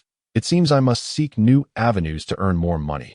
When the time comes, I shall lament the scarcity of funds." Ed mused, recalling how he once felt wealthy with several 100,000 coins. Yet, after attending this auction, he realized he was still quite impoverished. After this outing, he resolved to set a modest goal of earning 1 million coins for peace of mind. The starting bid is 60,000 gold soul coins, with a minimum increment of 1,000 gold soul coins. Bang! With the auctioneer's hammer falling, the atmosphere became charged with excitement, and bidding escalated rapidly. 81,000. 89,000. Are you squeezing toothpaste? 15 million. A voice rang out from the VIP room on the second floor, significantly reducing the number of bidders. 16 million. The atmosphere grew tense as another bid was called. 17 million. 27 million. The first to lose composure was he. According to his estimations, the value of this young steed should be around 250,000, for after all, what could a mere 1-year-old colt accomplish? It could hardly haul a carriage. At best, it was merely a private treasure for the aristocracy. However, if this trend continued, the final price would undoubtedly far exceed the forecast as someone boldly raised the bid by 100,000 gold soul coins. The fervor in the eyes of the crowd gradually dimmed. Only a few displayed hesitation, internally weighing the worth of the matter. 270,000, the auctioneer proclaimed, raising the gavel high. "Is there any higher bid? This is a variant soul beast with the bloodline of the Cult King. Acquiring it would be truly worthwhile. Hurry, place your bids." Shin Mingchen, observing the auctioneer's antics, could not help but slap her thigh. Eyes wide open, fixated on the auctioneer. 270,000, for the second time. "Is there any higher bid? If you miss this opportunity, who knows when you will encounter such an exquisite soul beast offspring again." The auctioneer called out once more. 280,000. A new price rang out from a private box. The guest in box 013 bids 280,000. 280,000. "Is there any higher bid? How infuriating!" Feng Ming exclaimed, slapping his thigh in frustration. Without hesitation, the first bidder raised the price by another 20,000 gold soul coins, signaling his determination to win. Guest 017 bids 300,000. "Is there any higher bid? 300,000. First call. 300,000. Second call. "Is there any higher?" Then, 300,000. Third call. Sold. With the gavel's fall, the first bidder finally relaxed. After all, few participants at the auction were short on funds, and he genuinely feared someone might contest him fiercely. Fortunately, everything transpired smoothly as no one raised their bid for a long while, and the final price had exceeded the ideal amount. The auctioneer decisively brought down the gavel. Inside the box, Feng Ming suggested, "Boss, shall we go see the horse?" Shin Mingchen's expression mirrored her companion's. The young colt was simply too stunning. Just then, a knock echoed at the door. Knock, knock, knock. "Come in." A male manager entered. Dressed in formal attire, I am the deputy manager of the auction house. "The variant Gale colt you bid on has been brought to the backstage. Would you like to take a look?" The manager said proficiently. "Very well. Let us go take a look," the first bidder replied, missing his future pet and steed dearly. "Please follow me." The manager led the way to a room where the colt cowered in the furthest corner, trembling at the sight of the newcomers. "Come here, little one," Shin Mingchen cooed, crouching down and beckoning to the colt, offering a grape as a treat. After a moment of watching the colt shrink back, she helplessly stood up, shrugging at the first bidder. The first approached gently, standing before the cornered colt, slowly retrieving a matcha-flavored cake from his storage necklace and presenting it to the colt's mouth. He could clearly see the colt sniffing the cake with its pink nose, and after a while, it timidly licked the cake with its adorable tongue before withdrawing again, with its sparkling eyes. It cautiously glanced at the first, seemingly sensing his kindness, and then nuzzled his hand, taking bites of the cake. The first felt the delightful sensation of the colt's tongue brushing against his palm. A ticklish feeling. Ha, he chuckled, smiling widely. He gently stroked the colt, gliding his hand over its mane from head to neck, conveying his goodwill. The colt shivered slightly before gradually relaxing, ultimately gazing up at the first and letting out a soft whinny. From now on, you shall be named Linger. How does that sound? The first's eyes brightened at the graceful, spirited colt, bestowing it a name. Seeing you nuzzle against my cheek. No, Linger, the first joyfully declared, it is settled. You shall henceforth be called Linger. You will enjoy a life of luxury and indulgence with me. Nay, may I pet Linger? Shin Mingchen and Feng Ming looked on with envy at the interaction between master and steed. They extended their hands, attempting to entice Linger with treats, but to their surprise, the colt snatched the food away and retreated to enjoy it alone, refusing to let them near, observing the playful game of hide-and-seek. The first said helplessly, "All right, enough of this. Linger is still too timid. With more interaction, she will grow accustomed." He then produced a gold card and handed it to the manager. "I am quite satisfied." The manager smiled. "As long as you are satisfied, that is what matters. We have also prepared a set of riding equipment for you. Please collect it from the staff upon your departure. We have more high-quality goods available, and we look forward to your patronage." The first politely agreed. Once the paperwork was completed, Linger's ownership was finally confirmed. The trio played with Linger for a while longer before returning to the VIP room, bringing the colt along. Fortunately, as it was still small, the service staff permitted its entry. Otherwise, it would have been left alone in the small room, gazing at the bustling auction scene outside, where people seemed frenzied with excitement as they shouted bids. The three exchanged bewildered glances, unsure of what was transpiring. 340,000 gold soul coins. 500,000 gold soul coins. The madness of the crowd was palpable, as money seemed to lose its value in that moment. Finally, 10 million gold soul coins. A voice rang out from guest 003. Is there any higher bid? This intact right arm bone of the 10,000-year explosive ape is of superior quality and is quite rare among 10,000-year soul bones. The auctioneer continued. Experts predict it possesses a soul skill that enhances strength, making it exceptionally rare. Fusing it could elevate your power to new heights. Listening to the auctioneer's impassioned cries, the first and his companions realized that the auction featured a 10,000-year soul bone. Explaining the crowd's frenzied behavior, such a treasure was coveted even by titled Douluos, especially one of such age. A piece of 10,000-year soul bone could be passed down as a family heirloom for generations. Every soul master can attach 9 soul rings to their martial spirit through cultivation, each producing a soul skill. If a 10,000-year soul ring is attached, it can produce 2 soul skills to acquire additional soul skills. Aside from learning the rare self-created skills, one must resort to fusing with soul bones. Besides the mysterious and irregularly produced external soul bones, each person can only attach 6 bones, 1 to the head, torso, left leg, left arm, and right arm. Similarly, a 10,000-year soul bone can provide 2 soul skills to the soul master, significantly enhancing their physicality post-fusion, offering numerous benefits. However, the scarcity of soul bones means that each appearance incites fierce competition among various factions. Feng Ming and Shun Mingchen gazed at the soul bone on the auction floor with fervent eyes, their desires unmistakable. Few soul masters could maintain composure in the presence of such a prize. The first, however, merely cast a faint glance at the soul bone, picking up fruit from the platter to amuse Linger soul bones? To the first, who was enlightened about the road ahead, they held no value. Perhaps in the early stages they might serve as assistants, but in the later stages, they would only become a monumental burden that if given a choice, the first would not even desire a soul ring. Reflecting on the realms revealed upon the infinite jade wall, the first dismissed soul bones as trivial, unworthy of attention. After a moment, Shin Mingchen, noticing the first's joy while amusing Linger, curiously asked, "First, don't you want it?" The first glanced at his old classmate, disdainfully replying, "It's merely a bone. I wouldn't even use it for broth. I have a cleanliness obsession. Such a person exists. However, Shen Mingqian believed the first words. For the indifference in his gaze towards the soul bone was unmistakable. Subsequently, she unconsciously wrinkled her nose, catching a whiff of her own scent, secretly pondering. Am I so repelling that he remains unresponsive? Could it be he finds me unclean? Her brow furrowed in frustration. At that moment, Feng Ming, having regained his senses, approached the first, offering to knead his shoulders and massage his legs. Boss, if you acquire a soul bone in the future, you can give it to me. I don't mind dirt, nor do I have cleanliness issues. Huffed. How unrealistic. Shen Mingqian laughed at the absurdity of the scene unfolding before her. Ling seemed to comprehend Feng Ming's words, letting out a snort and casting them a sidelong glance before continuing its struggle with the assortment of fruits on the platter. Douc. Linger regarded Shen Mingqian with disdain, casting a glance at Feng Ming.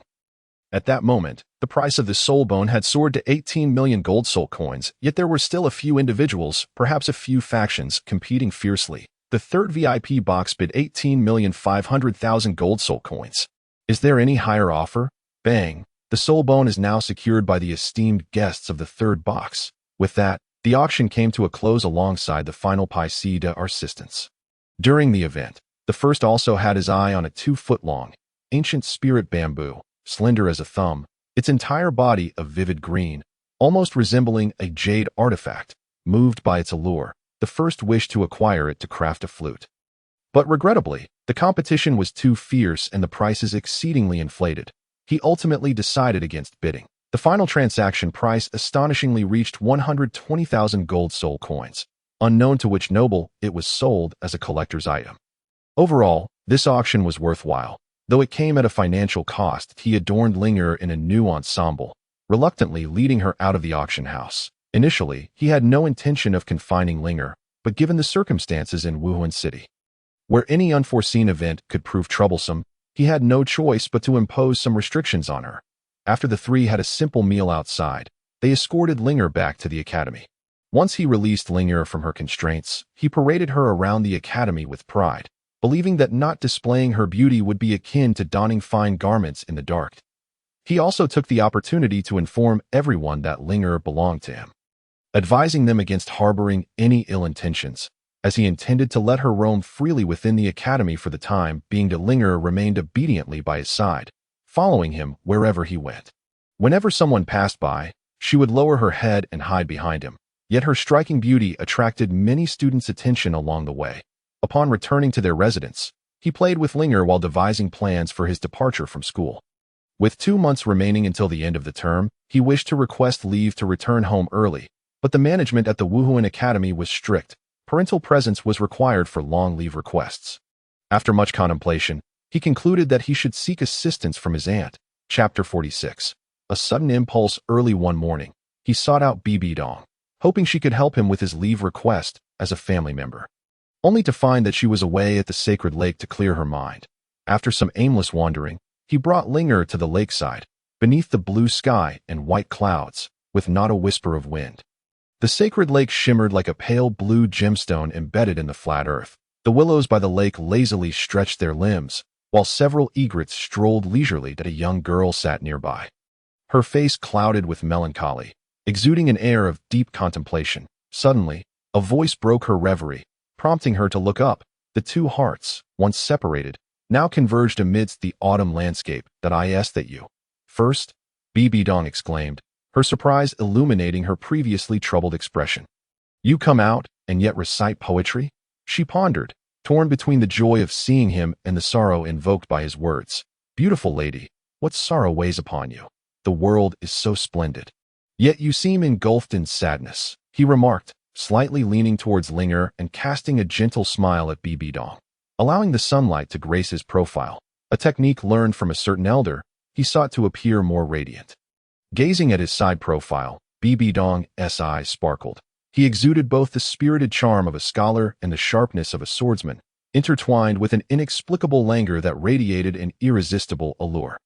As she observed how he had grown to nearly her height, her heart fluttered.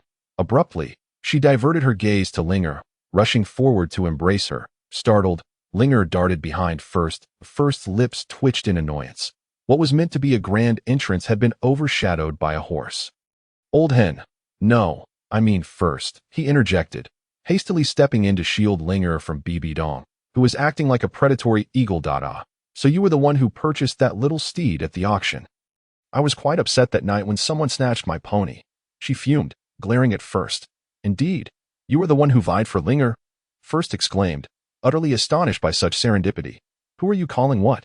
Just call me Aunt, BB Dong retorted, playfully pinching his ear with her delicate fingers, her expression triumphant.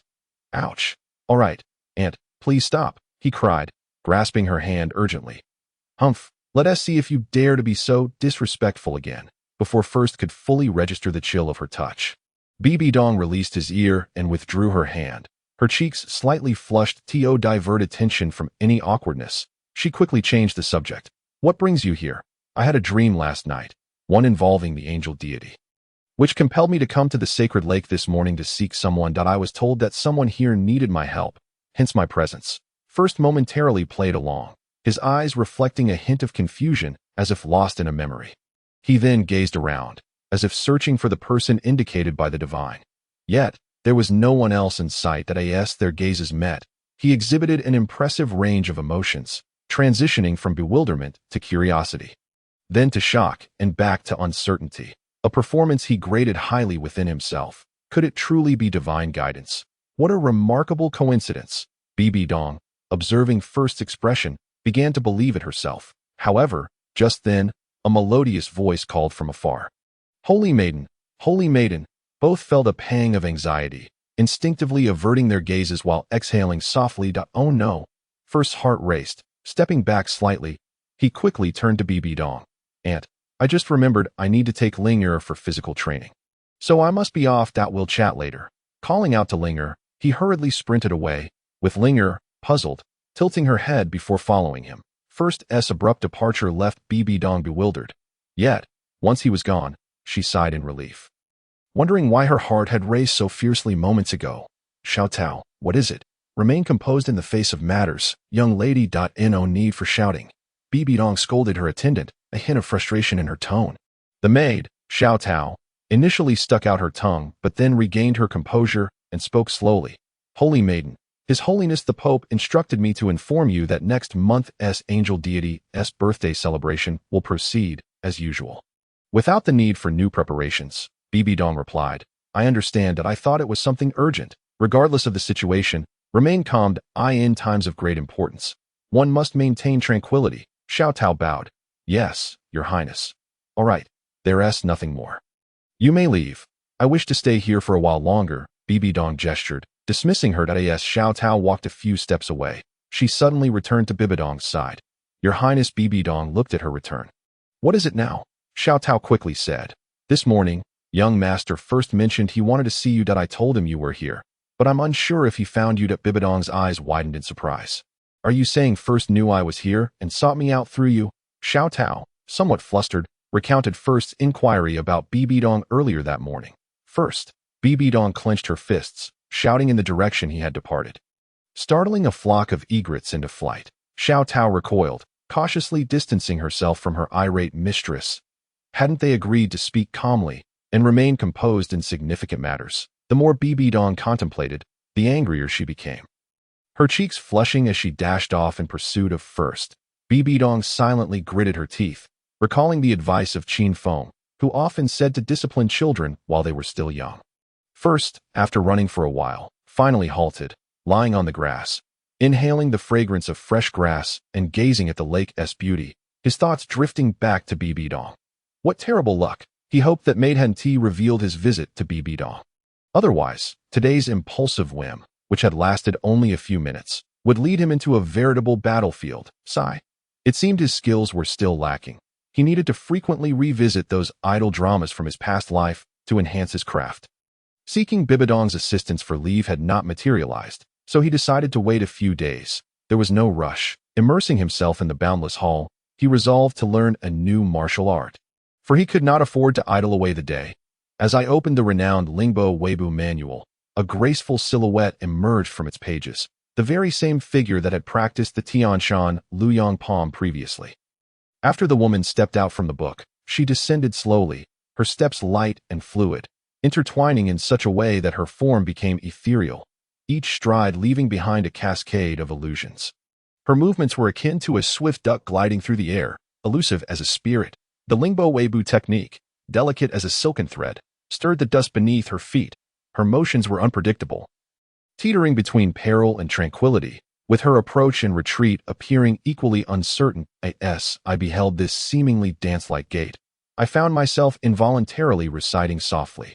Gradually, the number of figures multiplied, and in my eyes, each one seemed genuine, yet at the same time, they appeared to be mere phantoms, the lines between reality and illusion having long since blurred.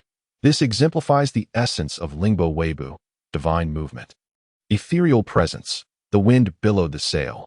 Was it my heart stirring or the sail itself? The figures here perplexed not only the eyes but also the mind. Suddenly, the woman came to a halt, and the multitude of shadows slowly dissipated. Just as I thought the display had concluded, she took a deliberate step forward, her foot briefly illuminating the koan trigram beneath her, which then vanished in an instant. With each subsequent step, she enacted a trigram, and after 8 strides, the 8 trigrams began to manifest. The woman quickened her pace, as if time itself had paused beneath her feet, despite feeling increasingly dizzy. As if the world were spinning, I forced myself to widen my eyes. This was a moment of great opportunity. Gradually, my eyelids grew heavier, and I vaguely heard, "The vastness of the infinite is formless. Unity of heaven and man is attained. The illusory reflections of flowers and mirrors, and the moon on water are substantial.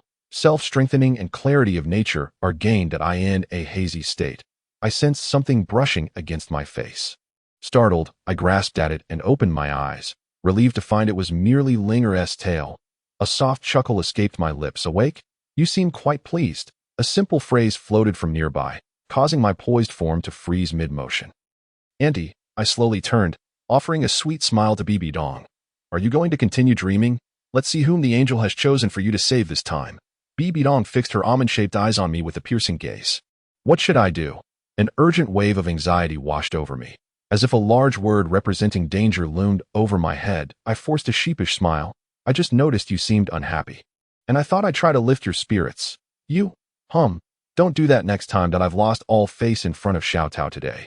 Bibi Dong brushed her fingers over Linger beside her, lightly dismissing the matter. Perhaps she hadn't truly been angry. Rather, she felt a hint of embarrassment.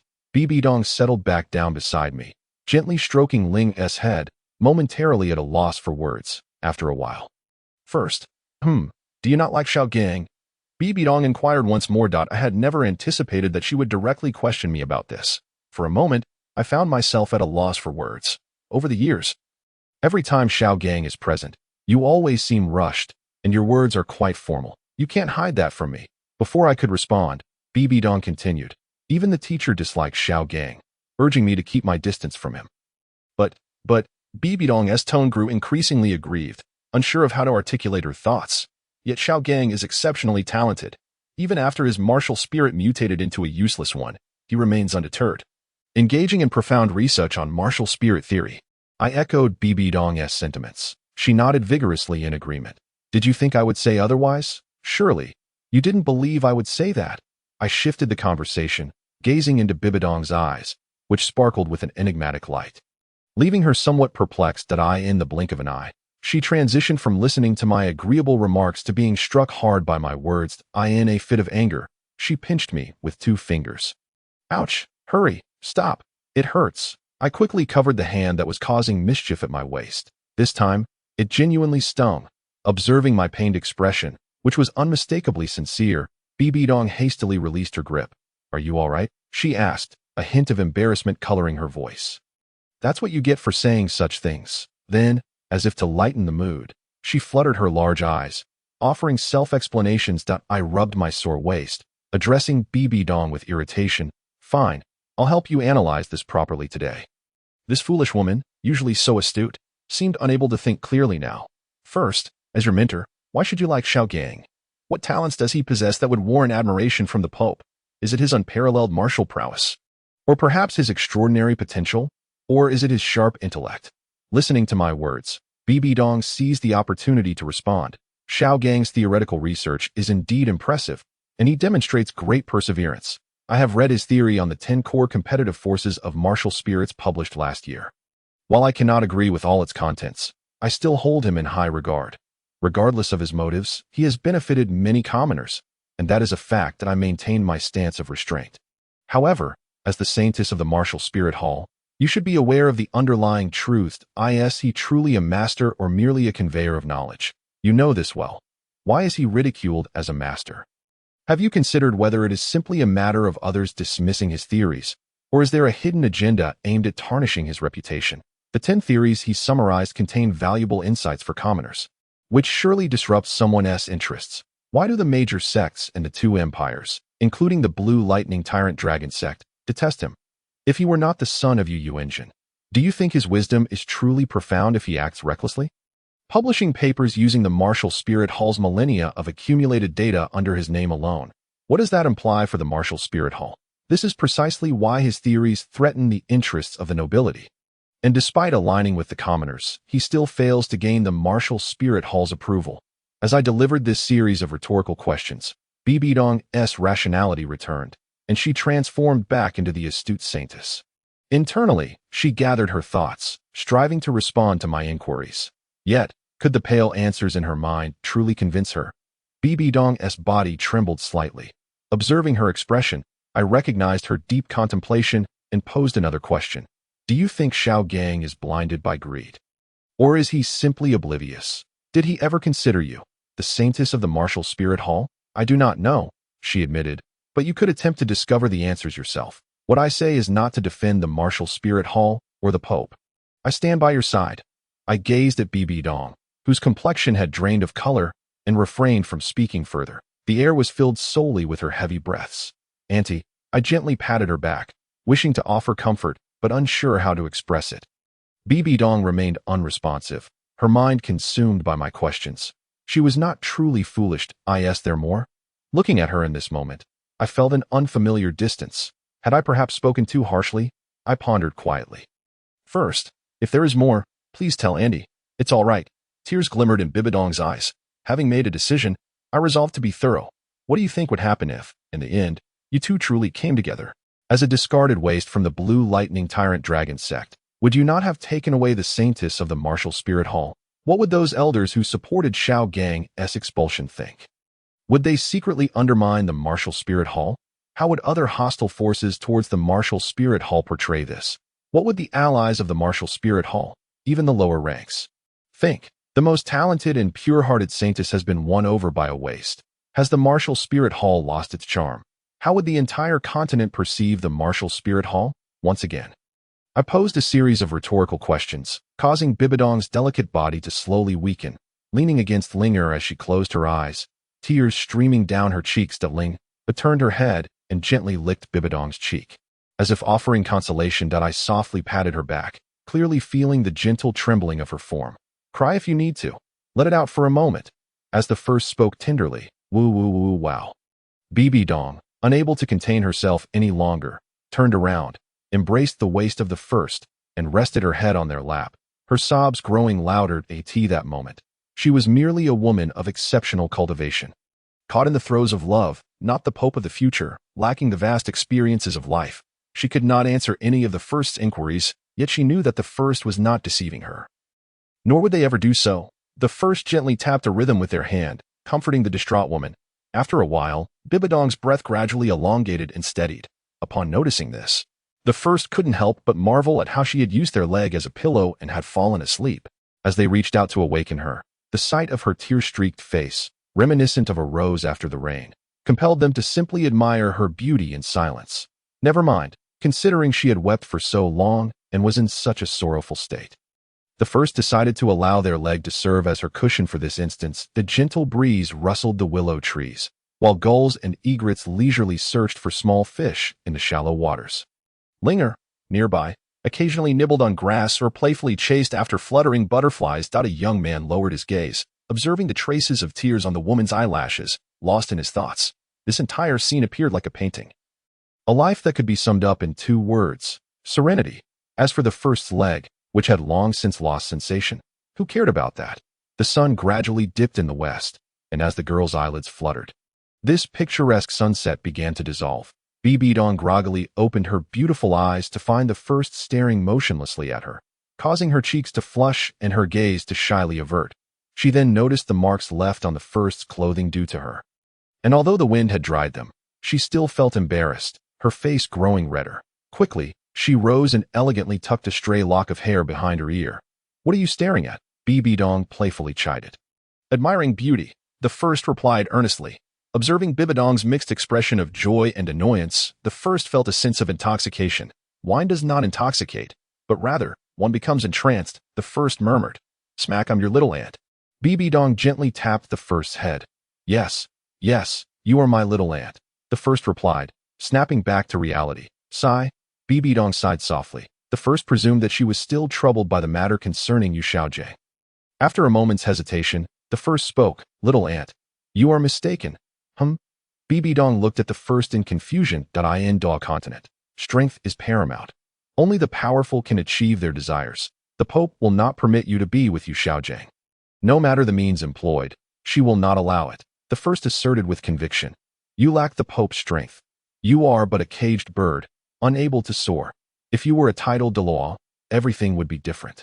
You would at least possess the qualifications for negotiation, the first urged Bibidong, emphasizing that the disparity in power determined whether she could live for herself in the future. Am I not strong enough? Bibidong's gaze revealed a hint of confusion. The first question seemed like shackles, locking away all possibilities. A saintess basking in the glory of the spirit hall. Could she truly break free of everything? The first seemed to perceive Bibidong's innermost thoughts. 15 years, at most 15 years. If anyone dares to stop you, then I shall slay them for you. If the entire world does not recognize your union, I will take it upon myself to challenge the world, the first declared with fervor. If, by that time, you still love him, with a thunderous clap, the first slightly lifted their head, and in that moment, their formidable presence, cultivated in the soul arena over the years, radiated fiercely. Even seated on the ground, they appeared remarkably imposing.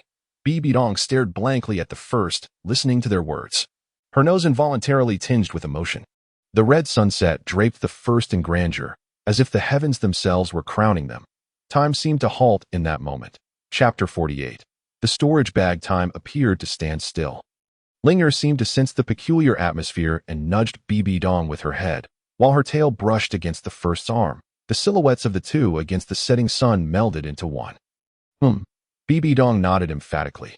For a moment, the atmosphere became delicate. It's getting late. We should head back.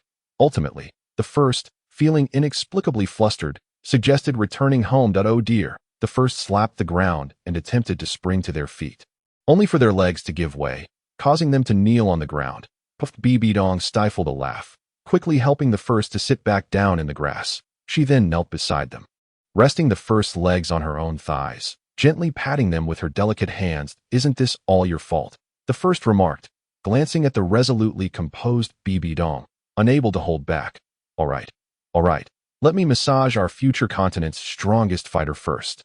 I'm counting on him to shield me from the storm. The first's face flushed slightly, their heart in disarray. Bibidong recalled the scene in the bamboo forest of Zuhin village when the first expressed their dream of being able to do whatever they desired in the future. Filled with determination, Bibidong declared, "Silly, how can I let you shield me from the storm?" She smiled at the first before bowing her head to begin the massage. "I heard from Taylor that you wanted to see me for something?" Bibidong asked, her eyes sparkling with curiosity. "Yes, I would like you to help me request a long leave of absence from school." "Long leave? How long?" Upon hearing the first words, Bibidong instantly understood that this long leave would not be short. With 2 months until the next holiday, seeking her help now likely meant asking for a leave of at least 2 months, possibly even longer. Be gentle. The first shot Bibidong a glare. "So that means you might not return to school on time next semester?" Bibidong gazed at the first, her expression uncertain. "But I have something very important to attend to. There are reasons I must leave." The first asserted seriously. "All right. Tomorrow, I will go to the academy to handle your leave request. Do you need my assistance?" Bibidong asked proudly. "Last month, I became a Soul Emperor. I'm quite impressive." She lifted her chin, beaming with pride. No need. It's just some trivial matters, which is why it requires more time. Hearing this, Bibidong felt relieved. The first was always composed and meticulous in their actions, so they would not take unnecessary risks. She then added, You don't intend to distance yourself from me to seek some excitement, do you? You already have a little girlfriend. Isn't that enough? Bibi Dong teased, casting a playful glance at the first. What little girlfriend? I have no interest in children, the first replied, closing their eyes to fully enjoy Bibi Dong's massage. In just a couple of years, it will be fine. Bibi Dong observed the first's expression, her voice still laced with warmth. With a heart devoid of women, the sword shall naturally shine. Bibi Dong frowned, recalling the sword Douluo Qinshin in the tale the first had recounted about the two sword gods battling on the night of the full moon at the pinnacle of martial souls. Could it be that the greatest swordsmen truly shun romance? Just kidding. In the future, I will definitely marry a woman as beautiful as you, little ant. Without invincible strength, being lost in love would only leave me with one more vulnerability. The first opened their eyes and gazed earnestly at Bibi Dong. A smile graced Bibi Dong's lips, making the moment truly beautiful. After a while, the first's legs gradually regained sensation, yet they were reluctant to part from Bibi Dong's lovely legs. They stood up slowly, taking a few steps, feeling a profound sense of loss. Let's go. I need to visit the holy mountain first. I've been away for quite a while and must greet the two old gentlemen. I wonder what kind of charm you cast on the two elders, Qianjun and Jiangma, for them to be so fond of you. With them guarding you, you no longer need me. Bibi Dong cast an envious glance at the first, feeling a tinge of disappointment as she murmured, Not at all. They are not like you. I didn't use any charm. I simply treated them sincerely, and they reciprocated with sincerity. The first displayed a look of self-satisfaction. At this moment, Bibi Dong could hardly bear to look at the smug expression on the face of the first. After today's heart-to-heart conversation, she had witnessed the first's meticulous thinking and long-term vision. If anyone were to claim that the first had a pure heart, she would never believe it, for if one were to trust the first entirely, they might find themselves sold out, counting the money for him. As they parted ways in Wuhan City, Bibi Dong intended to reflect thoroughly on the events of today. Upon reaching the foot of the holy mountain, she was relieved to possess the tokens of the two titled Douluos. Otherwise, she would have been at a loss regarding how to proceed with Ling. With Ling in tow, they encountered no obstacles and soon met the two titled Douluos. Old man, I've come to see you. The first called out from a distance. All right, enough of that. This little steed of yours is quite charming. I hope you're not counting on it to help you woo the ladies. The mischievous Jiangma teased the first. Not at all. It is merely my pet, named Ling. Besides, I am exceptionally talented, suave, and youthful, with ample wealth. Enough. We get it. You're impressive, but it's already evening. What brings you here? Surely, you're not just here for a free meal. Qianjun interrupted the first. I have matters to attend to and will be unable to join you both for tea during this period. I've come to bid you farewell. With that, the first performed a deep bow to the two men. I was wondering what was so pressing. Go ahead. If you need us two old relics to intervene, just give us a shout. Nowadays, those who can match us in combat can be counted on one hand. Jiangma Douluo said, winking at the first with exuberance. Congratulations to you two venerable elders on your advancement. An unparalleled Douluo is to be expected. The first, sharp as a ghost, instantly comprehended Jiangma's implications. Haha. Not at all. We only recently managed to break through, and it's all thanks to you. If it weren't for the go board left by your ancestor, we would have remained stuck at level 95 for another decade. Indeed, the go board is a remarkable treasure. Although the two Douluos spoke humbly, their expressions revealed their immense joy at their breakthrough. The first, sweet-talking like honey, brought forth peals of laughter from the two Douluos. Here, this is for you. As the first was preparing to take his leave, Qianjun tossed him a light blue cloth bag. Upon inspection, the bag appeared to have a considerable capacity of at least 10 cubic meters. The first furrowed his brow. Old man, I already possess a storage soul guide. I want to need this. He reached out to return it to Qianjun. Qianjun glanced at the first and remarked, This is not an ordinary storage soul guide. It can even hold living beings. I see you have Linger with you, which might make things inconvenient. If you don't want it, then feel free to return it to me. The first instantly withdrew the storage bag, scrutinized it carefully, and then accepted it, casting a grateful glance at the two venerable elders. The two titled Douluos noticed the gratitude in the first's gaze and felt warmth in their hearts. After all, we are no longer traversing the continent. We spend our days here playing chess, drinking tea, and enjoying wine, so we have no use for that storage bag. Giving it to you is simply putting it to good use. Qianjun said with a smile, Kid, are you not leaving? You don't actually intend to stay here for a meal, do you? Jiangma, unable to withstand the first's gaze, began to usher him out. The first bowed to the two men, keeping their kindness in his heart, and returned to his residence with Ling Er. He began to experiment with the newly acquired soul guide, intermittently putting Ling Er inside and taking her out. Enjoying himself immensely. It was only when he noticed Ling Er appearing somewhat listless that he decided to hang the storage bag at his waist. Each time he placed Ling Er into the storage bag, it likely had some effect on her. If only Ling Er were a bit stronger, perhaps this issue would not arise. He patted Ling Er's head in a gesture of comfort. Suddenly, an idea struck him. Could he not allow Ling Er to cultivate as well? He then involuntarily recalled the great eagle of Douluo, the yellow dog of Shipo Tian, and the white ape that accompanied a Qing, and he became utterly exhilarated. If ordinary animals could cultivate martial arts, surely his Ling Er could as well. Perhaps she could even become 100,000-year soul beast ahead of time. The thought of nurturing 100,000-year soul beast filled the first with an irrepressible excitement.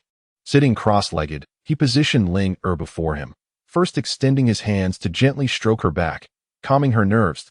He then released a strand of true energy, slowly probing into Ling Er's body. At that moment, the infinite jade wall seemed to sense the first's intentions. An array of light flowed along his true energy into Ling Er's body. The first felt as if his perspective shifted, allowing him to clearly see the distribution of meridians within Ling Er, along with the faint white soul power within her brain, which presumably was where the soul beast stored its soul power. Ling Er's internal meridians were somewhat intricate. There was a relatively wide meridian in each of her limbs and the torso, with the least amount of blockage, while the other meridians were not only narrow but also severely obstructed. The first carefully controlled his true energy, delicately clearing the most easily accessible meridian. The first's innate true energy was exceptionally pure, and with the aid of his godlike perspective, that meridian was gradually unblocked. Chapter 49. Disguised. Unbeknownst to him how much time had passed, the obstruction in that meridian was finally cleared by the first. He paused his current actions, watching Ling Er cautiously, fearful that something might go awry. Suddenly, the faint white soul power in Ling Er's mind surged towards the unblocked meridian, circled around, and then returned to the sea of souls. It was evident that the soul power had visibly increased in size. The first opened his eyes in delight, wiped the sweat from his brow, and gently stroked Ling Er's head. You are in for a treat from now on. Ling Er rose, using her pink tongue to lick the back of the first's hand in gratitude. She too could sense her body growing stronger. The first decided to observe for a day. If there were no unusual changes, he would gradually unblock all of Ling Er's meridians. The next morning, bright and early, he packed the necessary items into his storage necklace and waited at the teaching building for good news from Bibi Dong. All right, let us go. Before long, Bibi Dong emerged from the teaching building, waving the leave request form in her hand from a distance. Would you like me to accompany you back? I'm not at ease with you going alone. What if? Bibi Dong felt somewhat uneasy, recalling how high-profile the first had been at the Fighting Soul Arena. Although he had participated infrequently since last year, there was no telling if someone was lurking in the shadows, waiting for an opportunity to eliminate him. No need to worry. I am well prepared. Let's south head to your place first. With a wave, Bibi Dong signaled, and the two exited the school gates, arriving at her residence. The room was devoid of any superfluous items. With a distinct, girlish pink style, on the bed sat a large Rongrong rabbit plushie. This was not the first's first visit, and seeing the girl-like room did not surprise him in the slightest. By the way, where is Ling Er? Why don't you leave her with me? I can take care of her. Bibi Dong suddenly realized she had seen Ling Er. The first proudly patted the storage bag at his waist. Yes, right here. The two old gentlemen gave it to me yesterday, and it fits me quite well. Saying this, he released Ling Er to get some fresh air. Bibi Dong stroked Ling Er and cast an envious glance at the storage bag. A soul guide that can hold living beings is quite rare. You didn't bring me here just to show off, did you? Let me show you something interesting. The first closed the window, then retrieved a wooden box from his storage necklace, placing it on Bibi Dong's vanity. Sitting before the vanity, the first opened the box to reveal 7 human skin masks and various makeup tools. These items had been discovered over the years among the miscellaneous books in the Infinite Hall. One day, he stumbled upon a book titled Zhu's Insights on Disguise, which contained some truly fascinating techniques, prompting him to learn a few. The 7 human skin masks bore diverse appearances: youth, strong man, elderly, and of both genders. Just gathering the materials to craft these masks took him over half a year. and combined with the various crafting techniques and intricate processes, it took several years to produce merely 7 masks. Eyebrow pencil, eyelash glue, brow scissors, and foundation. Bibi Dong leaned closer, intrigued. Although she was unfamiliar with the purpose of the masks, she often encountered the other items. You can do makeup? Bibi Dong looked at the first in astonishment, as though seeing him in a new light. Makeup? No, this is disguise. With a serious expression, the first responded earnestly. After a moment of contemplation, they selected a human skin mask from the box, gently massaging their cheeks before donning the mask. Adjusting it meticulously in front of the mirror, they tenderly massaged their entire face, and gradually, a stranger began to emerge in the reflection. The first then released their hair from its confines, sweeping it to the crown of their head and securing it into a high ponytail.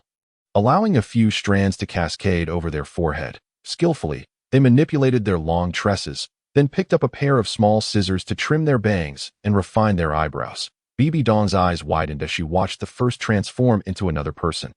Momentarily rendered speechless, her gaze fixed intently, the first then retrieved a small vial from the wooden box, pouring out some powder, rubbing it between their hands before applying it to their neck and wrists. In a short while, their skin took on a slightly rough texture, the overall hue blending seamlessly with the mask, effectively concealing the junction. Finally, the first took an eyebrow pencil, performing the last touches in front of the mirror. "Auntie, I'll change into another outfit. Please wait for me outside," the first said, a hint of shyness in their voice. Bibi Dong exited the bedroom with Ling settling onto the sofa in the living room. A tumult of emotion swirling within her. It was the first time she realized that makeup could transform someone into an entirely different person. Today, right beneath her very eyes, the first had become someone unrecognizable, leaving her with 100 questions that she did not know how to voice. A mere moment later, the bedroom door swung open. A handsome and dignified middle-aged man emerged, dressed in a white long robe reminiscent of a swordsman. With sharp brows and bright eyes, he carried a long sword with a black sheath in his left hand, casting a cold gaze at Bibi Dong. "Is that you?" "First?" Bibi Dong tentatively called out. It was impossible to see even a trace of the first in this person. Their features, shoulders, and demeanor bore no resemblance whatsoever. Even having witnessed the gradual transformation, her heart struggled to accept that this was indeed the first. The man brandished his sword, slightly inclining his body, and replied, "Your Highness the Saintess has mistaken me. I am Yi Guqing." Bibi Dong momentarily lost her focus. He swiftly drew his sword, performing a flourish before sheathing it again. The sword, named Lu Ying, was forged from the rare deep-sea cold iron, measuring 3 feet and 3 inches in length and weighing 13 pounds and 3 ounces, crafted by the legendary artisan Nuo Ding. A weapon of unparalleled sharpness. Suddenly, Bibi Dong snapped back to reality, realizing that this person was truly the first. Yi Guqing. Wasn't he the character from the story? She had even gifted him that sword. Circling around the first, she approached, sniffing curiously like a little dog, and playfully pinched the first's face. The texture felt astonishingly real. Bibi Dong marveled at the phenomenon. "How about that? Now you're safe." The first smirked at Bibi Dong, waving at Ling who instinctively nuzzled against the first's leg. "First, look, Ling still recognizes you." Bibi Dong exclaimed in surprise. "Perhaps it's the scent," the first mused, producing a fragrance pouch to hang at their waist. Soon, the scent of orchids wafted through the air, causing Ling to anxiously pace around the room, seeking the presence of their master. Perfectly flawless, the first exchanged a knowing glance with Bibi Dong. "Ling come here," they called, producing Ling favorite grass-flavored cake to feed her. After a playful bout, Ling finally acknowledged that this person was indeed her master, after securing Ling into the storage pouch. The first and Bibi Dong exited the spirit hall together. "Auntie, aren't you heading back?" The first paused, gazing at the distant outline of the city, concerned for Bibi Dong's safety alone in the world. "Don't worry about me. I'm quite formidable now, and this is the territory of the spirit hall. No one would dare to harm me. I'll escort you a bit further." Bibi Dong's expression was filled with reluctance, a hint of impatience bubbling within her heart. The first instinctively reminded Bibi Dong once more, "I told you everything you needed to know yesterday. Take care of yourself," reflecting on their conversation from the previous day. Bibi Dong recognized the first's growth into adulthood and wisdom, realizing that her own situation was rather precarious. "Rest assured, I'll focus on my training. You were right. Only with strength can I command respect when I speak," she affirmed, having gained clarity through the first insights. The night before, she had pondered deeply, feeling a chill run down her spine, waking up to find the sheets damp with sweat, seeing that she truly understood. The first felt a sense of relief, recognizing that there was little more they could do for her now that I must take my leave. Take care. The first turned, ready to depart. First, is there a second half to that poem you recited yesterday? Suddenly, an old friend's heart passes by, looking back. The mountains and rivers are already autumn. Two hearts yearning, both drenched in snow. This life counts as sharing white hair together. Bibi Dong gazed at the first's retreating figure.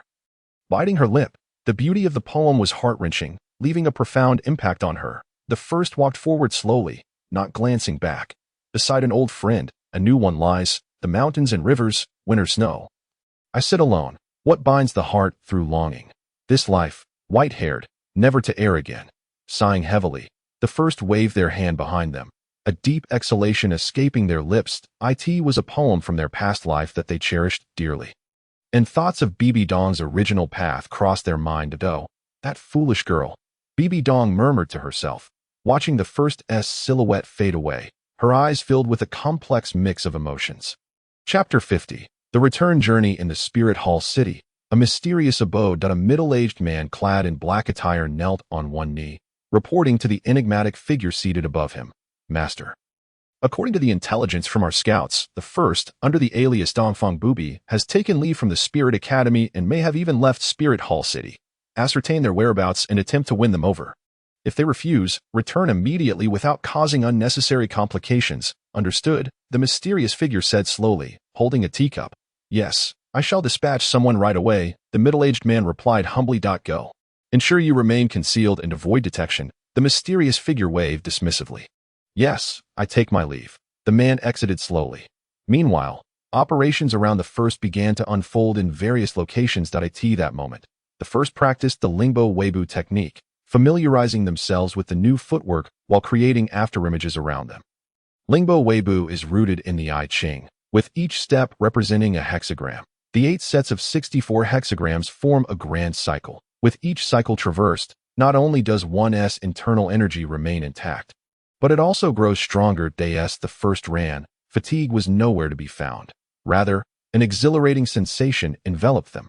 Noticing the blazing sun overhead, they sought a shaded spot to rest until the heat subsided before continuing on their journey. Preparing to release Ling for some exercise, the first knew it was not ideal for her to remain confined within the storage pouch for too long. As soon as Ling was freed, she leaped forward, nuzzling against the first's leg and barking joyfully. Good girl, I'll try to avoid putting you in the storage pouch next time. The first was acutely aware that the storage space contained nothing. It was so confined that Ling could only lie down and sleep within it. Naturally, after a prolonged period, boredom ensued. He retrieved Ling's favorite fruits and cakes from the storage necklace and placed them before her, gently ruffling her head in a comforting gesture. Before departing from Wuhan City, he had meticulously filled the storage necklace with an abundance of delicacies favored by both his master and pet. Observing Ling relishing her food, he also took out a large pork knuckle he had purchased in Wuhan City, enjoying a simple lunch. After the meal, he reclined beneath the shade of a tree, his eyes half closed, one hand tenderly stroking Ling, feeling an overwhelming sense of satisfaction. After a brief respite, he cradled Ling in his arms, positioning her comfortably. It seemed as though Ling understood her master's intentions. Lying still and cooperating fully. Being outdoors, the first had to multitask, gently assisting Ling in unblocking her meridians while remaining vigilant of his surroundings, which naturally slowed his pace. After more than an hour had passed, he had only managed to clear half of a relatively spacious meridian in her limbs. Feeling that he had only half of his inner strength left, he decided to halt his efforts. Rising to his feet, he called to Ling to resume their journey. The first moved with the grace of a feather upon the breeze, seamlessly restoring his energy while traveling, while Ling frolicked alongside him, brimming with excitement. For Ling, the opportunity to roam freely was akin to paradise, a delightful change from her previous confinement in the storage bag. Thus, each time the first replenished his energy, he would pause to assist Ling in refining her meridians, resuming their journey when his energy was reduced to half. Over the course of more than a week, Ling's 5 primary meridians had been cleared by over 80%, and the white soul power in her soul sea had multiplied several times.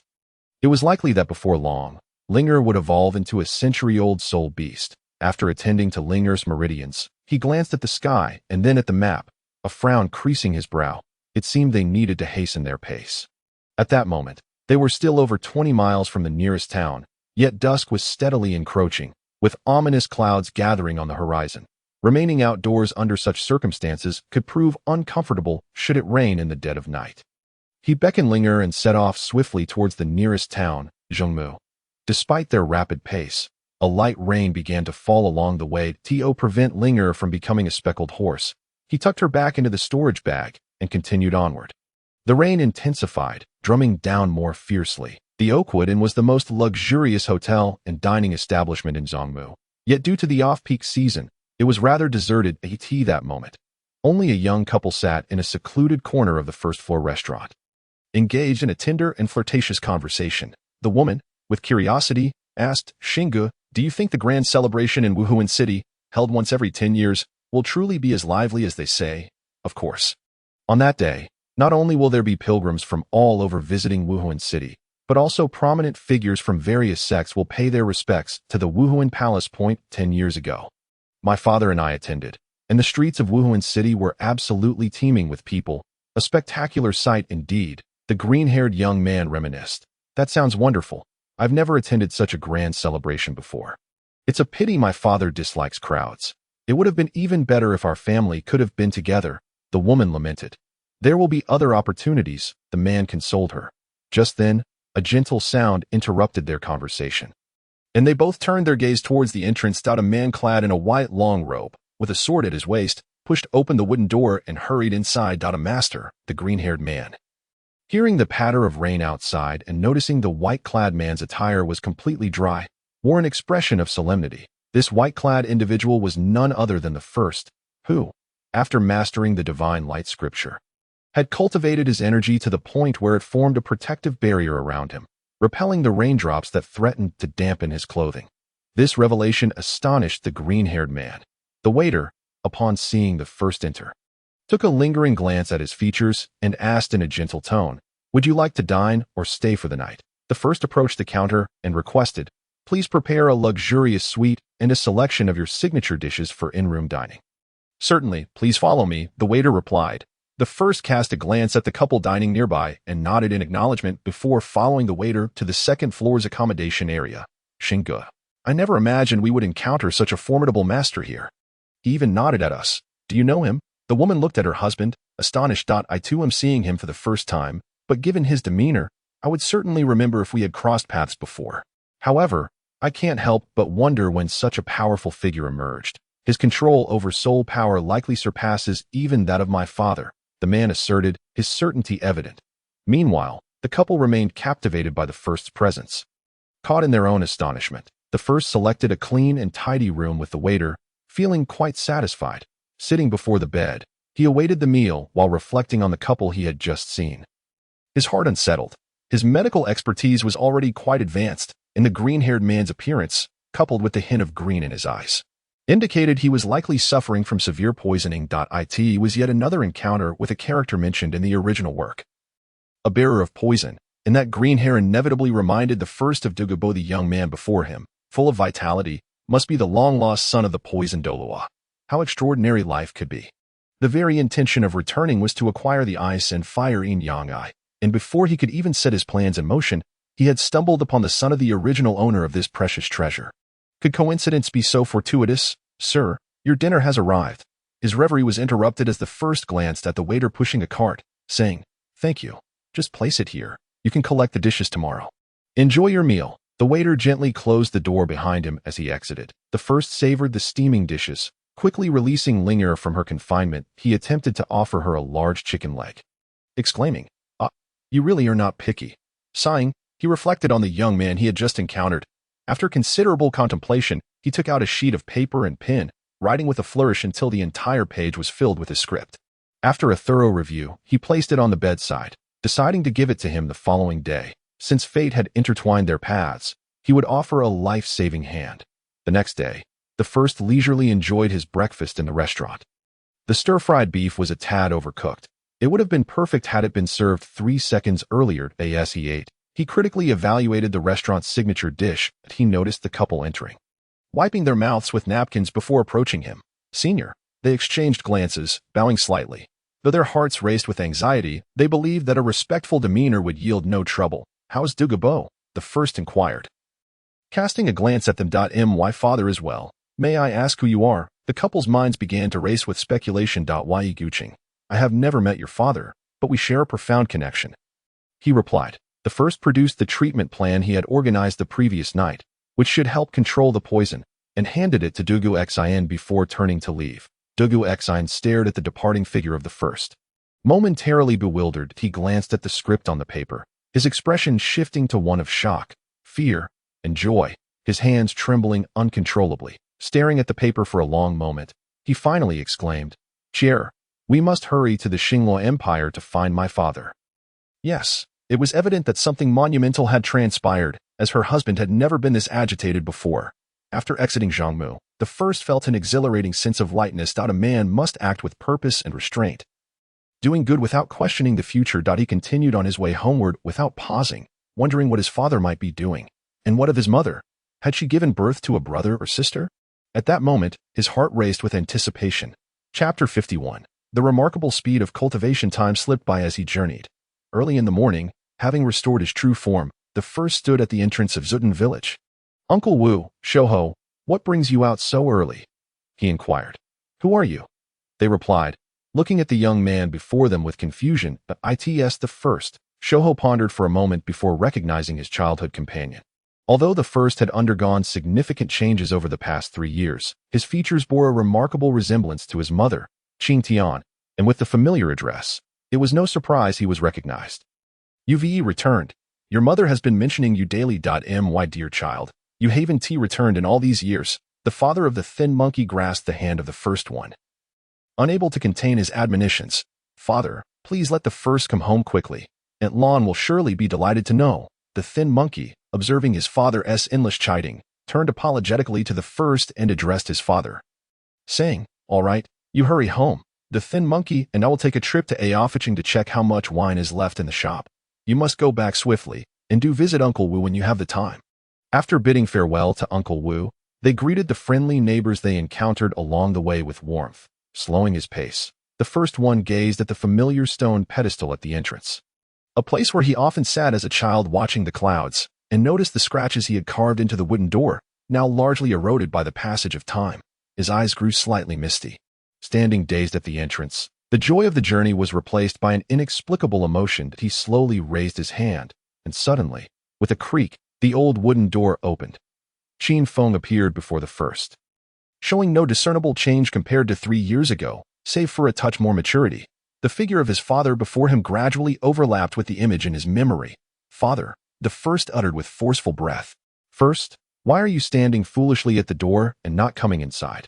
Qin Feng pulled the first inside, conversing as they walked. "It seems there's no wind today. Is sand in your eyes?" While speaking, the corners of his mouth turned up slightly. The first, filled with excitement and a tinge of apprehension, felt his expression freeze upon hearing those words. His father's temperament remained as harsh as ever. Without waiting for a response, he strode toward the inner room, calling out, "Qinglan, guess who has returned?" The first, as the bedroom door swung open, a familiar voice, often heard in dreams, reached his ears, making his eyes involuntarily sting. "Is it really you who has come back?" A familiar figure appeared before the first. "Mother," he exerted all his strength to utter the word. The first Qinglan rushed forward to embrace her son tightly, gently wiping her eyes with the back of her hand. Affecting a nonchalant tone, she said, "You child, how is it that you've returned today? Shouldn't you still have over a month before your holiday?" Yes, I had my aunt request a leave for me and returned early. However, I completed all my studies. I am the top of my grade." After all, beside his mother, the first seemed to regain his youthful spirit, shedding the usual calm demeanor. Good. After the initial excitement, the first Qinglan released her SOND-AS if in slow motion. She scanned him from head to toe, imprinting his appearance into her memory. After a while, she joyfully exclaimed, "Your third uncle sent over 2 fine Songhua chickens last night. I shall prepare your favorite honey-glazed chicken." As she spoke, she made her way toward the kitchen. "No, be careful, let me handle it." Qin Feng nervously supported his wife, indicating that he could manage these tasks himself. The first immediately sensed something amiss. His mother appeared more mature than 2 years prior, her clothing loose, with a slight prominence of her abdomen. The traits of her maiden family becoming increasingly apparent. Grasping his mother's wrist, his expression turned to one of astonishment, followed by joyful exclamation. "Mother, you, indeed, it has been 3 months," Qin Feng said proudly. "Mother, please sit. I'll take care of the meal. Over the past few years, I've honed my culinary skills." In that moment, the first felt elated, knowing he had siblings to accompany his parents, granting him greater peace of mind. Over the past 3 years, he had only corresponded with his family through letters. It was that he did not wish to return, but rather that the journey was long and, at that time, he was not strong enough. What if something were to happen? It was only after breaking through level 40 and mastering the art of disguise that he felt he had the means to protect himself. Furthermore, to conceal his second true identity, he had left Wuhan City. Otherwise, given the first's personality, it was likely he would have remained hidden until he became a Soul King, under the unanimous decision of the first Qinglan and her son. She could only sit in the courtyard, directing things from afar. They brought out the barbecue grill, and those who needed to kill chickens did so, while others washed vegetables. The first Qinglan smiled broadly. It has been a long time since the home has been this lively. To showcase his skills, the first even took out various ingredients from his storage space to prepare a feast. By wine noon, several exquisite dishes were already arranged on the table. Golden silk candied fruits, crystal sugar plum, honey-glazed chicken wings, roasted drumsticks, beggar's chicken, 24 bridge moonlit night, who listens to falling plum with jade flute, and good friend soup. Over the years, as a seasoned gourmand, the first had perused Huang Rong's recipes extensively. The family sat at the table, with the first introducing each dish to his parents, including their preparation methods. He served his mother a bowl of soup, watching with anticipation. Delicious, hearing his mother's praise. He happily served her vegetables, and the family enjoyed a harmonious meal. Eat more, you're still growing. A chicken leg and a wing were added to the first's bowl. Glancing at his parents, he lowered his head, momentarily at a loss for words. Suddenly feeling something was missing, he exclaimed, "Linger, quickly bring out Linger," who was forced to sleep. "What a lovely horse." The first Qinglan gasped. Covering her mouth, the first introduced Ling to his parents and recounted the events at the auction house, to which they listened with astonishment. The first Qinglan, filled with delight, gently stroked Ling and offered it some food. Ling seemed to sense the kindness of the woman before it, as well as the small life within, and obediently accepted the attention. "So, you've returned this time, to add a 4th soul ring?" Qin Feng, estimating the first's cultivation speed, casually inquired. "Yes, my early return is indeed to hunt a soul beast for a breakthrough. However, mother, that's all right. Your cultivation is the priority," the first Qinglan interjected, her gaze resolutely fixed on the two men. "Yes, let us first focus on your martial soul's soul ring edition. Your mother is only 3 months along. It's no trouble at all." Qin Feng considered thoughtfully. "Father, what level are you at now?" the first asked curiously. Ever since his father began practicing the blood blade technique, his rapid cultivation speed had far exceeded the first's expectations, seemingly due to an exceptionally high compatibility. "Can you guess?" Qin Feng replied with a mysterious smile. "Could it be that you've broken through to Soul Emperor?" Such a possibility seemed very likely. 3 years ago, Qin Feng was a 55-level Soul King. Given that Bai Dong, who had been at a lower level than Qin Feng back then, had broken through to Soul Emperor, it stood to reason that Qin Feng, with his profound connection to the blood blade technique, would not still be just a Soul King. "Now I'm merely a 64-level Soul Emperor," Qin Feng said nonchalantly. "Puff cough cough cough cough cough cough you." The first turned and spat out the good friend soup he had just sipped, rendered speechless by shock. "This is impossible. Bai Dong is no less gifted. Backed by the Spirit Hall, and with countless resources, how could she only reach 61? I'm no slouch either. Although my cultivation of the divine illumination technique is slow, I'm still among the faster practitioners of my level. And yet, in just 3 years, I've only managed to improve by 7 levels, and that's while I was still in the Soul Sect realm. Meanwhile, my father, in the Soul King and Soul Emperor realms, has advanced by a staggering 9 levels. Even if we don't count the level gained from adding a high-age soul ring, that's still 8 levels. 3 years of rapid advancement could be explained by the high compatibility with the blood blade technique, plus over 20 years of diligent preparation. But to continue to explode in power in the Soul King and Soul Emperor realms, that's a bit hard to believe. You wouldn't. The the first looked at his father with suspicion, amplifying his perception to keenly sense his father's aura.it was pure, devoid of any hint of a malevolent soul master. What are you thinking? Qin Feng shot a disdainful glance at his son. My cultivation is entirely the result of my own hard work, painstakingly earned. Qin Feng's words were resolute and filled with authority, leaving no room for doubt. Have you found some hidden advantage? Surely you didn't stumble upon some system. Could it be that I am merely a supporting character? The first questioned inwardly, finding it all rather unscientific. Without divine herbs or heavenly trials, how could one cultivate so rapidly? This is the 5th level of the Soul King realm and the 4th level of the Soul Emperor realm. Heh, don't tease me. The first Qin Lan, unable to bear it any longer, interjected. Your father's rapid progress is entirely due to the contributions of both you and me. Otherwise, he would barely be a Soul Emperor now. The first Qin Lan explained proudly to her son. Our contributions? Suddenly struck with inspiration, the first's face lit up with joy. Could it be that you have already brewed it? Listening to the meaning behind his mother's words, the realization struck him instantly. Before venturing to Wuhuan City years ago, he had left behind the book Drunken Immortal Brew by the esteemed Li Taibai, along with 2 other volumes by Hu Qingniu and Wang Nangu, hoping they would serve as a source of amusement for his mother during her moments of solitude. The Drunken Immortal Brew contained 50 treasured recipes for various spirit and immortal wines, revealing to him a new world of brewing he had never imagined.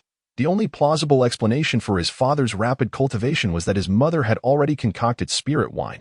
He could only wonder how many varieties she had produced. Chapter 52. Confession. Is this it? Having comprehended everything, he cast a sidelong glance at Qin Feng and recalled their promise that all progress depended on personal effort and gradual cultivation. His gaze then fervently turned towards his mother, eager to learn what wine she had brewed. Understanding her son's thoughts, his mother spoke directly. I have only crafted the 5 treasure flower honey wine. The other recipes are too intricate, demanding either vast amounts of time and materials or rare and precious herbs.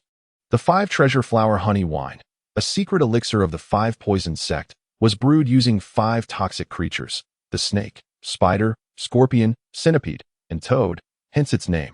The liquor was crystal clear, and various medicinal herbs and honey were used in the brewing process to mask the raw flavors, making it taste akin to honey, which contributed to its fame. Consuming this wine significantly enhances inner strength and aids in cultivation. You cannot imagine, for the past few years, your father has nearly become a drunkard, never parting with his drink. His mother divulged. That won't be the case anymore. The more one drinks, the lesser the enhancement to cultivation, and its current effect on me is rather minimal, Qin Feng replied, shaking his head in disappointment, a look of regret on his face. Having experienced the extraordinary speed of cultivation previously, he had grown somewhat disdainful of the modest enhancement this wine now offered.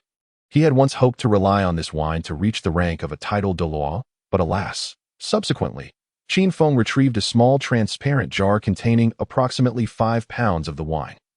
The liquid was as clear as water, yet something felt amiss with the 5 treasures within. He remarked to his mother, you altered the recipe. These 5 treasures include the fiery toad, golden-eating centipede, Xian water snake, azure wood scorpion, and burrowing spider, 5,000-year spirit beasts. By employing the theory of the 5 elements mutual generation and restraint, the toxicity was eliminated, maximizing the medicinal effects, far surpassing the original version. It is thanks to the 2 medical texts you provided. Regrettably, my current skills only allow me to use 1,000-year spirit beasts in the brew.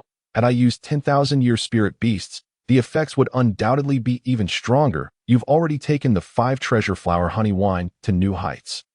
And you still lament, he retorted, momentarily at a loss for words. Unfortunately, you cannot indulge in wine yet, as you are focused on sword training. Otherwise, Qin Feng shook the jar enticingly. Drinking it years later will yield the same results. There's nothing to regret. How much 5 treasure flower honey wine do you have left? I wish to present some to the 2 esteemed elders. He inquired about the spirit wine's quantity, hoping there was enough to offer 2 jars to the titled Douluos, Qianjun and Jiangma, to nurture their relationship through frequent interactions. The aging of the 5 treasures varies, and the required additional herbs must also be adjusted, which is quite a hassle, hence the limited quantity brewed. Moreover, after accounting for what I've consumed, only 5 jars remain. As for the individuals you wish to gift, I naturally know who they are, given your correspondence with them. Take them all. Those 2 elders have cared for you well. and you mustn't solely take from them. As for your future needs, your mother and I will brew more for you in due time. Qin Feng instructed after addressing his queries. Understood. I shall also bring some for my aunt. Pausing for a moment to gather his thoughts, he then turned to Qin Feng. The first matter is that I wish for you to accompany me to the Sunset Forest to find a certain location. Having observed that Qin Feng had reached level 64, he believed it would be relatively safe, thus he wanted to seek out the treasure site. Qin Feng's curiosity was piqued. The significance of this location must be substantial to overshadow the hunt for souls. It was evident that this site was anything but ordinary. Even beside him, First Qinglan displayed an expression of interest, the eyes of ice and fire. What? The couple stood up, exclaiming in astonishment, their eyes fixed intently on him. Having perused medical texts, they were well aware of the unique terrain known as the eyes of ice and fire. Wherever this phenomenon occurred, an abundance of celestial herbs would surely flourish. Hero's blood. Shin ice green fire wine, Bodhi heart, drunken immortal brew. With each name First Qinglan uttered, Qin Feng and the first couldn't help but swallow hard. The allure of these wines for a wine enthusiast was unmistakable. Furthermore, should these celestial wines be brewed, attaining the rank of title Douluo would be a mere formality. The two men's eyes sparkled with excitement, their breaths quickening, practically itching to rush to the Sunset Forest. Is this information credible? Qin Feng sought confirmation once more.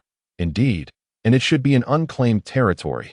Listening to first response, Qin Feng refrained from probing further into the source of the information, knowing this was sufficient.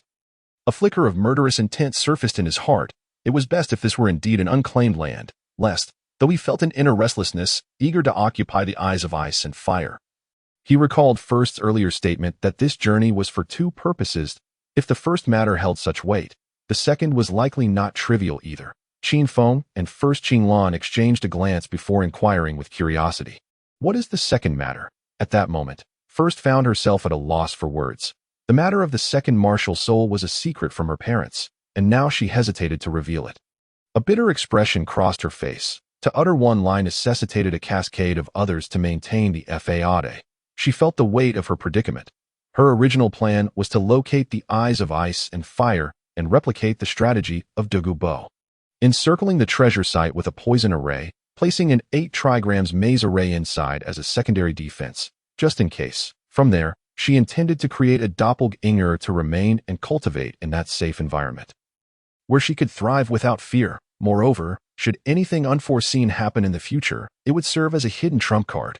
However, with her mother pregnant and both her and her father bound for the Sunset Forest, they would undoubtedly be away for an extended period. More importantly, upon seeing her mother's surprise, affection, and longing in her eyes, First felt a profound ache in her heart, yearning to stay by her mother's side. Given the circumstances, she ought to fulfill her filial duty. Lost in thought, she had already made her decision. Observing the conflicted expression on their child's face, her parents assumed she had encountered a grave issue and urged her to speak promptly. Qin Feng even prepared himself for drastic measures. Seeing the expressions of her parents, First felt a surge of discomfort. Actually, after I attached my first soul ring, I realized something was different about me. Qin Feng interjected directly. A man should not be timid. Speak plainly. Isn't an issue with your cultivation, is it? If there is, we shall address it together. Recalling the moment of absorbing the soul ring, she had noticed nothing amiss. Although the age of the soul ring was considerable, the absorption had gone smoothly. Qin Feng's brow furrowed deeply. First Qinglan gazed at her son, anxious, although her level was not high. She understood the importance of diligence in cultivation. Since I added the first soul ring, I gradually discovered that I am unlike others. I possess a second martial soul. My second martial soul is myself. Perhaps due to its uniqueness, I initially failed to recognize it. Only after attaching the martial soul did I begin to sense something was amiss. Later, I came across records of second martial souls in the school's library and understood everything. But I dared not tell you. First attributed everything to her second martial soul, portraying herself as utterly innocent, merely hoping that the impending storm would not descend upon her. The second martial soul? That's fantastic. Two are surely stronger than one. First Qinglan exclaimed, her eyes gleaming with excitement, eager to see her daughter's second martial soul. Suddenly, she noticed her husband's expression was off, even catching a glimpse of despair. What's wrong? Did I say something incorrect? An ominous feeling began to stir within her. First had already perceived Qin Feng's concern and quickly added, I have found a way to remedy the shortcomings of my second martial soul. I returned primarily for this. Qin Feng stood up, his excitement palpable as he grasped First's shoulders. Is that true? You're not deceiving me, are you? A tremor laced with a husky quality pervaded the voice. At that moment, the First Qinglan was acutely aware that there lay an intricate truth beneath the surface, one she was oblivious to, although the expression on the First's face suggested that the issue had been resolved. She still glared at him, awaiting an explanation. My knowledge regarding the matter of twin martial souls is limited. I am aware that for centuries, not a single instance of such a phenomenon has occurred. While it may appear that possessing two martial souls is a formidable advantage, it can lead to immense pressure on the body in the long run, potentially resulting in the soul master's tragic demise. Throughout history, none have escaped this fate. Qin Feng recalled the words casually spoken by his teacher during his school days. Gazing at the First, disbelief flooded his eyes. His son was indeed a bearer of twin martial souls. Listening to her husband, Qinglan's tears flowed uncontrollably as she clutched the First's arm, as if fearing her son might vanish in the next moment. I have already discovered a method to resolve the conflict of the twin martial souls. The First quickly reassured his mother, knowing that she must maintain her emotional steadiness for the sake of her pregnancy. Is that truly the case? Qinglan's eyes glistened with tears as she gazed hopefully into the First's eyes. It is indeed true. A method has been found, and we are merely one step away. That we need to conduct this in a secure environment, which is the primary reason for my return. The First spoke affirmatively to his parents. Though they remained somewhat apprehensive, their despair had lessened significantly. The couple even began to reproach the First for not informing them sooner. Chapter 53. Nurturing the doppelganger. Come, Linger, let me feed you. Qinglan no longer concealed her smile as she took a large chicken leg from the First's bowl and fed it to Linger. I had anticipated this scenario. The First had foreseen this moment. At the dining table, the family sat in silence, with only Linger bustling about, adorably begging for food. After the meal, the First took the initiative to wash the dishes and headed to the courtyard, where his parents had been waiting for quite some time. Linger, sensing the somber atmosphere, nestled beside Qinglan, remaining still. Qin Feng took a deep breath and inquired once more, "Can you truly resolve the issue of the second martial soul?" "Yes, I have discovered a permanent solution. Only the final step remains. You must guard me closely, ensuring that I am not disturbed." The First refrained from elaborating further, for soon, the second entity would provide the explanation. Revealing it now would be futile. Very well. Qin Feng's expression turned grave as he locked the wooden door and summoned his martial soul, standing vigilantly by. Qinglan sat nearby, gripping Linger tightly, her gaze fixed on the meditative form of the First as she silently prayed. How long had she awaited this moment? The First inwardly questioned, reflecting on the myriad experiences of recent years. Taking a deep breath, a flash of sword intent surged through him. He gradually closed his eyes. Entering a state of deep introspection, the First beheld the luminous cocoon floating within his dantian from a godlike perspective. In that moment of resolute determination, the infinite jade wall radiated with brilliance, illuminating every inch of the dantian space, as an ethereal figure materialized before the cocoon. This was the First's second martial soul. Suddenly, the cocoon emanated a tremendous pull, drawing the second martial soul inside. In an instant, the First lost all sensory perception. Meanwhile, from the perspective of Qin Feng and his wife, strands of white mist began to envelop the First, gradually cloaking his entire being. As time passed, the mist began to slowly contract, revealing a substantial cocoon where the First once Saturday. What is happening? The couple found themselves at a loss. Days turned into nights, and nights into days.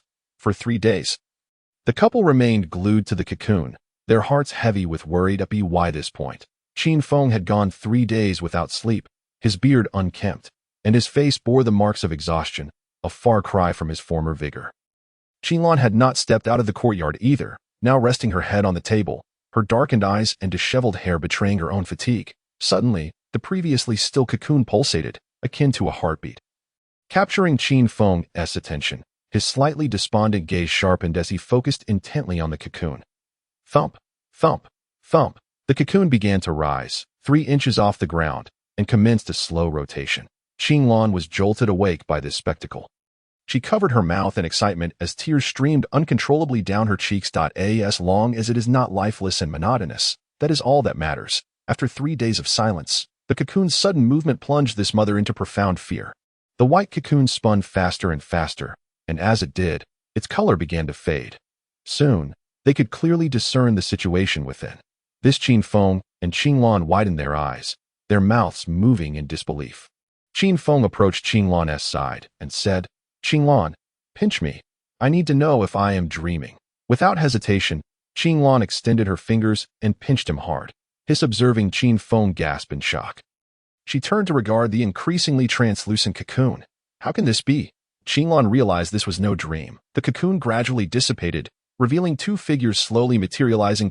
Two identical first sat cross-legged, their palms pressed against one another. Exactly alike. One was clothed, while the other was entirely bare. The first slowly opened his eyes, a slight smile gracing his lips as he regarded the two reflections, akin to gazing into a mirror. An indescribably marvelous sensation. The first retrieved a set of clothes from his storage necklace and offered it to his doppelganger. Qin Feng and Qinglan stood in stunned silence, their hearts churning with confusion. What on earth was happening? It was only when the two stood side by side that they began to comprehend. Staring at the two identical beings, the parents found themselves at a loss, grappling with the absurdity of the situation. This first. What does this mean? Finally, it was Qinglan who, in a state of anxiety, pressed for answers, sensing that both figures before her were indeed her sons. Yet, she was acutely aware that she had only given birth to one. Observing the weary faces of their parents, the two knelt heavily. Thump, thump, thump. Father, mother. They bowed deeply 3 times, overwhelmed with guilt. Qin Feng and his wife, bewildered, hurried to support their children. Despite not understanding why the first had become two yet, the bond of blood could not be severed. Qinglan quickly produced a handkerchief to wipe the dirt from their foreheads. Supporting their parents to sit on a stone bench, they slowly began to explain the circumstances. Is this the method you stumbled upon in an ancient tome? Is it possible to separate the martial soul from the body using secret techniques and create a doppelganger? You dare to undertake something so uncertain? Qinglan and Qin Feng listened to the first's explanation as if it were a tale. Though it seemed unbelievable, the evidence stood before them. This is indeed a success. The first clarified. Looking at the two before him, Qin Feng felt a surge of irritation. Had it not been for his wife's restraint, he would have surely punished them. This reaffirmed the adage that one should discipline their children early. So, are you both now the first? Are you the result of the previous first division? Will the original first? As she spoke, Qinglan hesitated to continue. No. It is somewhat complex to explain, but it is not as you imagine. We are both the original first, united in heart and mind, our consciousness interconnected. This approach not only alleviated the pressure from the second martial soul, but also significantly enhanced my survival capabilities. With countless benefits awaiting in the future, the first hastily explained. Well then, to undertake such a perilous endeavor without informing us. Qinglan could no longer maintain her composure, seizing one of the firsts and pinning him to the table. Smack, smack, smack. She began to spank him. Father, quickly pull mother away. Her anger is detrimental to the fetus. The first dared not resist, casting a hopeful glance at Qin Feng, seeking his assistance. You are right. Let your mother vent her frustrations. It is beneficial for her health. Qin Feng revealed a beaming smile, seizing his doppelganger by the arm, imitating his wife's demeanor, and engaging in a playful scuffle. He had long yearned to give that insufferable little brat a good thrashing. And this opportunity had finally presented itself. For a moment, he savored the dual pleasures, realizing that perhaps doppelgangers were not entirely without merit. Let us see if you dare to conspire behind our backs again, he declared, to which the doppelganger hastily shook his head in denial. You two should rest now. I never anticipated this would take so long, he remarked, observing the weariness etched on his parents' faces. Yes, we shall discuss everything tomorrow, Qin Feng responded, gazing at his two sons. The events of the day had been overwhelmingly exhilarating, and he needed a moment to gather himself. The couple retired to their chamber, leaving the two doppelgangers alone in the courtyard. At this juncture, the doppelganger finally had the opportunity to assess his own condition. The main body remained at level 40, likely due to the absence of one martial soul. And he felt considerably lighter. He summoned his water martial soul, and 3 soul rings, yellow, yellow, and purple, materialized beneath him. The water martial soul exhibited a newfound agility, and he sensed that his primary martial soul had vanished. Astonishingly, the doppelganger had already reached level 10. With just 1 additional soul ring, a breakthrough was imminent. The newly manifested doppelganger was entirely cultivated from the main body, sharing the same physical prowess. With all meridians unobstructed, capable of withstanding a 10,000-year soul ring, The thought that his soul ring commenced at 10,000 years set his heart aflame with joy, and he could no longer contain his exhilaration. Bursting into laughter. Ha ha ha. More importantly, I now possess a second chance. Even if one of us falls, I have the means to rise again. Recalling the exhaustion of his parents, who had tirelessly protected him over the past 3 days. He quickly covered his mouth to stifle any sound that might disturb their rest. Soon after, he sighed, pondering. If he consumed the celestial herb and then created a second doppelganger, what might occur? His imagination began to wander. Upon investigation, he discovered that the doppelganger's mind also harbored a phantom of the infinite palace. However, unlike the main body, it could not master an inner skill with merely level 20, but would require diligent practice to grasp the ultimate essence of the technique, which seemed a great pity. Yet, he did not dwell on this too much, for the doppelganger had ample time to develop cautiously at its present. Its primary role was merely to act as a locator for teleportation. The path ahead was exceedingly clear for the 54th chapter, Martial Soul Fusion Technique. The doppelganger was to focus primarily on physical cultivation, traversing the path of pure yang. The soul ring would augment physical attributes with a formidable soul skill. Capable of shattering myriad techniques, remaining out of other sight, he chose to stay home with his mother for the time being, intending to guard the ice and fire in Yaga later, thus ensuring a retreat route. This had all been meticulously planned beforehand. Meanwhile, he continued to venture out, primarily practicing the techniques of the carefree sect, while striving to master the 3 transformations of water in his martial soul. Placing minimal demands on soul skills, the celestial herb within the ice and fire yin yang I should prove beneficial, should fortune favor me this time, he mused, his face alight with anticipation, clearly harboring immense hopes for that herb. Observing his doppelganger, he felt a surge of emotion, realizing that he was finally on the brink of takeoff. Suddenly, the 2 bodies unintentionally made contact. A jolt coursed through them, causing both to stagger back a couple of steps. Qin Feng's heart racing in astonishment. The moment their souls touched, soul power surged toward one another. Had it not been for his strong command over his own soul power, the outcome would have been uncertain. Martial Soul Fusion Technique. With a moment's contemplation, he grasped what had just transpired in the Douluo continent. There existed an age-old adage. If 2 soul masters share similar martial souls, with attributes that are highly compatible or complementary, a martial soul fusion technique may emerge. As they advanced in their cultivation, these 2 soul masters could even develop a profound connection. If they were of the same gender, their bond would be akin to that of brothers, becoming sworn allies. If of opposite genders, they would surely become partners for life. Each martial soul fusion technique could enable one to confront foes beyond their level, showcasing immense power, and only a select few soul masters could wield such techniques, making them highly sought after. Upon reflection, it was hardly surprising that they possessed a martial soul fusion technique. The fundamental conditions for its emergence, compatibility and complementarity, were quite common among soul masters, and the notion of affinity was even more enigmatic. What connection could be drawn between a chrysanthemum and a soul, or an eye and a hammer? Only in the case of the dragon and snake martial souls was there a notable affinity.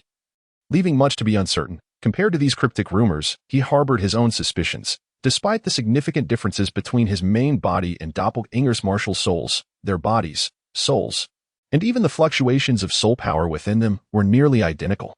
Their relationship surpassed that of brothers or spouses, being far more intimate. There had been none more compatible throughout the continent's millennia. Suppressing his curiosity, he resolved to wait until nightfall to test his martial soul fusion technique outside the village. Firstly, he wished to keep the existence of his doppelganger a secret. If the villagers were to see 2 of him, it would be difficult to explain. Secondly, he feared that the power of the martial soul fusion technique might be uncontrollable and inadvertently harm others. Sitting cross-legged, he directed his consciousness into the infinite palace. The main body and doppelganger each held the lesser wuxiang skill and the 9 yang divine skill, seated beneath the jade wall. Commencing their comprehension the secret manual unfolded, he was momentarily entranced, finding himself in a searing space where 9 suns hung in the sky, scorching all beneath them. Suddenly, one sun plummeted toward him, unavoidable and inescapable. Hot, hot, hot, he gasped, feeling parched as the sun loomed larger in his vision, as if his body were vaporizing. Boom! Darkness enveloped him, and visions of the 9 yang principles flooded his mind, as the other suns continued to descend one after another. With a deepening understanding of the nine-yang divine skill, the 10-level innate soul power within him began to circulate along the nine-yang path, though the doppelganger was only at level 10.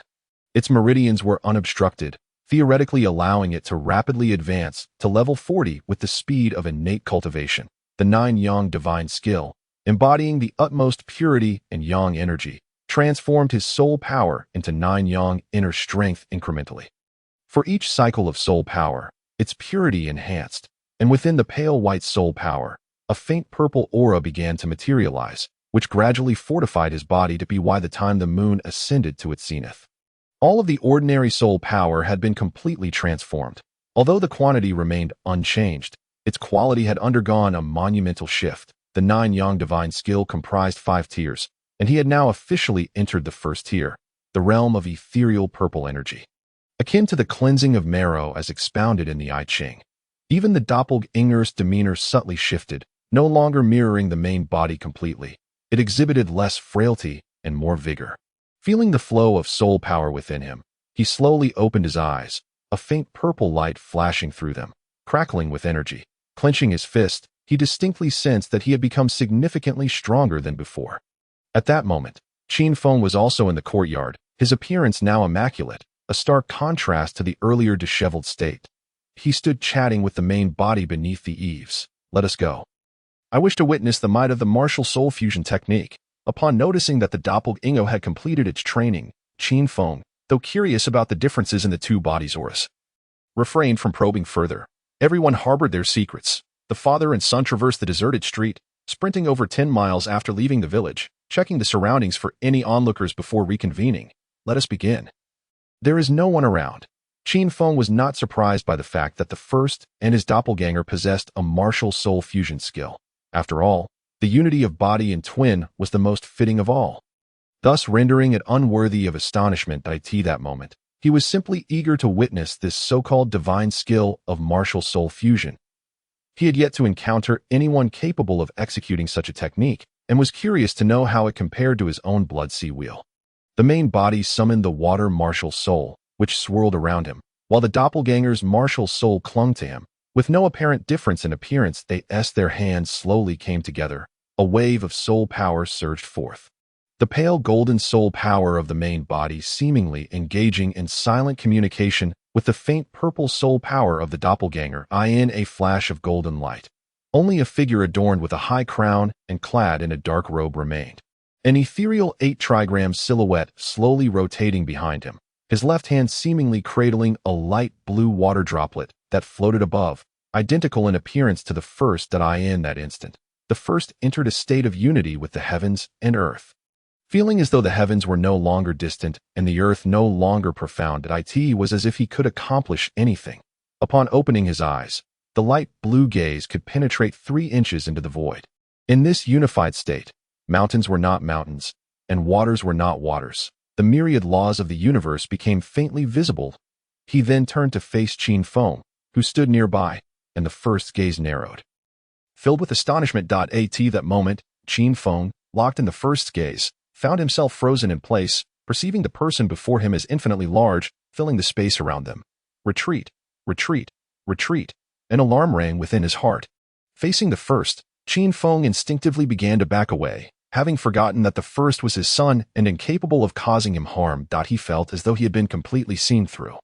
Every secret laid bare, and this sensation was utterly terrifying. Suddenly, the figure produced by the martial soul fusion emitted a muffled grunt, and amidst a burst of brilliant light, reverted to 2 distinct figures. The first, pale-faced, supported the doppelganger, who had fallen into a weakened state, and without a moment to spare, they sat facing each other, their hands pressed together as they began to restore their soul power. Having retreated over 30 meters, Qin Feng finally emerged from that peculiar state, his heart racing, beads of sweat forming on his brow, as a long-lost sense of security began to resurface. Watching the 2 who had exited the martial soul fusion state, he let out a slow breath. Stepping forward, he observed the pair recovering their soul power, his gaze complex, while he remained vigilant of his surroundings, murmuring, "The martial soul fusion skill is indeed deserving of its reputation." In less than an hour, the first had fully restored his soul power. His heart filled with astonishment at how unique his martial soul fusion skill was. He understood that Qin Feng's reaction at that moment was not due to the overwhelming strength of his martial soul fusion skill, but rather the state induced by its use, akin to a higher dimension observing a lower one, seeing through Qin Feng entirely, causing him to instinctively wish to escape that state. Although it seemed that an eternity had passed during the martial soul fusion, in reality, it had only lasted a mere 3 breaths. The first had not yet had the opportunity to properly assess the situation before the doppelganger's soul power was depleted, marking the end of their fusion. Their martial soul fusion encompassed 2 forms, the one just exhibited, centered around the first water martial soul, which seemed to merge with the very essence of the cosmos, allowing them to perceive all within their surroundings. He vividly recalled the moment his gaze fell upon Qin Feng, revealing a multitude of intricate lines, faint white lines of fortune, black and white lines of life and death, golden lines of wealth, and pink lines of romantic destiny. The first was unaware of what might occur should he attack those lines, yet merely contemplating it assured him that this soul skill was truly remarkable. What astonished him further were the 6 soul ring-like shackles upon Qin Feng. Indeed, the soul rings represented a form of constraint, the other form of martial soul fusion, centered around the main body's martial soul, was currently beyond his reach. What is the name of this soul skill? Qin Feng inquired. Having regained his composure, his excitement palpable, the first replied with a measured tone, "This martial soul fusion skill shall be called Feign." Chapter 55. Diamond Tiger. He gently patting Ling Er's head. The first rose slowly from the bed. The small size of the bed made sharing it somewhat uncomfortable. After freshening up, he made his way to the kitchen, preparing to embark on the busy activities of a new day. The main body kneaded the dough while the doppelganger chopped the filling, and then the first utilized his internal energy to freeze spoonfuls of meat broth into ice balls, ultimately assembling them into soup dumplings. I've been craving something sour during pregnancy. Let us prepare a bowl of bayberry and Westlake soup. Qin Feng and the others were awakened by a delightful aroma. Entering the dining room to find the table set with bowls and chopsticks. One first was serving rice while the other emerged from the kitchen, placing 2 steaming baskets of soup dumplings upon the table. Perfection. First Qinglan gazed at one son and then the other, marveling at the wonder of it all. She then cast her eyes upon her own belly, a maternal glow illuminating her face. If only I could have a daughter. I already have 2 sons. I could use a daughter. First Qinglan mused, convinced that this pregnancy would surely yield a girl. In response, the first, wishing to please his mother, echoed her sentiment. Qin Feng looked at the first with a strange expression, wondering when his son had become so sweet-tongued, so different from his usual sharp wit around him. The family enjoyed a lively breakfast together, and Qin Feng discussed their plans moving forward with the 2. The first decided that Qin Feng and the doppelganger would venture to the Soul Beast Forest first to obtain the first soul ring for the main body's martial soul, while the main body stayed home to accompany his mother. After the doppelganger acquired the soul ring, he would remain at home to care for her, while the main body and Qin Feng would journey to the Sunset Forest. Qin Feng pondered and found this plan highly feasible, ensuring that first Qinglan would always have someone by her side, and with the doppelganger possessing the first soul ring, his strength would not be inadequate to handle any emergencies. Thus, the first and Qin Feng could venture to the Sunset Forest without concern for any issues at home. What are your requirements for the first soul ring? Qin Feng, being a man of action, had made up his mind and was not inclined to wait any longer. He was eager to acquire the first soul ring for the first martial soul and then head to the Sunset Forest to claim the treasures of the Qin family. Wishing to avoid unnecessary delays, that I desire a soul ring that enhances attributes by a percentage, preferably one that boosts all attributes, and it should be a 10,000-year soul ring. The first elaborated. Are you certain you won't explode from the strain? Qin Feng exclaimed in shock, gazing at his son, incredulous that he would aim for a 10,000-year soul ring with just one ring. Rest assured, there is no issue. Our physiques are now the same. The first reassured Qin Feng. Before returning, I had 2 seniors assess both my body and soul strength, confirming that I can absorb a soul ring of up to 15,000 years, the first assured Qin Feng. Then will your 4th soul ring also be a 10,000-year one? Indeed, the first replied, pride evident in his gaze as he regarded his father. Although he understood that soul rings were restrictions, he felt it necessary to proceed with the plan for now. Intending to devise a strategy after attaining the title of Douluo, Qin Feng licked his parched lips, his face alight with joy, excitement spilling forth that it seemed he too must strive to cultivate. For being the father of a monster was indeed a considerable source of pressure. After making their decisions, the first temporarily entrusted the storage bag to the doppelganger, which was already filled with supplies. Qin Feng bid farewell to first Qin Lan, while the first disguised his doppelganger to resemble Yi Guqing, providing the others with a valuable lesson. The father and son exited the village, heading straight for the largest soul beast forest in the Andral Duchy. First Qin Lan strolled through the village with her sons and Ling Er, feeling the benefits of the doppelganger, her smile growing ever broader. The first executed the Ling Bo Wei Bu, although limited by his soul power level. He could not create afterimages, yet his speed rivaled that of an ordinary steed. Coupled with the passive recovery of soul power during the Ling Bo Wei Bu, the ethereal purple energy within his body further accelerated his speed. At that moment, the first resembled a perpetual motion machine, growing more vibrant as he ran. I never imagined your speed would be so incredible, Qin Feng remarked, glancing at his son. Hee, if I can't defeat others, I must at least be able to outrun them. But does the Songlong Forest in the Andral Duchy have the soul beast I seek? The first expressed some concern. Fear not. I ventured there 6 months ago in search of the 5 treasures to brew 5 treasures honey wine and encountered a diamond tiger over 1,300 years old. It will surely suffice for your first soul ring. Qin Feng wore an expression that suggested the young man had struck gold. At first glance, he was taken aback to discover that there were reports of a diamond tiger in the Songlong Forest, indeed warranting the journey. The diamond tiger ranked highly among all tiger-type soul beasts, its entire form shimmering with golden light. In terms of both offensive and defensive capabilities, it surpassed the white tiger to some extent. Its speed was also remarkably balanced, significantly faster than ordinary tiger-type soul beasts, with the sole weakness being its reliance on close-range attacks, unlike the white tiger, which excelled at both near and far combat. A 10,000-year-old diamond tiger would not be weaker than an ordinary 30,000-year-old soul beast, barely qualifying as a top-tier soul beast. However, due to its scarcity and the relentless hunting by soul masters, it had gradually become extinct. It was surprising to learn that one still existed here. He hoped fervently that the diamond tiger had yet to be discovered, his heart ablaze with excitement, causing him to quicken his pace. The two of them sprinted forward, pausing very little along the way. After 5 days, they finally arrived at the outskirts of Songlong Forest, finding a place to adjust their physical condition. At dawn, the father and son faced the rising sun, applying mosquito repellent and scent-masking powder before stepping into Songlong Forest. Stay close. There are numerous 10,000-year soul beasts within. Although you are strong, your soul power is only at the 10th level, and you are definitely no match for a 10,000-year soul beast. Qin Feng solemnly explained to the young man, fearing he might not fully grasp his own circumstances. Understood, I will stay close, the young man replied, gripping the already unsheathed Luing sword tightly, aware of his own limitations.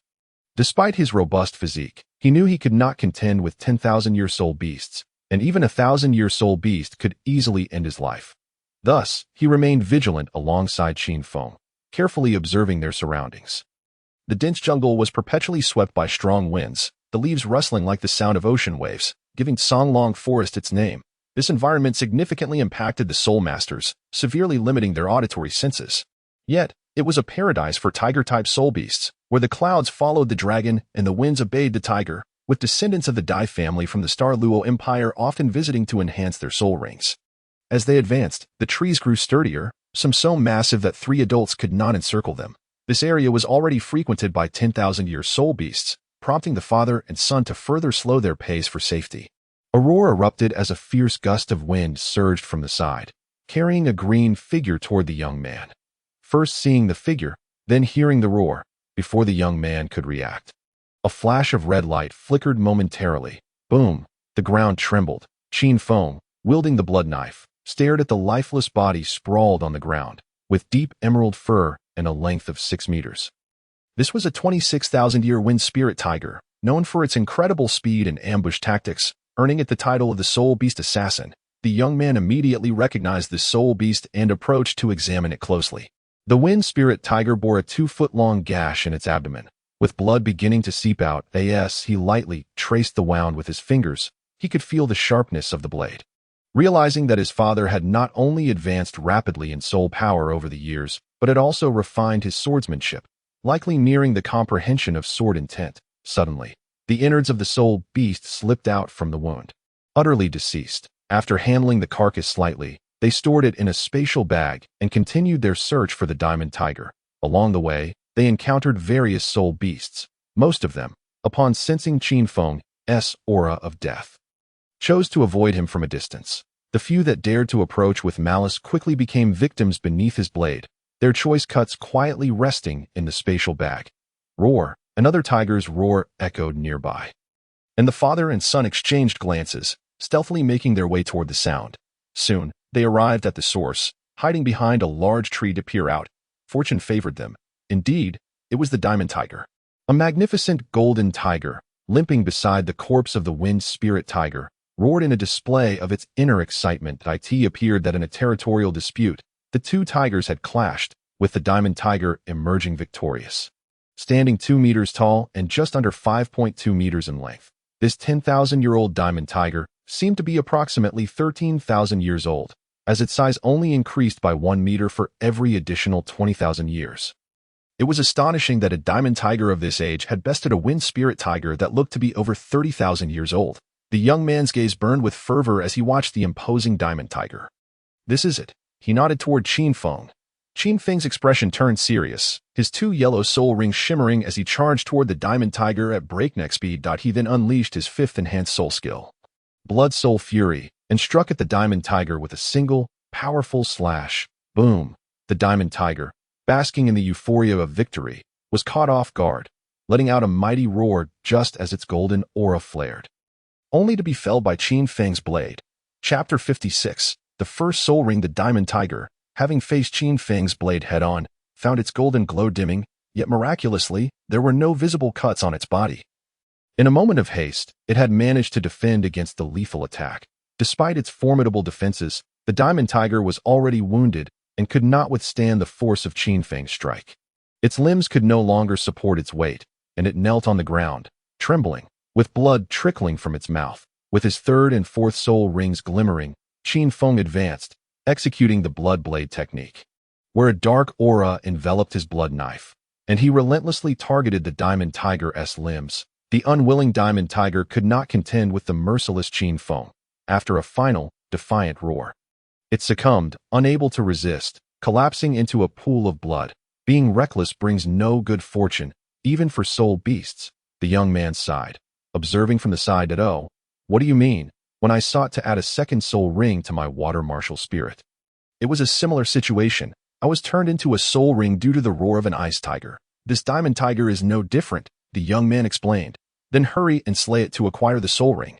Qin Feng shot a glare at his son, who was still talking about aesthetics in the soul beast forest. With a shrug, the young man grasped the Luoying sword and aimed for the diamond tiger's eyes, piercing the blade straight through. What a fine sword!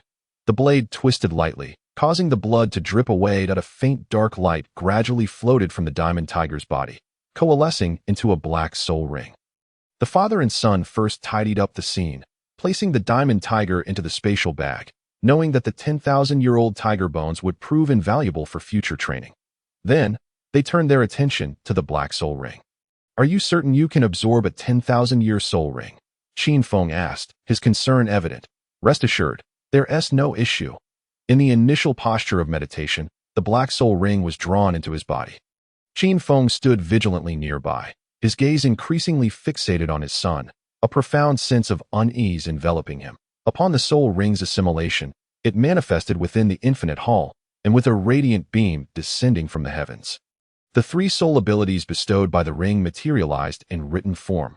Golden body. Below the divine level, it offers absolute defense for 2 seconds, with a cooldown of 1 hour. Diamond body, consuming 30% of soul power.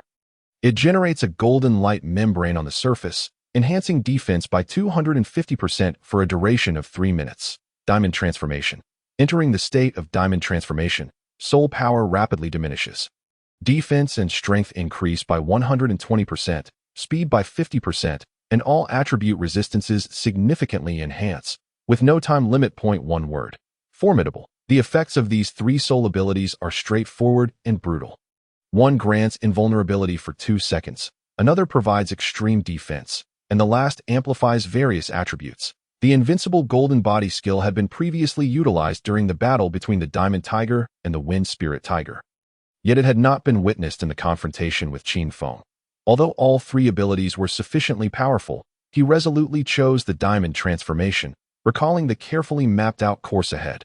Once the soul skill was selected, the soul ring melded into his being. With a roar, a miniature diamond tiger emerged in his sea of consciousness, lunging towards his corporeal martial spirit, maneuvering his martial spirit with the light wave step to evade the diamond tiger's strikes. He unleashed the Tianshan's six sun's palm, casting a deluge of palm shadows upon the diamond tiger. Each time the tiger was struck, its form dimmed slightly, and in a short span, it was dispersed. At that moment, a sudden anomaly occurred. The soul power within the 10,000-year soul ring surged forth like an overwhelming tsunami towards his dantian. Although the nine-yang inner force was pure, it stood powerless against the relentless waves of soul power. The first's expression changed dramatically. He finally grasped the crux of the issue. His soul and physical constitution could indeed withstand the 10,000-year soul ring. However, constrained by the laws of nature on the Douluo continent, the dantian capacity of his clone paled in comparison to his original body. While the original could absorb the 10,000-year soul ring, this body, being only at level 10, might not succeed. Furthermore, his cultivation of the nine-yang divine art was still in its infancy. With insufficient soul power, rendering the rate of soul power assimilation far slower than the influx, if the residual soul power from the 10,000-year soul ring flooded his dantian, it would result in utter devastation.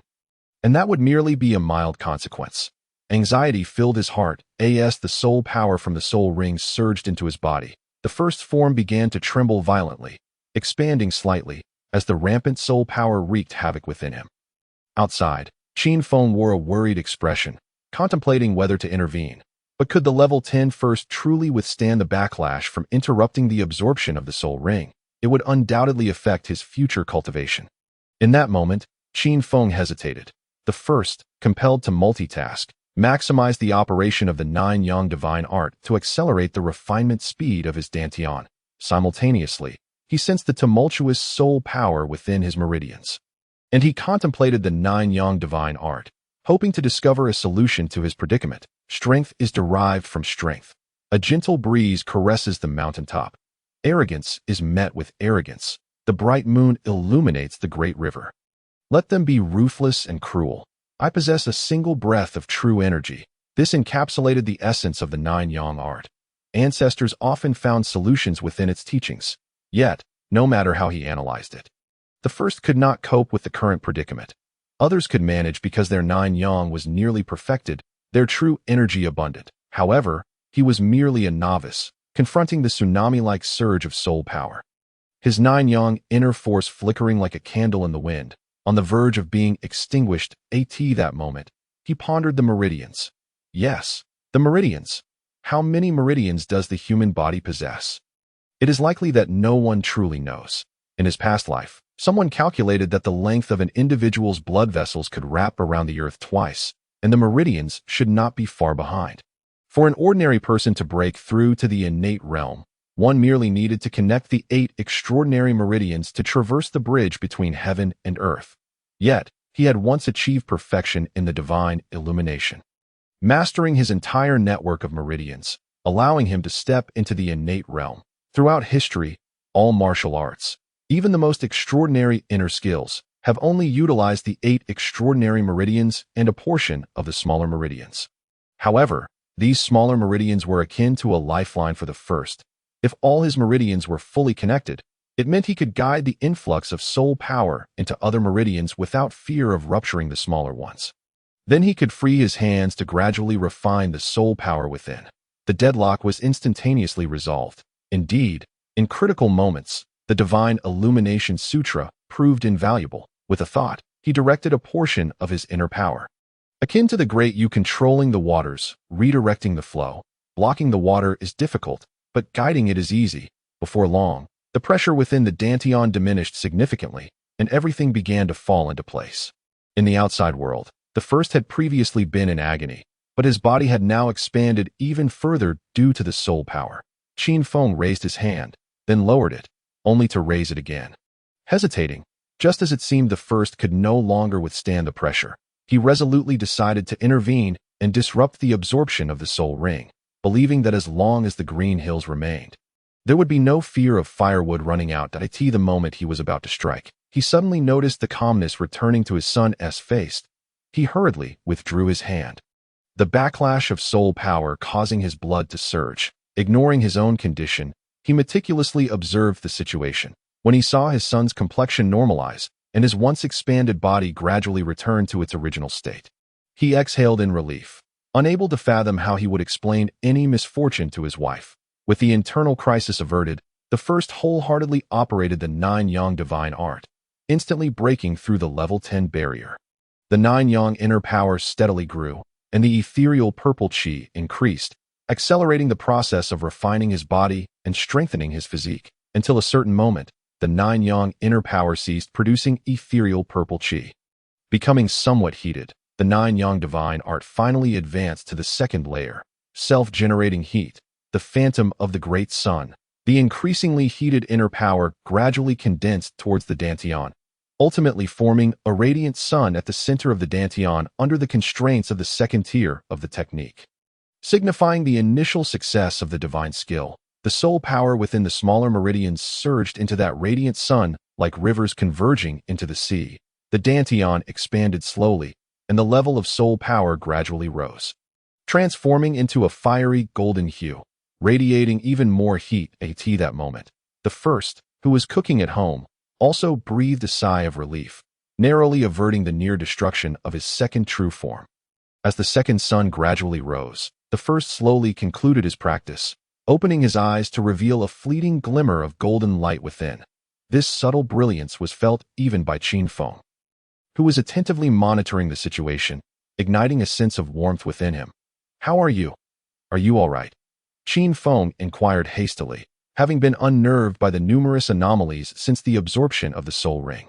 As the first achieved minor success in the nine-yang divine art, he radiated intense heat, even scorching the earth beneath him to a faint yellow hue. Seeing his son finally complete the absorption of the soul ring, Qin Feng exhaled in relief. Although the process had been somewhat convoluted, the outcome was favorable, and he felt unprecedentedly good. Clenching his fist and sensing the condition within, he could not help but break into a wide smile. In the future, before undertaking such endeavors, think of your mother and me if anything were to happen. Qin Feng's voice trailed off, his eyes glistening with unshed tears. "That I understand. It won't happen again." This was the first time the first witnessed a hint of vulnerability in his father's demeanor, stirring a deep emotion within him, leaving him at a loss for words. "All right, let us depart. It is already the second day that we should head out." "Is it already the second day? Let's hurry. I'm famished." The father and son exchanged the most mundane of words, striving to bridge the gap between them and dispel the earlier tension. As they made their way out, their speed increased significantly compared to their entrance, no longer needing to search for soul beasts. Chapter 57, Daily Life. By evening, the two had reached the outskirts of the forest. "What is your soul skill?" "The first ring is 10,000 years. "Wow, I've gained new knowledge." As Qin Feng noticed they were about to exit the forest and no longer needed to rush, he curiously turned to the first, who had come to a gradual halt. My first soul skill is an amplification type, enhancing defense and strength by 120% and speed by 50%, significantly boosting attribute resistance. The most crucial aspect is that as long as my soul power is sufficient, I can remain in the diamond transformation state indefinitely. Just a first soul skill, nothing extraordinary. The first spoke nonchalantly, uttering words that exuded an air of superiority. When the martial spirit manifested, a black soul ring slowly ascended from beneath his feet, but there were no other noticeable changes. With a clear call, he activated diamond transformation, and his entire being became resplendent with golden light, as if he had cultivated the indestructible diamond technique. His body grew by approximately 3 inches, his muscles began to swell, and he became even stronger and slightly lighter. Too powerful, the unprecedented sense of power left the first somewhat disoriented, as he could distinctly perceive the magnitude of his current strength. Moreover, while in the state of diamond transformation, not only had his external defenses significantly enhanced, but even the fortification of his internal organs had increased by an astonishing 50%. This represented a comprehensive enhancement without any blind spots. "How long can you maintain this state?" Qin Feng gazed in astonishment, realizing that such an amplification effect rivaled the enhancement soul skills of other sixth-ring battle spirit masters. Such a soul skill could not possibly stem from a mere 10,000-year-old diamond tiger. After much contemplation, he surmised that it was likely due to the exceptional strength of this innate martial soul, which had inversely augmented the effects of the soul skill. Upon hearing his father's inquiry, the first's expression immediately soured as he reverted from the diamond transformation state. It could only be sustained for 3 minutes. In a combat scenario, merely about 1 minute.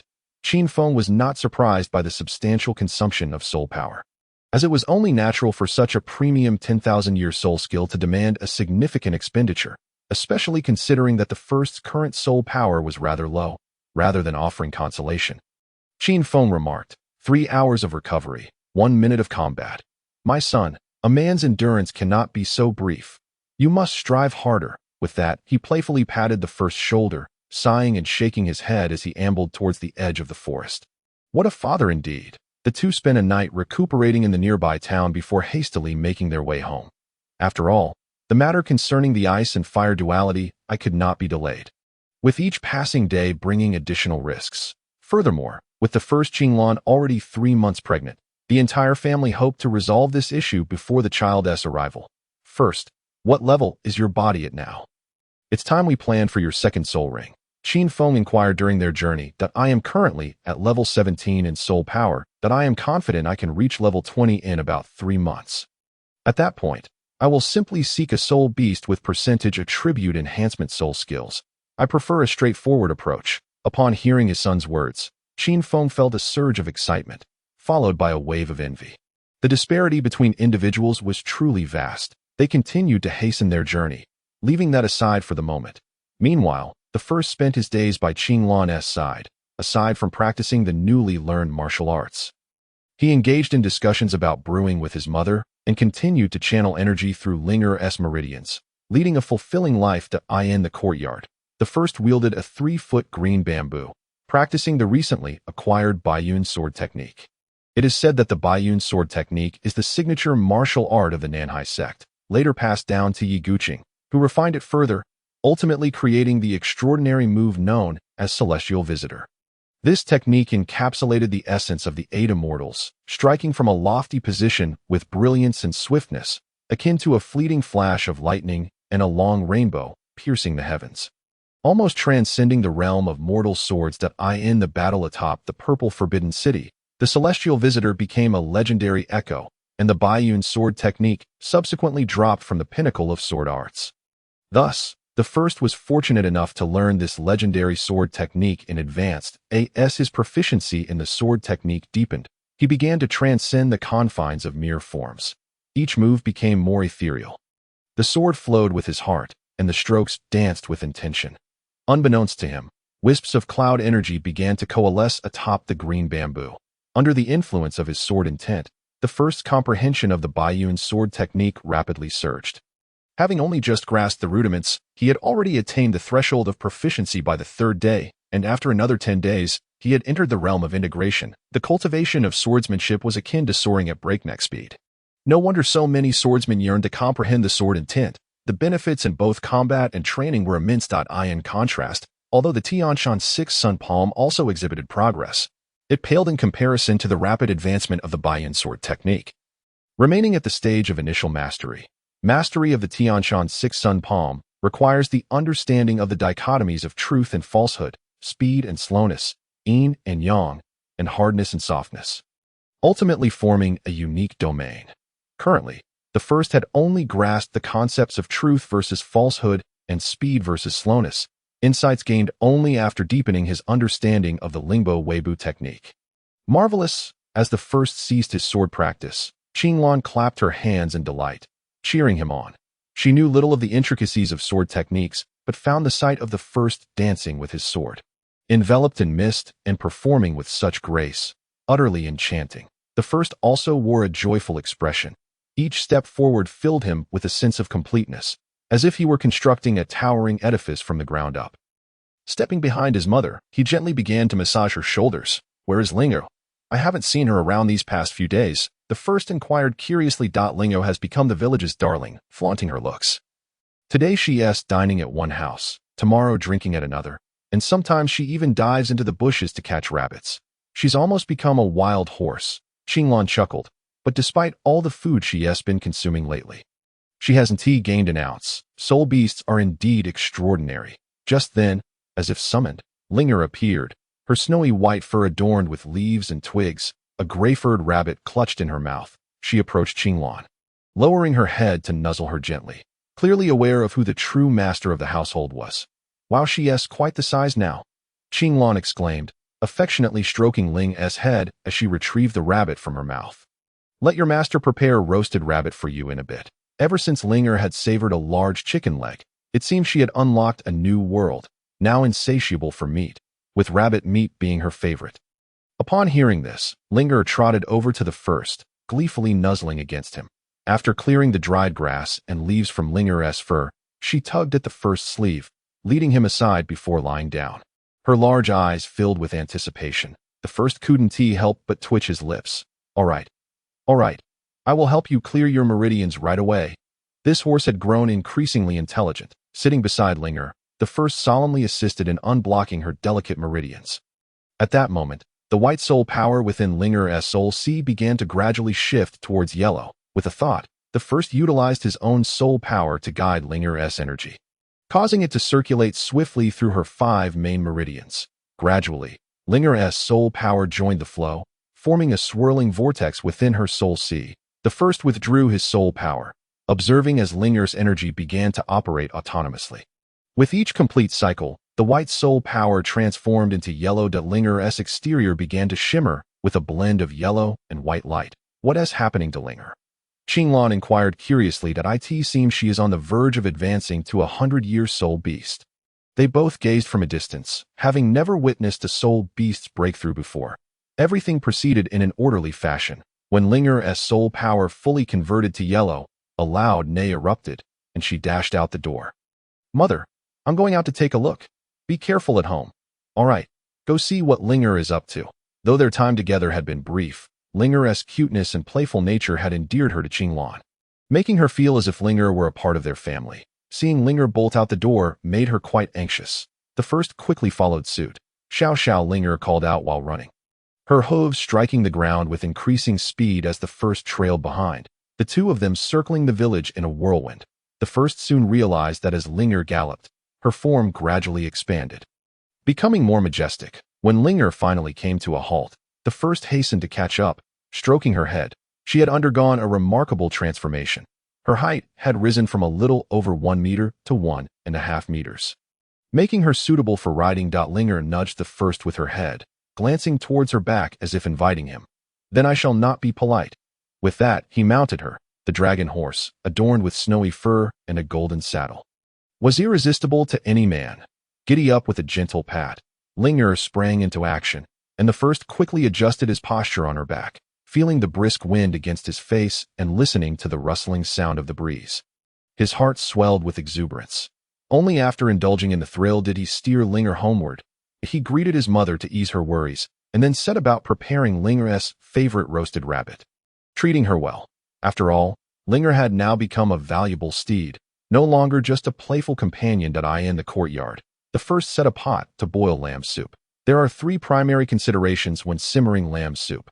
First, sprinkle some salt into clean water and wash the lamb repeatedly with light brine to eliminate any blood. Second, blanch the meat in cold water to remove any scum. Third, not long after the commencement of the first culinary class, Qin Feng and his avatar returned, appearing somewhat weary. The family gathered harmoniously around the table, savoring lamb soup, while listening to Qin Feng recount tales from the soul-hunting path. The stories, woven with intricate twists, evoked a sense of nostalgia, leaving one to ponder. It would indeed be a pity if Qin Feng were not to pursue the art of storytelling. After the meal, the private space was left for his parents, while the firstborn retreated to his room. Subsequently, the original and the avatar sat facing each other, their hands pressed together, commencing their cultivation. Due to the compatibility of their martial souls, their joint practice could enhance their cultivation speed. And for the firstborn, who harbored insecurities, it felt as though one day could be stretched to encompass two. In recent days, Qin Feng had remained by his wife's side, acutely aware that he would soon have to depart, especially during her pregnancy, driven by pressing reasons. Although he currently boasted a son of extraordinary talent and a gentle, kind-hearted wife, and his own cultivation had made remarkable strides, fearless even as a soul saint, he understood that the Douluo continent was a realm governed by the law of the jungle, where fortunes could shift in an instant. Only by becoming stronger could he safeguard his family. Previously oblivious, he now grasped the significance of the ice and fire two-element eye, and he could not afford to let this opportunity slip away. Embracing each other, they relished a fleeting moment of warmth. As a week passed without the firstborn intruding upon the couple's intimacy, on one particular day, Qinfeng softly comforted the firstborn, Qinglan, and realizing it was time to embark on their journey. The firstborn, after altering his appearance, joined Qinfeng in the search for the ice and fire two-element eye within the sunset forest, while also aiming to acquire a fourth soul ring after such a lengthy period. It was indeed time for a breakthrough. The sunset forest, located approximately 100 miles east of Tiando City, stood as one of the three great congregations of soul beasts on the Douluo continent. No one could ascertain whether there were soul beasts over 10,000 years old within, rendering it an exceptionally perilous locale. Time was of the essence. The two examined their map and, without delay, set forth toward the sunset forest, home. After lunch, mother and child basked in the sunlight at the table. The firstborn animatedly narrated, "An ant and an elephant got married, but alas, it wasn't long before the elephant passed away." The ant was devastated. "Do you know why?" Without a moment's hesitation, Qilon responded, "Because the ant and the elephant shared a deep bond." "No," the ant lamented as it wept, declaring that it would spend the rest of its life burying the elephant. With a chuckle, the firstborn observed his mother's spirits lift, prompting him to share several humorous tales about Xiaoming, bringing forth laughter and joy. During pregnancy, women often experienced unease, and to ensure his mother maintained a positive disposition, the firstborn exerted considerable effort. Once his mother retired for a nap, Linker took up post at the door. Ever since her breakthrough to a century-old soul beast, she found the confines of the house too cramped and had seldom ventured inside. After tidying up the dishes, the firstborn entered the infinite hall. Approaching the shelves adorned with martial arts manuals, he scrutinized the tomes. The paths of the avatar and the original diverged, necessitating the cultivation of martial arts that most closely aligned with his chosen trajectory. A plan forming in his mind, the 18 dragon-subduing palms, a secret technique of the beggar sect, comprised seemingly unremarkable 18 moves, reputedly derived from the principles of the I Ching, once hailed as the foremost palm technique in the world. It could embody sheer strength and ferocity or achieve a harmonious balance of yin and yang, rendering it an unrivaled martial art. The dragon-elephant prajna skill, a supreme protective art of the esoteric sect, was divided into 13 levels. Mastering 10 levels would bestow the power of 10 dragons and 10 elephants, making every punch and kick overwhelmingly formidable. Cultivating this skill would allow the firstborn to wield his strength at will, aligning perfectly with the path his avatar intended to pursue, enabling limitless amplification of his foundational abilities.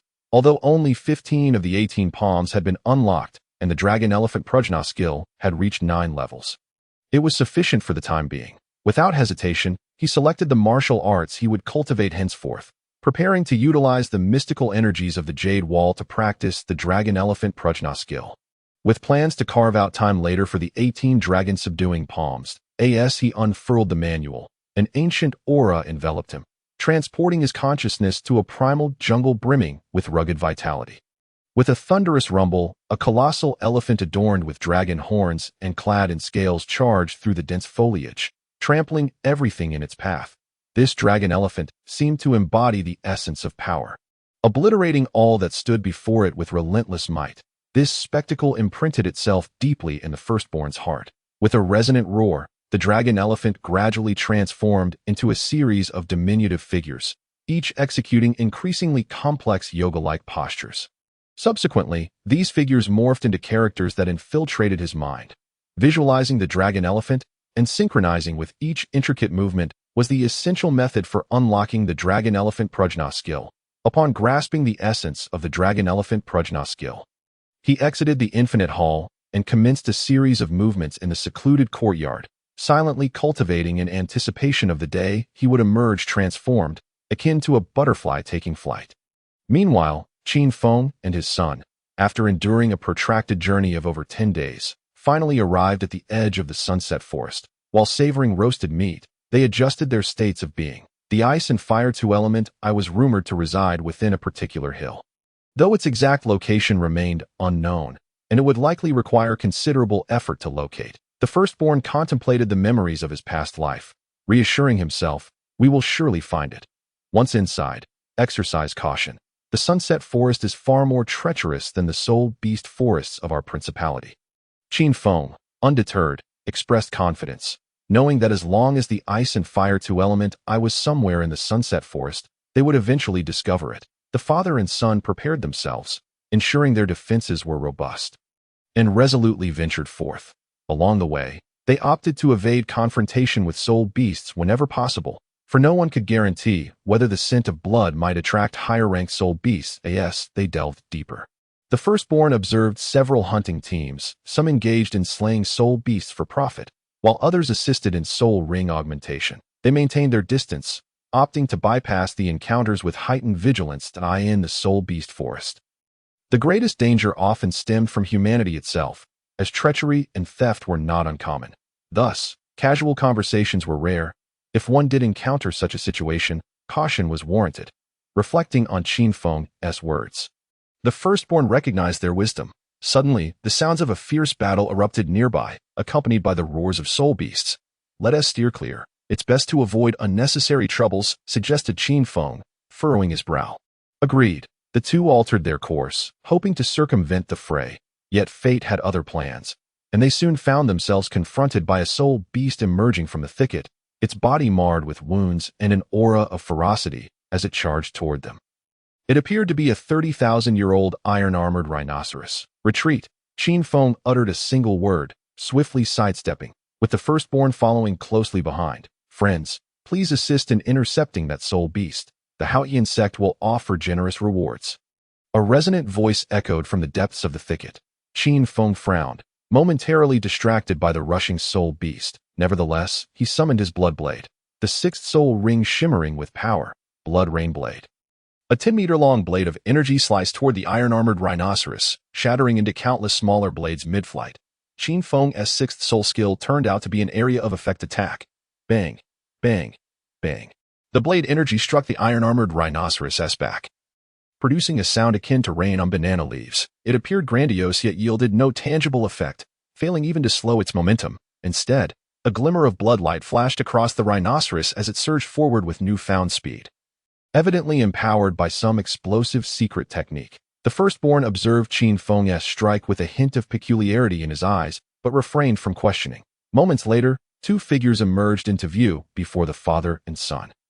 They were tall and robust, both appearing to be in their 30s, with sharply defined features that exuded an air of authority. "Greetings, we are Tang Hao and Tang Fan of the Haotian sect," they introduced with firm voices. Tang Hao. The firstborn's eyes narrowed as he scrutinized the man before him. What was his purpose here? Was he perhaps seeking to augment his sixth soul ring? No, he should have long since reached the rank of Soul Emperor.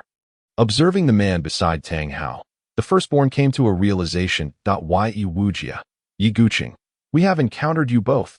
Qin Feng and his son exchanged knowing glances. The soul beast has fled this way. If we pursue, we may still catch up. Qin Feng indicated in the direction the iron-armored rhinoceros had dashed off. Thank you. We shall take our leave. Tang Hao cast a lingering glance at Qin Feng, pulling along the still curious Tang Fan, and they hastily followed the path indicated by Qin Feng. As he watched the two depart, Qin Feng let out a slow exhale. While journeying onward, he mused, "Are you perplexed by my actions?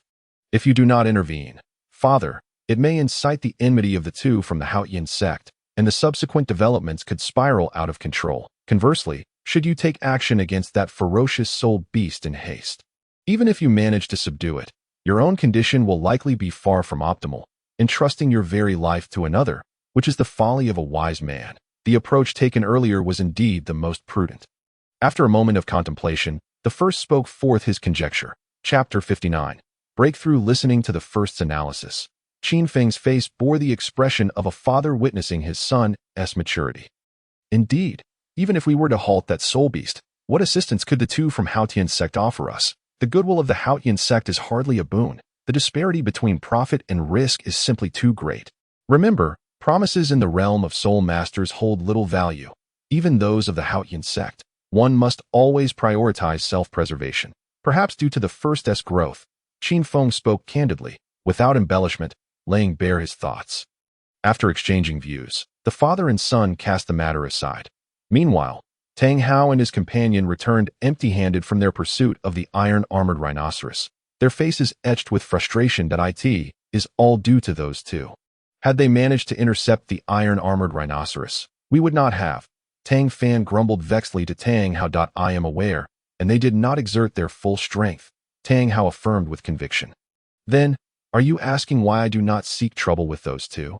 Tang Hao interrupted his cousin directly. Bang. When did the deterrent power of our Haotian sect diminish to such a degree? Tang Fan struck a nearby massive tree in indignation. That one who calls himself Yi Wujia is no ordinary individual. I suspect he is not much weaker than I am, Tang Hao remarked with a grave expression. Furthermore, he also obstructed that soul beast, did he not? This is a hallmark of a true lone wolf. Quite shrewd. Let us seek another soul beast. With that, he pulled his cousin away, yet his mind incessantly lingered on the names Yi Wujia and Yi Guqing. Half a month swiftly passed, during which Qin Feng and his son wandered through the setting sun forest, yet they found naught. Not only did they fail to locate the ice and fire eyes, but they also encountered no suitable water attribute soul beasts. The climate of the setting sun forest is not as stifling and humid as that of the Star Do Great Forest. Rather, the air is arid, and water attribute soul beasts are few and far between, making suitable ones even scarcer. The father and son endured the elements, traversing numerous hills and exploring various ravines, brushing past high-ranking soul beasts countless times. Their faces marked by dust and fatigue. None among them harbored thoughts of retreat. If the ice and fire eyes were easily found, they would have been discovered long ago. The principle of a journey of 1,000 miles begins with a single step is well understood. As they continued onward, the two noted the increasing humidity in the air. A glance exchanged between them conveyed their shared realization. With such dense moisture in the setting sun forest, there must be a water vein nearby, sustaining a large population of water attribute soul beasts, thereby altering the local environment of the forest. Qin Feng held the blood blade as he led the way, while the first, wielding the Luing sword, summoned forth his water martial soul, ready to assist at a moment's notice. Soon, the sound of flowing water reached their ears, and the trees became more sparse. The river, spanning over 10 zhang, wound through the forest like a ribbon of silk. Its current gentle, and the first could see numerous soul beasts drinking at the riverbank. Finding no suitable soul beasts, the two cautiously searched along the river, if there were a suitable soul beast for the first in the setting sun forest.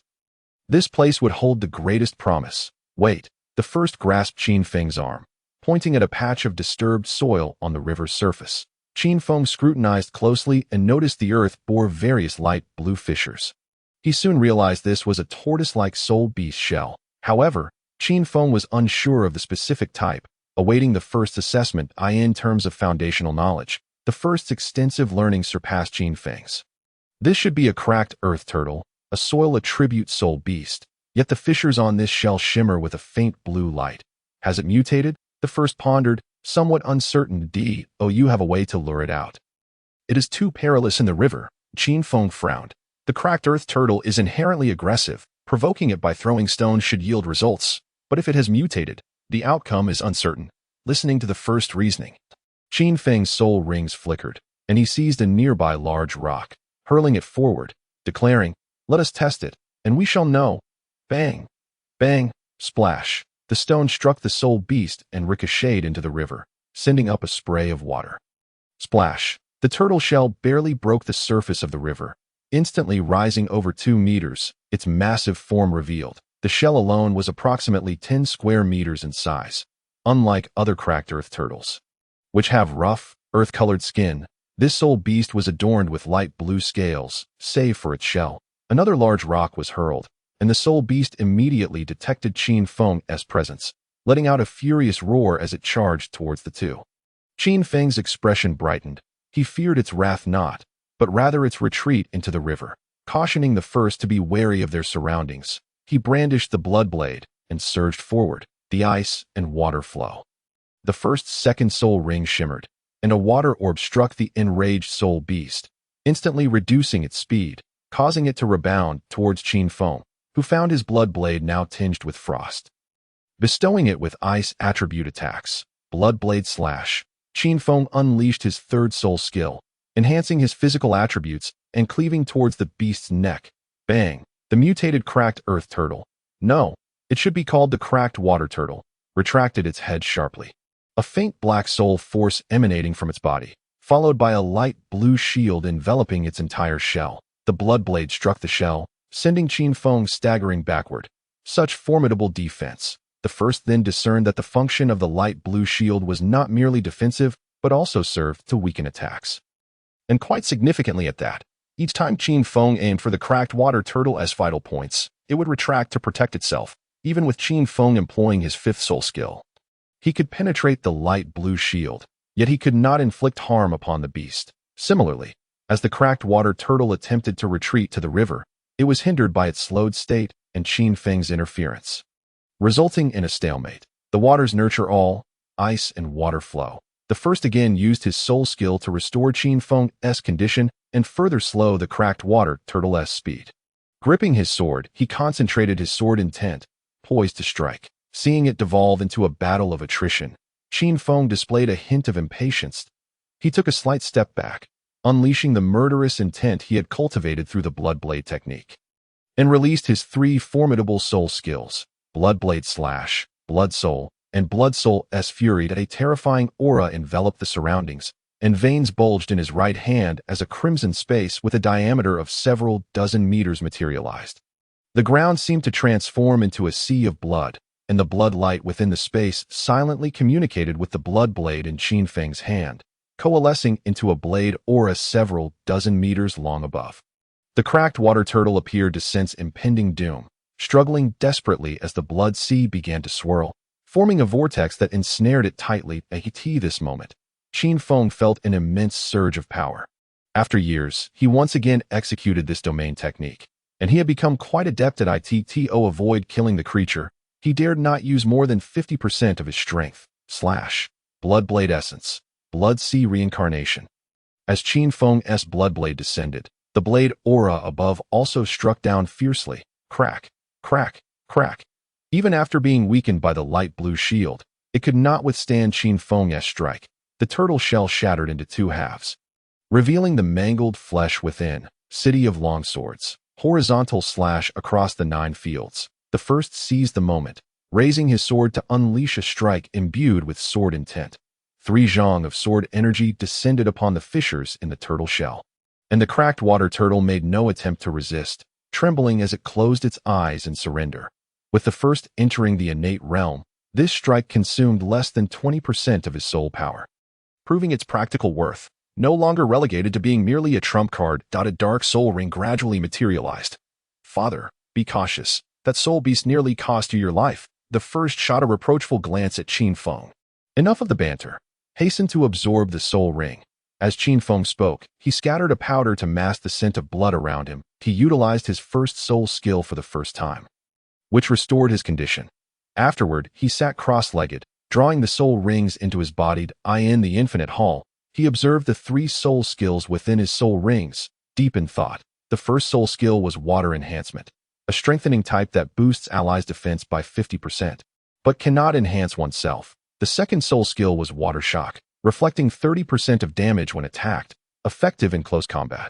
The third soul skill was Sealed and Closed, creating a layer of faint blue water shield around the body, reducing damage taken by 50%. The first was particularly impressed by the third skill. Had it not been for Qin Feng's ultimate move, he might not have been able to contend with the water-cleaving turtle. Without hesitation, he chose Sealed and Closed and began to advance to the soul sect. Unlike the convoluted process of absorbing the soul ring with his clone, this time it was a smooth breakthrough of the soul sect's bottleneck. Neither the soul impact from the water-cleaving turtle nor the soul power shock had any effect on him. The first operated the minor wuxiang skill, slowly absorbing the final gifts from the water-cleaving turtle. The minor wuxiang skill emphasizes tranquility and non-action, allowing for ethereal wandering without leaving traces. Though it may be somewhat inferior compared to other ultimate skills, it is the precursor to the supreme martial arts of the Carefree sect. The Eternal Spring technique the true energy transformed. The 4 soul rings on the first began to resonate with one another, showing signs of fusion, yet they seemed to lack something, ultimately separating once more at the crucial moment. At this point, the first soul power surged, reaching level 42 before coming to a halt. With a vibrant spirit, he opened his eyes, stretched lazily, and hurriedly left this place of turmoil with Qin Feng. Chapter 60. The Duality of Ice and Fire Eyes. What are soul skills? Qin Feng inquired with curiosity. You should be quite familiar with them. It's the faint blue shield skill of that giant turtle. The first replied with a grin. No wonder that turtle had such formidable defense. Qin Feng mused, secretly astonished that a mere 10,000-year-soul beast had compelled him to use his ultimate move. The father and son refrained from further idle chatter and resumed their quest for the ice and fire eyes. 7 days had passed since the first breakthrough, and the initial exhilaration had long faded. Qin Feng had also learned from the first that everything at home was well, alleviating his worries as they wholeheartedly searched for the ice and fire eyes. Casually, he plucked a branch of intertwined grass from the thickets. One of the materials for crafting the continuity pill. His storage space was already filled with various medicinal herbs along the way. Gazing at the hill before them, they marked it on the map. Both letting out a sigh. In the past month, they had scaled countless mountains, their spirits somewhat dulled, hoping for a stroke of good fortune this time. That moment, the two climbed the mountain as if it were a mere routine. But as they neared the summit, they felt the temperature rising. Typically, one would expect the temperature to decrease with altitude, but soon they caught a faint whiff of sulfur. Indeed, it must be nearby, the first exclaimed, recalling descriptions of the ice and fire eyes from his past life. Here, upon hearing the first's exclamation, Qin Feng became animated, shaking off his previous lethargy. Let us quicken our pace. The two hastened their steps. Upon reaching the cliff at the mountain's peak, the sulfur scent intensified, and gazing into the abyss ahead, they saw clouds and mist swirling, obscuring what lay below. They carefully descended along the protrusions of the cliff. As they passed through layers of mist, their eyes brightened. An oval lake, divided into crimson and milky white hues, appeared before them. Visible mist continuously rose from the lake's surface, creating the very clouds they had traversed earlier. Ice and fire in contrast, the duality of life, truly the ice and fire eyes. How much Xianbing Bihua wine could be brewed from this? Even without the legendary celestial herbs, it would still be worthwhile. Douluo was within sight. Qin Feng's voice trembled with excitement. The dual attribute spring waters of the ice and fire eyes were the finest natural materials for brewing Xianbing Bihua wine, capable of maximizing its potency. If they were to truly brew the top-tier Xianbing Bihua wine, it would undoubtedly offer significant benefits to the cultivation of a titled Douluo, truly deserving of being called an old wine connoisseur by his mother. The first immediately thought of Xianbing Bihua wine. Be cautious. Hold on tight. The first felt a surge of joy. After searching for a month, they had finally found it. No1 resented having too many advantages. The closer they approached their destination, the more cautious they became, for a misstep now would be utterly regrettable. About half an hour later, they finally set foot on solid ground, gazing at the crimson and white oval lake not far away. Their excitement nearly overwhelming. Surrounding the ice and fire eyes were various medicinal herbs: ginseng, cinnabar lotus, tianqing grass, tongtian vine, and tianshan snow lotus. In this bountiful place, herbs that would take a decade to grow in the outside world thrived in just a year. And their efficacy was amplified. Precious medicinal materials grew wildly, akin to weeds. Moreover, plants with conflicting medicinal properties intertwined tightly, a sight unimaginable in the outside world. Let us proceed cautiously. Avoid touching any plants. The first, though aware that Qin Feng had likely studied medical texts and poison compendiums, still felt the need to warn him. If we get poisoned, even with plenty of herbs around, it will be a hassle to gather antidotes from such a chaotic assortment. I understand. You be careful too, Qin Feng replied, his eyes aflame with eagerness. As they walked slowly, they carefully circumnavigated the toxic herbs. Look, Yuxiang Chua, celestial product, the first exclaimed. Qin Feng lifted his gaze to see a large pink flower swaying gently. Its petals resembling crystals, the center a pale purple, forming a visible pink shield with the faint fragrance. Though Yuxiang Chilua celestial product could not cure poison, carrying it would protect against toxic invasions. Standing before this celestial product, the two breathed in the delicate floral scent, feeling considerably more at ease. In the ice and fire eyes, they were already subject to the erosive effects of the ice and fire energies. Even a tidal Douluo could not remain there for long. Finding the Yuxiang Chua celestial product was akin to establishing a secure supply station, granting them peace of mind if absolutely necessary. They could rest here. Continuing onward, the two remained vigilant, carefully avoiding the area where the snowy swan kiss resided. Soon after, they encountered numerous celestial herbs such as Chihuahua tulip, water fairy bone, and Chirong Tongtian chrysanthemum, causing them to pause and admire. The 8-petal xianlan had mild medicinal properties, suitable for a mother in the prenatal period, benefiting even the child within. Indeed, water fairy bone is the primary material for crafting the ice skin jade bone pill.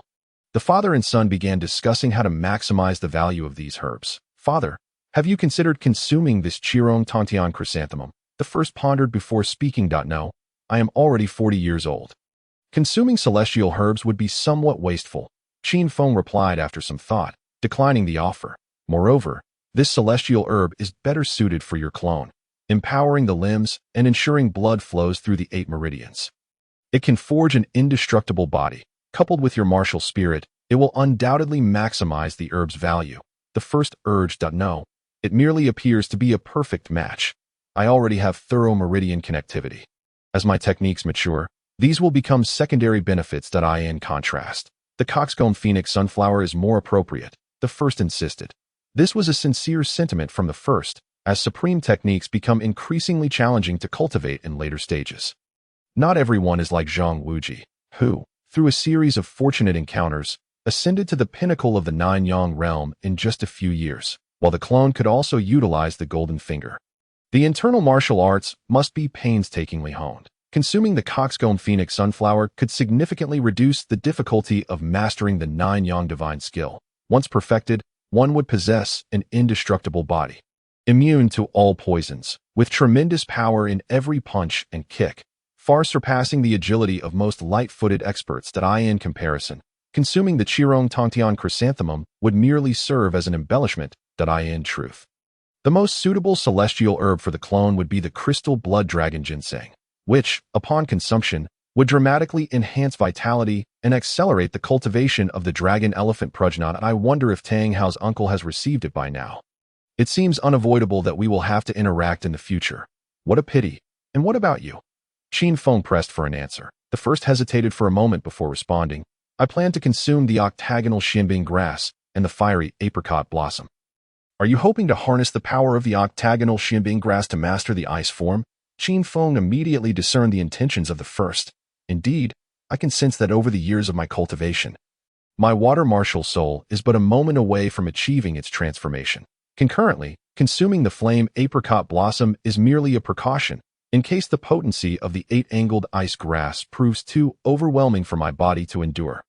By suppressing the 8-angled ice grass with the flame apricot blossom, the martial soul will undergo its metamorphosis in mere moments, after which it will plunge into the duality eye, harnessing the balance of the ice and fire attributes to complete the ice-fire body refinement.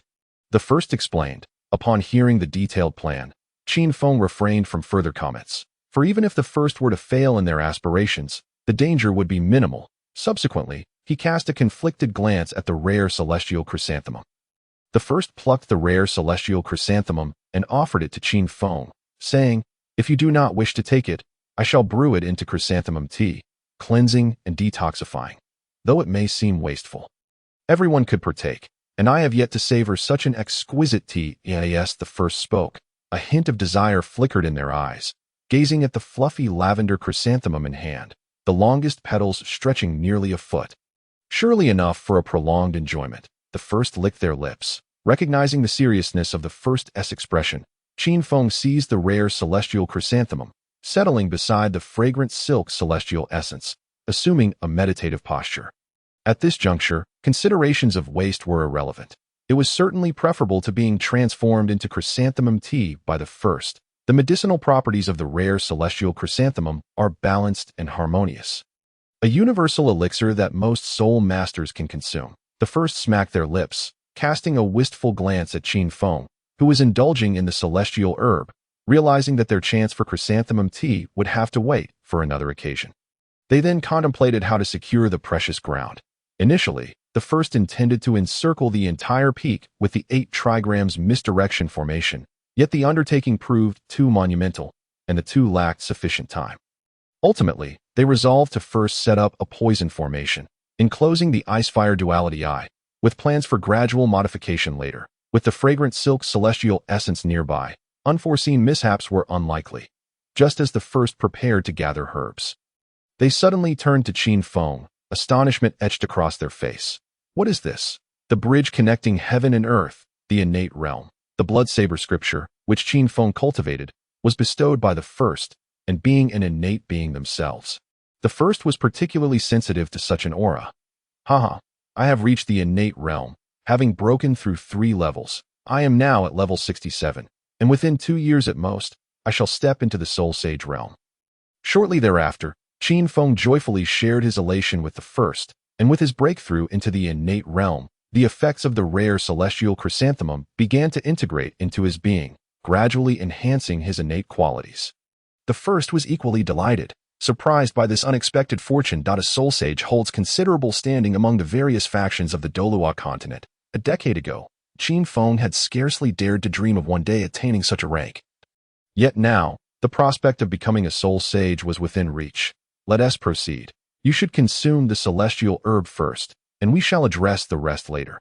Qin Feng finally calmed down, recalling that the first had yet to partake of the celestial herb, and proposed, indeed. The two approached the ice-fire duality eye, acutely aware of their body's aversion to the place, an indescribable discomfort enveloping them. The first stood with an iron dagger beside the 8-angled ice grass, while Qin Feng wielded a jade knife at the flame apricot blossom. The two celestial herbs required differing methods for their collection. Be mindful of your strength when throwing. Take it slow, the first reminded once more. Understood. Qin Feng solemnly agreed. As the first command was issued, both individuals summoned their soul power to protect their hands, swiftly plucking 2 types of celestial herbs, ignoring the injuries sustained in their attempt to grasp the herbs. Their gazes locked, and simultaneously, they hurled the herbs towards the shore where the 2-colored lake waters converged. Although the herbs traveled at a leisurely pace, they steadfastly soared together. The first, utilizing the light wave step, left behind a series of afterimages, arriving ahead of time. With a smile, he extended his hands, successfully capturing the 2 herbs mid-air. An immediate pain coursed through his hands, which felt simultaneously searing hot and frigidly cold.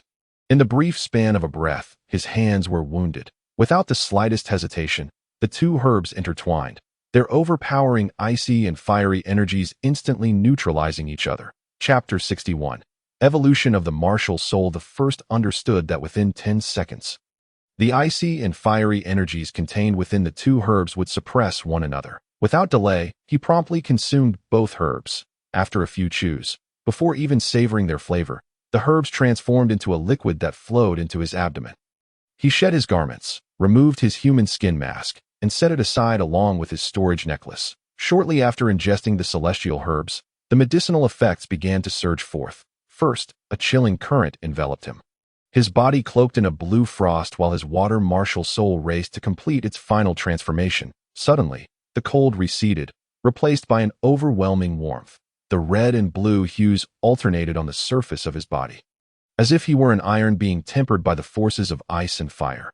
Channeling the minor wuxiang technique, he drew upon the medicinal essence of the octagonal profound ice grass, accelerating the evolution of his water martial soul. Conversely, the duration of warmth extended and its intensity grew, gradually shattering the equilibrium established by the 2 celestial herbs. Within his consciousness, the water martial soul trembled, shifting from its liquid form to an icy manifestation, exuding a terrifying chill that converged with the cold emanating from the octagonal profound ice grass, thereby forming a new balanced this pivotal moment. The water martial soul finally completed its evolution. The first could barely endure the strain, and upon sensing the evolution of his martial soul, he plunged into the intersection of ice and fire within the eye of the dual forces. As he submerged, the ripples of the red and white lake vanished without a trace, appearing unchanged from before. Qin Feng cast a glance at the spot where the first had last disappeared, gritted his teeth, and returned to the side of the fragrant and exquisite celestial item, commencing his own meditation. Seeing his son so resolutely dedicated, having consumed the celestial herbs himself, he could not afford to languish in mediocrity. Comfort and tranquility enveloped the first, akin to an infant nestled in its mother's womb. The alternating red and blue hues danced upon his skin, as the powers of ice and fire within the eye of the dual forces gradually tempered his physique. Although most of the medicinal potency of the two celestial herbs was employed to refine his body and facilitate the evolution of his martial soul, the operation of the minor wuxiang technique allowed him to seize a trace of the transformative essence birthed by the opposing forces, resulting in a slow yet steady increase in his soul power as day turned to night. The unique environment rendered the area devoid of any insect life. The red and white lake waters emitted a faint glow, resembling an ethereal dreamscape, breathtakingly beautiful on the following day. Amidst the tranquil center of the eye of the dual forces, faint water ripples emerged, and suddenly, a figure burst forth. The first, upon assessing his physical condition after the tempering of water and fire, found not only a significant enhancement in his physique, but also an invulnerability to both water and fire, immune to the various toxic herbs and the icy and fiery energies of this locale. Wandering through the martial world, one must be vigilant against myriad poisonous tactics. Henceforth, traversing the continent would be considerably safer, free from concern over any toxins below the divine level. His skin had also lightened somewhat. In his previous life, many women would have found this transformation intriguing, far surpassing any mere face mask. After emerging from the water, donning his garments once more, he sensed that his soul power had ascended to level 43. Summoning his martial soul, which manifested 4 soul rings of yellow, purple, and black. At that moment, the water martial soul resembled a transparent crystal the size of a ping-pong ball, orbiting the first, although it remained a liquid. It possessed the solidity of a solid form.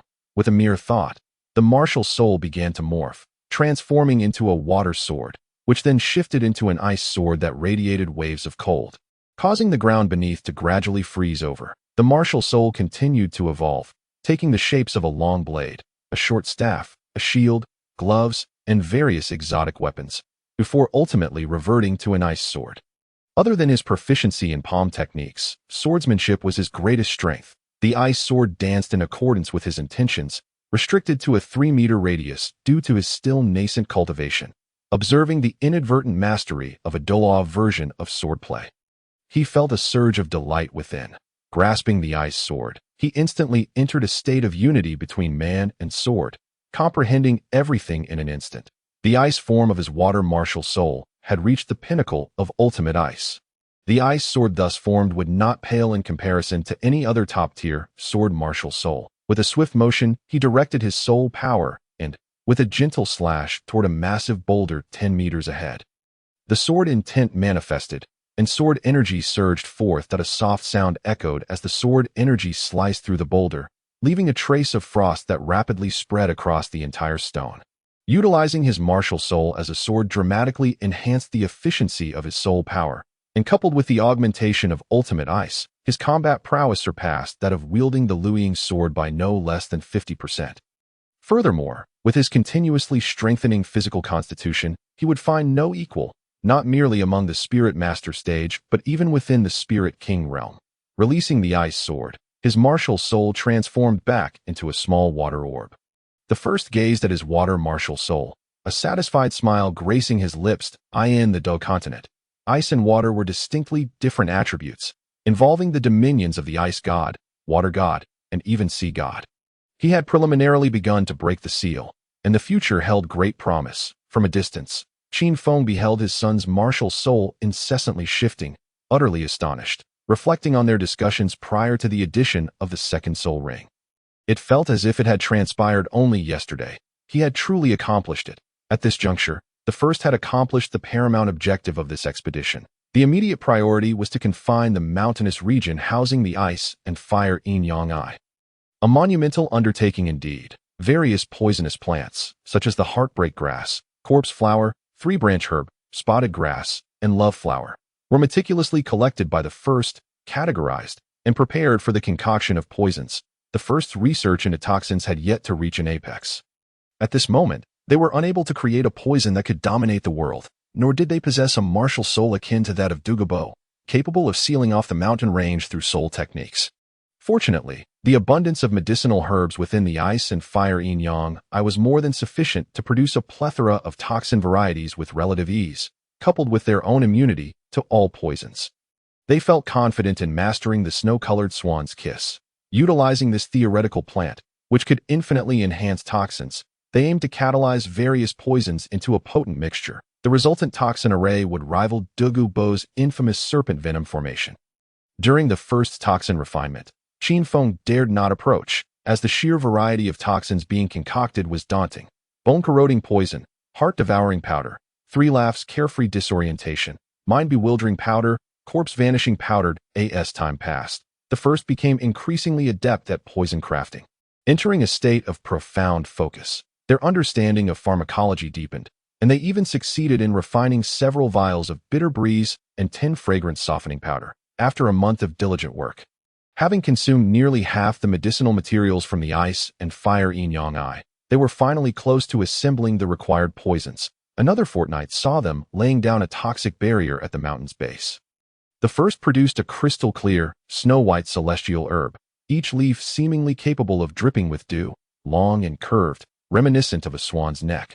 This was the snow-colored swan's kiss, arguably the most perilous plant on the Douluo continent.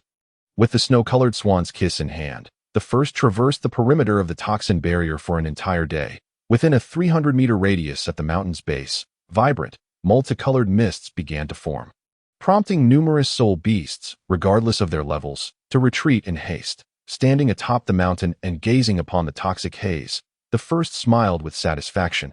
At that moment, they felt assured of their claim over the ice and fire yin-yang eye. Only upon reaching the vicinity of the eye did they finally relax, feeling entirely secure. Observing the dual-colored lakes and the remaining half of various medicinal herbs, there was not a shred of regret. With this treasure in hand, it would take but a few years for it to regenerate. After over a month of relentless toil, a sudden wave of exhaustion washed over them, finding a large boulder. They summoned an ice sword, which materialized from water to ice in their hand, and effortlessly carved a flat surface, disregarding the ice layer above, before collapsing into sleep. Qin Feng watched the first's antics, shaking his head in resignation. During the first's alchemical endeavors, he had attempted to advise against overexertion, but in that trance-like state, the first was impervious to such counsel, leaving Qin Feng with no choice but to acquiesce. Ignoring the slumbering first, he resumed his own tasks. He retrieved several jade-crafted wine jars, periodically adding various herbs, and finally, with great care, poured in some spring water from the yin-yang eye, nodding as he stirred. He sealed the jars. This was his meticulously brewed Xianbingbihuo wine, made from the spring water of the yin-yang eye combined with numerous precious herbs, including 9-rank purple mushroom, snow ginseng, tianshan snow lotus, and flame flower, following dozens of procedures. Yet, this was merely the beginning. The wine would require 3 additional procedures and 3 years of fermentation before it could be considered complete to maximize its efficacy. Another 3 years would be needed.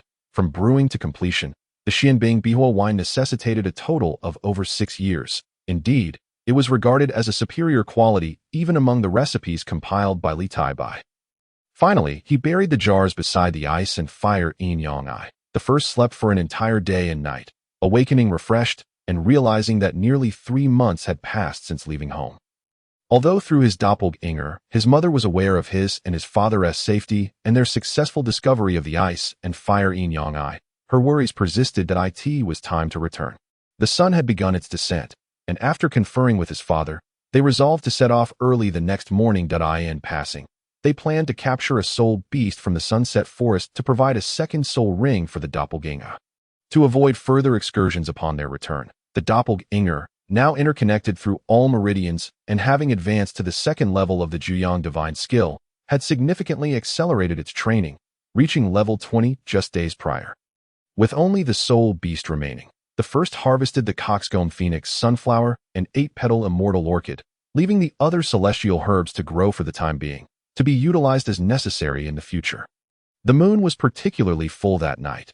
Observing his father, who was restless and unable to sleep, the first recognized his longing for home. On the following day, as dawn broke, Qin Feng, under the protection of the fragrant Yuxiang Chala, stepped beyond the colorful toxic mist, glancing back with a sigh of relief. "What soul beast do you intend to bond with for your second martial soul?" he inquired as they journeyed onward. A soul beast over 20,000 years old, one that possesses neither offensive nor defensive shortcomings. If it were a rare soul beast, that would be even better. Wasn't there a golden crocodile king we encountered on our way here? Nearing 20,000 years old? I believe it would be an excellent choice, the first replied, his eyes gleaming with anticipation. Though the golden crocodile king was not yet 20,000 years old, its species quality more than compensated for its age deficiency. What are you thinking? That golden crocodile king has tough skin and thick flesh, with formidable attacks. It's fiercer than other 40,000-year soul beasts that I doubt I could capture it alive. Qin Feng expressed his exhaustion with the first's unrealistic aspirations. Did he truly believe himself invincible? Aren't there poisons? The first smirked slightly to eye in that moment. Qin Feng understood. There was no need for a head-on confrontation. His face lit up with joy. With their target set, the duo adjusted their course towards the region where they had last encountered the golden crocodile king. Moving through the jungle like seasoned veterans, one hand brushed aside branches and foliage while the other meticulously concealed their tracks, ensuring that neither soul beasts nor soul masters could follow. 3 days later, father and son had distanced themselves from the core area of the sunset forest, entering the outer layers, free from the threat of high-ranking 10,000-year soul beasts. Allowing them a moment of respite, in a hushed tone, Qin Feng cautioned the first, "Be vigilant and make no noise. If the golden crocodile king catches wind of us, it will not end well." Understood, the first replied cautiously, treading even more lightly. Arriving at the area where they had previously encountered the golden crocodile king, they found it eerily quiet, devoid of other 10,000-year soul beasts. Clearly, this was the territory of the golden crocodile king. The only sounds that reached their ears were the rustling leaves swaying in the wind, as they remained calm and composed, scanning the surroundings. Finally, at the edge of a small river, they spotted their target basking in the sun.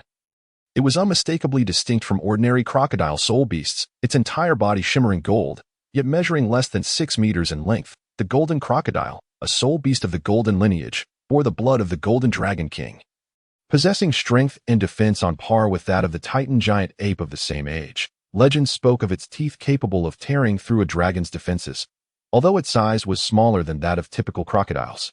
Its robust limbs and razor-sharp teeth surpassed those of other crocodilian varieties, marking it as the sovereign of its kind and earning it the title of Golden Crocodile King. The martial soul of the second high priest of the Spirit Hall was none other than the Golden Crocodile King. The first exchanged a knowing glance with Qin Feng, and they gradually retreated until they were a kilometer away, finally allowing themselves a sigh of relief. "It's still here," the first exclaimed with excitement. Such a prime soul beast was a rare find, and even the sunset forest could not guarantee another. "What now?" Qin Feng licked his dry lips, inquiring. "That I have a plan," the first revealed, producing 2 porcelain vials. These contained the 10 fragrance softening powder and bitter breeze, both enhanced with the snow-colored swan's kiss. "That I tested their effects on soul beasts while setting up the toxin array, and their efficacy is exceptional. When combined, they can undoubtedly reduce our target to a feeble creature." The 10 fragrance softening powder, from the Ruyang Wangfu, was colorless and odorless. Once activated, it rendered the entire body as limp as mud, sapping all strength and halting soul power. Bitter breeze, produced by the Western Xia's first-class hall, was also colorless and odorless. Upon inhalation, it caused tears to flow profusely, draining the body of strength and causing the circulation of soul power to feel as though burdened by immense weight. Enhanced by the snow-colored swan's kiss, it became an unparalleled weapon of stealth. "Follow me," the first instructed, leading Qin Feng to seek the wind's direction relative to the Golden Crocodile King. "Take this." Inhale deeply from the red vial. This is the antidote to bitter breeze.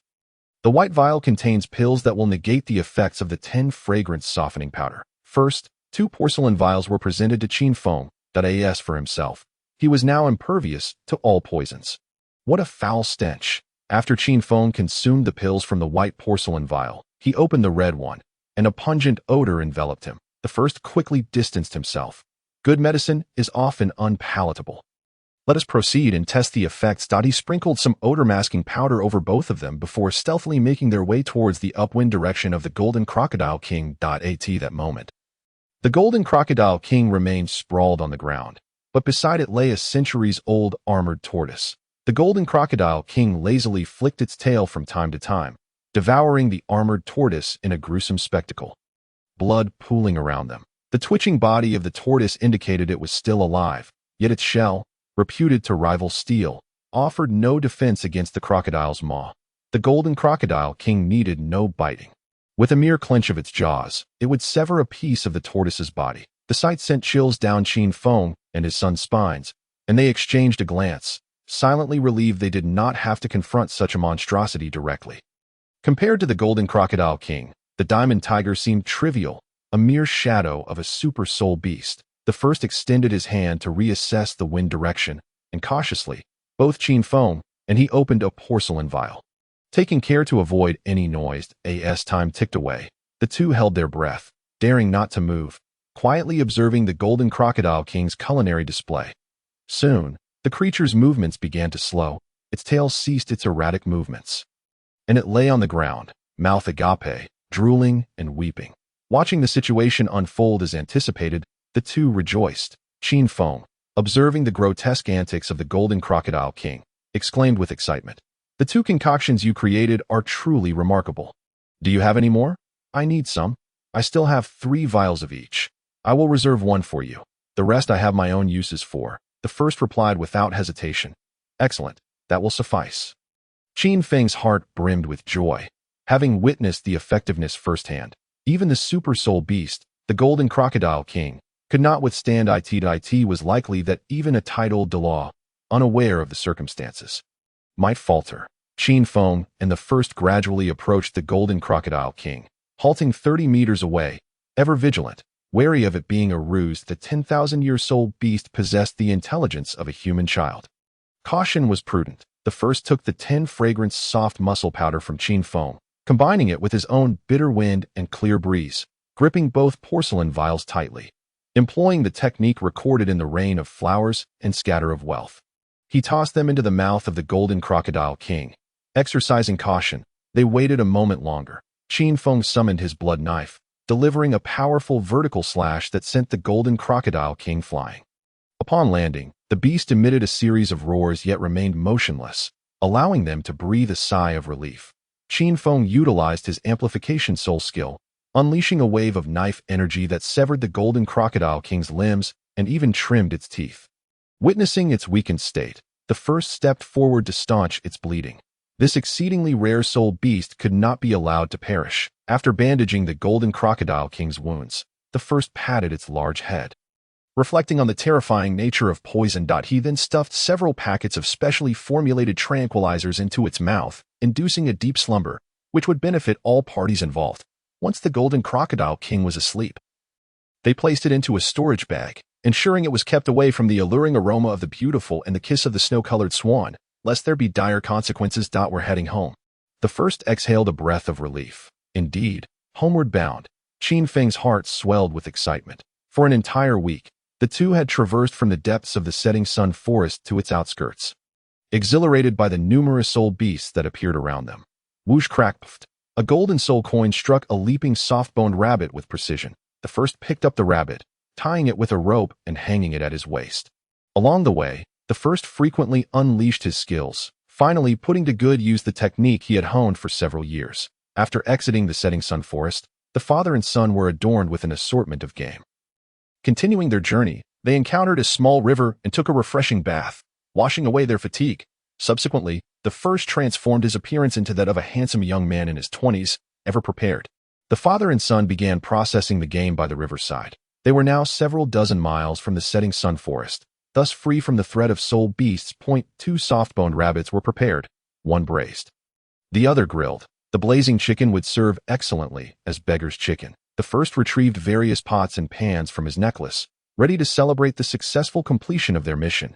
Qin Feng was already accustomed to this, having enjoyed his son's culinary creations numerous times. After subsisting on rations in the setting sun forest, he could not help but feel a surge of anticipation at the thought of the first cooking. Having departed from the setting sun forest, where they had lived for over 2 months, both were in high spirits, sharing laughter and conversation. Qin Feng set up a fire pit above the soil where the beggar's chicken was buried, brushing the specially crafted sauce onto the ingredients on the grill. The first, meanwhile, prepared several hearty dishes with the game, whipped up some refreshing side dishes, and simmered a pot of fish soup, ready to reward both himself and his father. Soon, the aromatic scents wafted through the air, and the first carefully ladled the milky white fish soup into a clay pot. Arranging the dishes one by one, a medley of fragrances enveloped them, causing Qin Feng to stare intently. Unable to suppress his salivation, delicious, of course, just look at who made it. With a proud smile, the first declared, in today's world, my culinary skills are second to none. No one dares claim to be first. He then picked up a slice of sauerkraut fish, savoring the exquisite flavor that lingered in his mouth, his face alight with enjoyment. So fragrant, what a delightful aroma. As these words echoed, both the first and Qin Feng's expressions shifted dramatically. They rose and stood together, scanning their surroundings, yet found no signs of anyone nearby. In an instant, a flash of sword intent surged from the first, and he abruptly looked skyward. Two figures descended from the heavens, landing on a sword.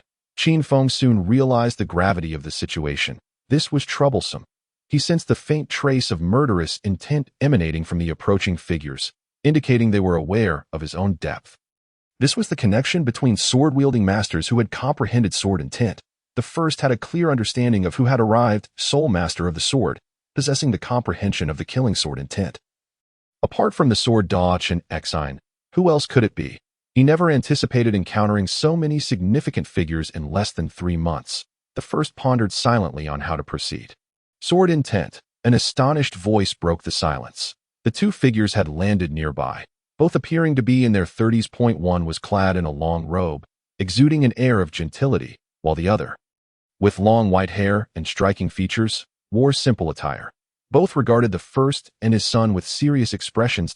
We are from the Seven Treasure Glazed Tile School, Ningfengji. This is my esteemed companion. Sword Douluo, may I inquire your names? The refined young man stepped forward and offered a formal bow. No need for such formalities. We stand before Sword Douluo, and the young mastered, I am Yi Wujia. And this is my brother, Yi Guqing. Qin Feng responded, repeatedly waving his hands as he and the first returned the greeting. Chapter 63. An unexpected encounter. At that moment, Ningfengji appeared composed, yet his heart was filled with astonishment. Earlier, having just acquired his 7th spirit ring and become a soul saint, he had felt elated.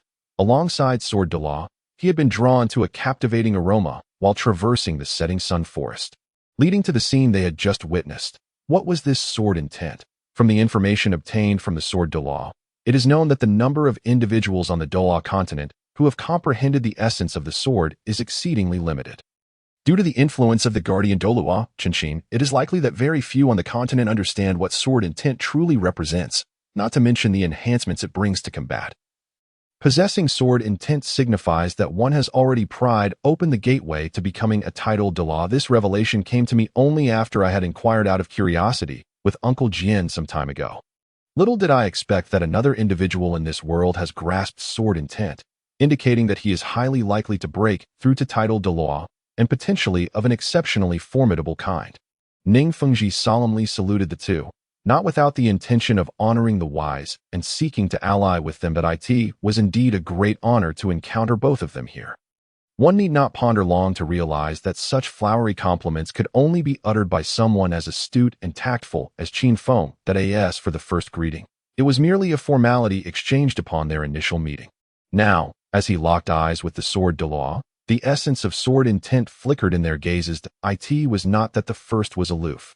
In the presence of the continent's foremost swordsman, no practitioner of the sword could remain indifferent. Moreover, the Sword Douluo appeared eager, for encounters between two swordsmen who have comprehended sword intent are a rarity. The sword, a weapon of slaughter, advances one's skills only through combat. The Sword Douluo's father once challenged the Angel Douluo, Qin Douluo, in pursuit of the pinnacle of swordsmanship, and he did so without regret, even unto death. The first gradually reined in his sword intent and gestured, suggesting, if it pleases you, let us share a meal together. Then I shall not stand on ceremony. Qinshin promptly responded. Qinshin, devoted to the sword and sincere in his dealings with others, made the decision in front of Ningfengji, an act that would have been unthinkable in the past. Ningfengji, however, took no offense. His interest piqued, and remarked, there is no need for such formalities. I ought to be a few years your senior. So if you hold me in regard, simply call me Ning brother. We have just emerged from the sunset forest and are indeed quite famished. Ningfengji aimed to draw closer to the two. After exchanging compliments with Qin Feng, he was the first to approach the exquisite dishes, seating himself on the ground without a hint of pretentiousness. The first, observing Ning Fengji's elegant demeanor coupled with a bold spirit, silently admired him, recognizing him as truly deserving of his title as the foremost among the three sects, albeit constrained by his martial soul. Such artistry, such a splendid sword. Qinshin had already diverted his gaze from the first. Entranced by the culinary masterpieces before him, which resembled picturesque landscapes. Your Majesty, this dish is named Moonlit Night amidst frosty skies, crafted primarily from the Xianbing golden pheasant. It is steamed and then cooled with cold water to retain the ingredients' freshness to the utmost. I have also utilized sword intent to sever most of the fibers in the meat, allowing for a texture that is both elastic and tender. The first spoke with pride. As for the sword intent, it had already been revealed, and there was no need for subterfuge. They would simply observe and see how things unfolded. Listening to the first, the sword Douluo furrowed his brow slightly. This is akin to fishing alone in the snowy river, he mused. Subsequently, the first introduced various dishes, a delightful pastime for an amateur chef. Your Majesty, please partake with Ning brother, he encouraged, as he sampled each dish. There is no need for such formality. We are friends forged by the sword. So just call me old brother. Qinshin finally could not restrain himself and interjected, his meaning clear. Then let us each refer to one another as we please, Ning Fengji added. He was well aware of the implications. Knowing that both having comprehended sword intent, they shared common ground and topics of discussion. As for preemptively dealing with this Yiguqing, other title Dong might indeed attempt to win him over first. And if that failed, eliminate him before he could become a formidable threat. However, the sword Douluo would never resort to such measures, having spent over 30 years alongside Uncle Jian, observing the delight in his eyes. It was clear to him what lay in his heart. Were he to come with the bone Douluo today, he would not hesitate to act decisively for the sake of his sect. But could it be that fate itself had woven a grand design? Nonetheless, it is always wise to cultivate friendships. One might even seize the opportunity to ally with these two. Ning Fengji seemed to possess an innate understanding. Engaging in conversation with Qin Feng while his thoughts flowed unimpeded, I had no idea Brother Yi possessed such culinary skills. They would surely make countless chefs envious. Qinshin could not help but praise the first's culinary prowess. Yet he did not hesitate to dive into the feast. Life, after all, should include some hobbies. Now, allow me to treat you to my specialty, beggar's chicken, made with a secret recipe. Once you taste it, you will crave more. He tore off a large chicken leg and offered it to Qinshin. Without hesitation, Qinshin accepted and took a bite, exclaiming, delightful. Excellent. The timing is just right. As the atmosphere gradually warmed, the group engaged in lively discussions, with most of the conversation revolving around Qinshin's explanations of the various experts on the continent. Both Qin Feng and Ning Fengji listening intently. They discreetly noted Qinshin's intent to introduce them to this wealth of knowledge. Observing the lively exchange, Ning Fengji produced a jar of wine from his storage soul guide, intending to pour for everyone. Ning brother, you need not pour me any wine. The first politely declined, though. You do not drink? This is the Imperial Palace's finest jade liquid wine from the Tiando Empire, rich in flavor and with a lingering aftertaste. It is my favorite, Qinshin remarked, his curiosity piqued towards this newly acknowledged younger brother. Drinking will slow my sword. The first stated firmly. Point one, need only glance at Qin Feng's twitching lips to discern the deeper implications of such a claim. But alas, the two before him were unaware. Brother Yi, you are truly deserving of admiration for your ability to comprehend sword intent. I am in awe. Ning Fengji's admiration was evident upon his visage. To have grasped sword intent and yet exhibit such self-discipline is a rarity indeed. Excellent. Qinshin looked at Yi Guqing, his heart elated, uncertain whether it was solely for this statement or for the hope of a new generation in the realm of swordsmanship. Qinshin refrained from drinking further, while Qin Feng and Ning Fengji indulged in the wine with great enthusiasm. Before long, they were referring to each other as brothers. Upon learning that Qin Feng was a free spirit, Ning Fengji felt a surge of joy. But upon hearing that he was not inclined to join any factions, he could not help but sigh inwardly. Once the meal concluded, they all pitched in to clean up the cooking utensils. The first sat across from the sword Douluo, elucidating his understanding of the sword, while Qin Feng and Ning Fengji accompanied him, fully aware that they were merely supporting characters in this discourse. What is the sword? It is the embodiment of righteousness and straightness, decisive in slaughter. To me, the sword exists solely for the purpose of killing. The essence of murder runs through my entire sword path. My martial soul is the 7-kill sword. Ever since I grasped the true meaning of my martial soul, the divine and the sword have fused, allowing me to effortlessly comprehend sword intent and advance rapidly toward title Douluo. Qin summoned forth his martial soul, the 7-kill sword, to introduce the first to his sword and his path. The path of the killing sword is to begin with the easy and progress to the difficult. The first evaluated. Although my cultivation is still shallow, various theories from my past life suggest that there must be some truth to them. How many ordinary individuals dare to pursue the path of the killing sword? Indeed, the road ahead is fraught with challenges. Qin reflected deeply, increasingly understanding his father's determination to challenge Douluo, fully aware of the vast gap in their abilities. That I believe the sword is divided into heart, intent, and technique. Mastery of any one of these elements could yield the most exceptional swordsman. That if one can elevate all three to their zenith, sword heart, sword intent, sword technique. Qin suddenly grasped the concept, contemplating the feasibility of such a union. This is merely my fragmented insight and lacks a cohesive system. The two continued their exchange, sharing their interpretations of the sword. The first did not attempt to dazzle the sword Douluo with theories from his past life, as that was not his own sword path, while others tread the path of swordsmanship step by step, reaching the pinnacle before looking back, their footprints forming their unique path. The first was different. Due to the influence of the infinite jade wall, he had encountered the true essence of swordsmanship, already glimpsing the summit.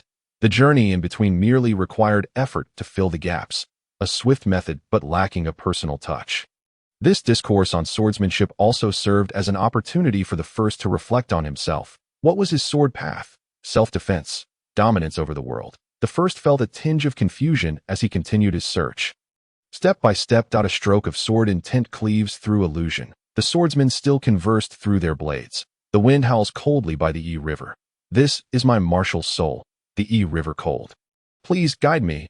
A blade of ice materialized in the right hand, held aloft with a clenched fist, as a salute befitting a swordsman was performed. Yet, no soul ring emerged, signifying an exceptional mastery over one's martial soul. Concerning the swordsmanship articulated by the sword Douluo, the protagonist found many aspects perplexing. Thus, it was decided to experience it through the sword itself. Among swordsmen, what could hold greater significance than the sword in one's grasp? Xin admired the straightforwardness of the protagonist. A true swordsman ought to be so. The two stood facing each other, while Ning Fengji and Qin Feng had already positioned themselves at a distance, their eyes fixed intently upon the duel. Martial soul, 7-killing sword, I humbly seek your guidance. Xin reciprocated earnestly that in this moment, the disparities in soul power and status dissolved. They were both seekers of the path.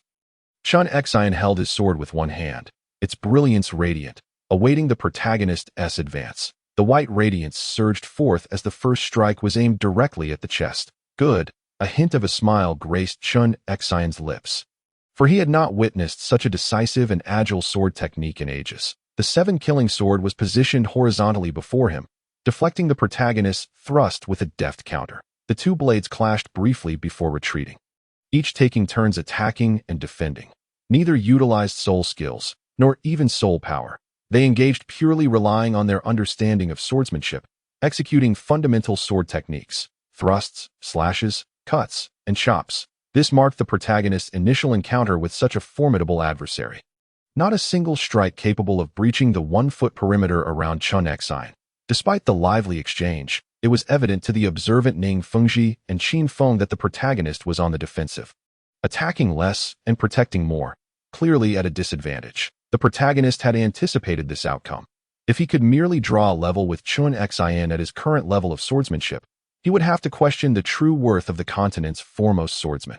He steadied his mind, seizing this rare opportunity to hone his basic sword techniques, which had seen little advancement of late, now exhibiting a subtle transformation. Since his debut, he had enjoyed a steady stream of victories, but he lacked a certain depth.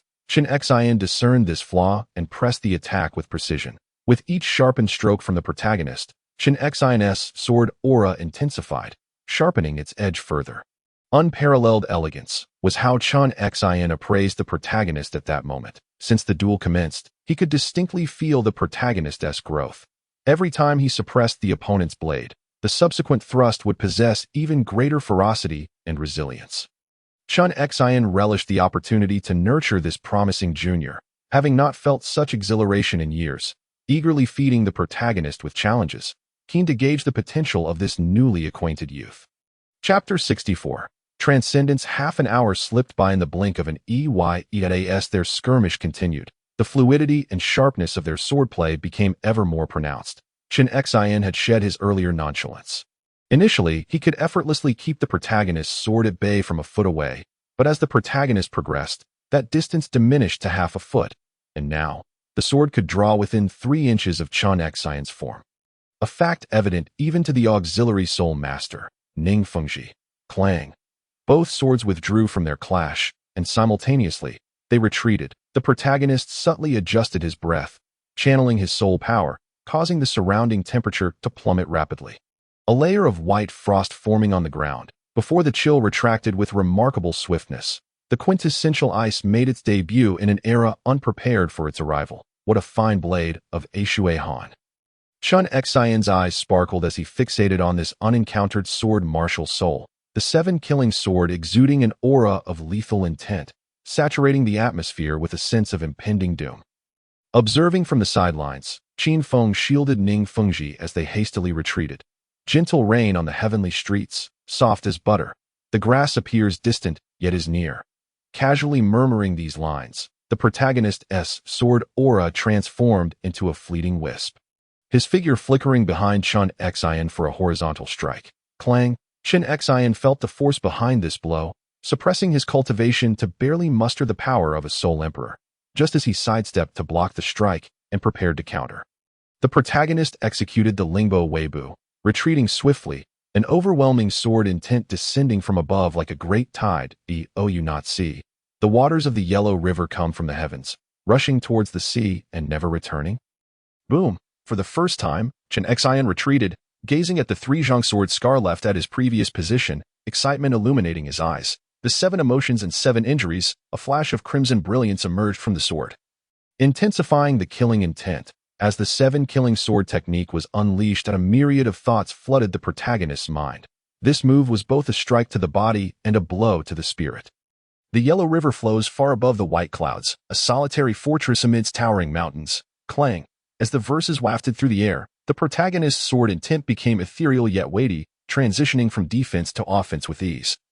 Effortlessly blocking Chun Xion's strike, the intent to kill surged forth, followed by another display of razor-sharp brilliance, cleaving through the protagonist's sword aura, aimed directly at him. The protagonist employed the Lingbo Weibo, advancing and retreating in a dance of combat, their figures darting across the arena.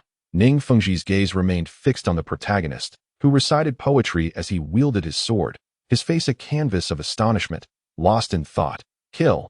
The heavy sword is without an edge. Chun Xion's blade sliced through the air, 6 beams of sword light converging to form the character for kill, descending upon the protagonist with deadly intent. Essence. The long sword horizontally across the 9 realms. The protagonist did not evade.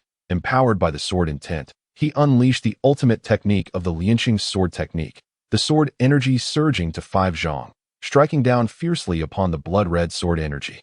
Boom! A wave surged forth, and the protagonist staggered back 3 steps, while Chun Xion remained steadfast, his expression fervent. Heaven knows how many years it had been since he had dueled another wielder of sword intent. The sword energy around him thickened as he bore down upon the protagonist. The domain of the 7 killings enveloped the protagonist in a vast oppressive aura, weighing heavily upon him, rendering his soul power sluggish. The expansive sword intent, combined with the force of the domain, bore down upon him. He found himself ensnared within the 7 killing sword's innate domain, acutely aware of his own diminishing strength. You disregard the martial code. In 1,000 mountains, not a bird flies. On 10,000 paths, no trace of man remains. The protagonist executed the most proficient move he currently mastered within the Lianqing sword technique, harmonizing it with the ultimate ice attribute of Shui Han. Sweeping forth, the temperature within the 7 killing domain plummeted to that of midwinter. Qin Xian's assault accelerated, a torrent of sword intent coalescing into a single strike. Slash. The protagonist's sword technique met with an echoing response. Observing the descending sword aimed at him, the protagonist felt an inevitable sense of foreboding, his hair standing on end. Realizing evasion was futile as his eyes gradually closed, he entered a realm of unity between man and sword. Memories of his sword training flooding his mind, a swordsman must, after all, advance boldly. Drawing a deep breath, his eyes snapped open, the entirety of his sword intent converging with his soul power, erupting forth that a tempest of icy winds surged alongside the protagonist's sword intent, bursting forth from Shui Han, instantly enveloping the entire 7-killing domain. With both hands grasping the sword, he immersed himself in the profundities of the Lianqing sword technique, his heart and intent harmonized.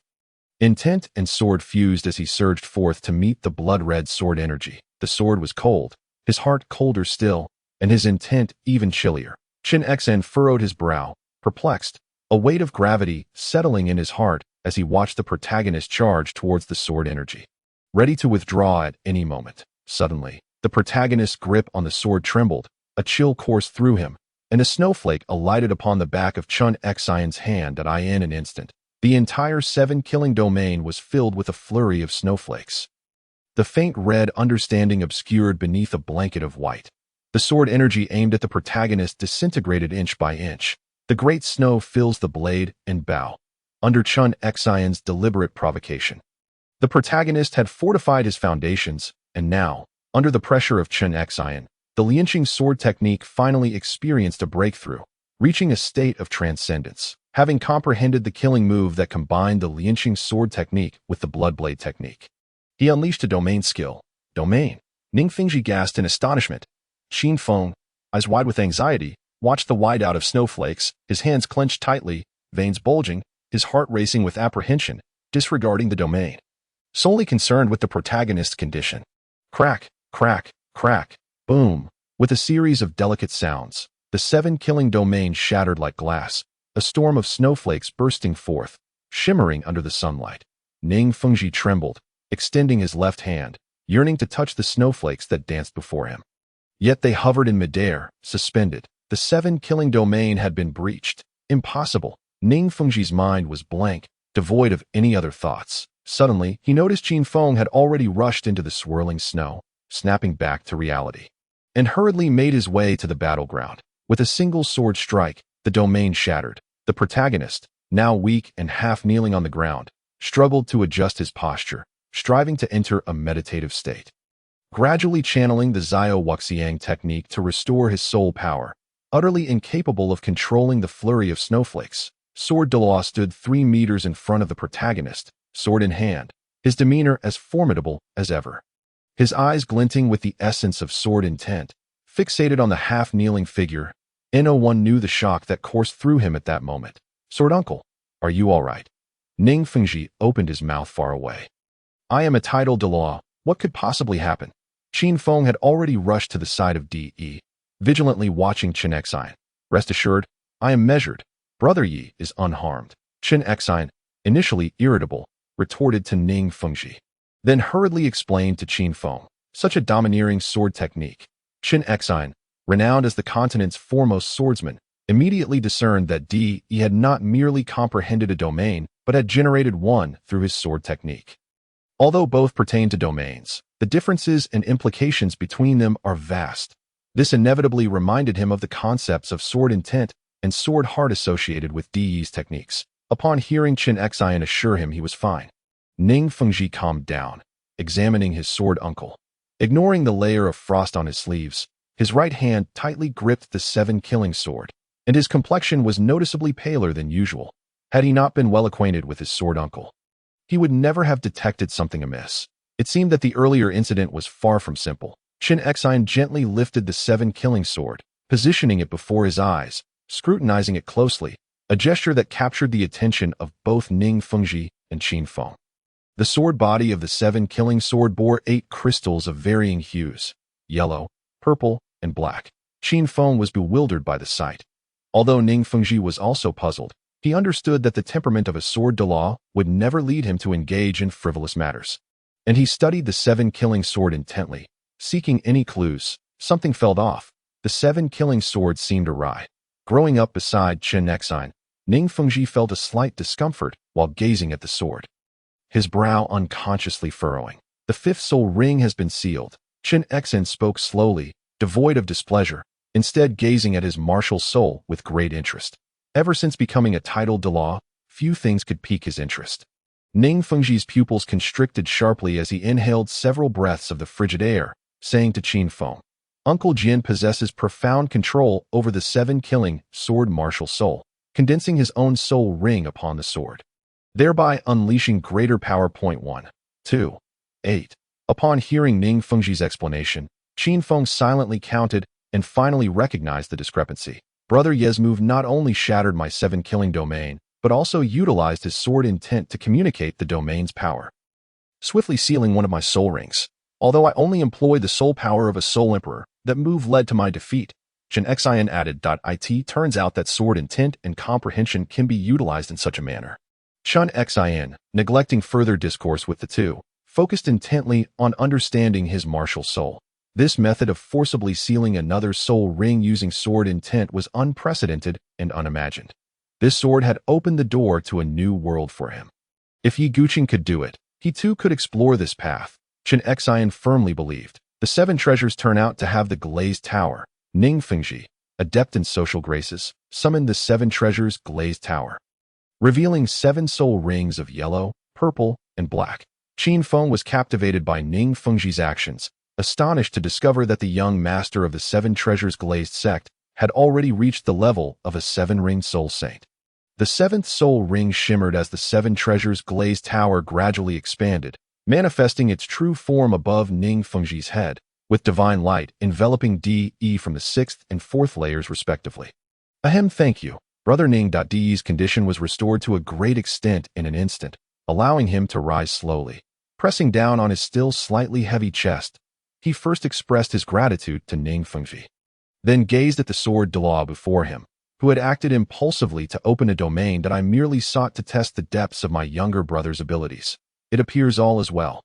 Noticing that DE was unharmed and observing the seven-killing sword, Chen Xine's gaze flickered with unfounded justification. Just as Chen Xine anticipated that Yi Guqing might be angered, DE stepped forward, bowed deeply.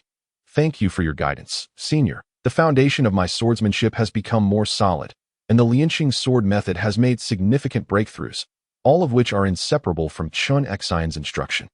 Chen Xine helped DE to his feet, waving his hand dismissively. No need for thanks. We agreed to address each other as equals. That I taught you nothing.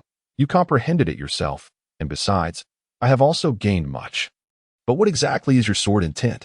Your Yishuahin embodies ice attributes, yet your sword intent is so versatile. This was something Chen Xine had already noted during their battle, particularly as he recited poetry in tandem with his sword techniques. Appearing rather flamboyant as a swordsman, he was immensely curious about all things related to the sword, and now he disregarded any taboos, hastily inquiring. The sword intent I wield is not derived from the comprehension of the martial soul's ice sword intent, but rather stems from a fortuitous understanding of the sword intent of mountains and rivers. Or perhaps a more fitting term would be the sword intent of nature.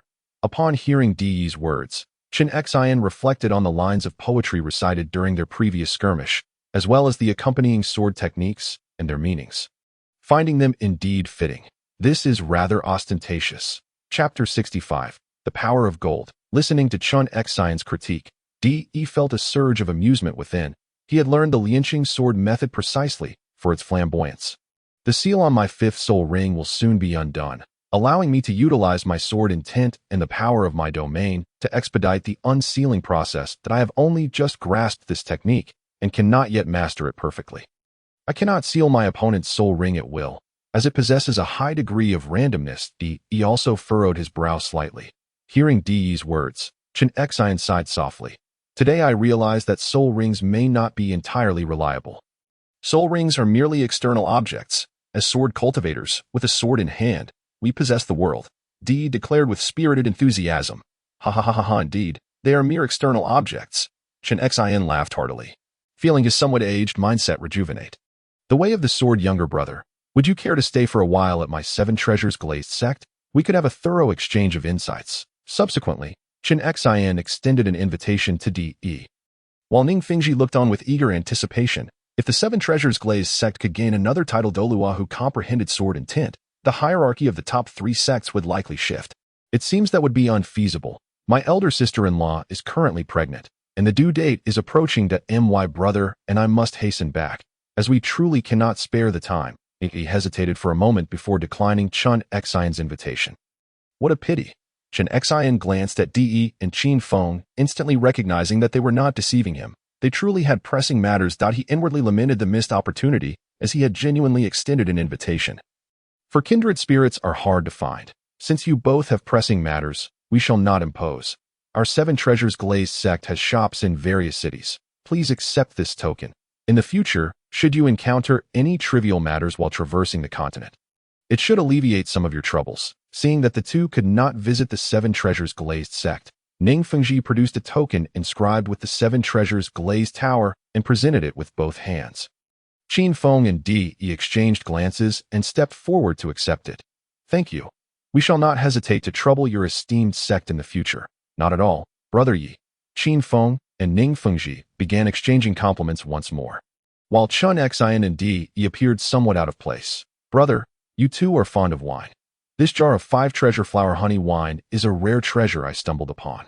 Since I do not drink, I shall gift it to you. De hesitated for a moment before retrieving a jar of 5 treasure flower honey wine from his storage space and handing it to Chen Xian. A gesture of appreciation. This breakthrough in sword techniques was largely due to the other party's assistance, and De had no concerns about Chen Xian discovering the recipe for the 5 treasure flower honey wine. Then I shall not be polite. Should you need anything in the future, feel free to come find me at the Seven Treasures Glazed sect. Chen Xian accepted the wine graciously, knowing it was a gift from a friend. Feeling entirely justified in receiving it. Brother, Ning, though the road ahead is long, may we meet again in the martial world. Farewell. De and Qin Feng clasped their hands in respect towards the two. Until we meet again, farewell. Ning Fengji also returned the gesture, his heart filled with regret. Qin Feng and his son did not hesitate further and turned to leave. Alas, if only they could join our Seven Treasures Glazed sect. Watching the figures of the two already fading into the distance, Ning Fengji sighed once more. Is this not a promising beginning? We are far ahead of the martial soul hall. Indeed, Chen Xian shook the wine jar in his hand. Enough, you are simply overthinking. You are not yet the sect master. Let your father consider how to recruit Brother Yi. In a couple of years, when you take charge of the sect, you will have plenty to keep you busy. Chen Xian, while reassuring Ning Fengji, curiously inspected the wine jar in his hand. That he had not partaken of alcohol during their meal, and now the craving had surfaced. Moreover, a swordsman who does not drink but carries wine cannot be an ordinary person. Coupled with the fact that it was a gift from his sword friend, it held even greater significance. Clap. What a delightful aroma. Chen Xin could not resist the temptation to uncork the wine jar. Exclaiming in delight, Ning Fengji also leaned in, only to discover that there was no intoxicating aroma, merely the fragrance of flowers. Brother Ye's wine is aptly named. This 5 treasure floral honey wine is truly extraordinary. Sword uncle, let us hasten to taste it. Ning Fengji gazed intently at the wine jar, showing no inclination to return to the sect.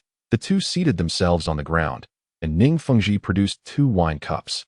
Lifting the jar to fill them, scrutinizing the contents carefully, the liquid was as clear as water. As he took a gentle whiff, the floral scent enveloped him. They had never encountered such a remarkable wine before. Raising their cups, they savored it with eager anticipation, their eyes gently closed, as if transported to a sea of blossoms. The sweetness of the flowers permeated their hearts, transforming into the taste of the wine, rendering them languid and at ease. Suddenly, both opened their eyes simultaneously. My soul power is accelerating, and I feel an increase. Ning Fengji could not help but pinch himself, realizing it was no dream. Then looked at Sword Douluo with fervent eyes, having never seen wine that could aid cultivation before. This jar can only provide you with half. I must reserve the rest for myself. Perhaps I can discern the recipe. Chen Xin observed Ning Fengji's expression as he grew up, instantly recognizing his intentions, and quickly safeguarded his wine. You know how crucial this is for our 7 treasure glazed tile school. Don't even think about it. Chen Xin promptly interrupted Ning Fengji's words. Ning Fengji contemplated the direction of the departing figure with a pensive expression. Sword uncle, do you think Yi Guqing and the others will visit the Seven Treasure Glazed Tile School in the future? Indeed, once his soul power reaches a higher level, he will certainly return to seek me out. A worthy opponent is hard to come by, and I have waited far too long for such arrival. The two fell into a silent reverie. Meanwhile, after leaving the side of Ning Fengji and the others, Qin Feng and his son sprinted away, only relaxing their breaths after a considerable distance, even if they sensed no malice from Sword Douluo. The pressure he emanated was overwhelming. They had not anticipated that Ning Fengji had already attained the rank of Soul Sage. Their exit from the Sunset Forest was likely to hunt for the seventh ring. Qin Feng could not help but reflect throughout the journey. Ning Fengji was probably a few years younger than him, yet had already achieved the rank of Soul Sage. But Qin Feng felt no despair.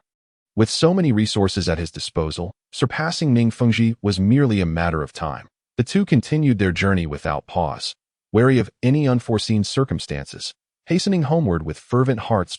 10 days later. At home. First, you say your father will be back soon. That scoundrel, how can he take so long? Thankfully, you are here. Otherwise, who knows what he is up to out there? Calculating the time. First, Qinglan had already been pregnant for 7 months. Her belly noticeably round. Pregnant women are often capricious. One moment she worried for her husband. The next she was lost in her thoughts. Even Linger had been keeping her distance from her mother during this period. He will return soon. See, he is back now. First rolled her eyes in exasperation, feeling utterly helpless. This time had been unbearable that moment. A weary Qin Feng and his true self appeared at the doorstep. And first Qinglan could no longer contain her emotions, tears streaming down her face. Qin Feng rushed forward to embrace his wife, the two whispering sweet nothings, oblivious to those around them. Seeing this, First stepped outside with her doppelgangers. Fortunately, her true form still resembled Yi Guqing, and the villagers were merely curious about the arrival of a relative. They reached a secluded spot outside the village, where First released the Golden Crocodile King from her storage bag. At this moment, the Golden Crocodile King remained blissfully unaware. All the while, First remained vigilant, feeding it a rabbit every few days to sustain its life. The anesthetic used during its initial capture had nearly run out. And for the past 10 days, the Golden Crocodile King had mostly been in a deep slumber. The doppelganger, observing the sleeping creature, hesitated not for an instant. Aiming for its eye, she exerted all her strength. Plunging her sword into its brain, the unfortunate Golden Crocodile King succumbed without ever realizing it. Dark wisps of energy drifted from its body, coalescing into a black soul ring, without a moment's hesitation. The doppelganger sat cross-legged, drawing the soul ring into her being, while her true self stood guard in the infinite hall. The black soul ring hovered in midair, 3 selectable soul skills materializing before First's eyes. Death roll, enveloping the foe with one's legs, spinning 720 degrees. The limbs manifest the Golden Crocodile King's fangs, viciously biting into the enemy's body, delivering powerful attacks. First's eyes brightened at the sight of the first skill, which turned out to be a combat technique. Quite impressive. Golden Power. A 150% increase in strength, a 150% boost in defense, and a 30% enhancement of sharpness. Stackable. First gasped, realizing this skill could indeed stack percentage attributes. How would other soul masters cope with such advantages? With such immense bonuses, even upon reaching the title of Douluo, one could easily slay gods. At that moment, First felt a sense of euphoria. Even if other soul masters learned of this, they would likely be unable to remain composed. Reminding herself to stay grounded, she focused on the third skill. Crocodile King's Roar. The might of a king is not to be provoked. A single roar dispels mental control and inflicts area of effect mental and dual attribute damage upon adversaries. The third skill was also quite intriguing. First chose the second skill, drawing the soul ring from above into her body to begin its refinement. An interesting scene unfolded within her sea of consciousness, a diminutive golden crocodile king, ferociously roaring while retreating repeatedly. First visualized the dragon elephant, her martial soul manifesting a dragon elephant tattoo, radiating a soft golden glow, exuding an air of majesty. With each step forward of her martial soul, the Golden Crocodile King retreated correspondingly, clearly feeling an overwhelming pressure from the tattoo. Observing this, First felt relieved. She had previously feared the Golden Crocodile King's mental prowess, yet it seems she was the true powerhouse, utilizing the dragon's subduing palm technique she had mastered recently. She executed a single strike, effortlessly dispersing the remnants of the golden crocodile king's spirit, guiding the vast soul power within her into her meridians, like the great you controlling the waters. She replicated the process of absorbing her first soul ring. The radiant sun's shadow within her dantian began to solidify as her soul power increased, becoming increasingly heated, evolving towards the pinnacle of fire attribute soul power. At this juncture, the nine-yang divine skill of her doppelganger was merely in its second layer of thermal self-generation. And once that sun solidified, her soul power would naturally transition into supreme soul power.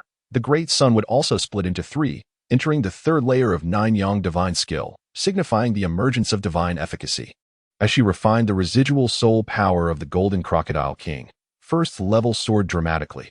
Even though she feared her foundation might be unstable and had forcefully suppressed her soul power level, she still reached the 24th level, not far from 25. The speed of her advancement startled her. It felt unreal. Upon opening her eyes, first rose two black soul rings encircling her, rising and falling. Diamond transformation, golden power. First activated both soul rings, transforming into a small golden figure, her entire body growing larger. She felt a surge of restless power and the rapidly depleting soul power. In the heat of battle, it seemed her soul power would be exhausted in no time. It appeared the revolution was yet to be accomplished. Further effort was still required. Chapter 66. Affections first lingered at home for 2 days. Making slight adjustments before mounting Linger to embark on her return to school, the doppelganger remained at home, hidden from the eyes of outsiders, with more than half a month until the school term began. There was ample time. Having taken leave during the last semester, it would be troublesome if she could not return on time. Thus, she set off early. Over the past few months, Linger had undergone significant changes. After breaking through to the century-old soul beast level, she had grown rapidly, now standing at 1.70 meters, exuding an air of divine grace, more than sufficient for transportation. For Linger, accompanying First back to school was a delightful prospect. He bounding along the path with First on her back, she chirped joyfully, relieved to avoid the temperamental female master. First noticed that while Linger ran, her own effort in channeling true energy through her meridians was more effective. And from then on, her growth rate would accelerate. It seemed Linger was aware of this too, galloping even more exuberantly. With plenty of time, First was in no rush to travel, treating the journey as a leisurely exploration. Adjusting her mindset, after months of constant movement, hunting for soul rings, and exploring treasure sites, she felt a growing impatience within, which could only hinder her cultivation. Life is finite, yet knowledge is boundless. To pursue the finite with the infinite is perilous. Lying on Linger's back, the First was carried forward, gazing at the white clouds above while murmuring softly, his thoughts deeply immersed in the Nanhua scriptures. When he finally regained his senses, he found that Lingo had come to a halt.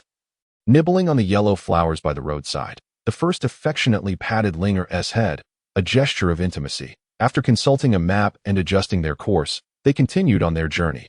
Along the way, they often engaged in playful banter, and when the mood struck, the First practiced martial arts, even taking out his handcrafted flute to play a fragmented melody, enjoying a leisurely passage outside the martial soul city. However, Bibi Dong's mood was far from delightful. She had been wandering alone along the First path for 3 days, yet her dear nephew had yet to appear, with only 2 days left until the start of the academy term. A troubling thought crossed her mind. Would that rascal actually not show up? Since their last conversation, she had been under immense pressure and had even spoken with Yu Xiaojiang. Their relationship had begun to chill rapidly. After crying, laughing, and suffering, she had learned to let go, yet her feelings for the First were different.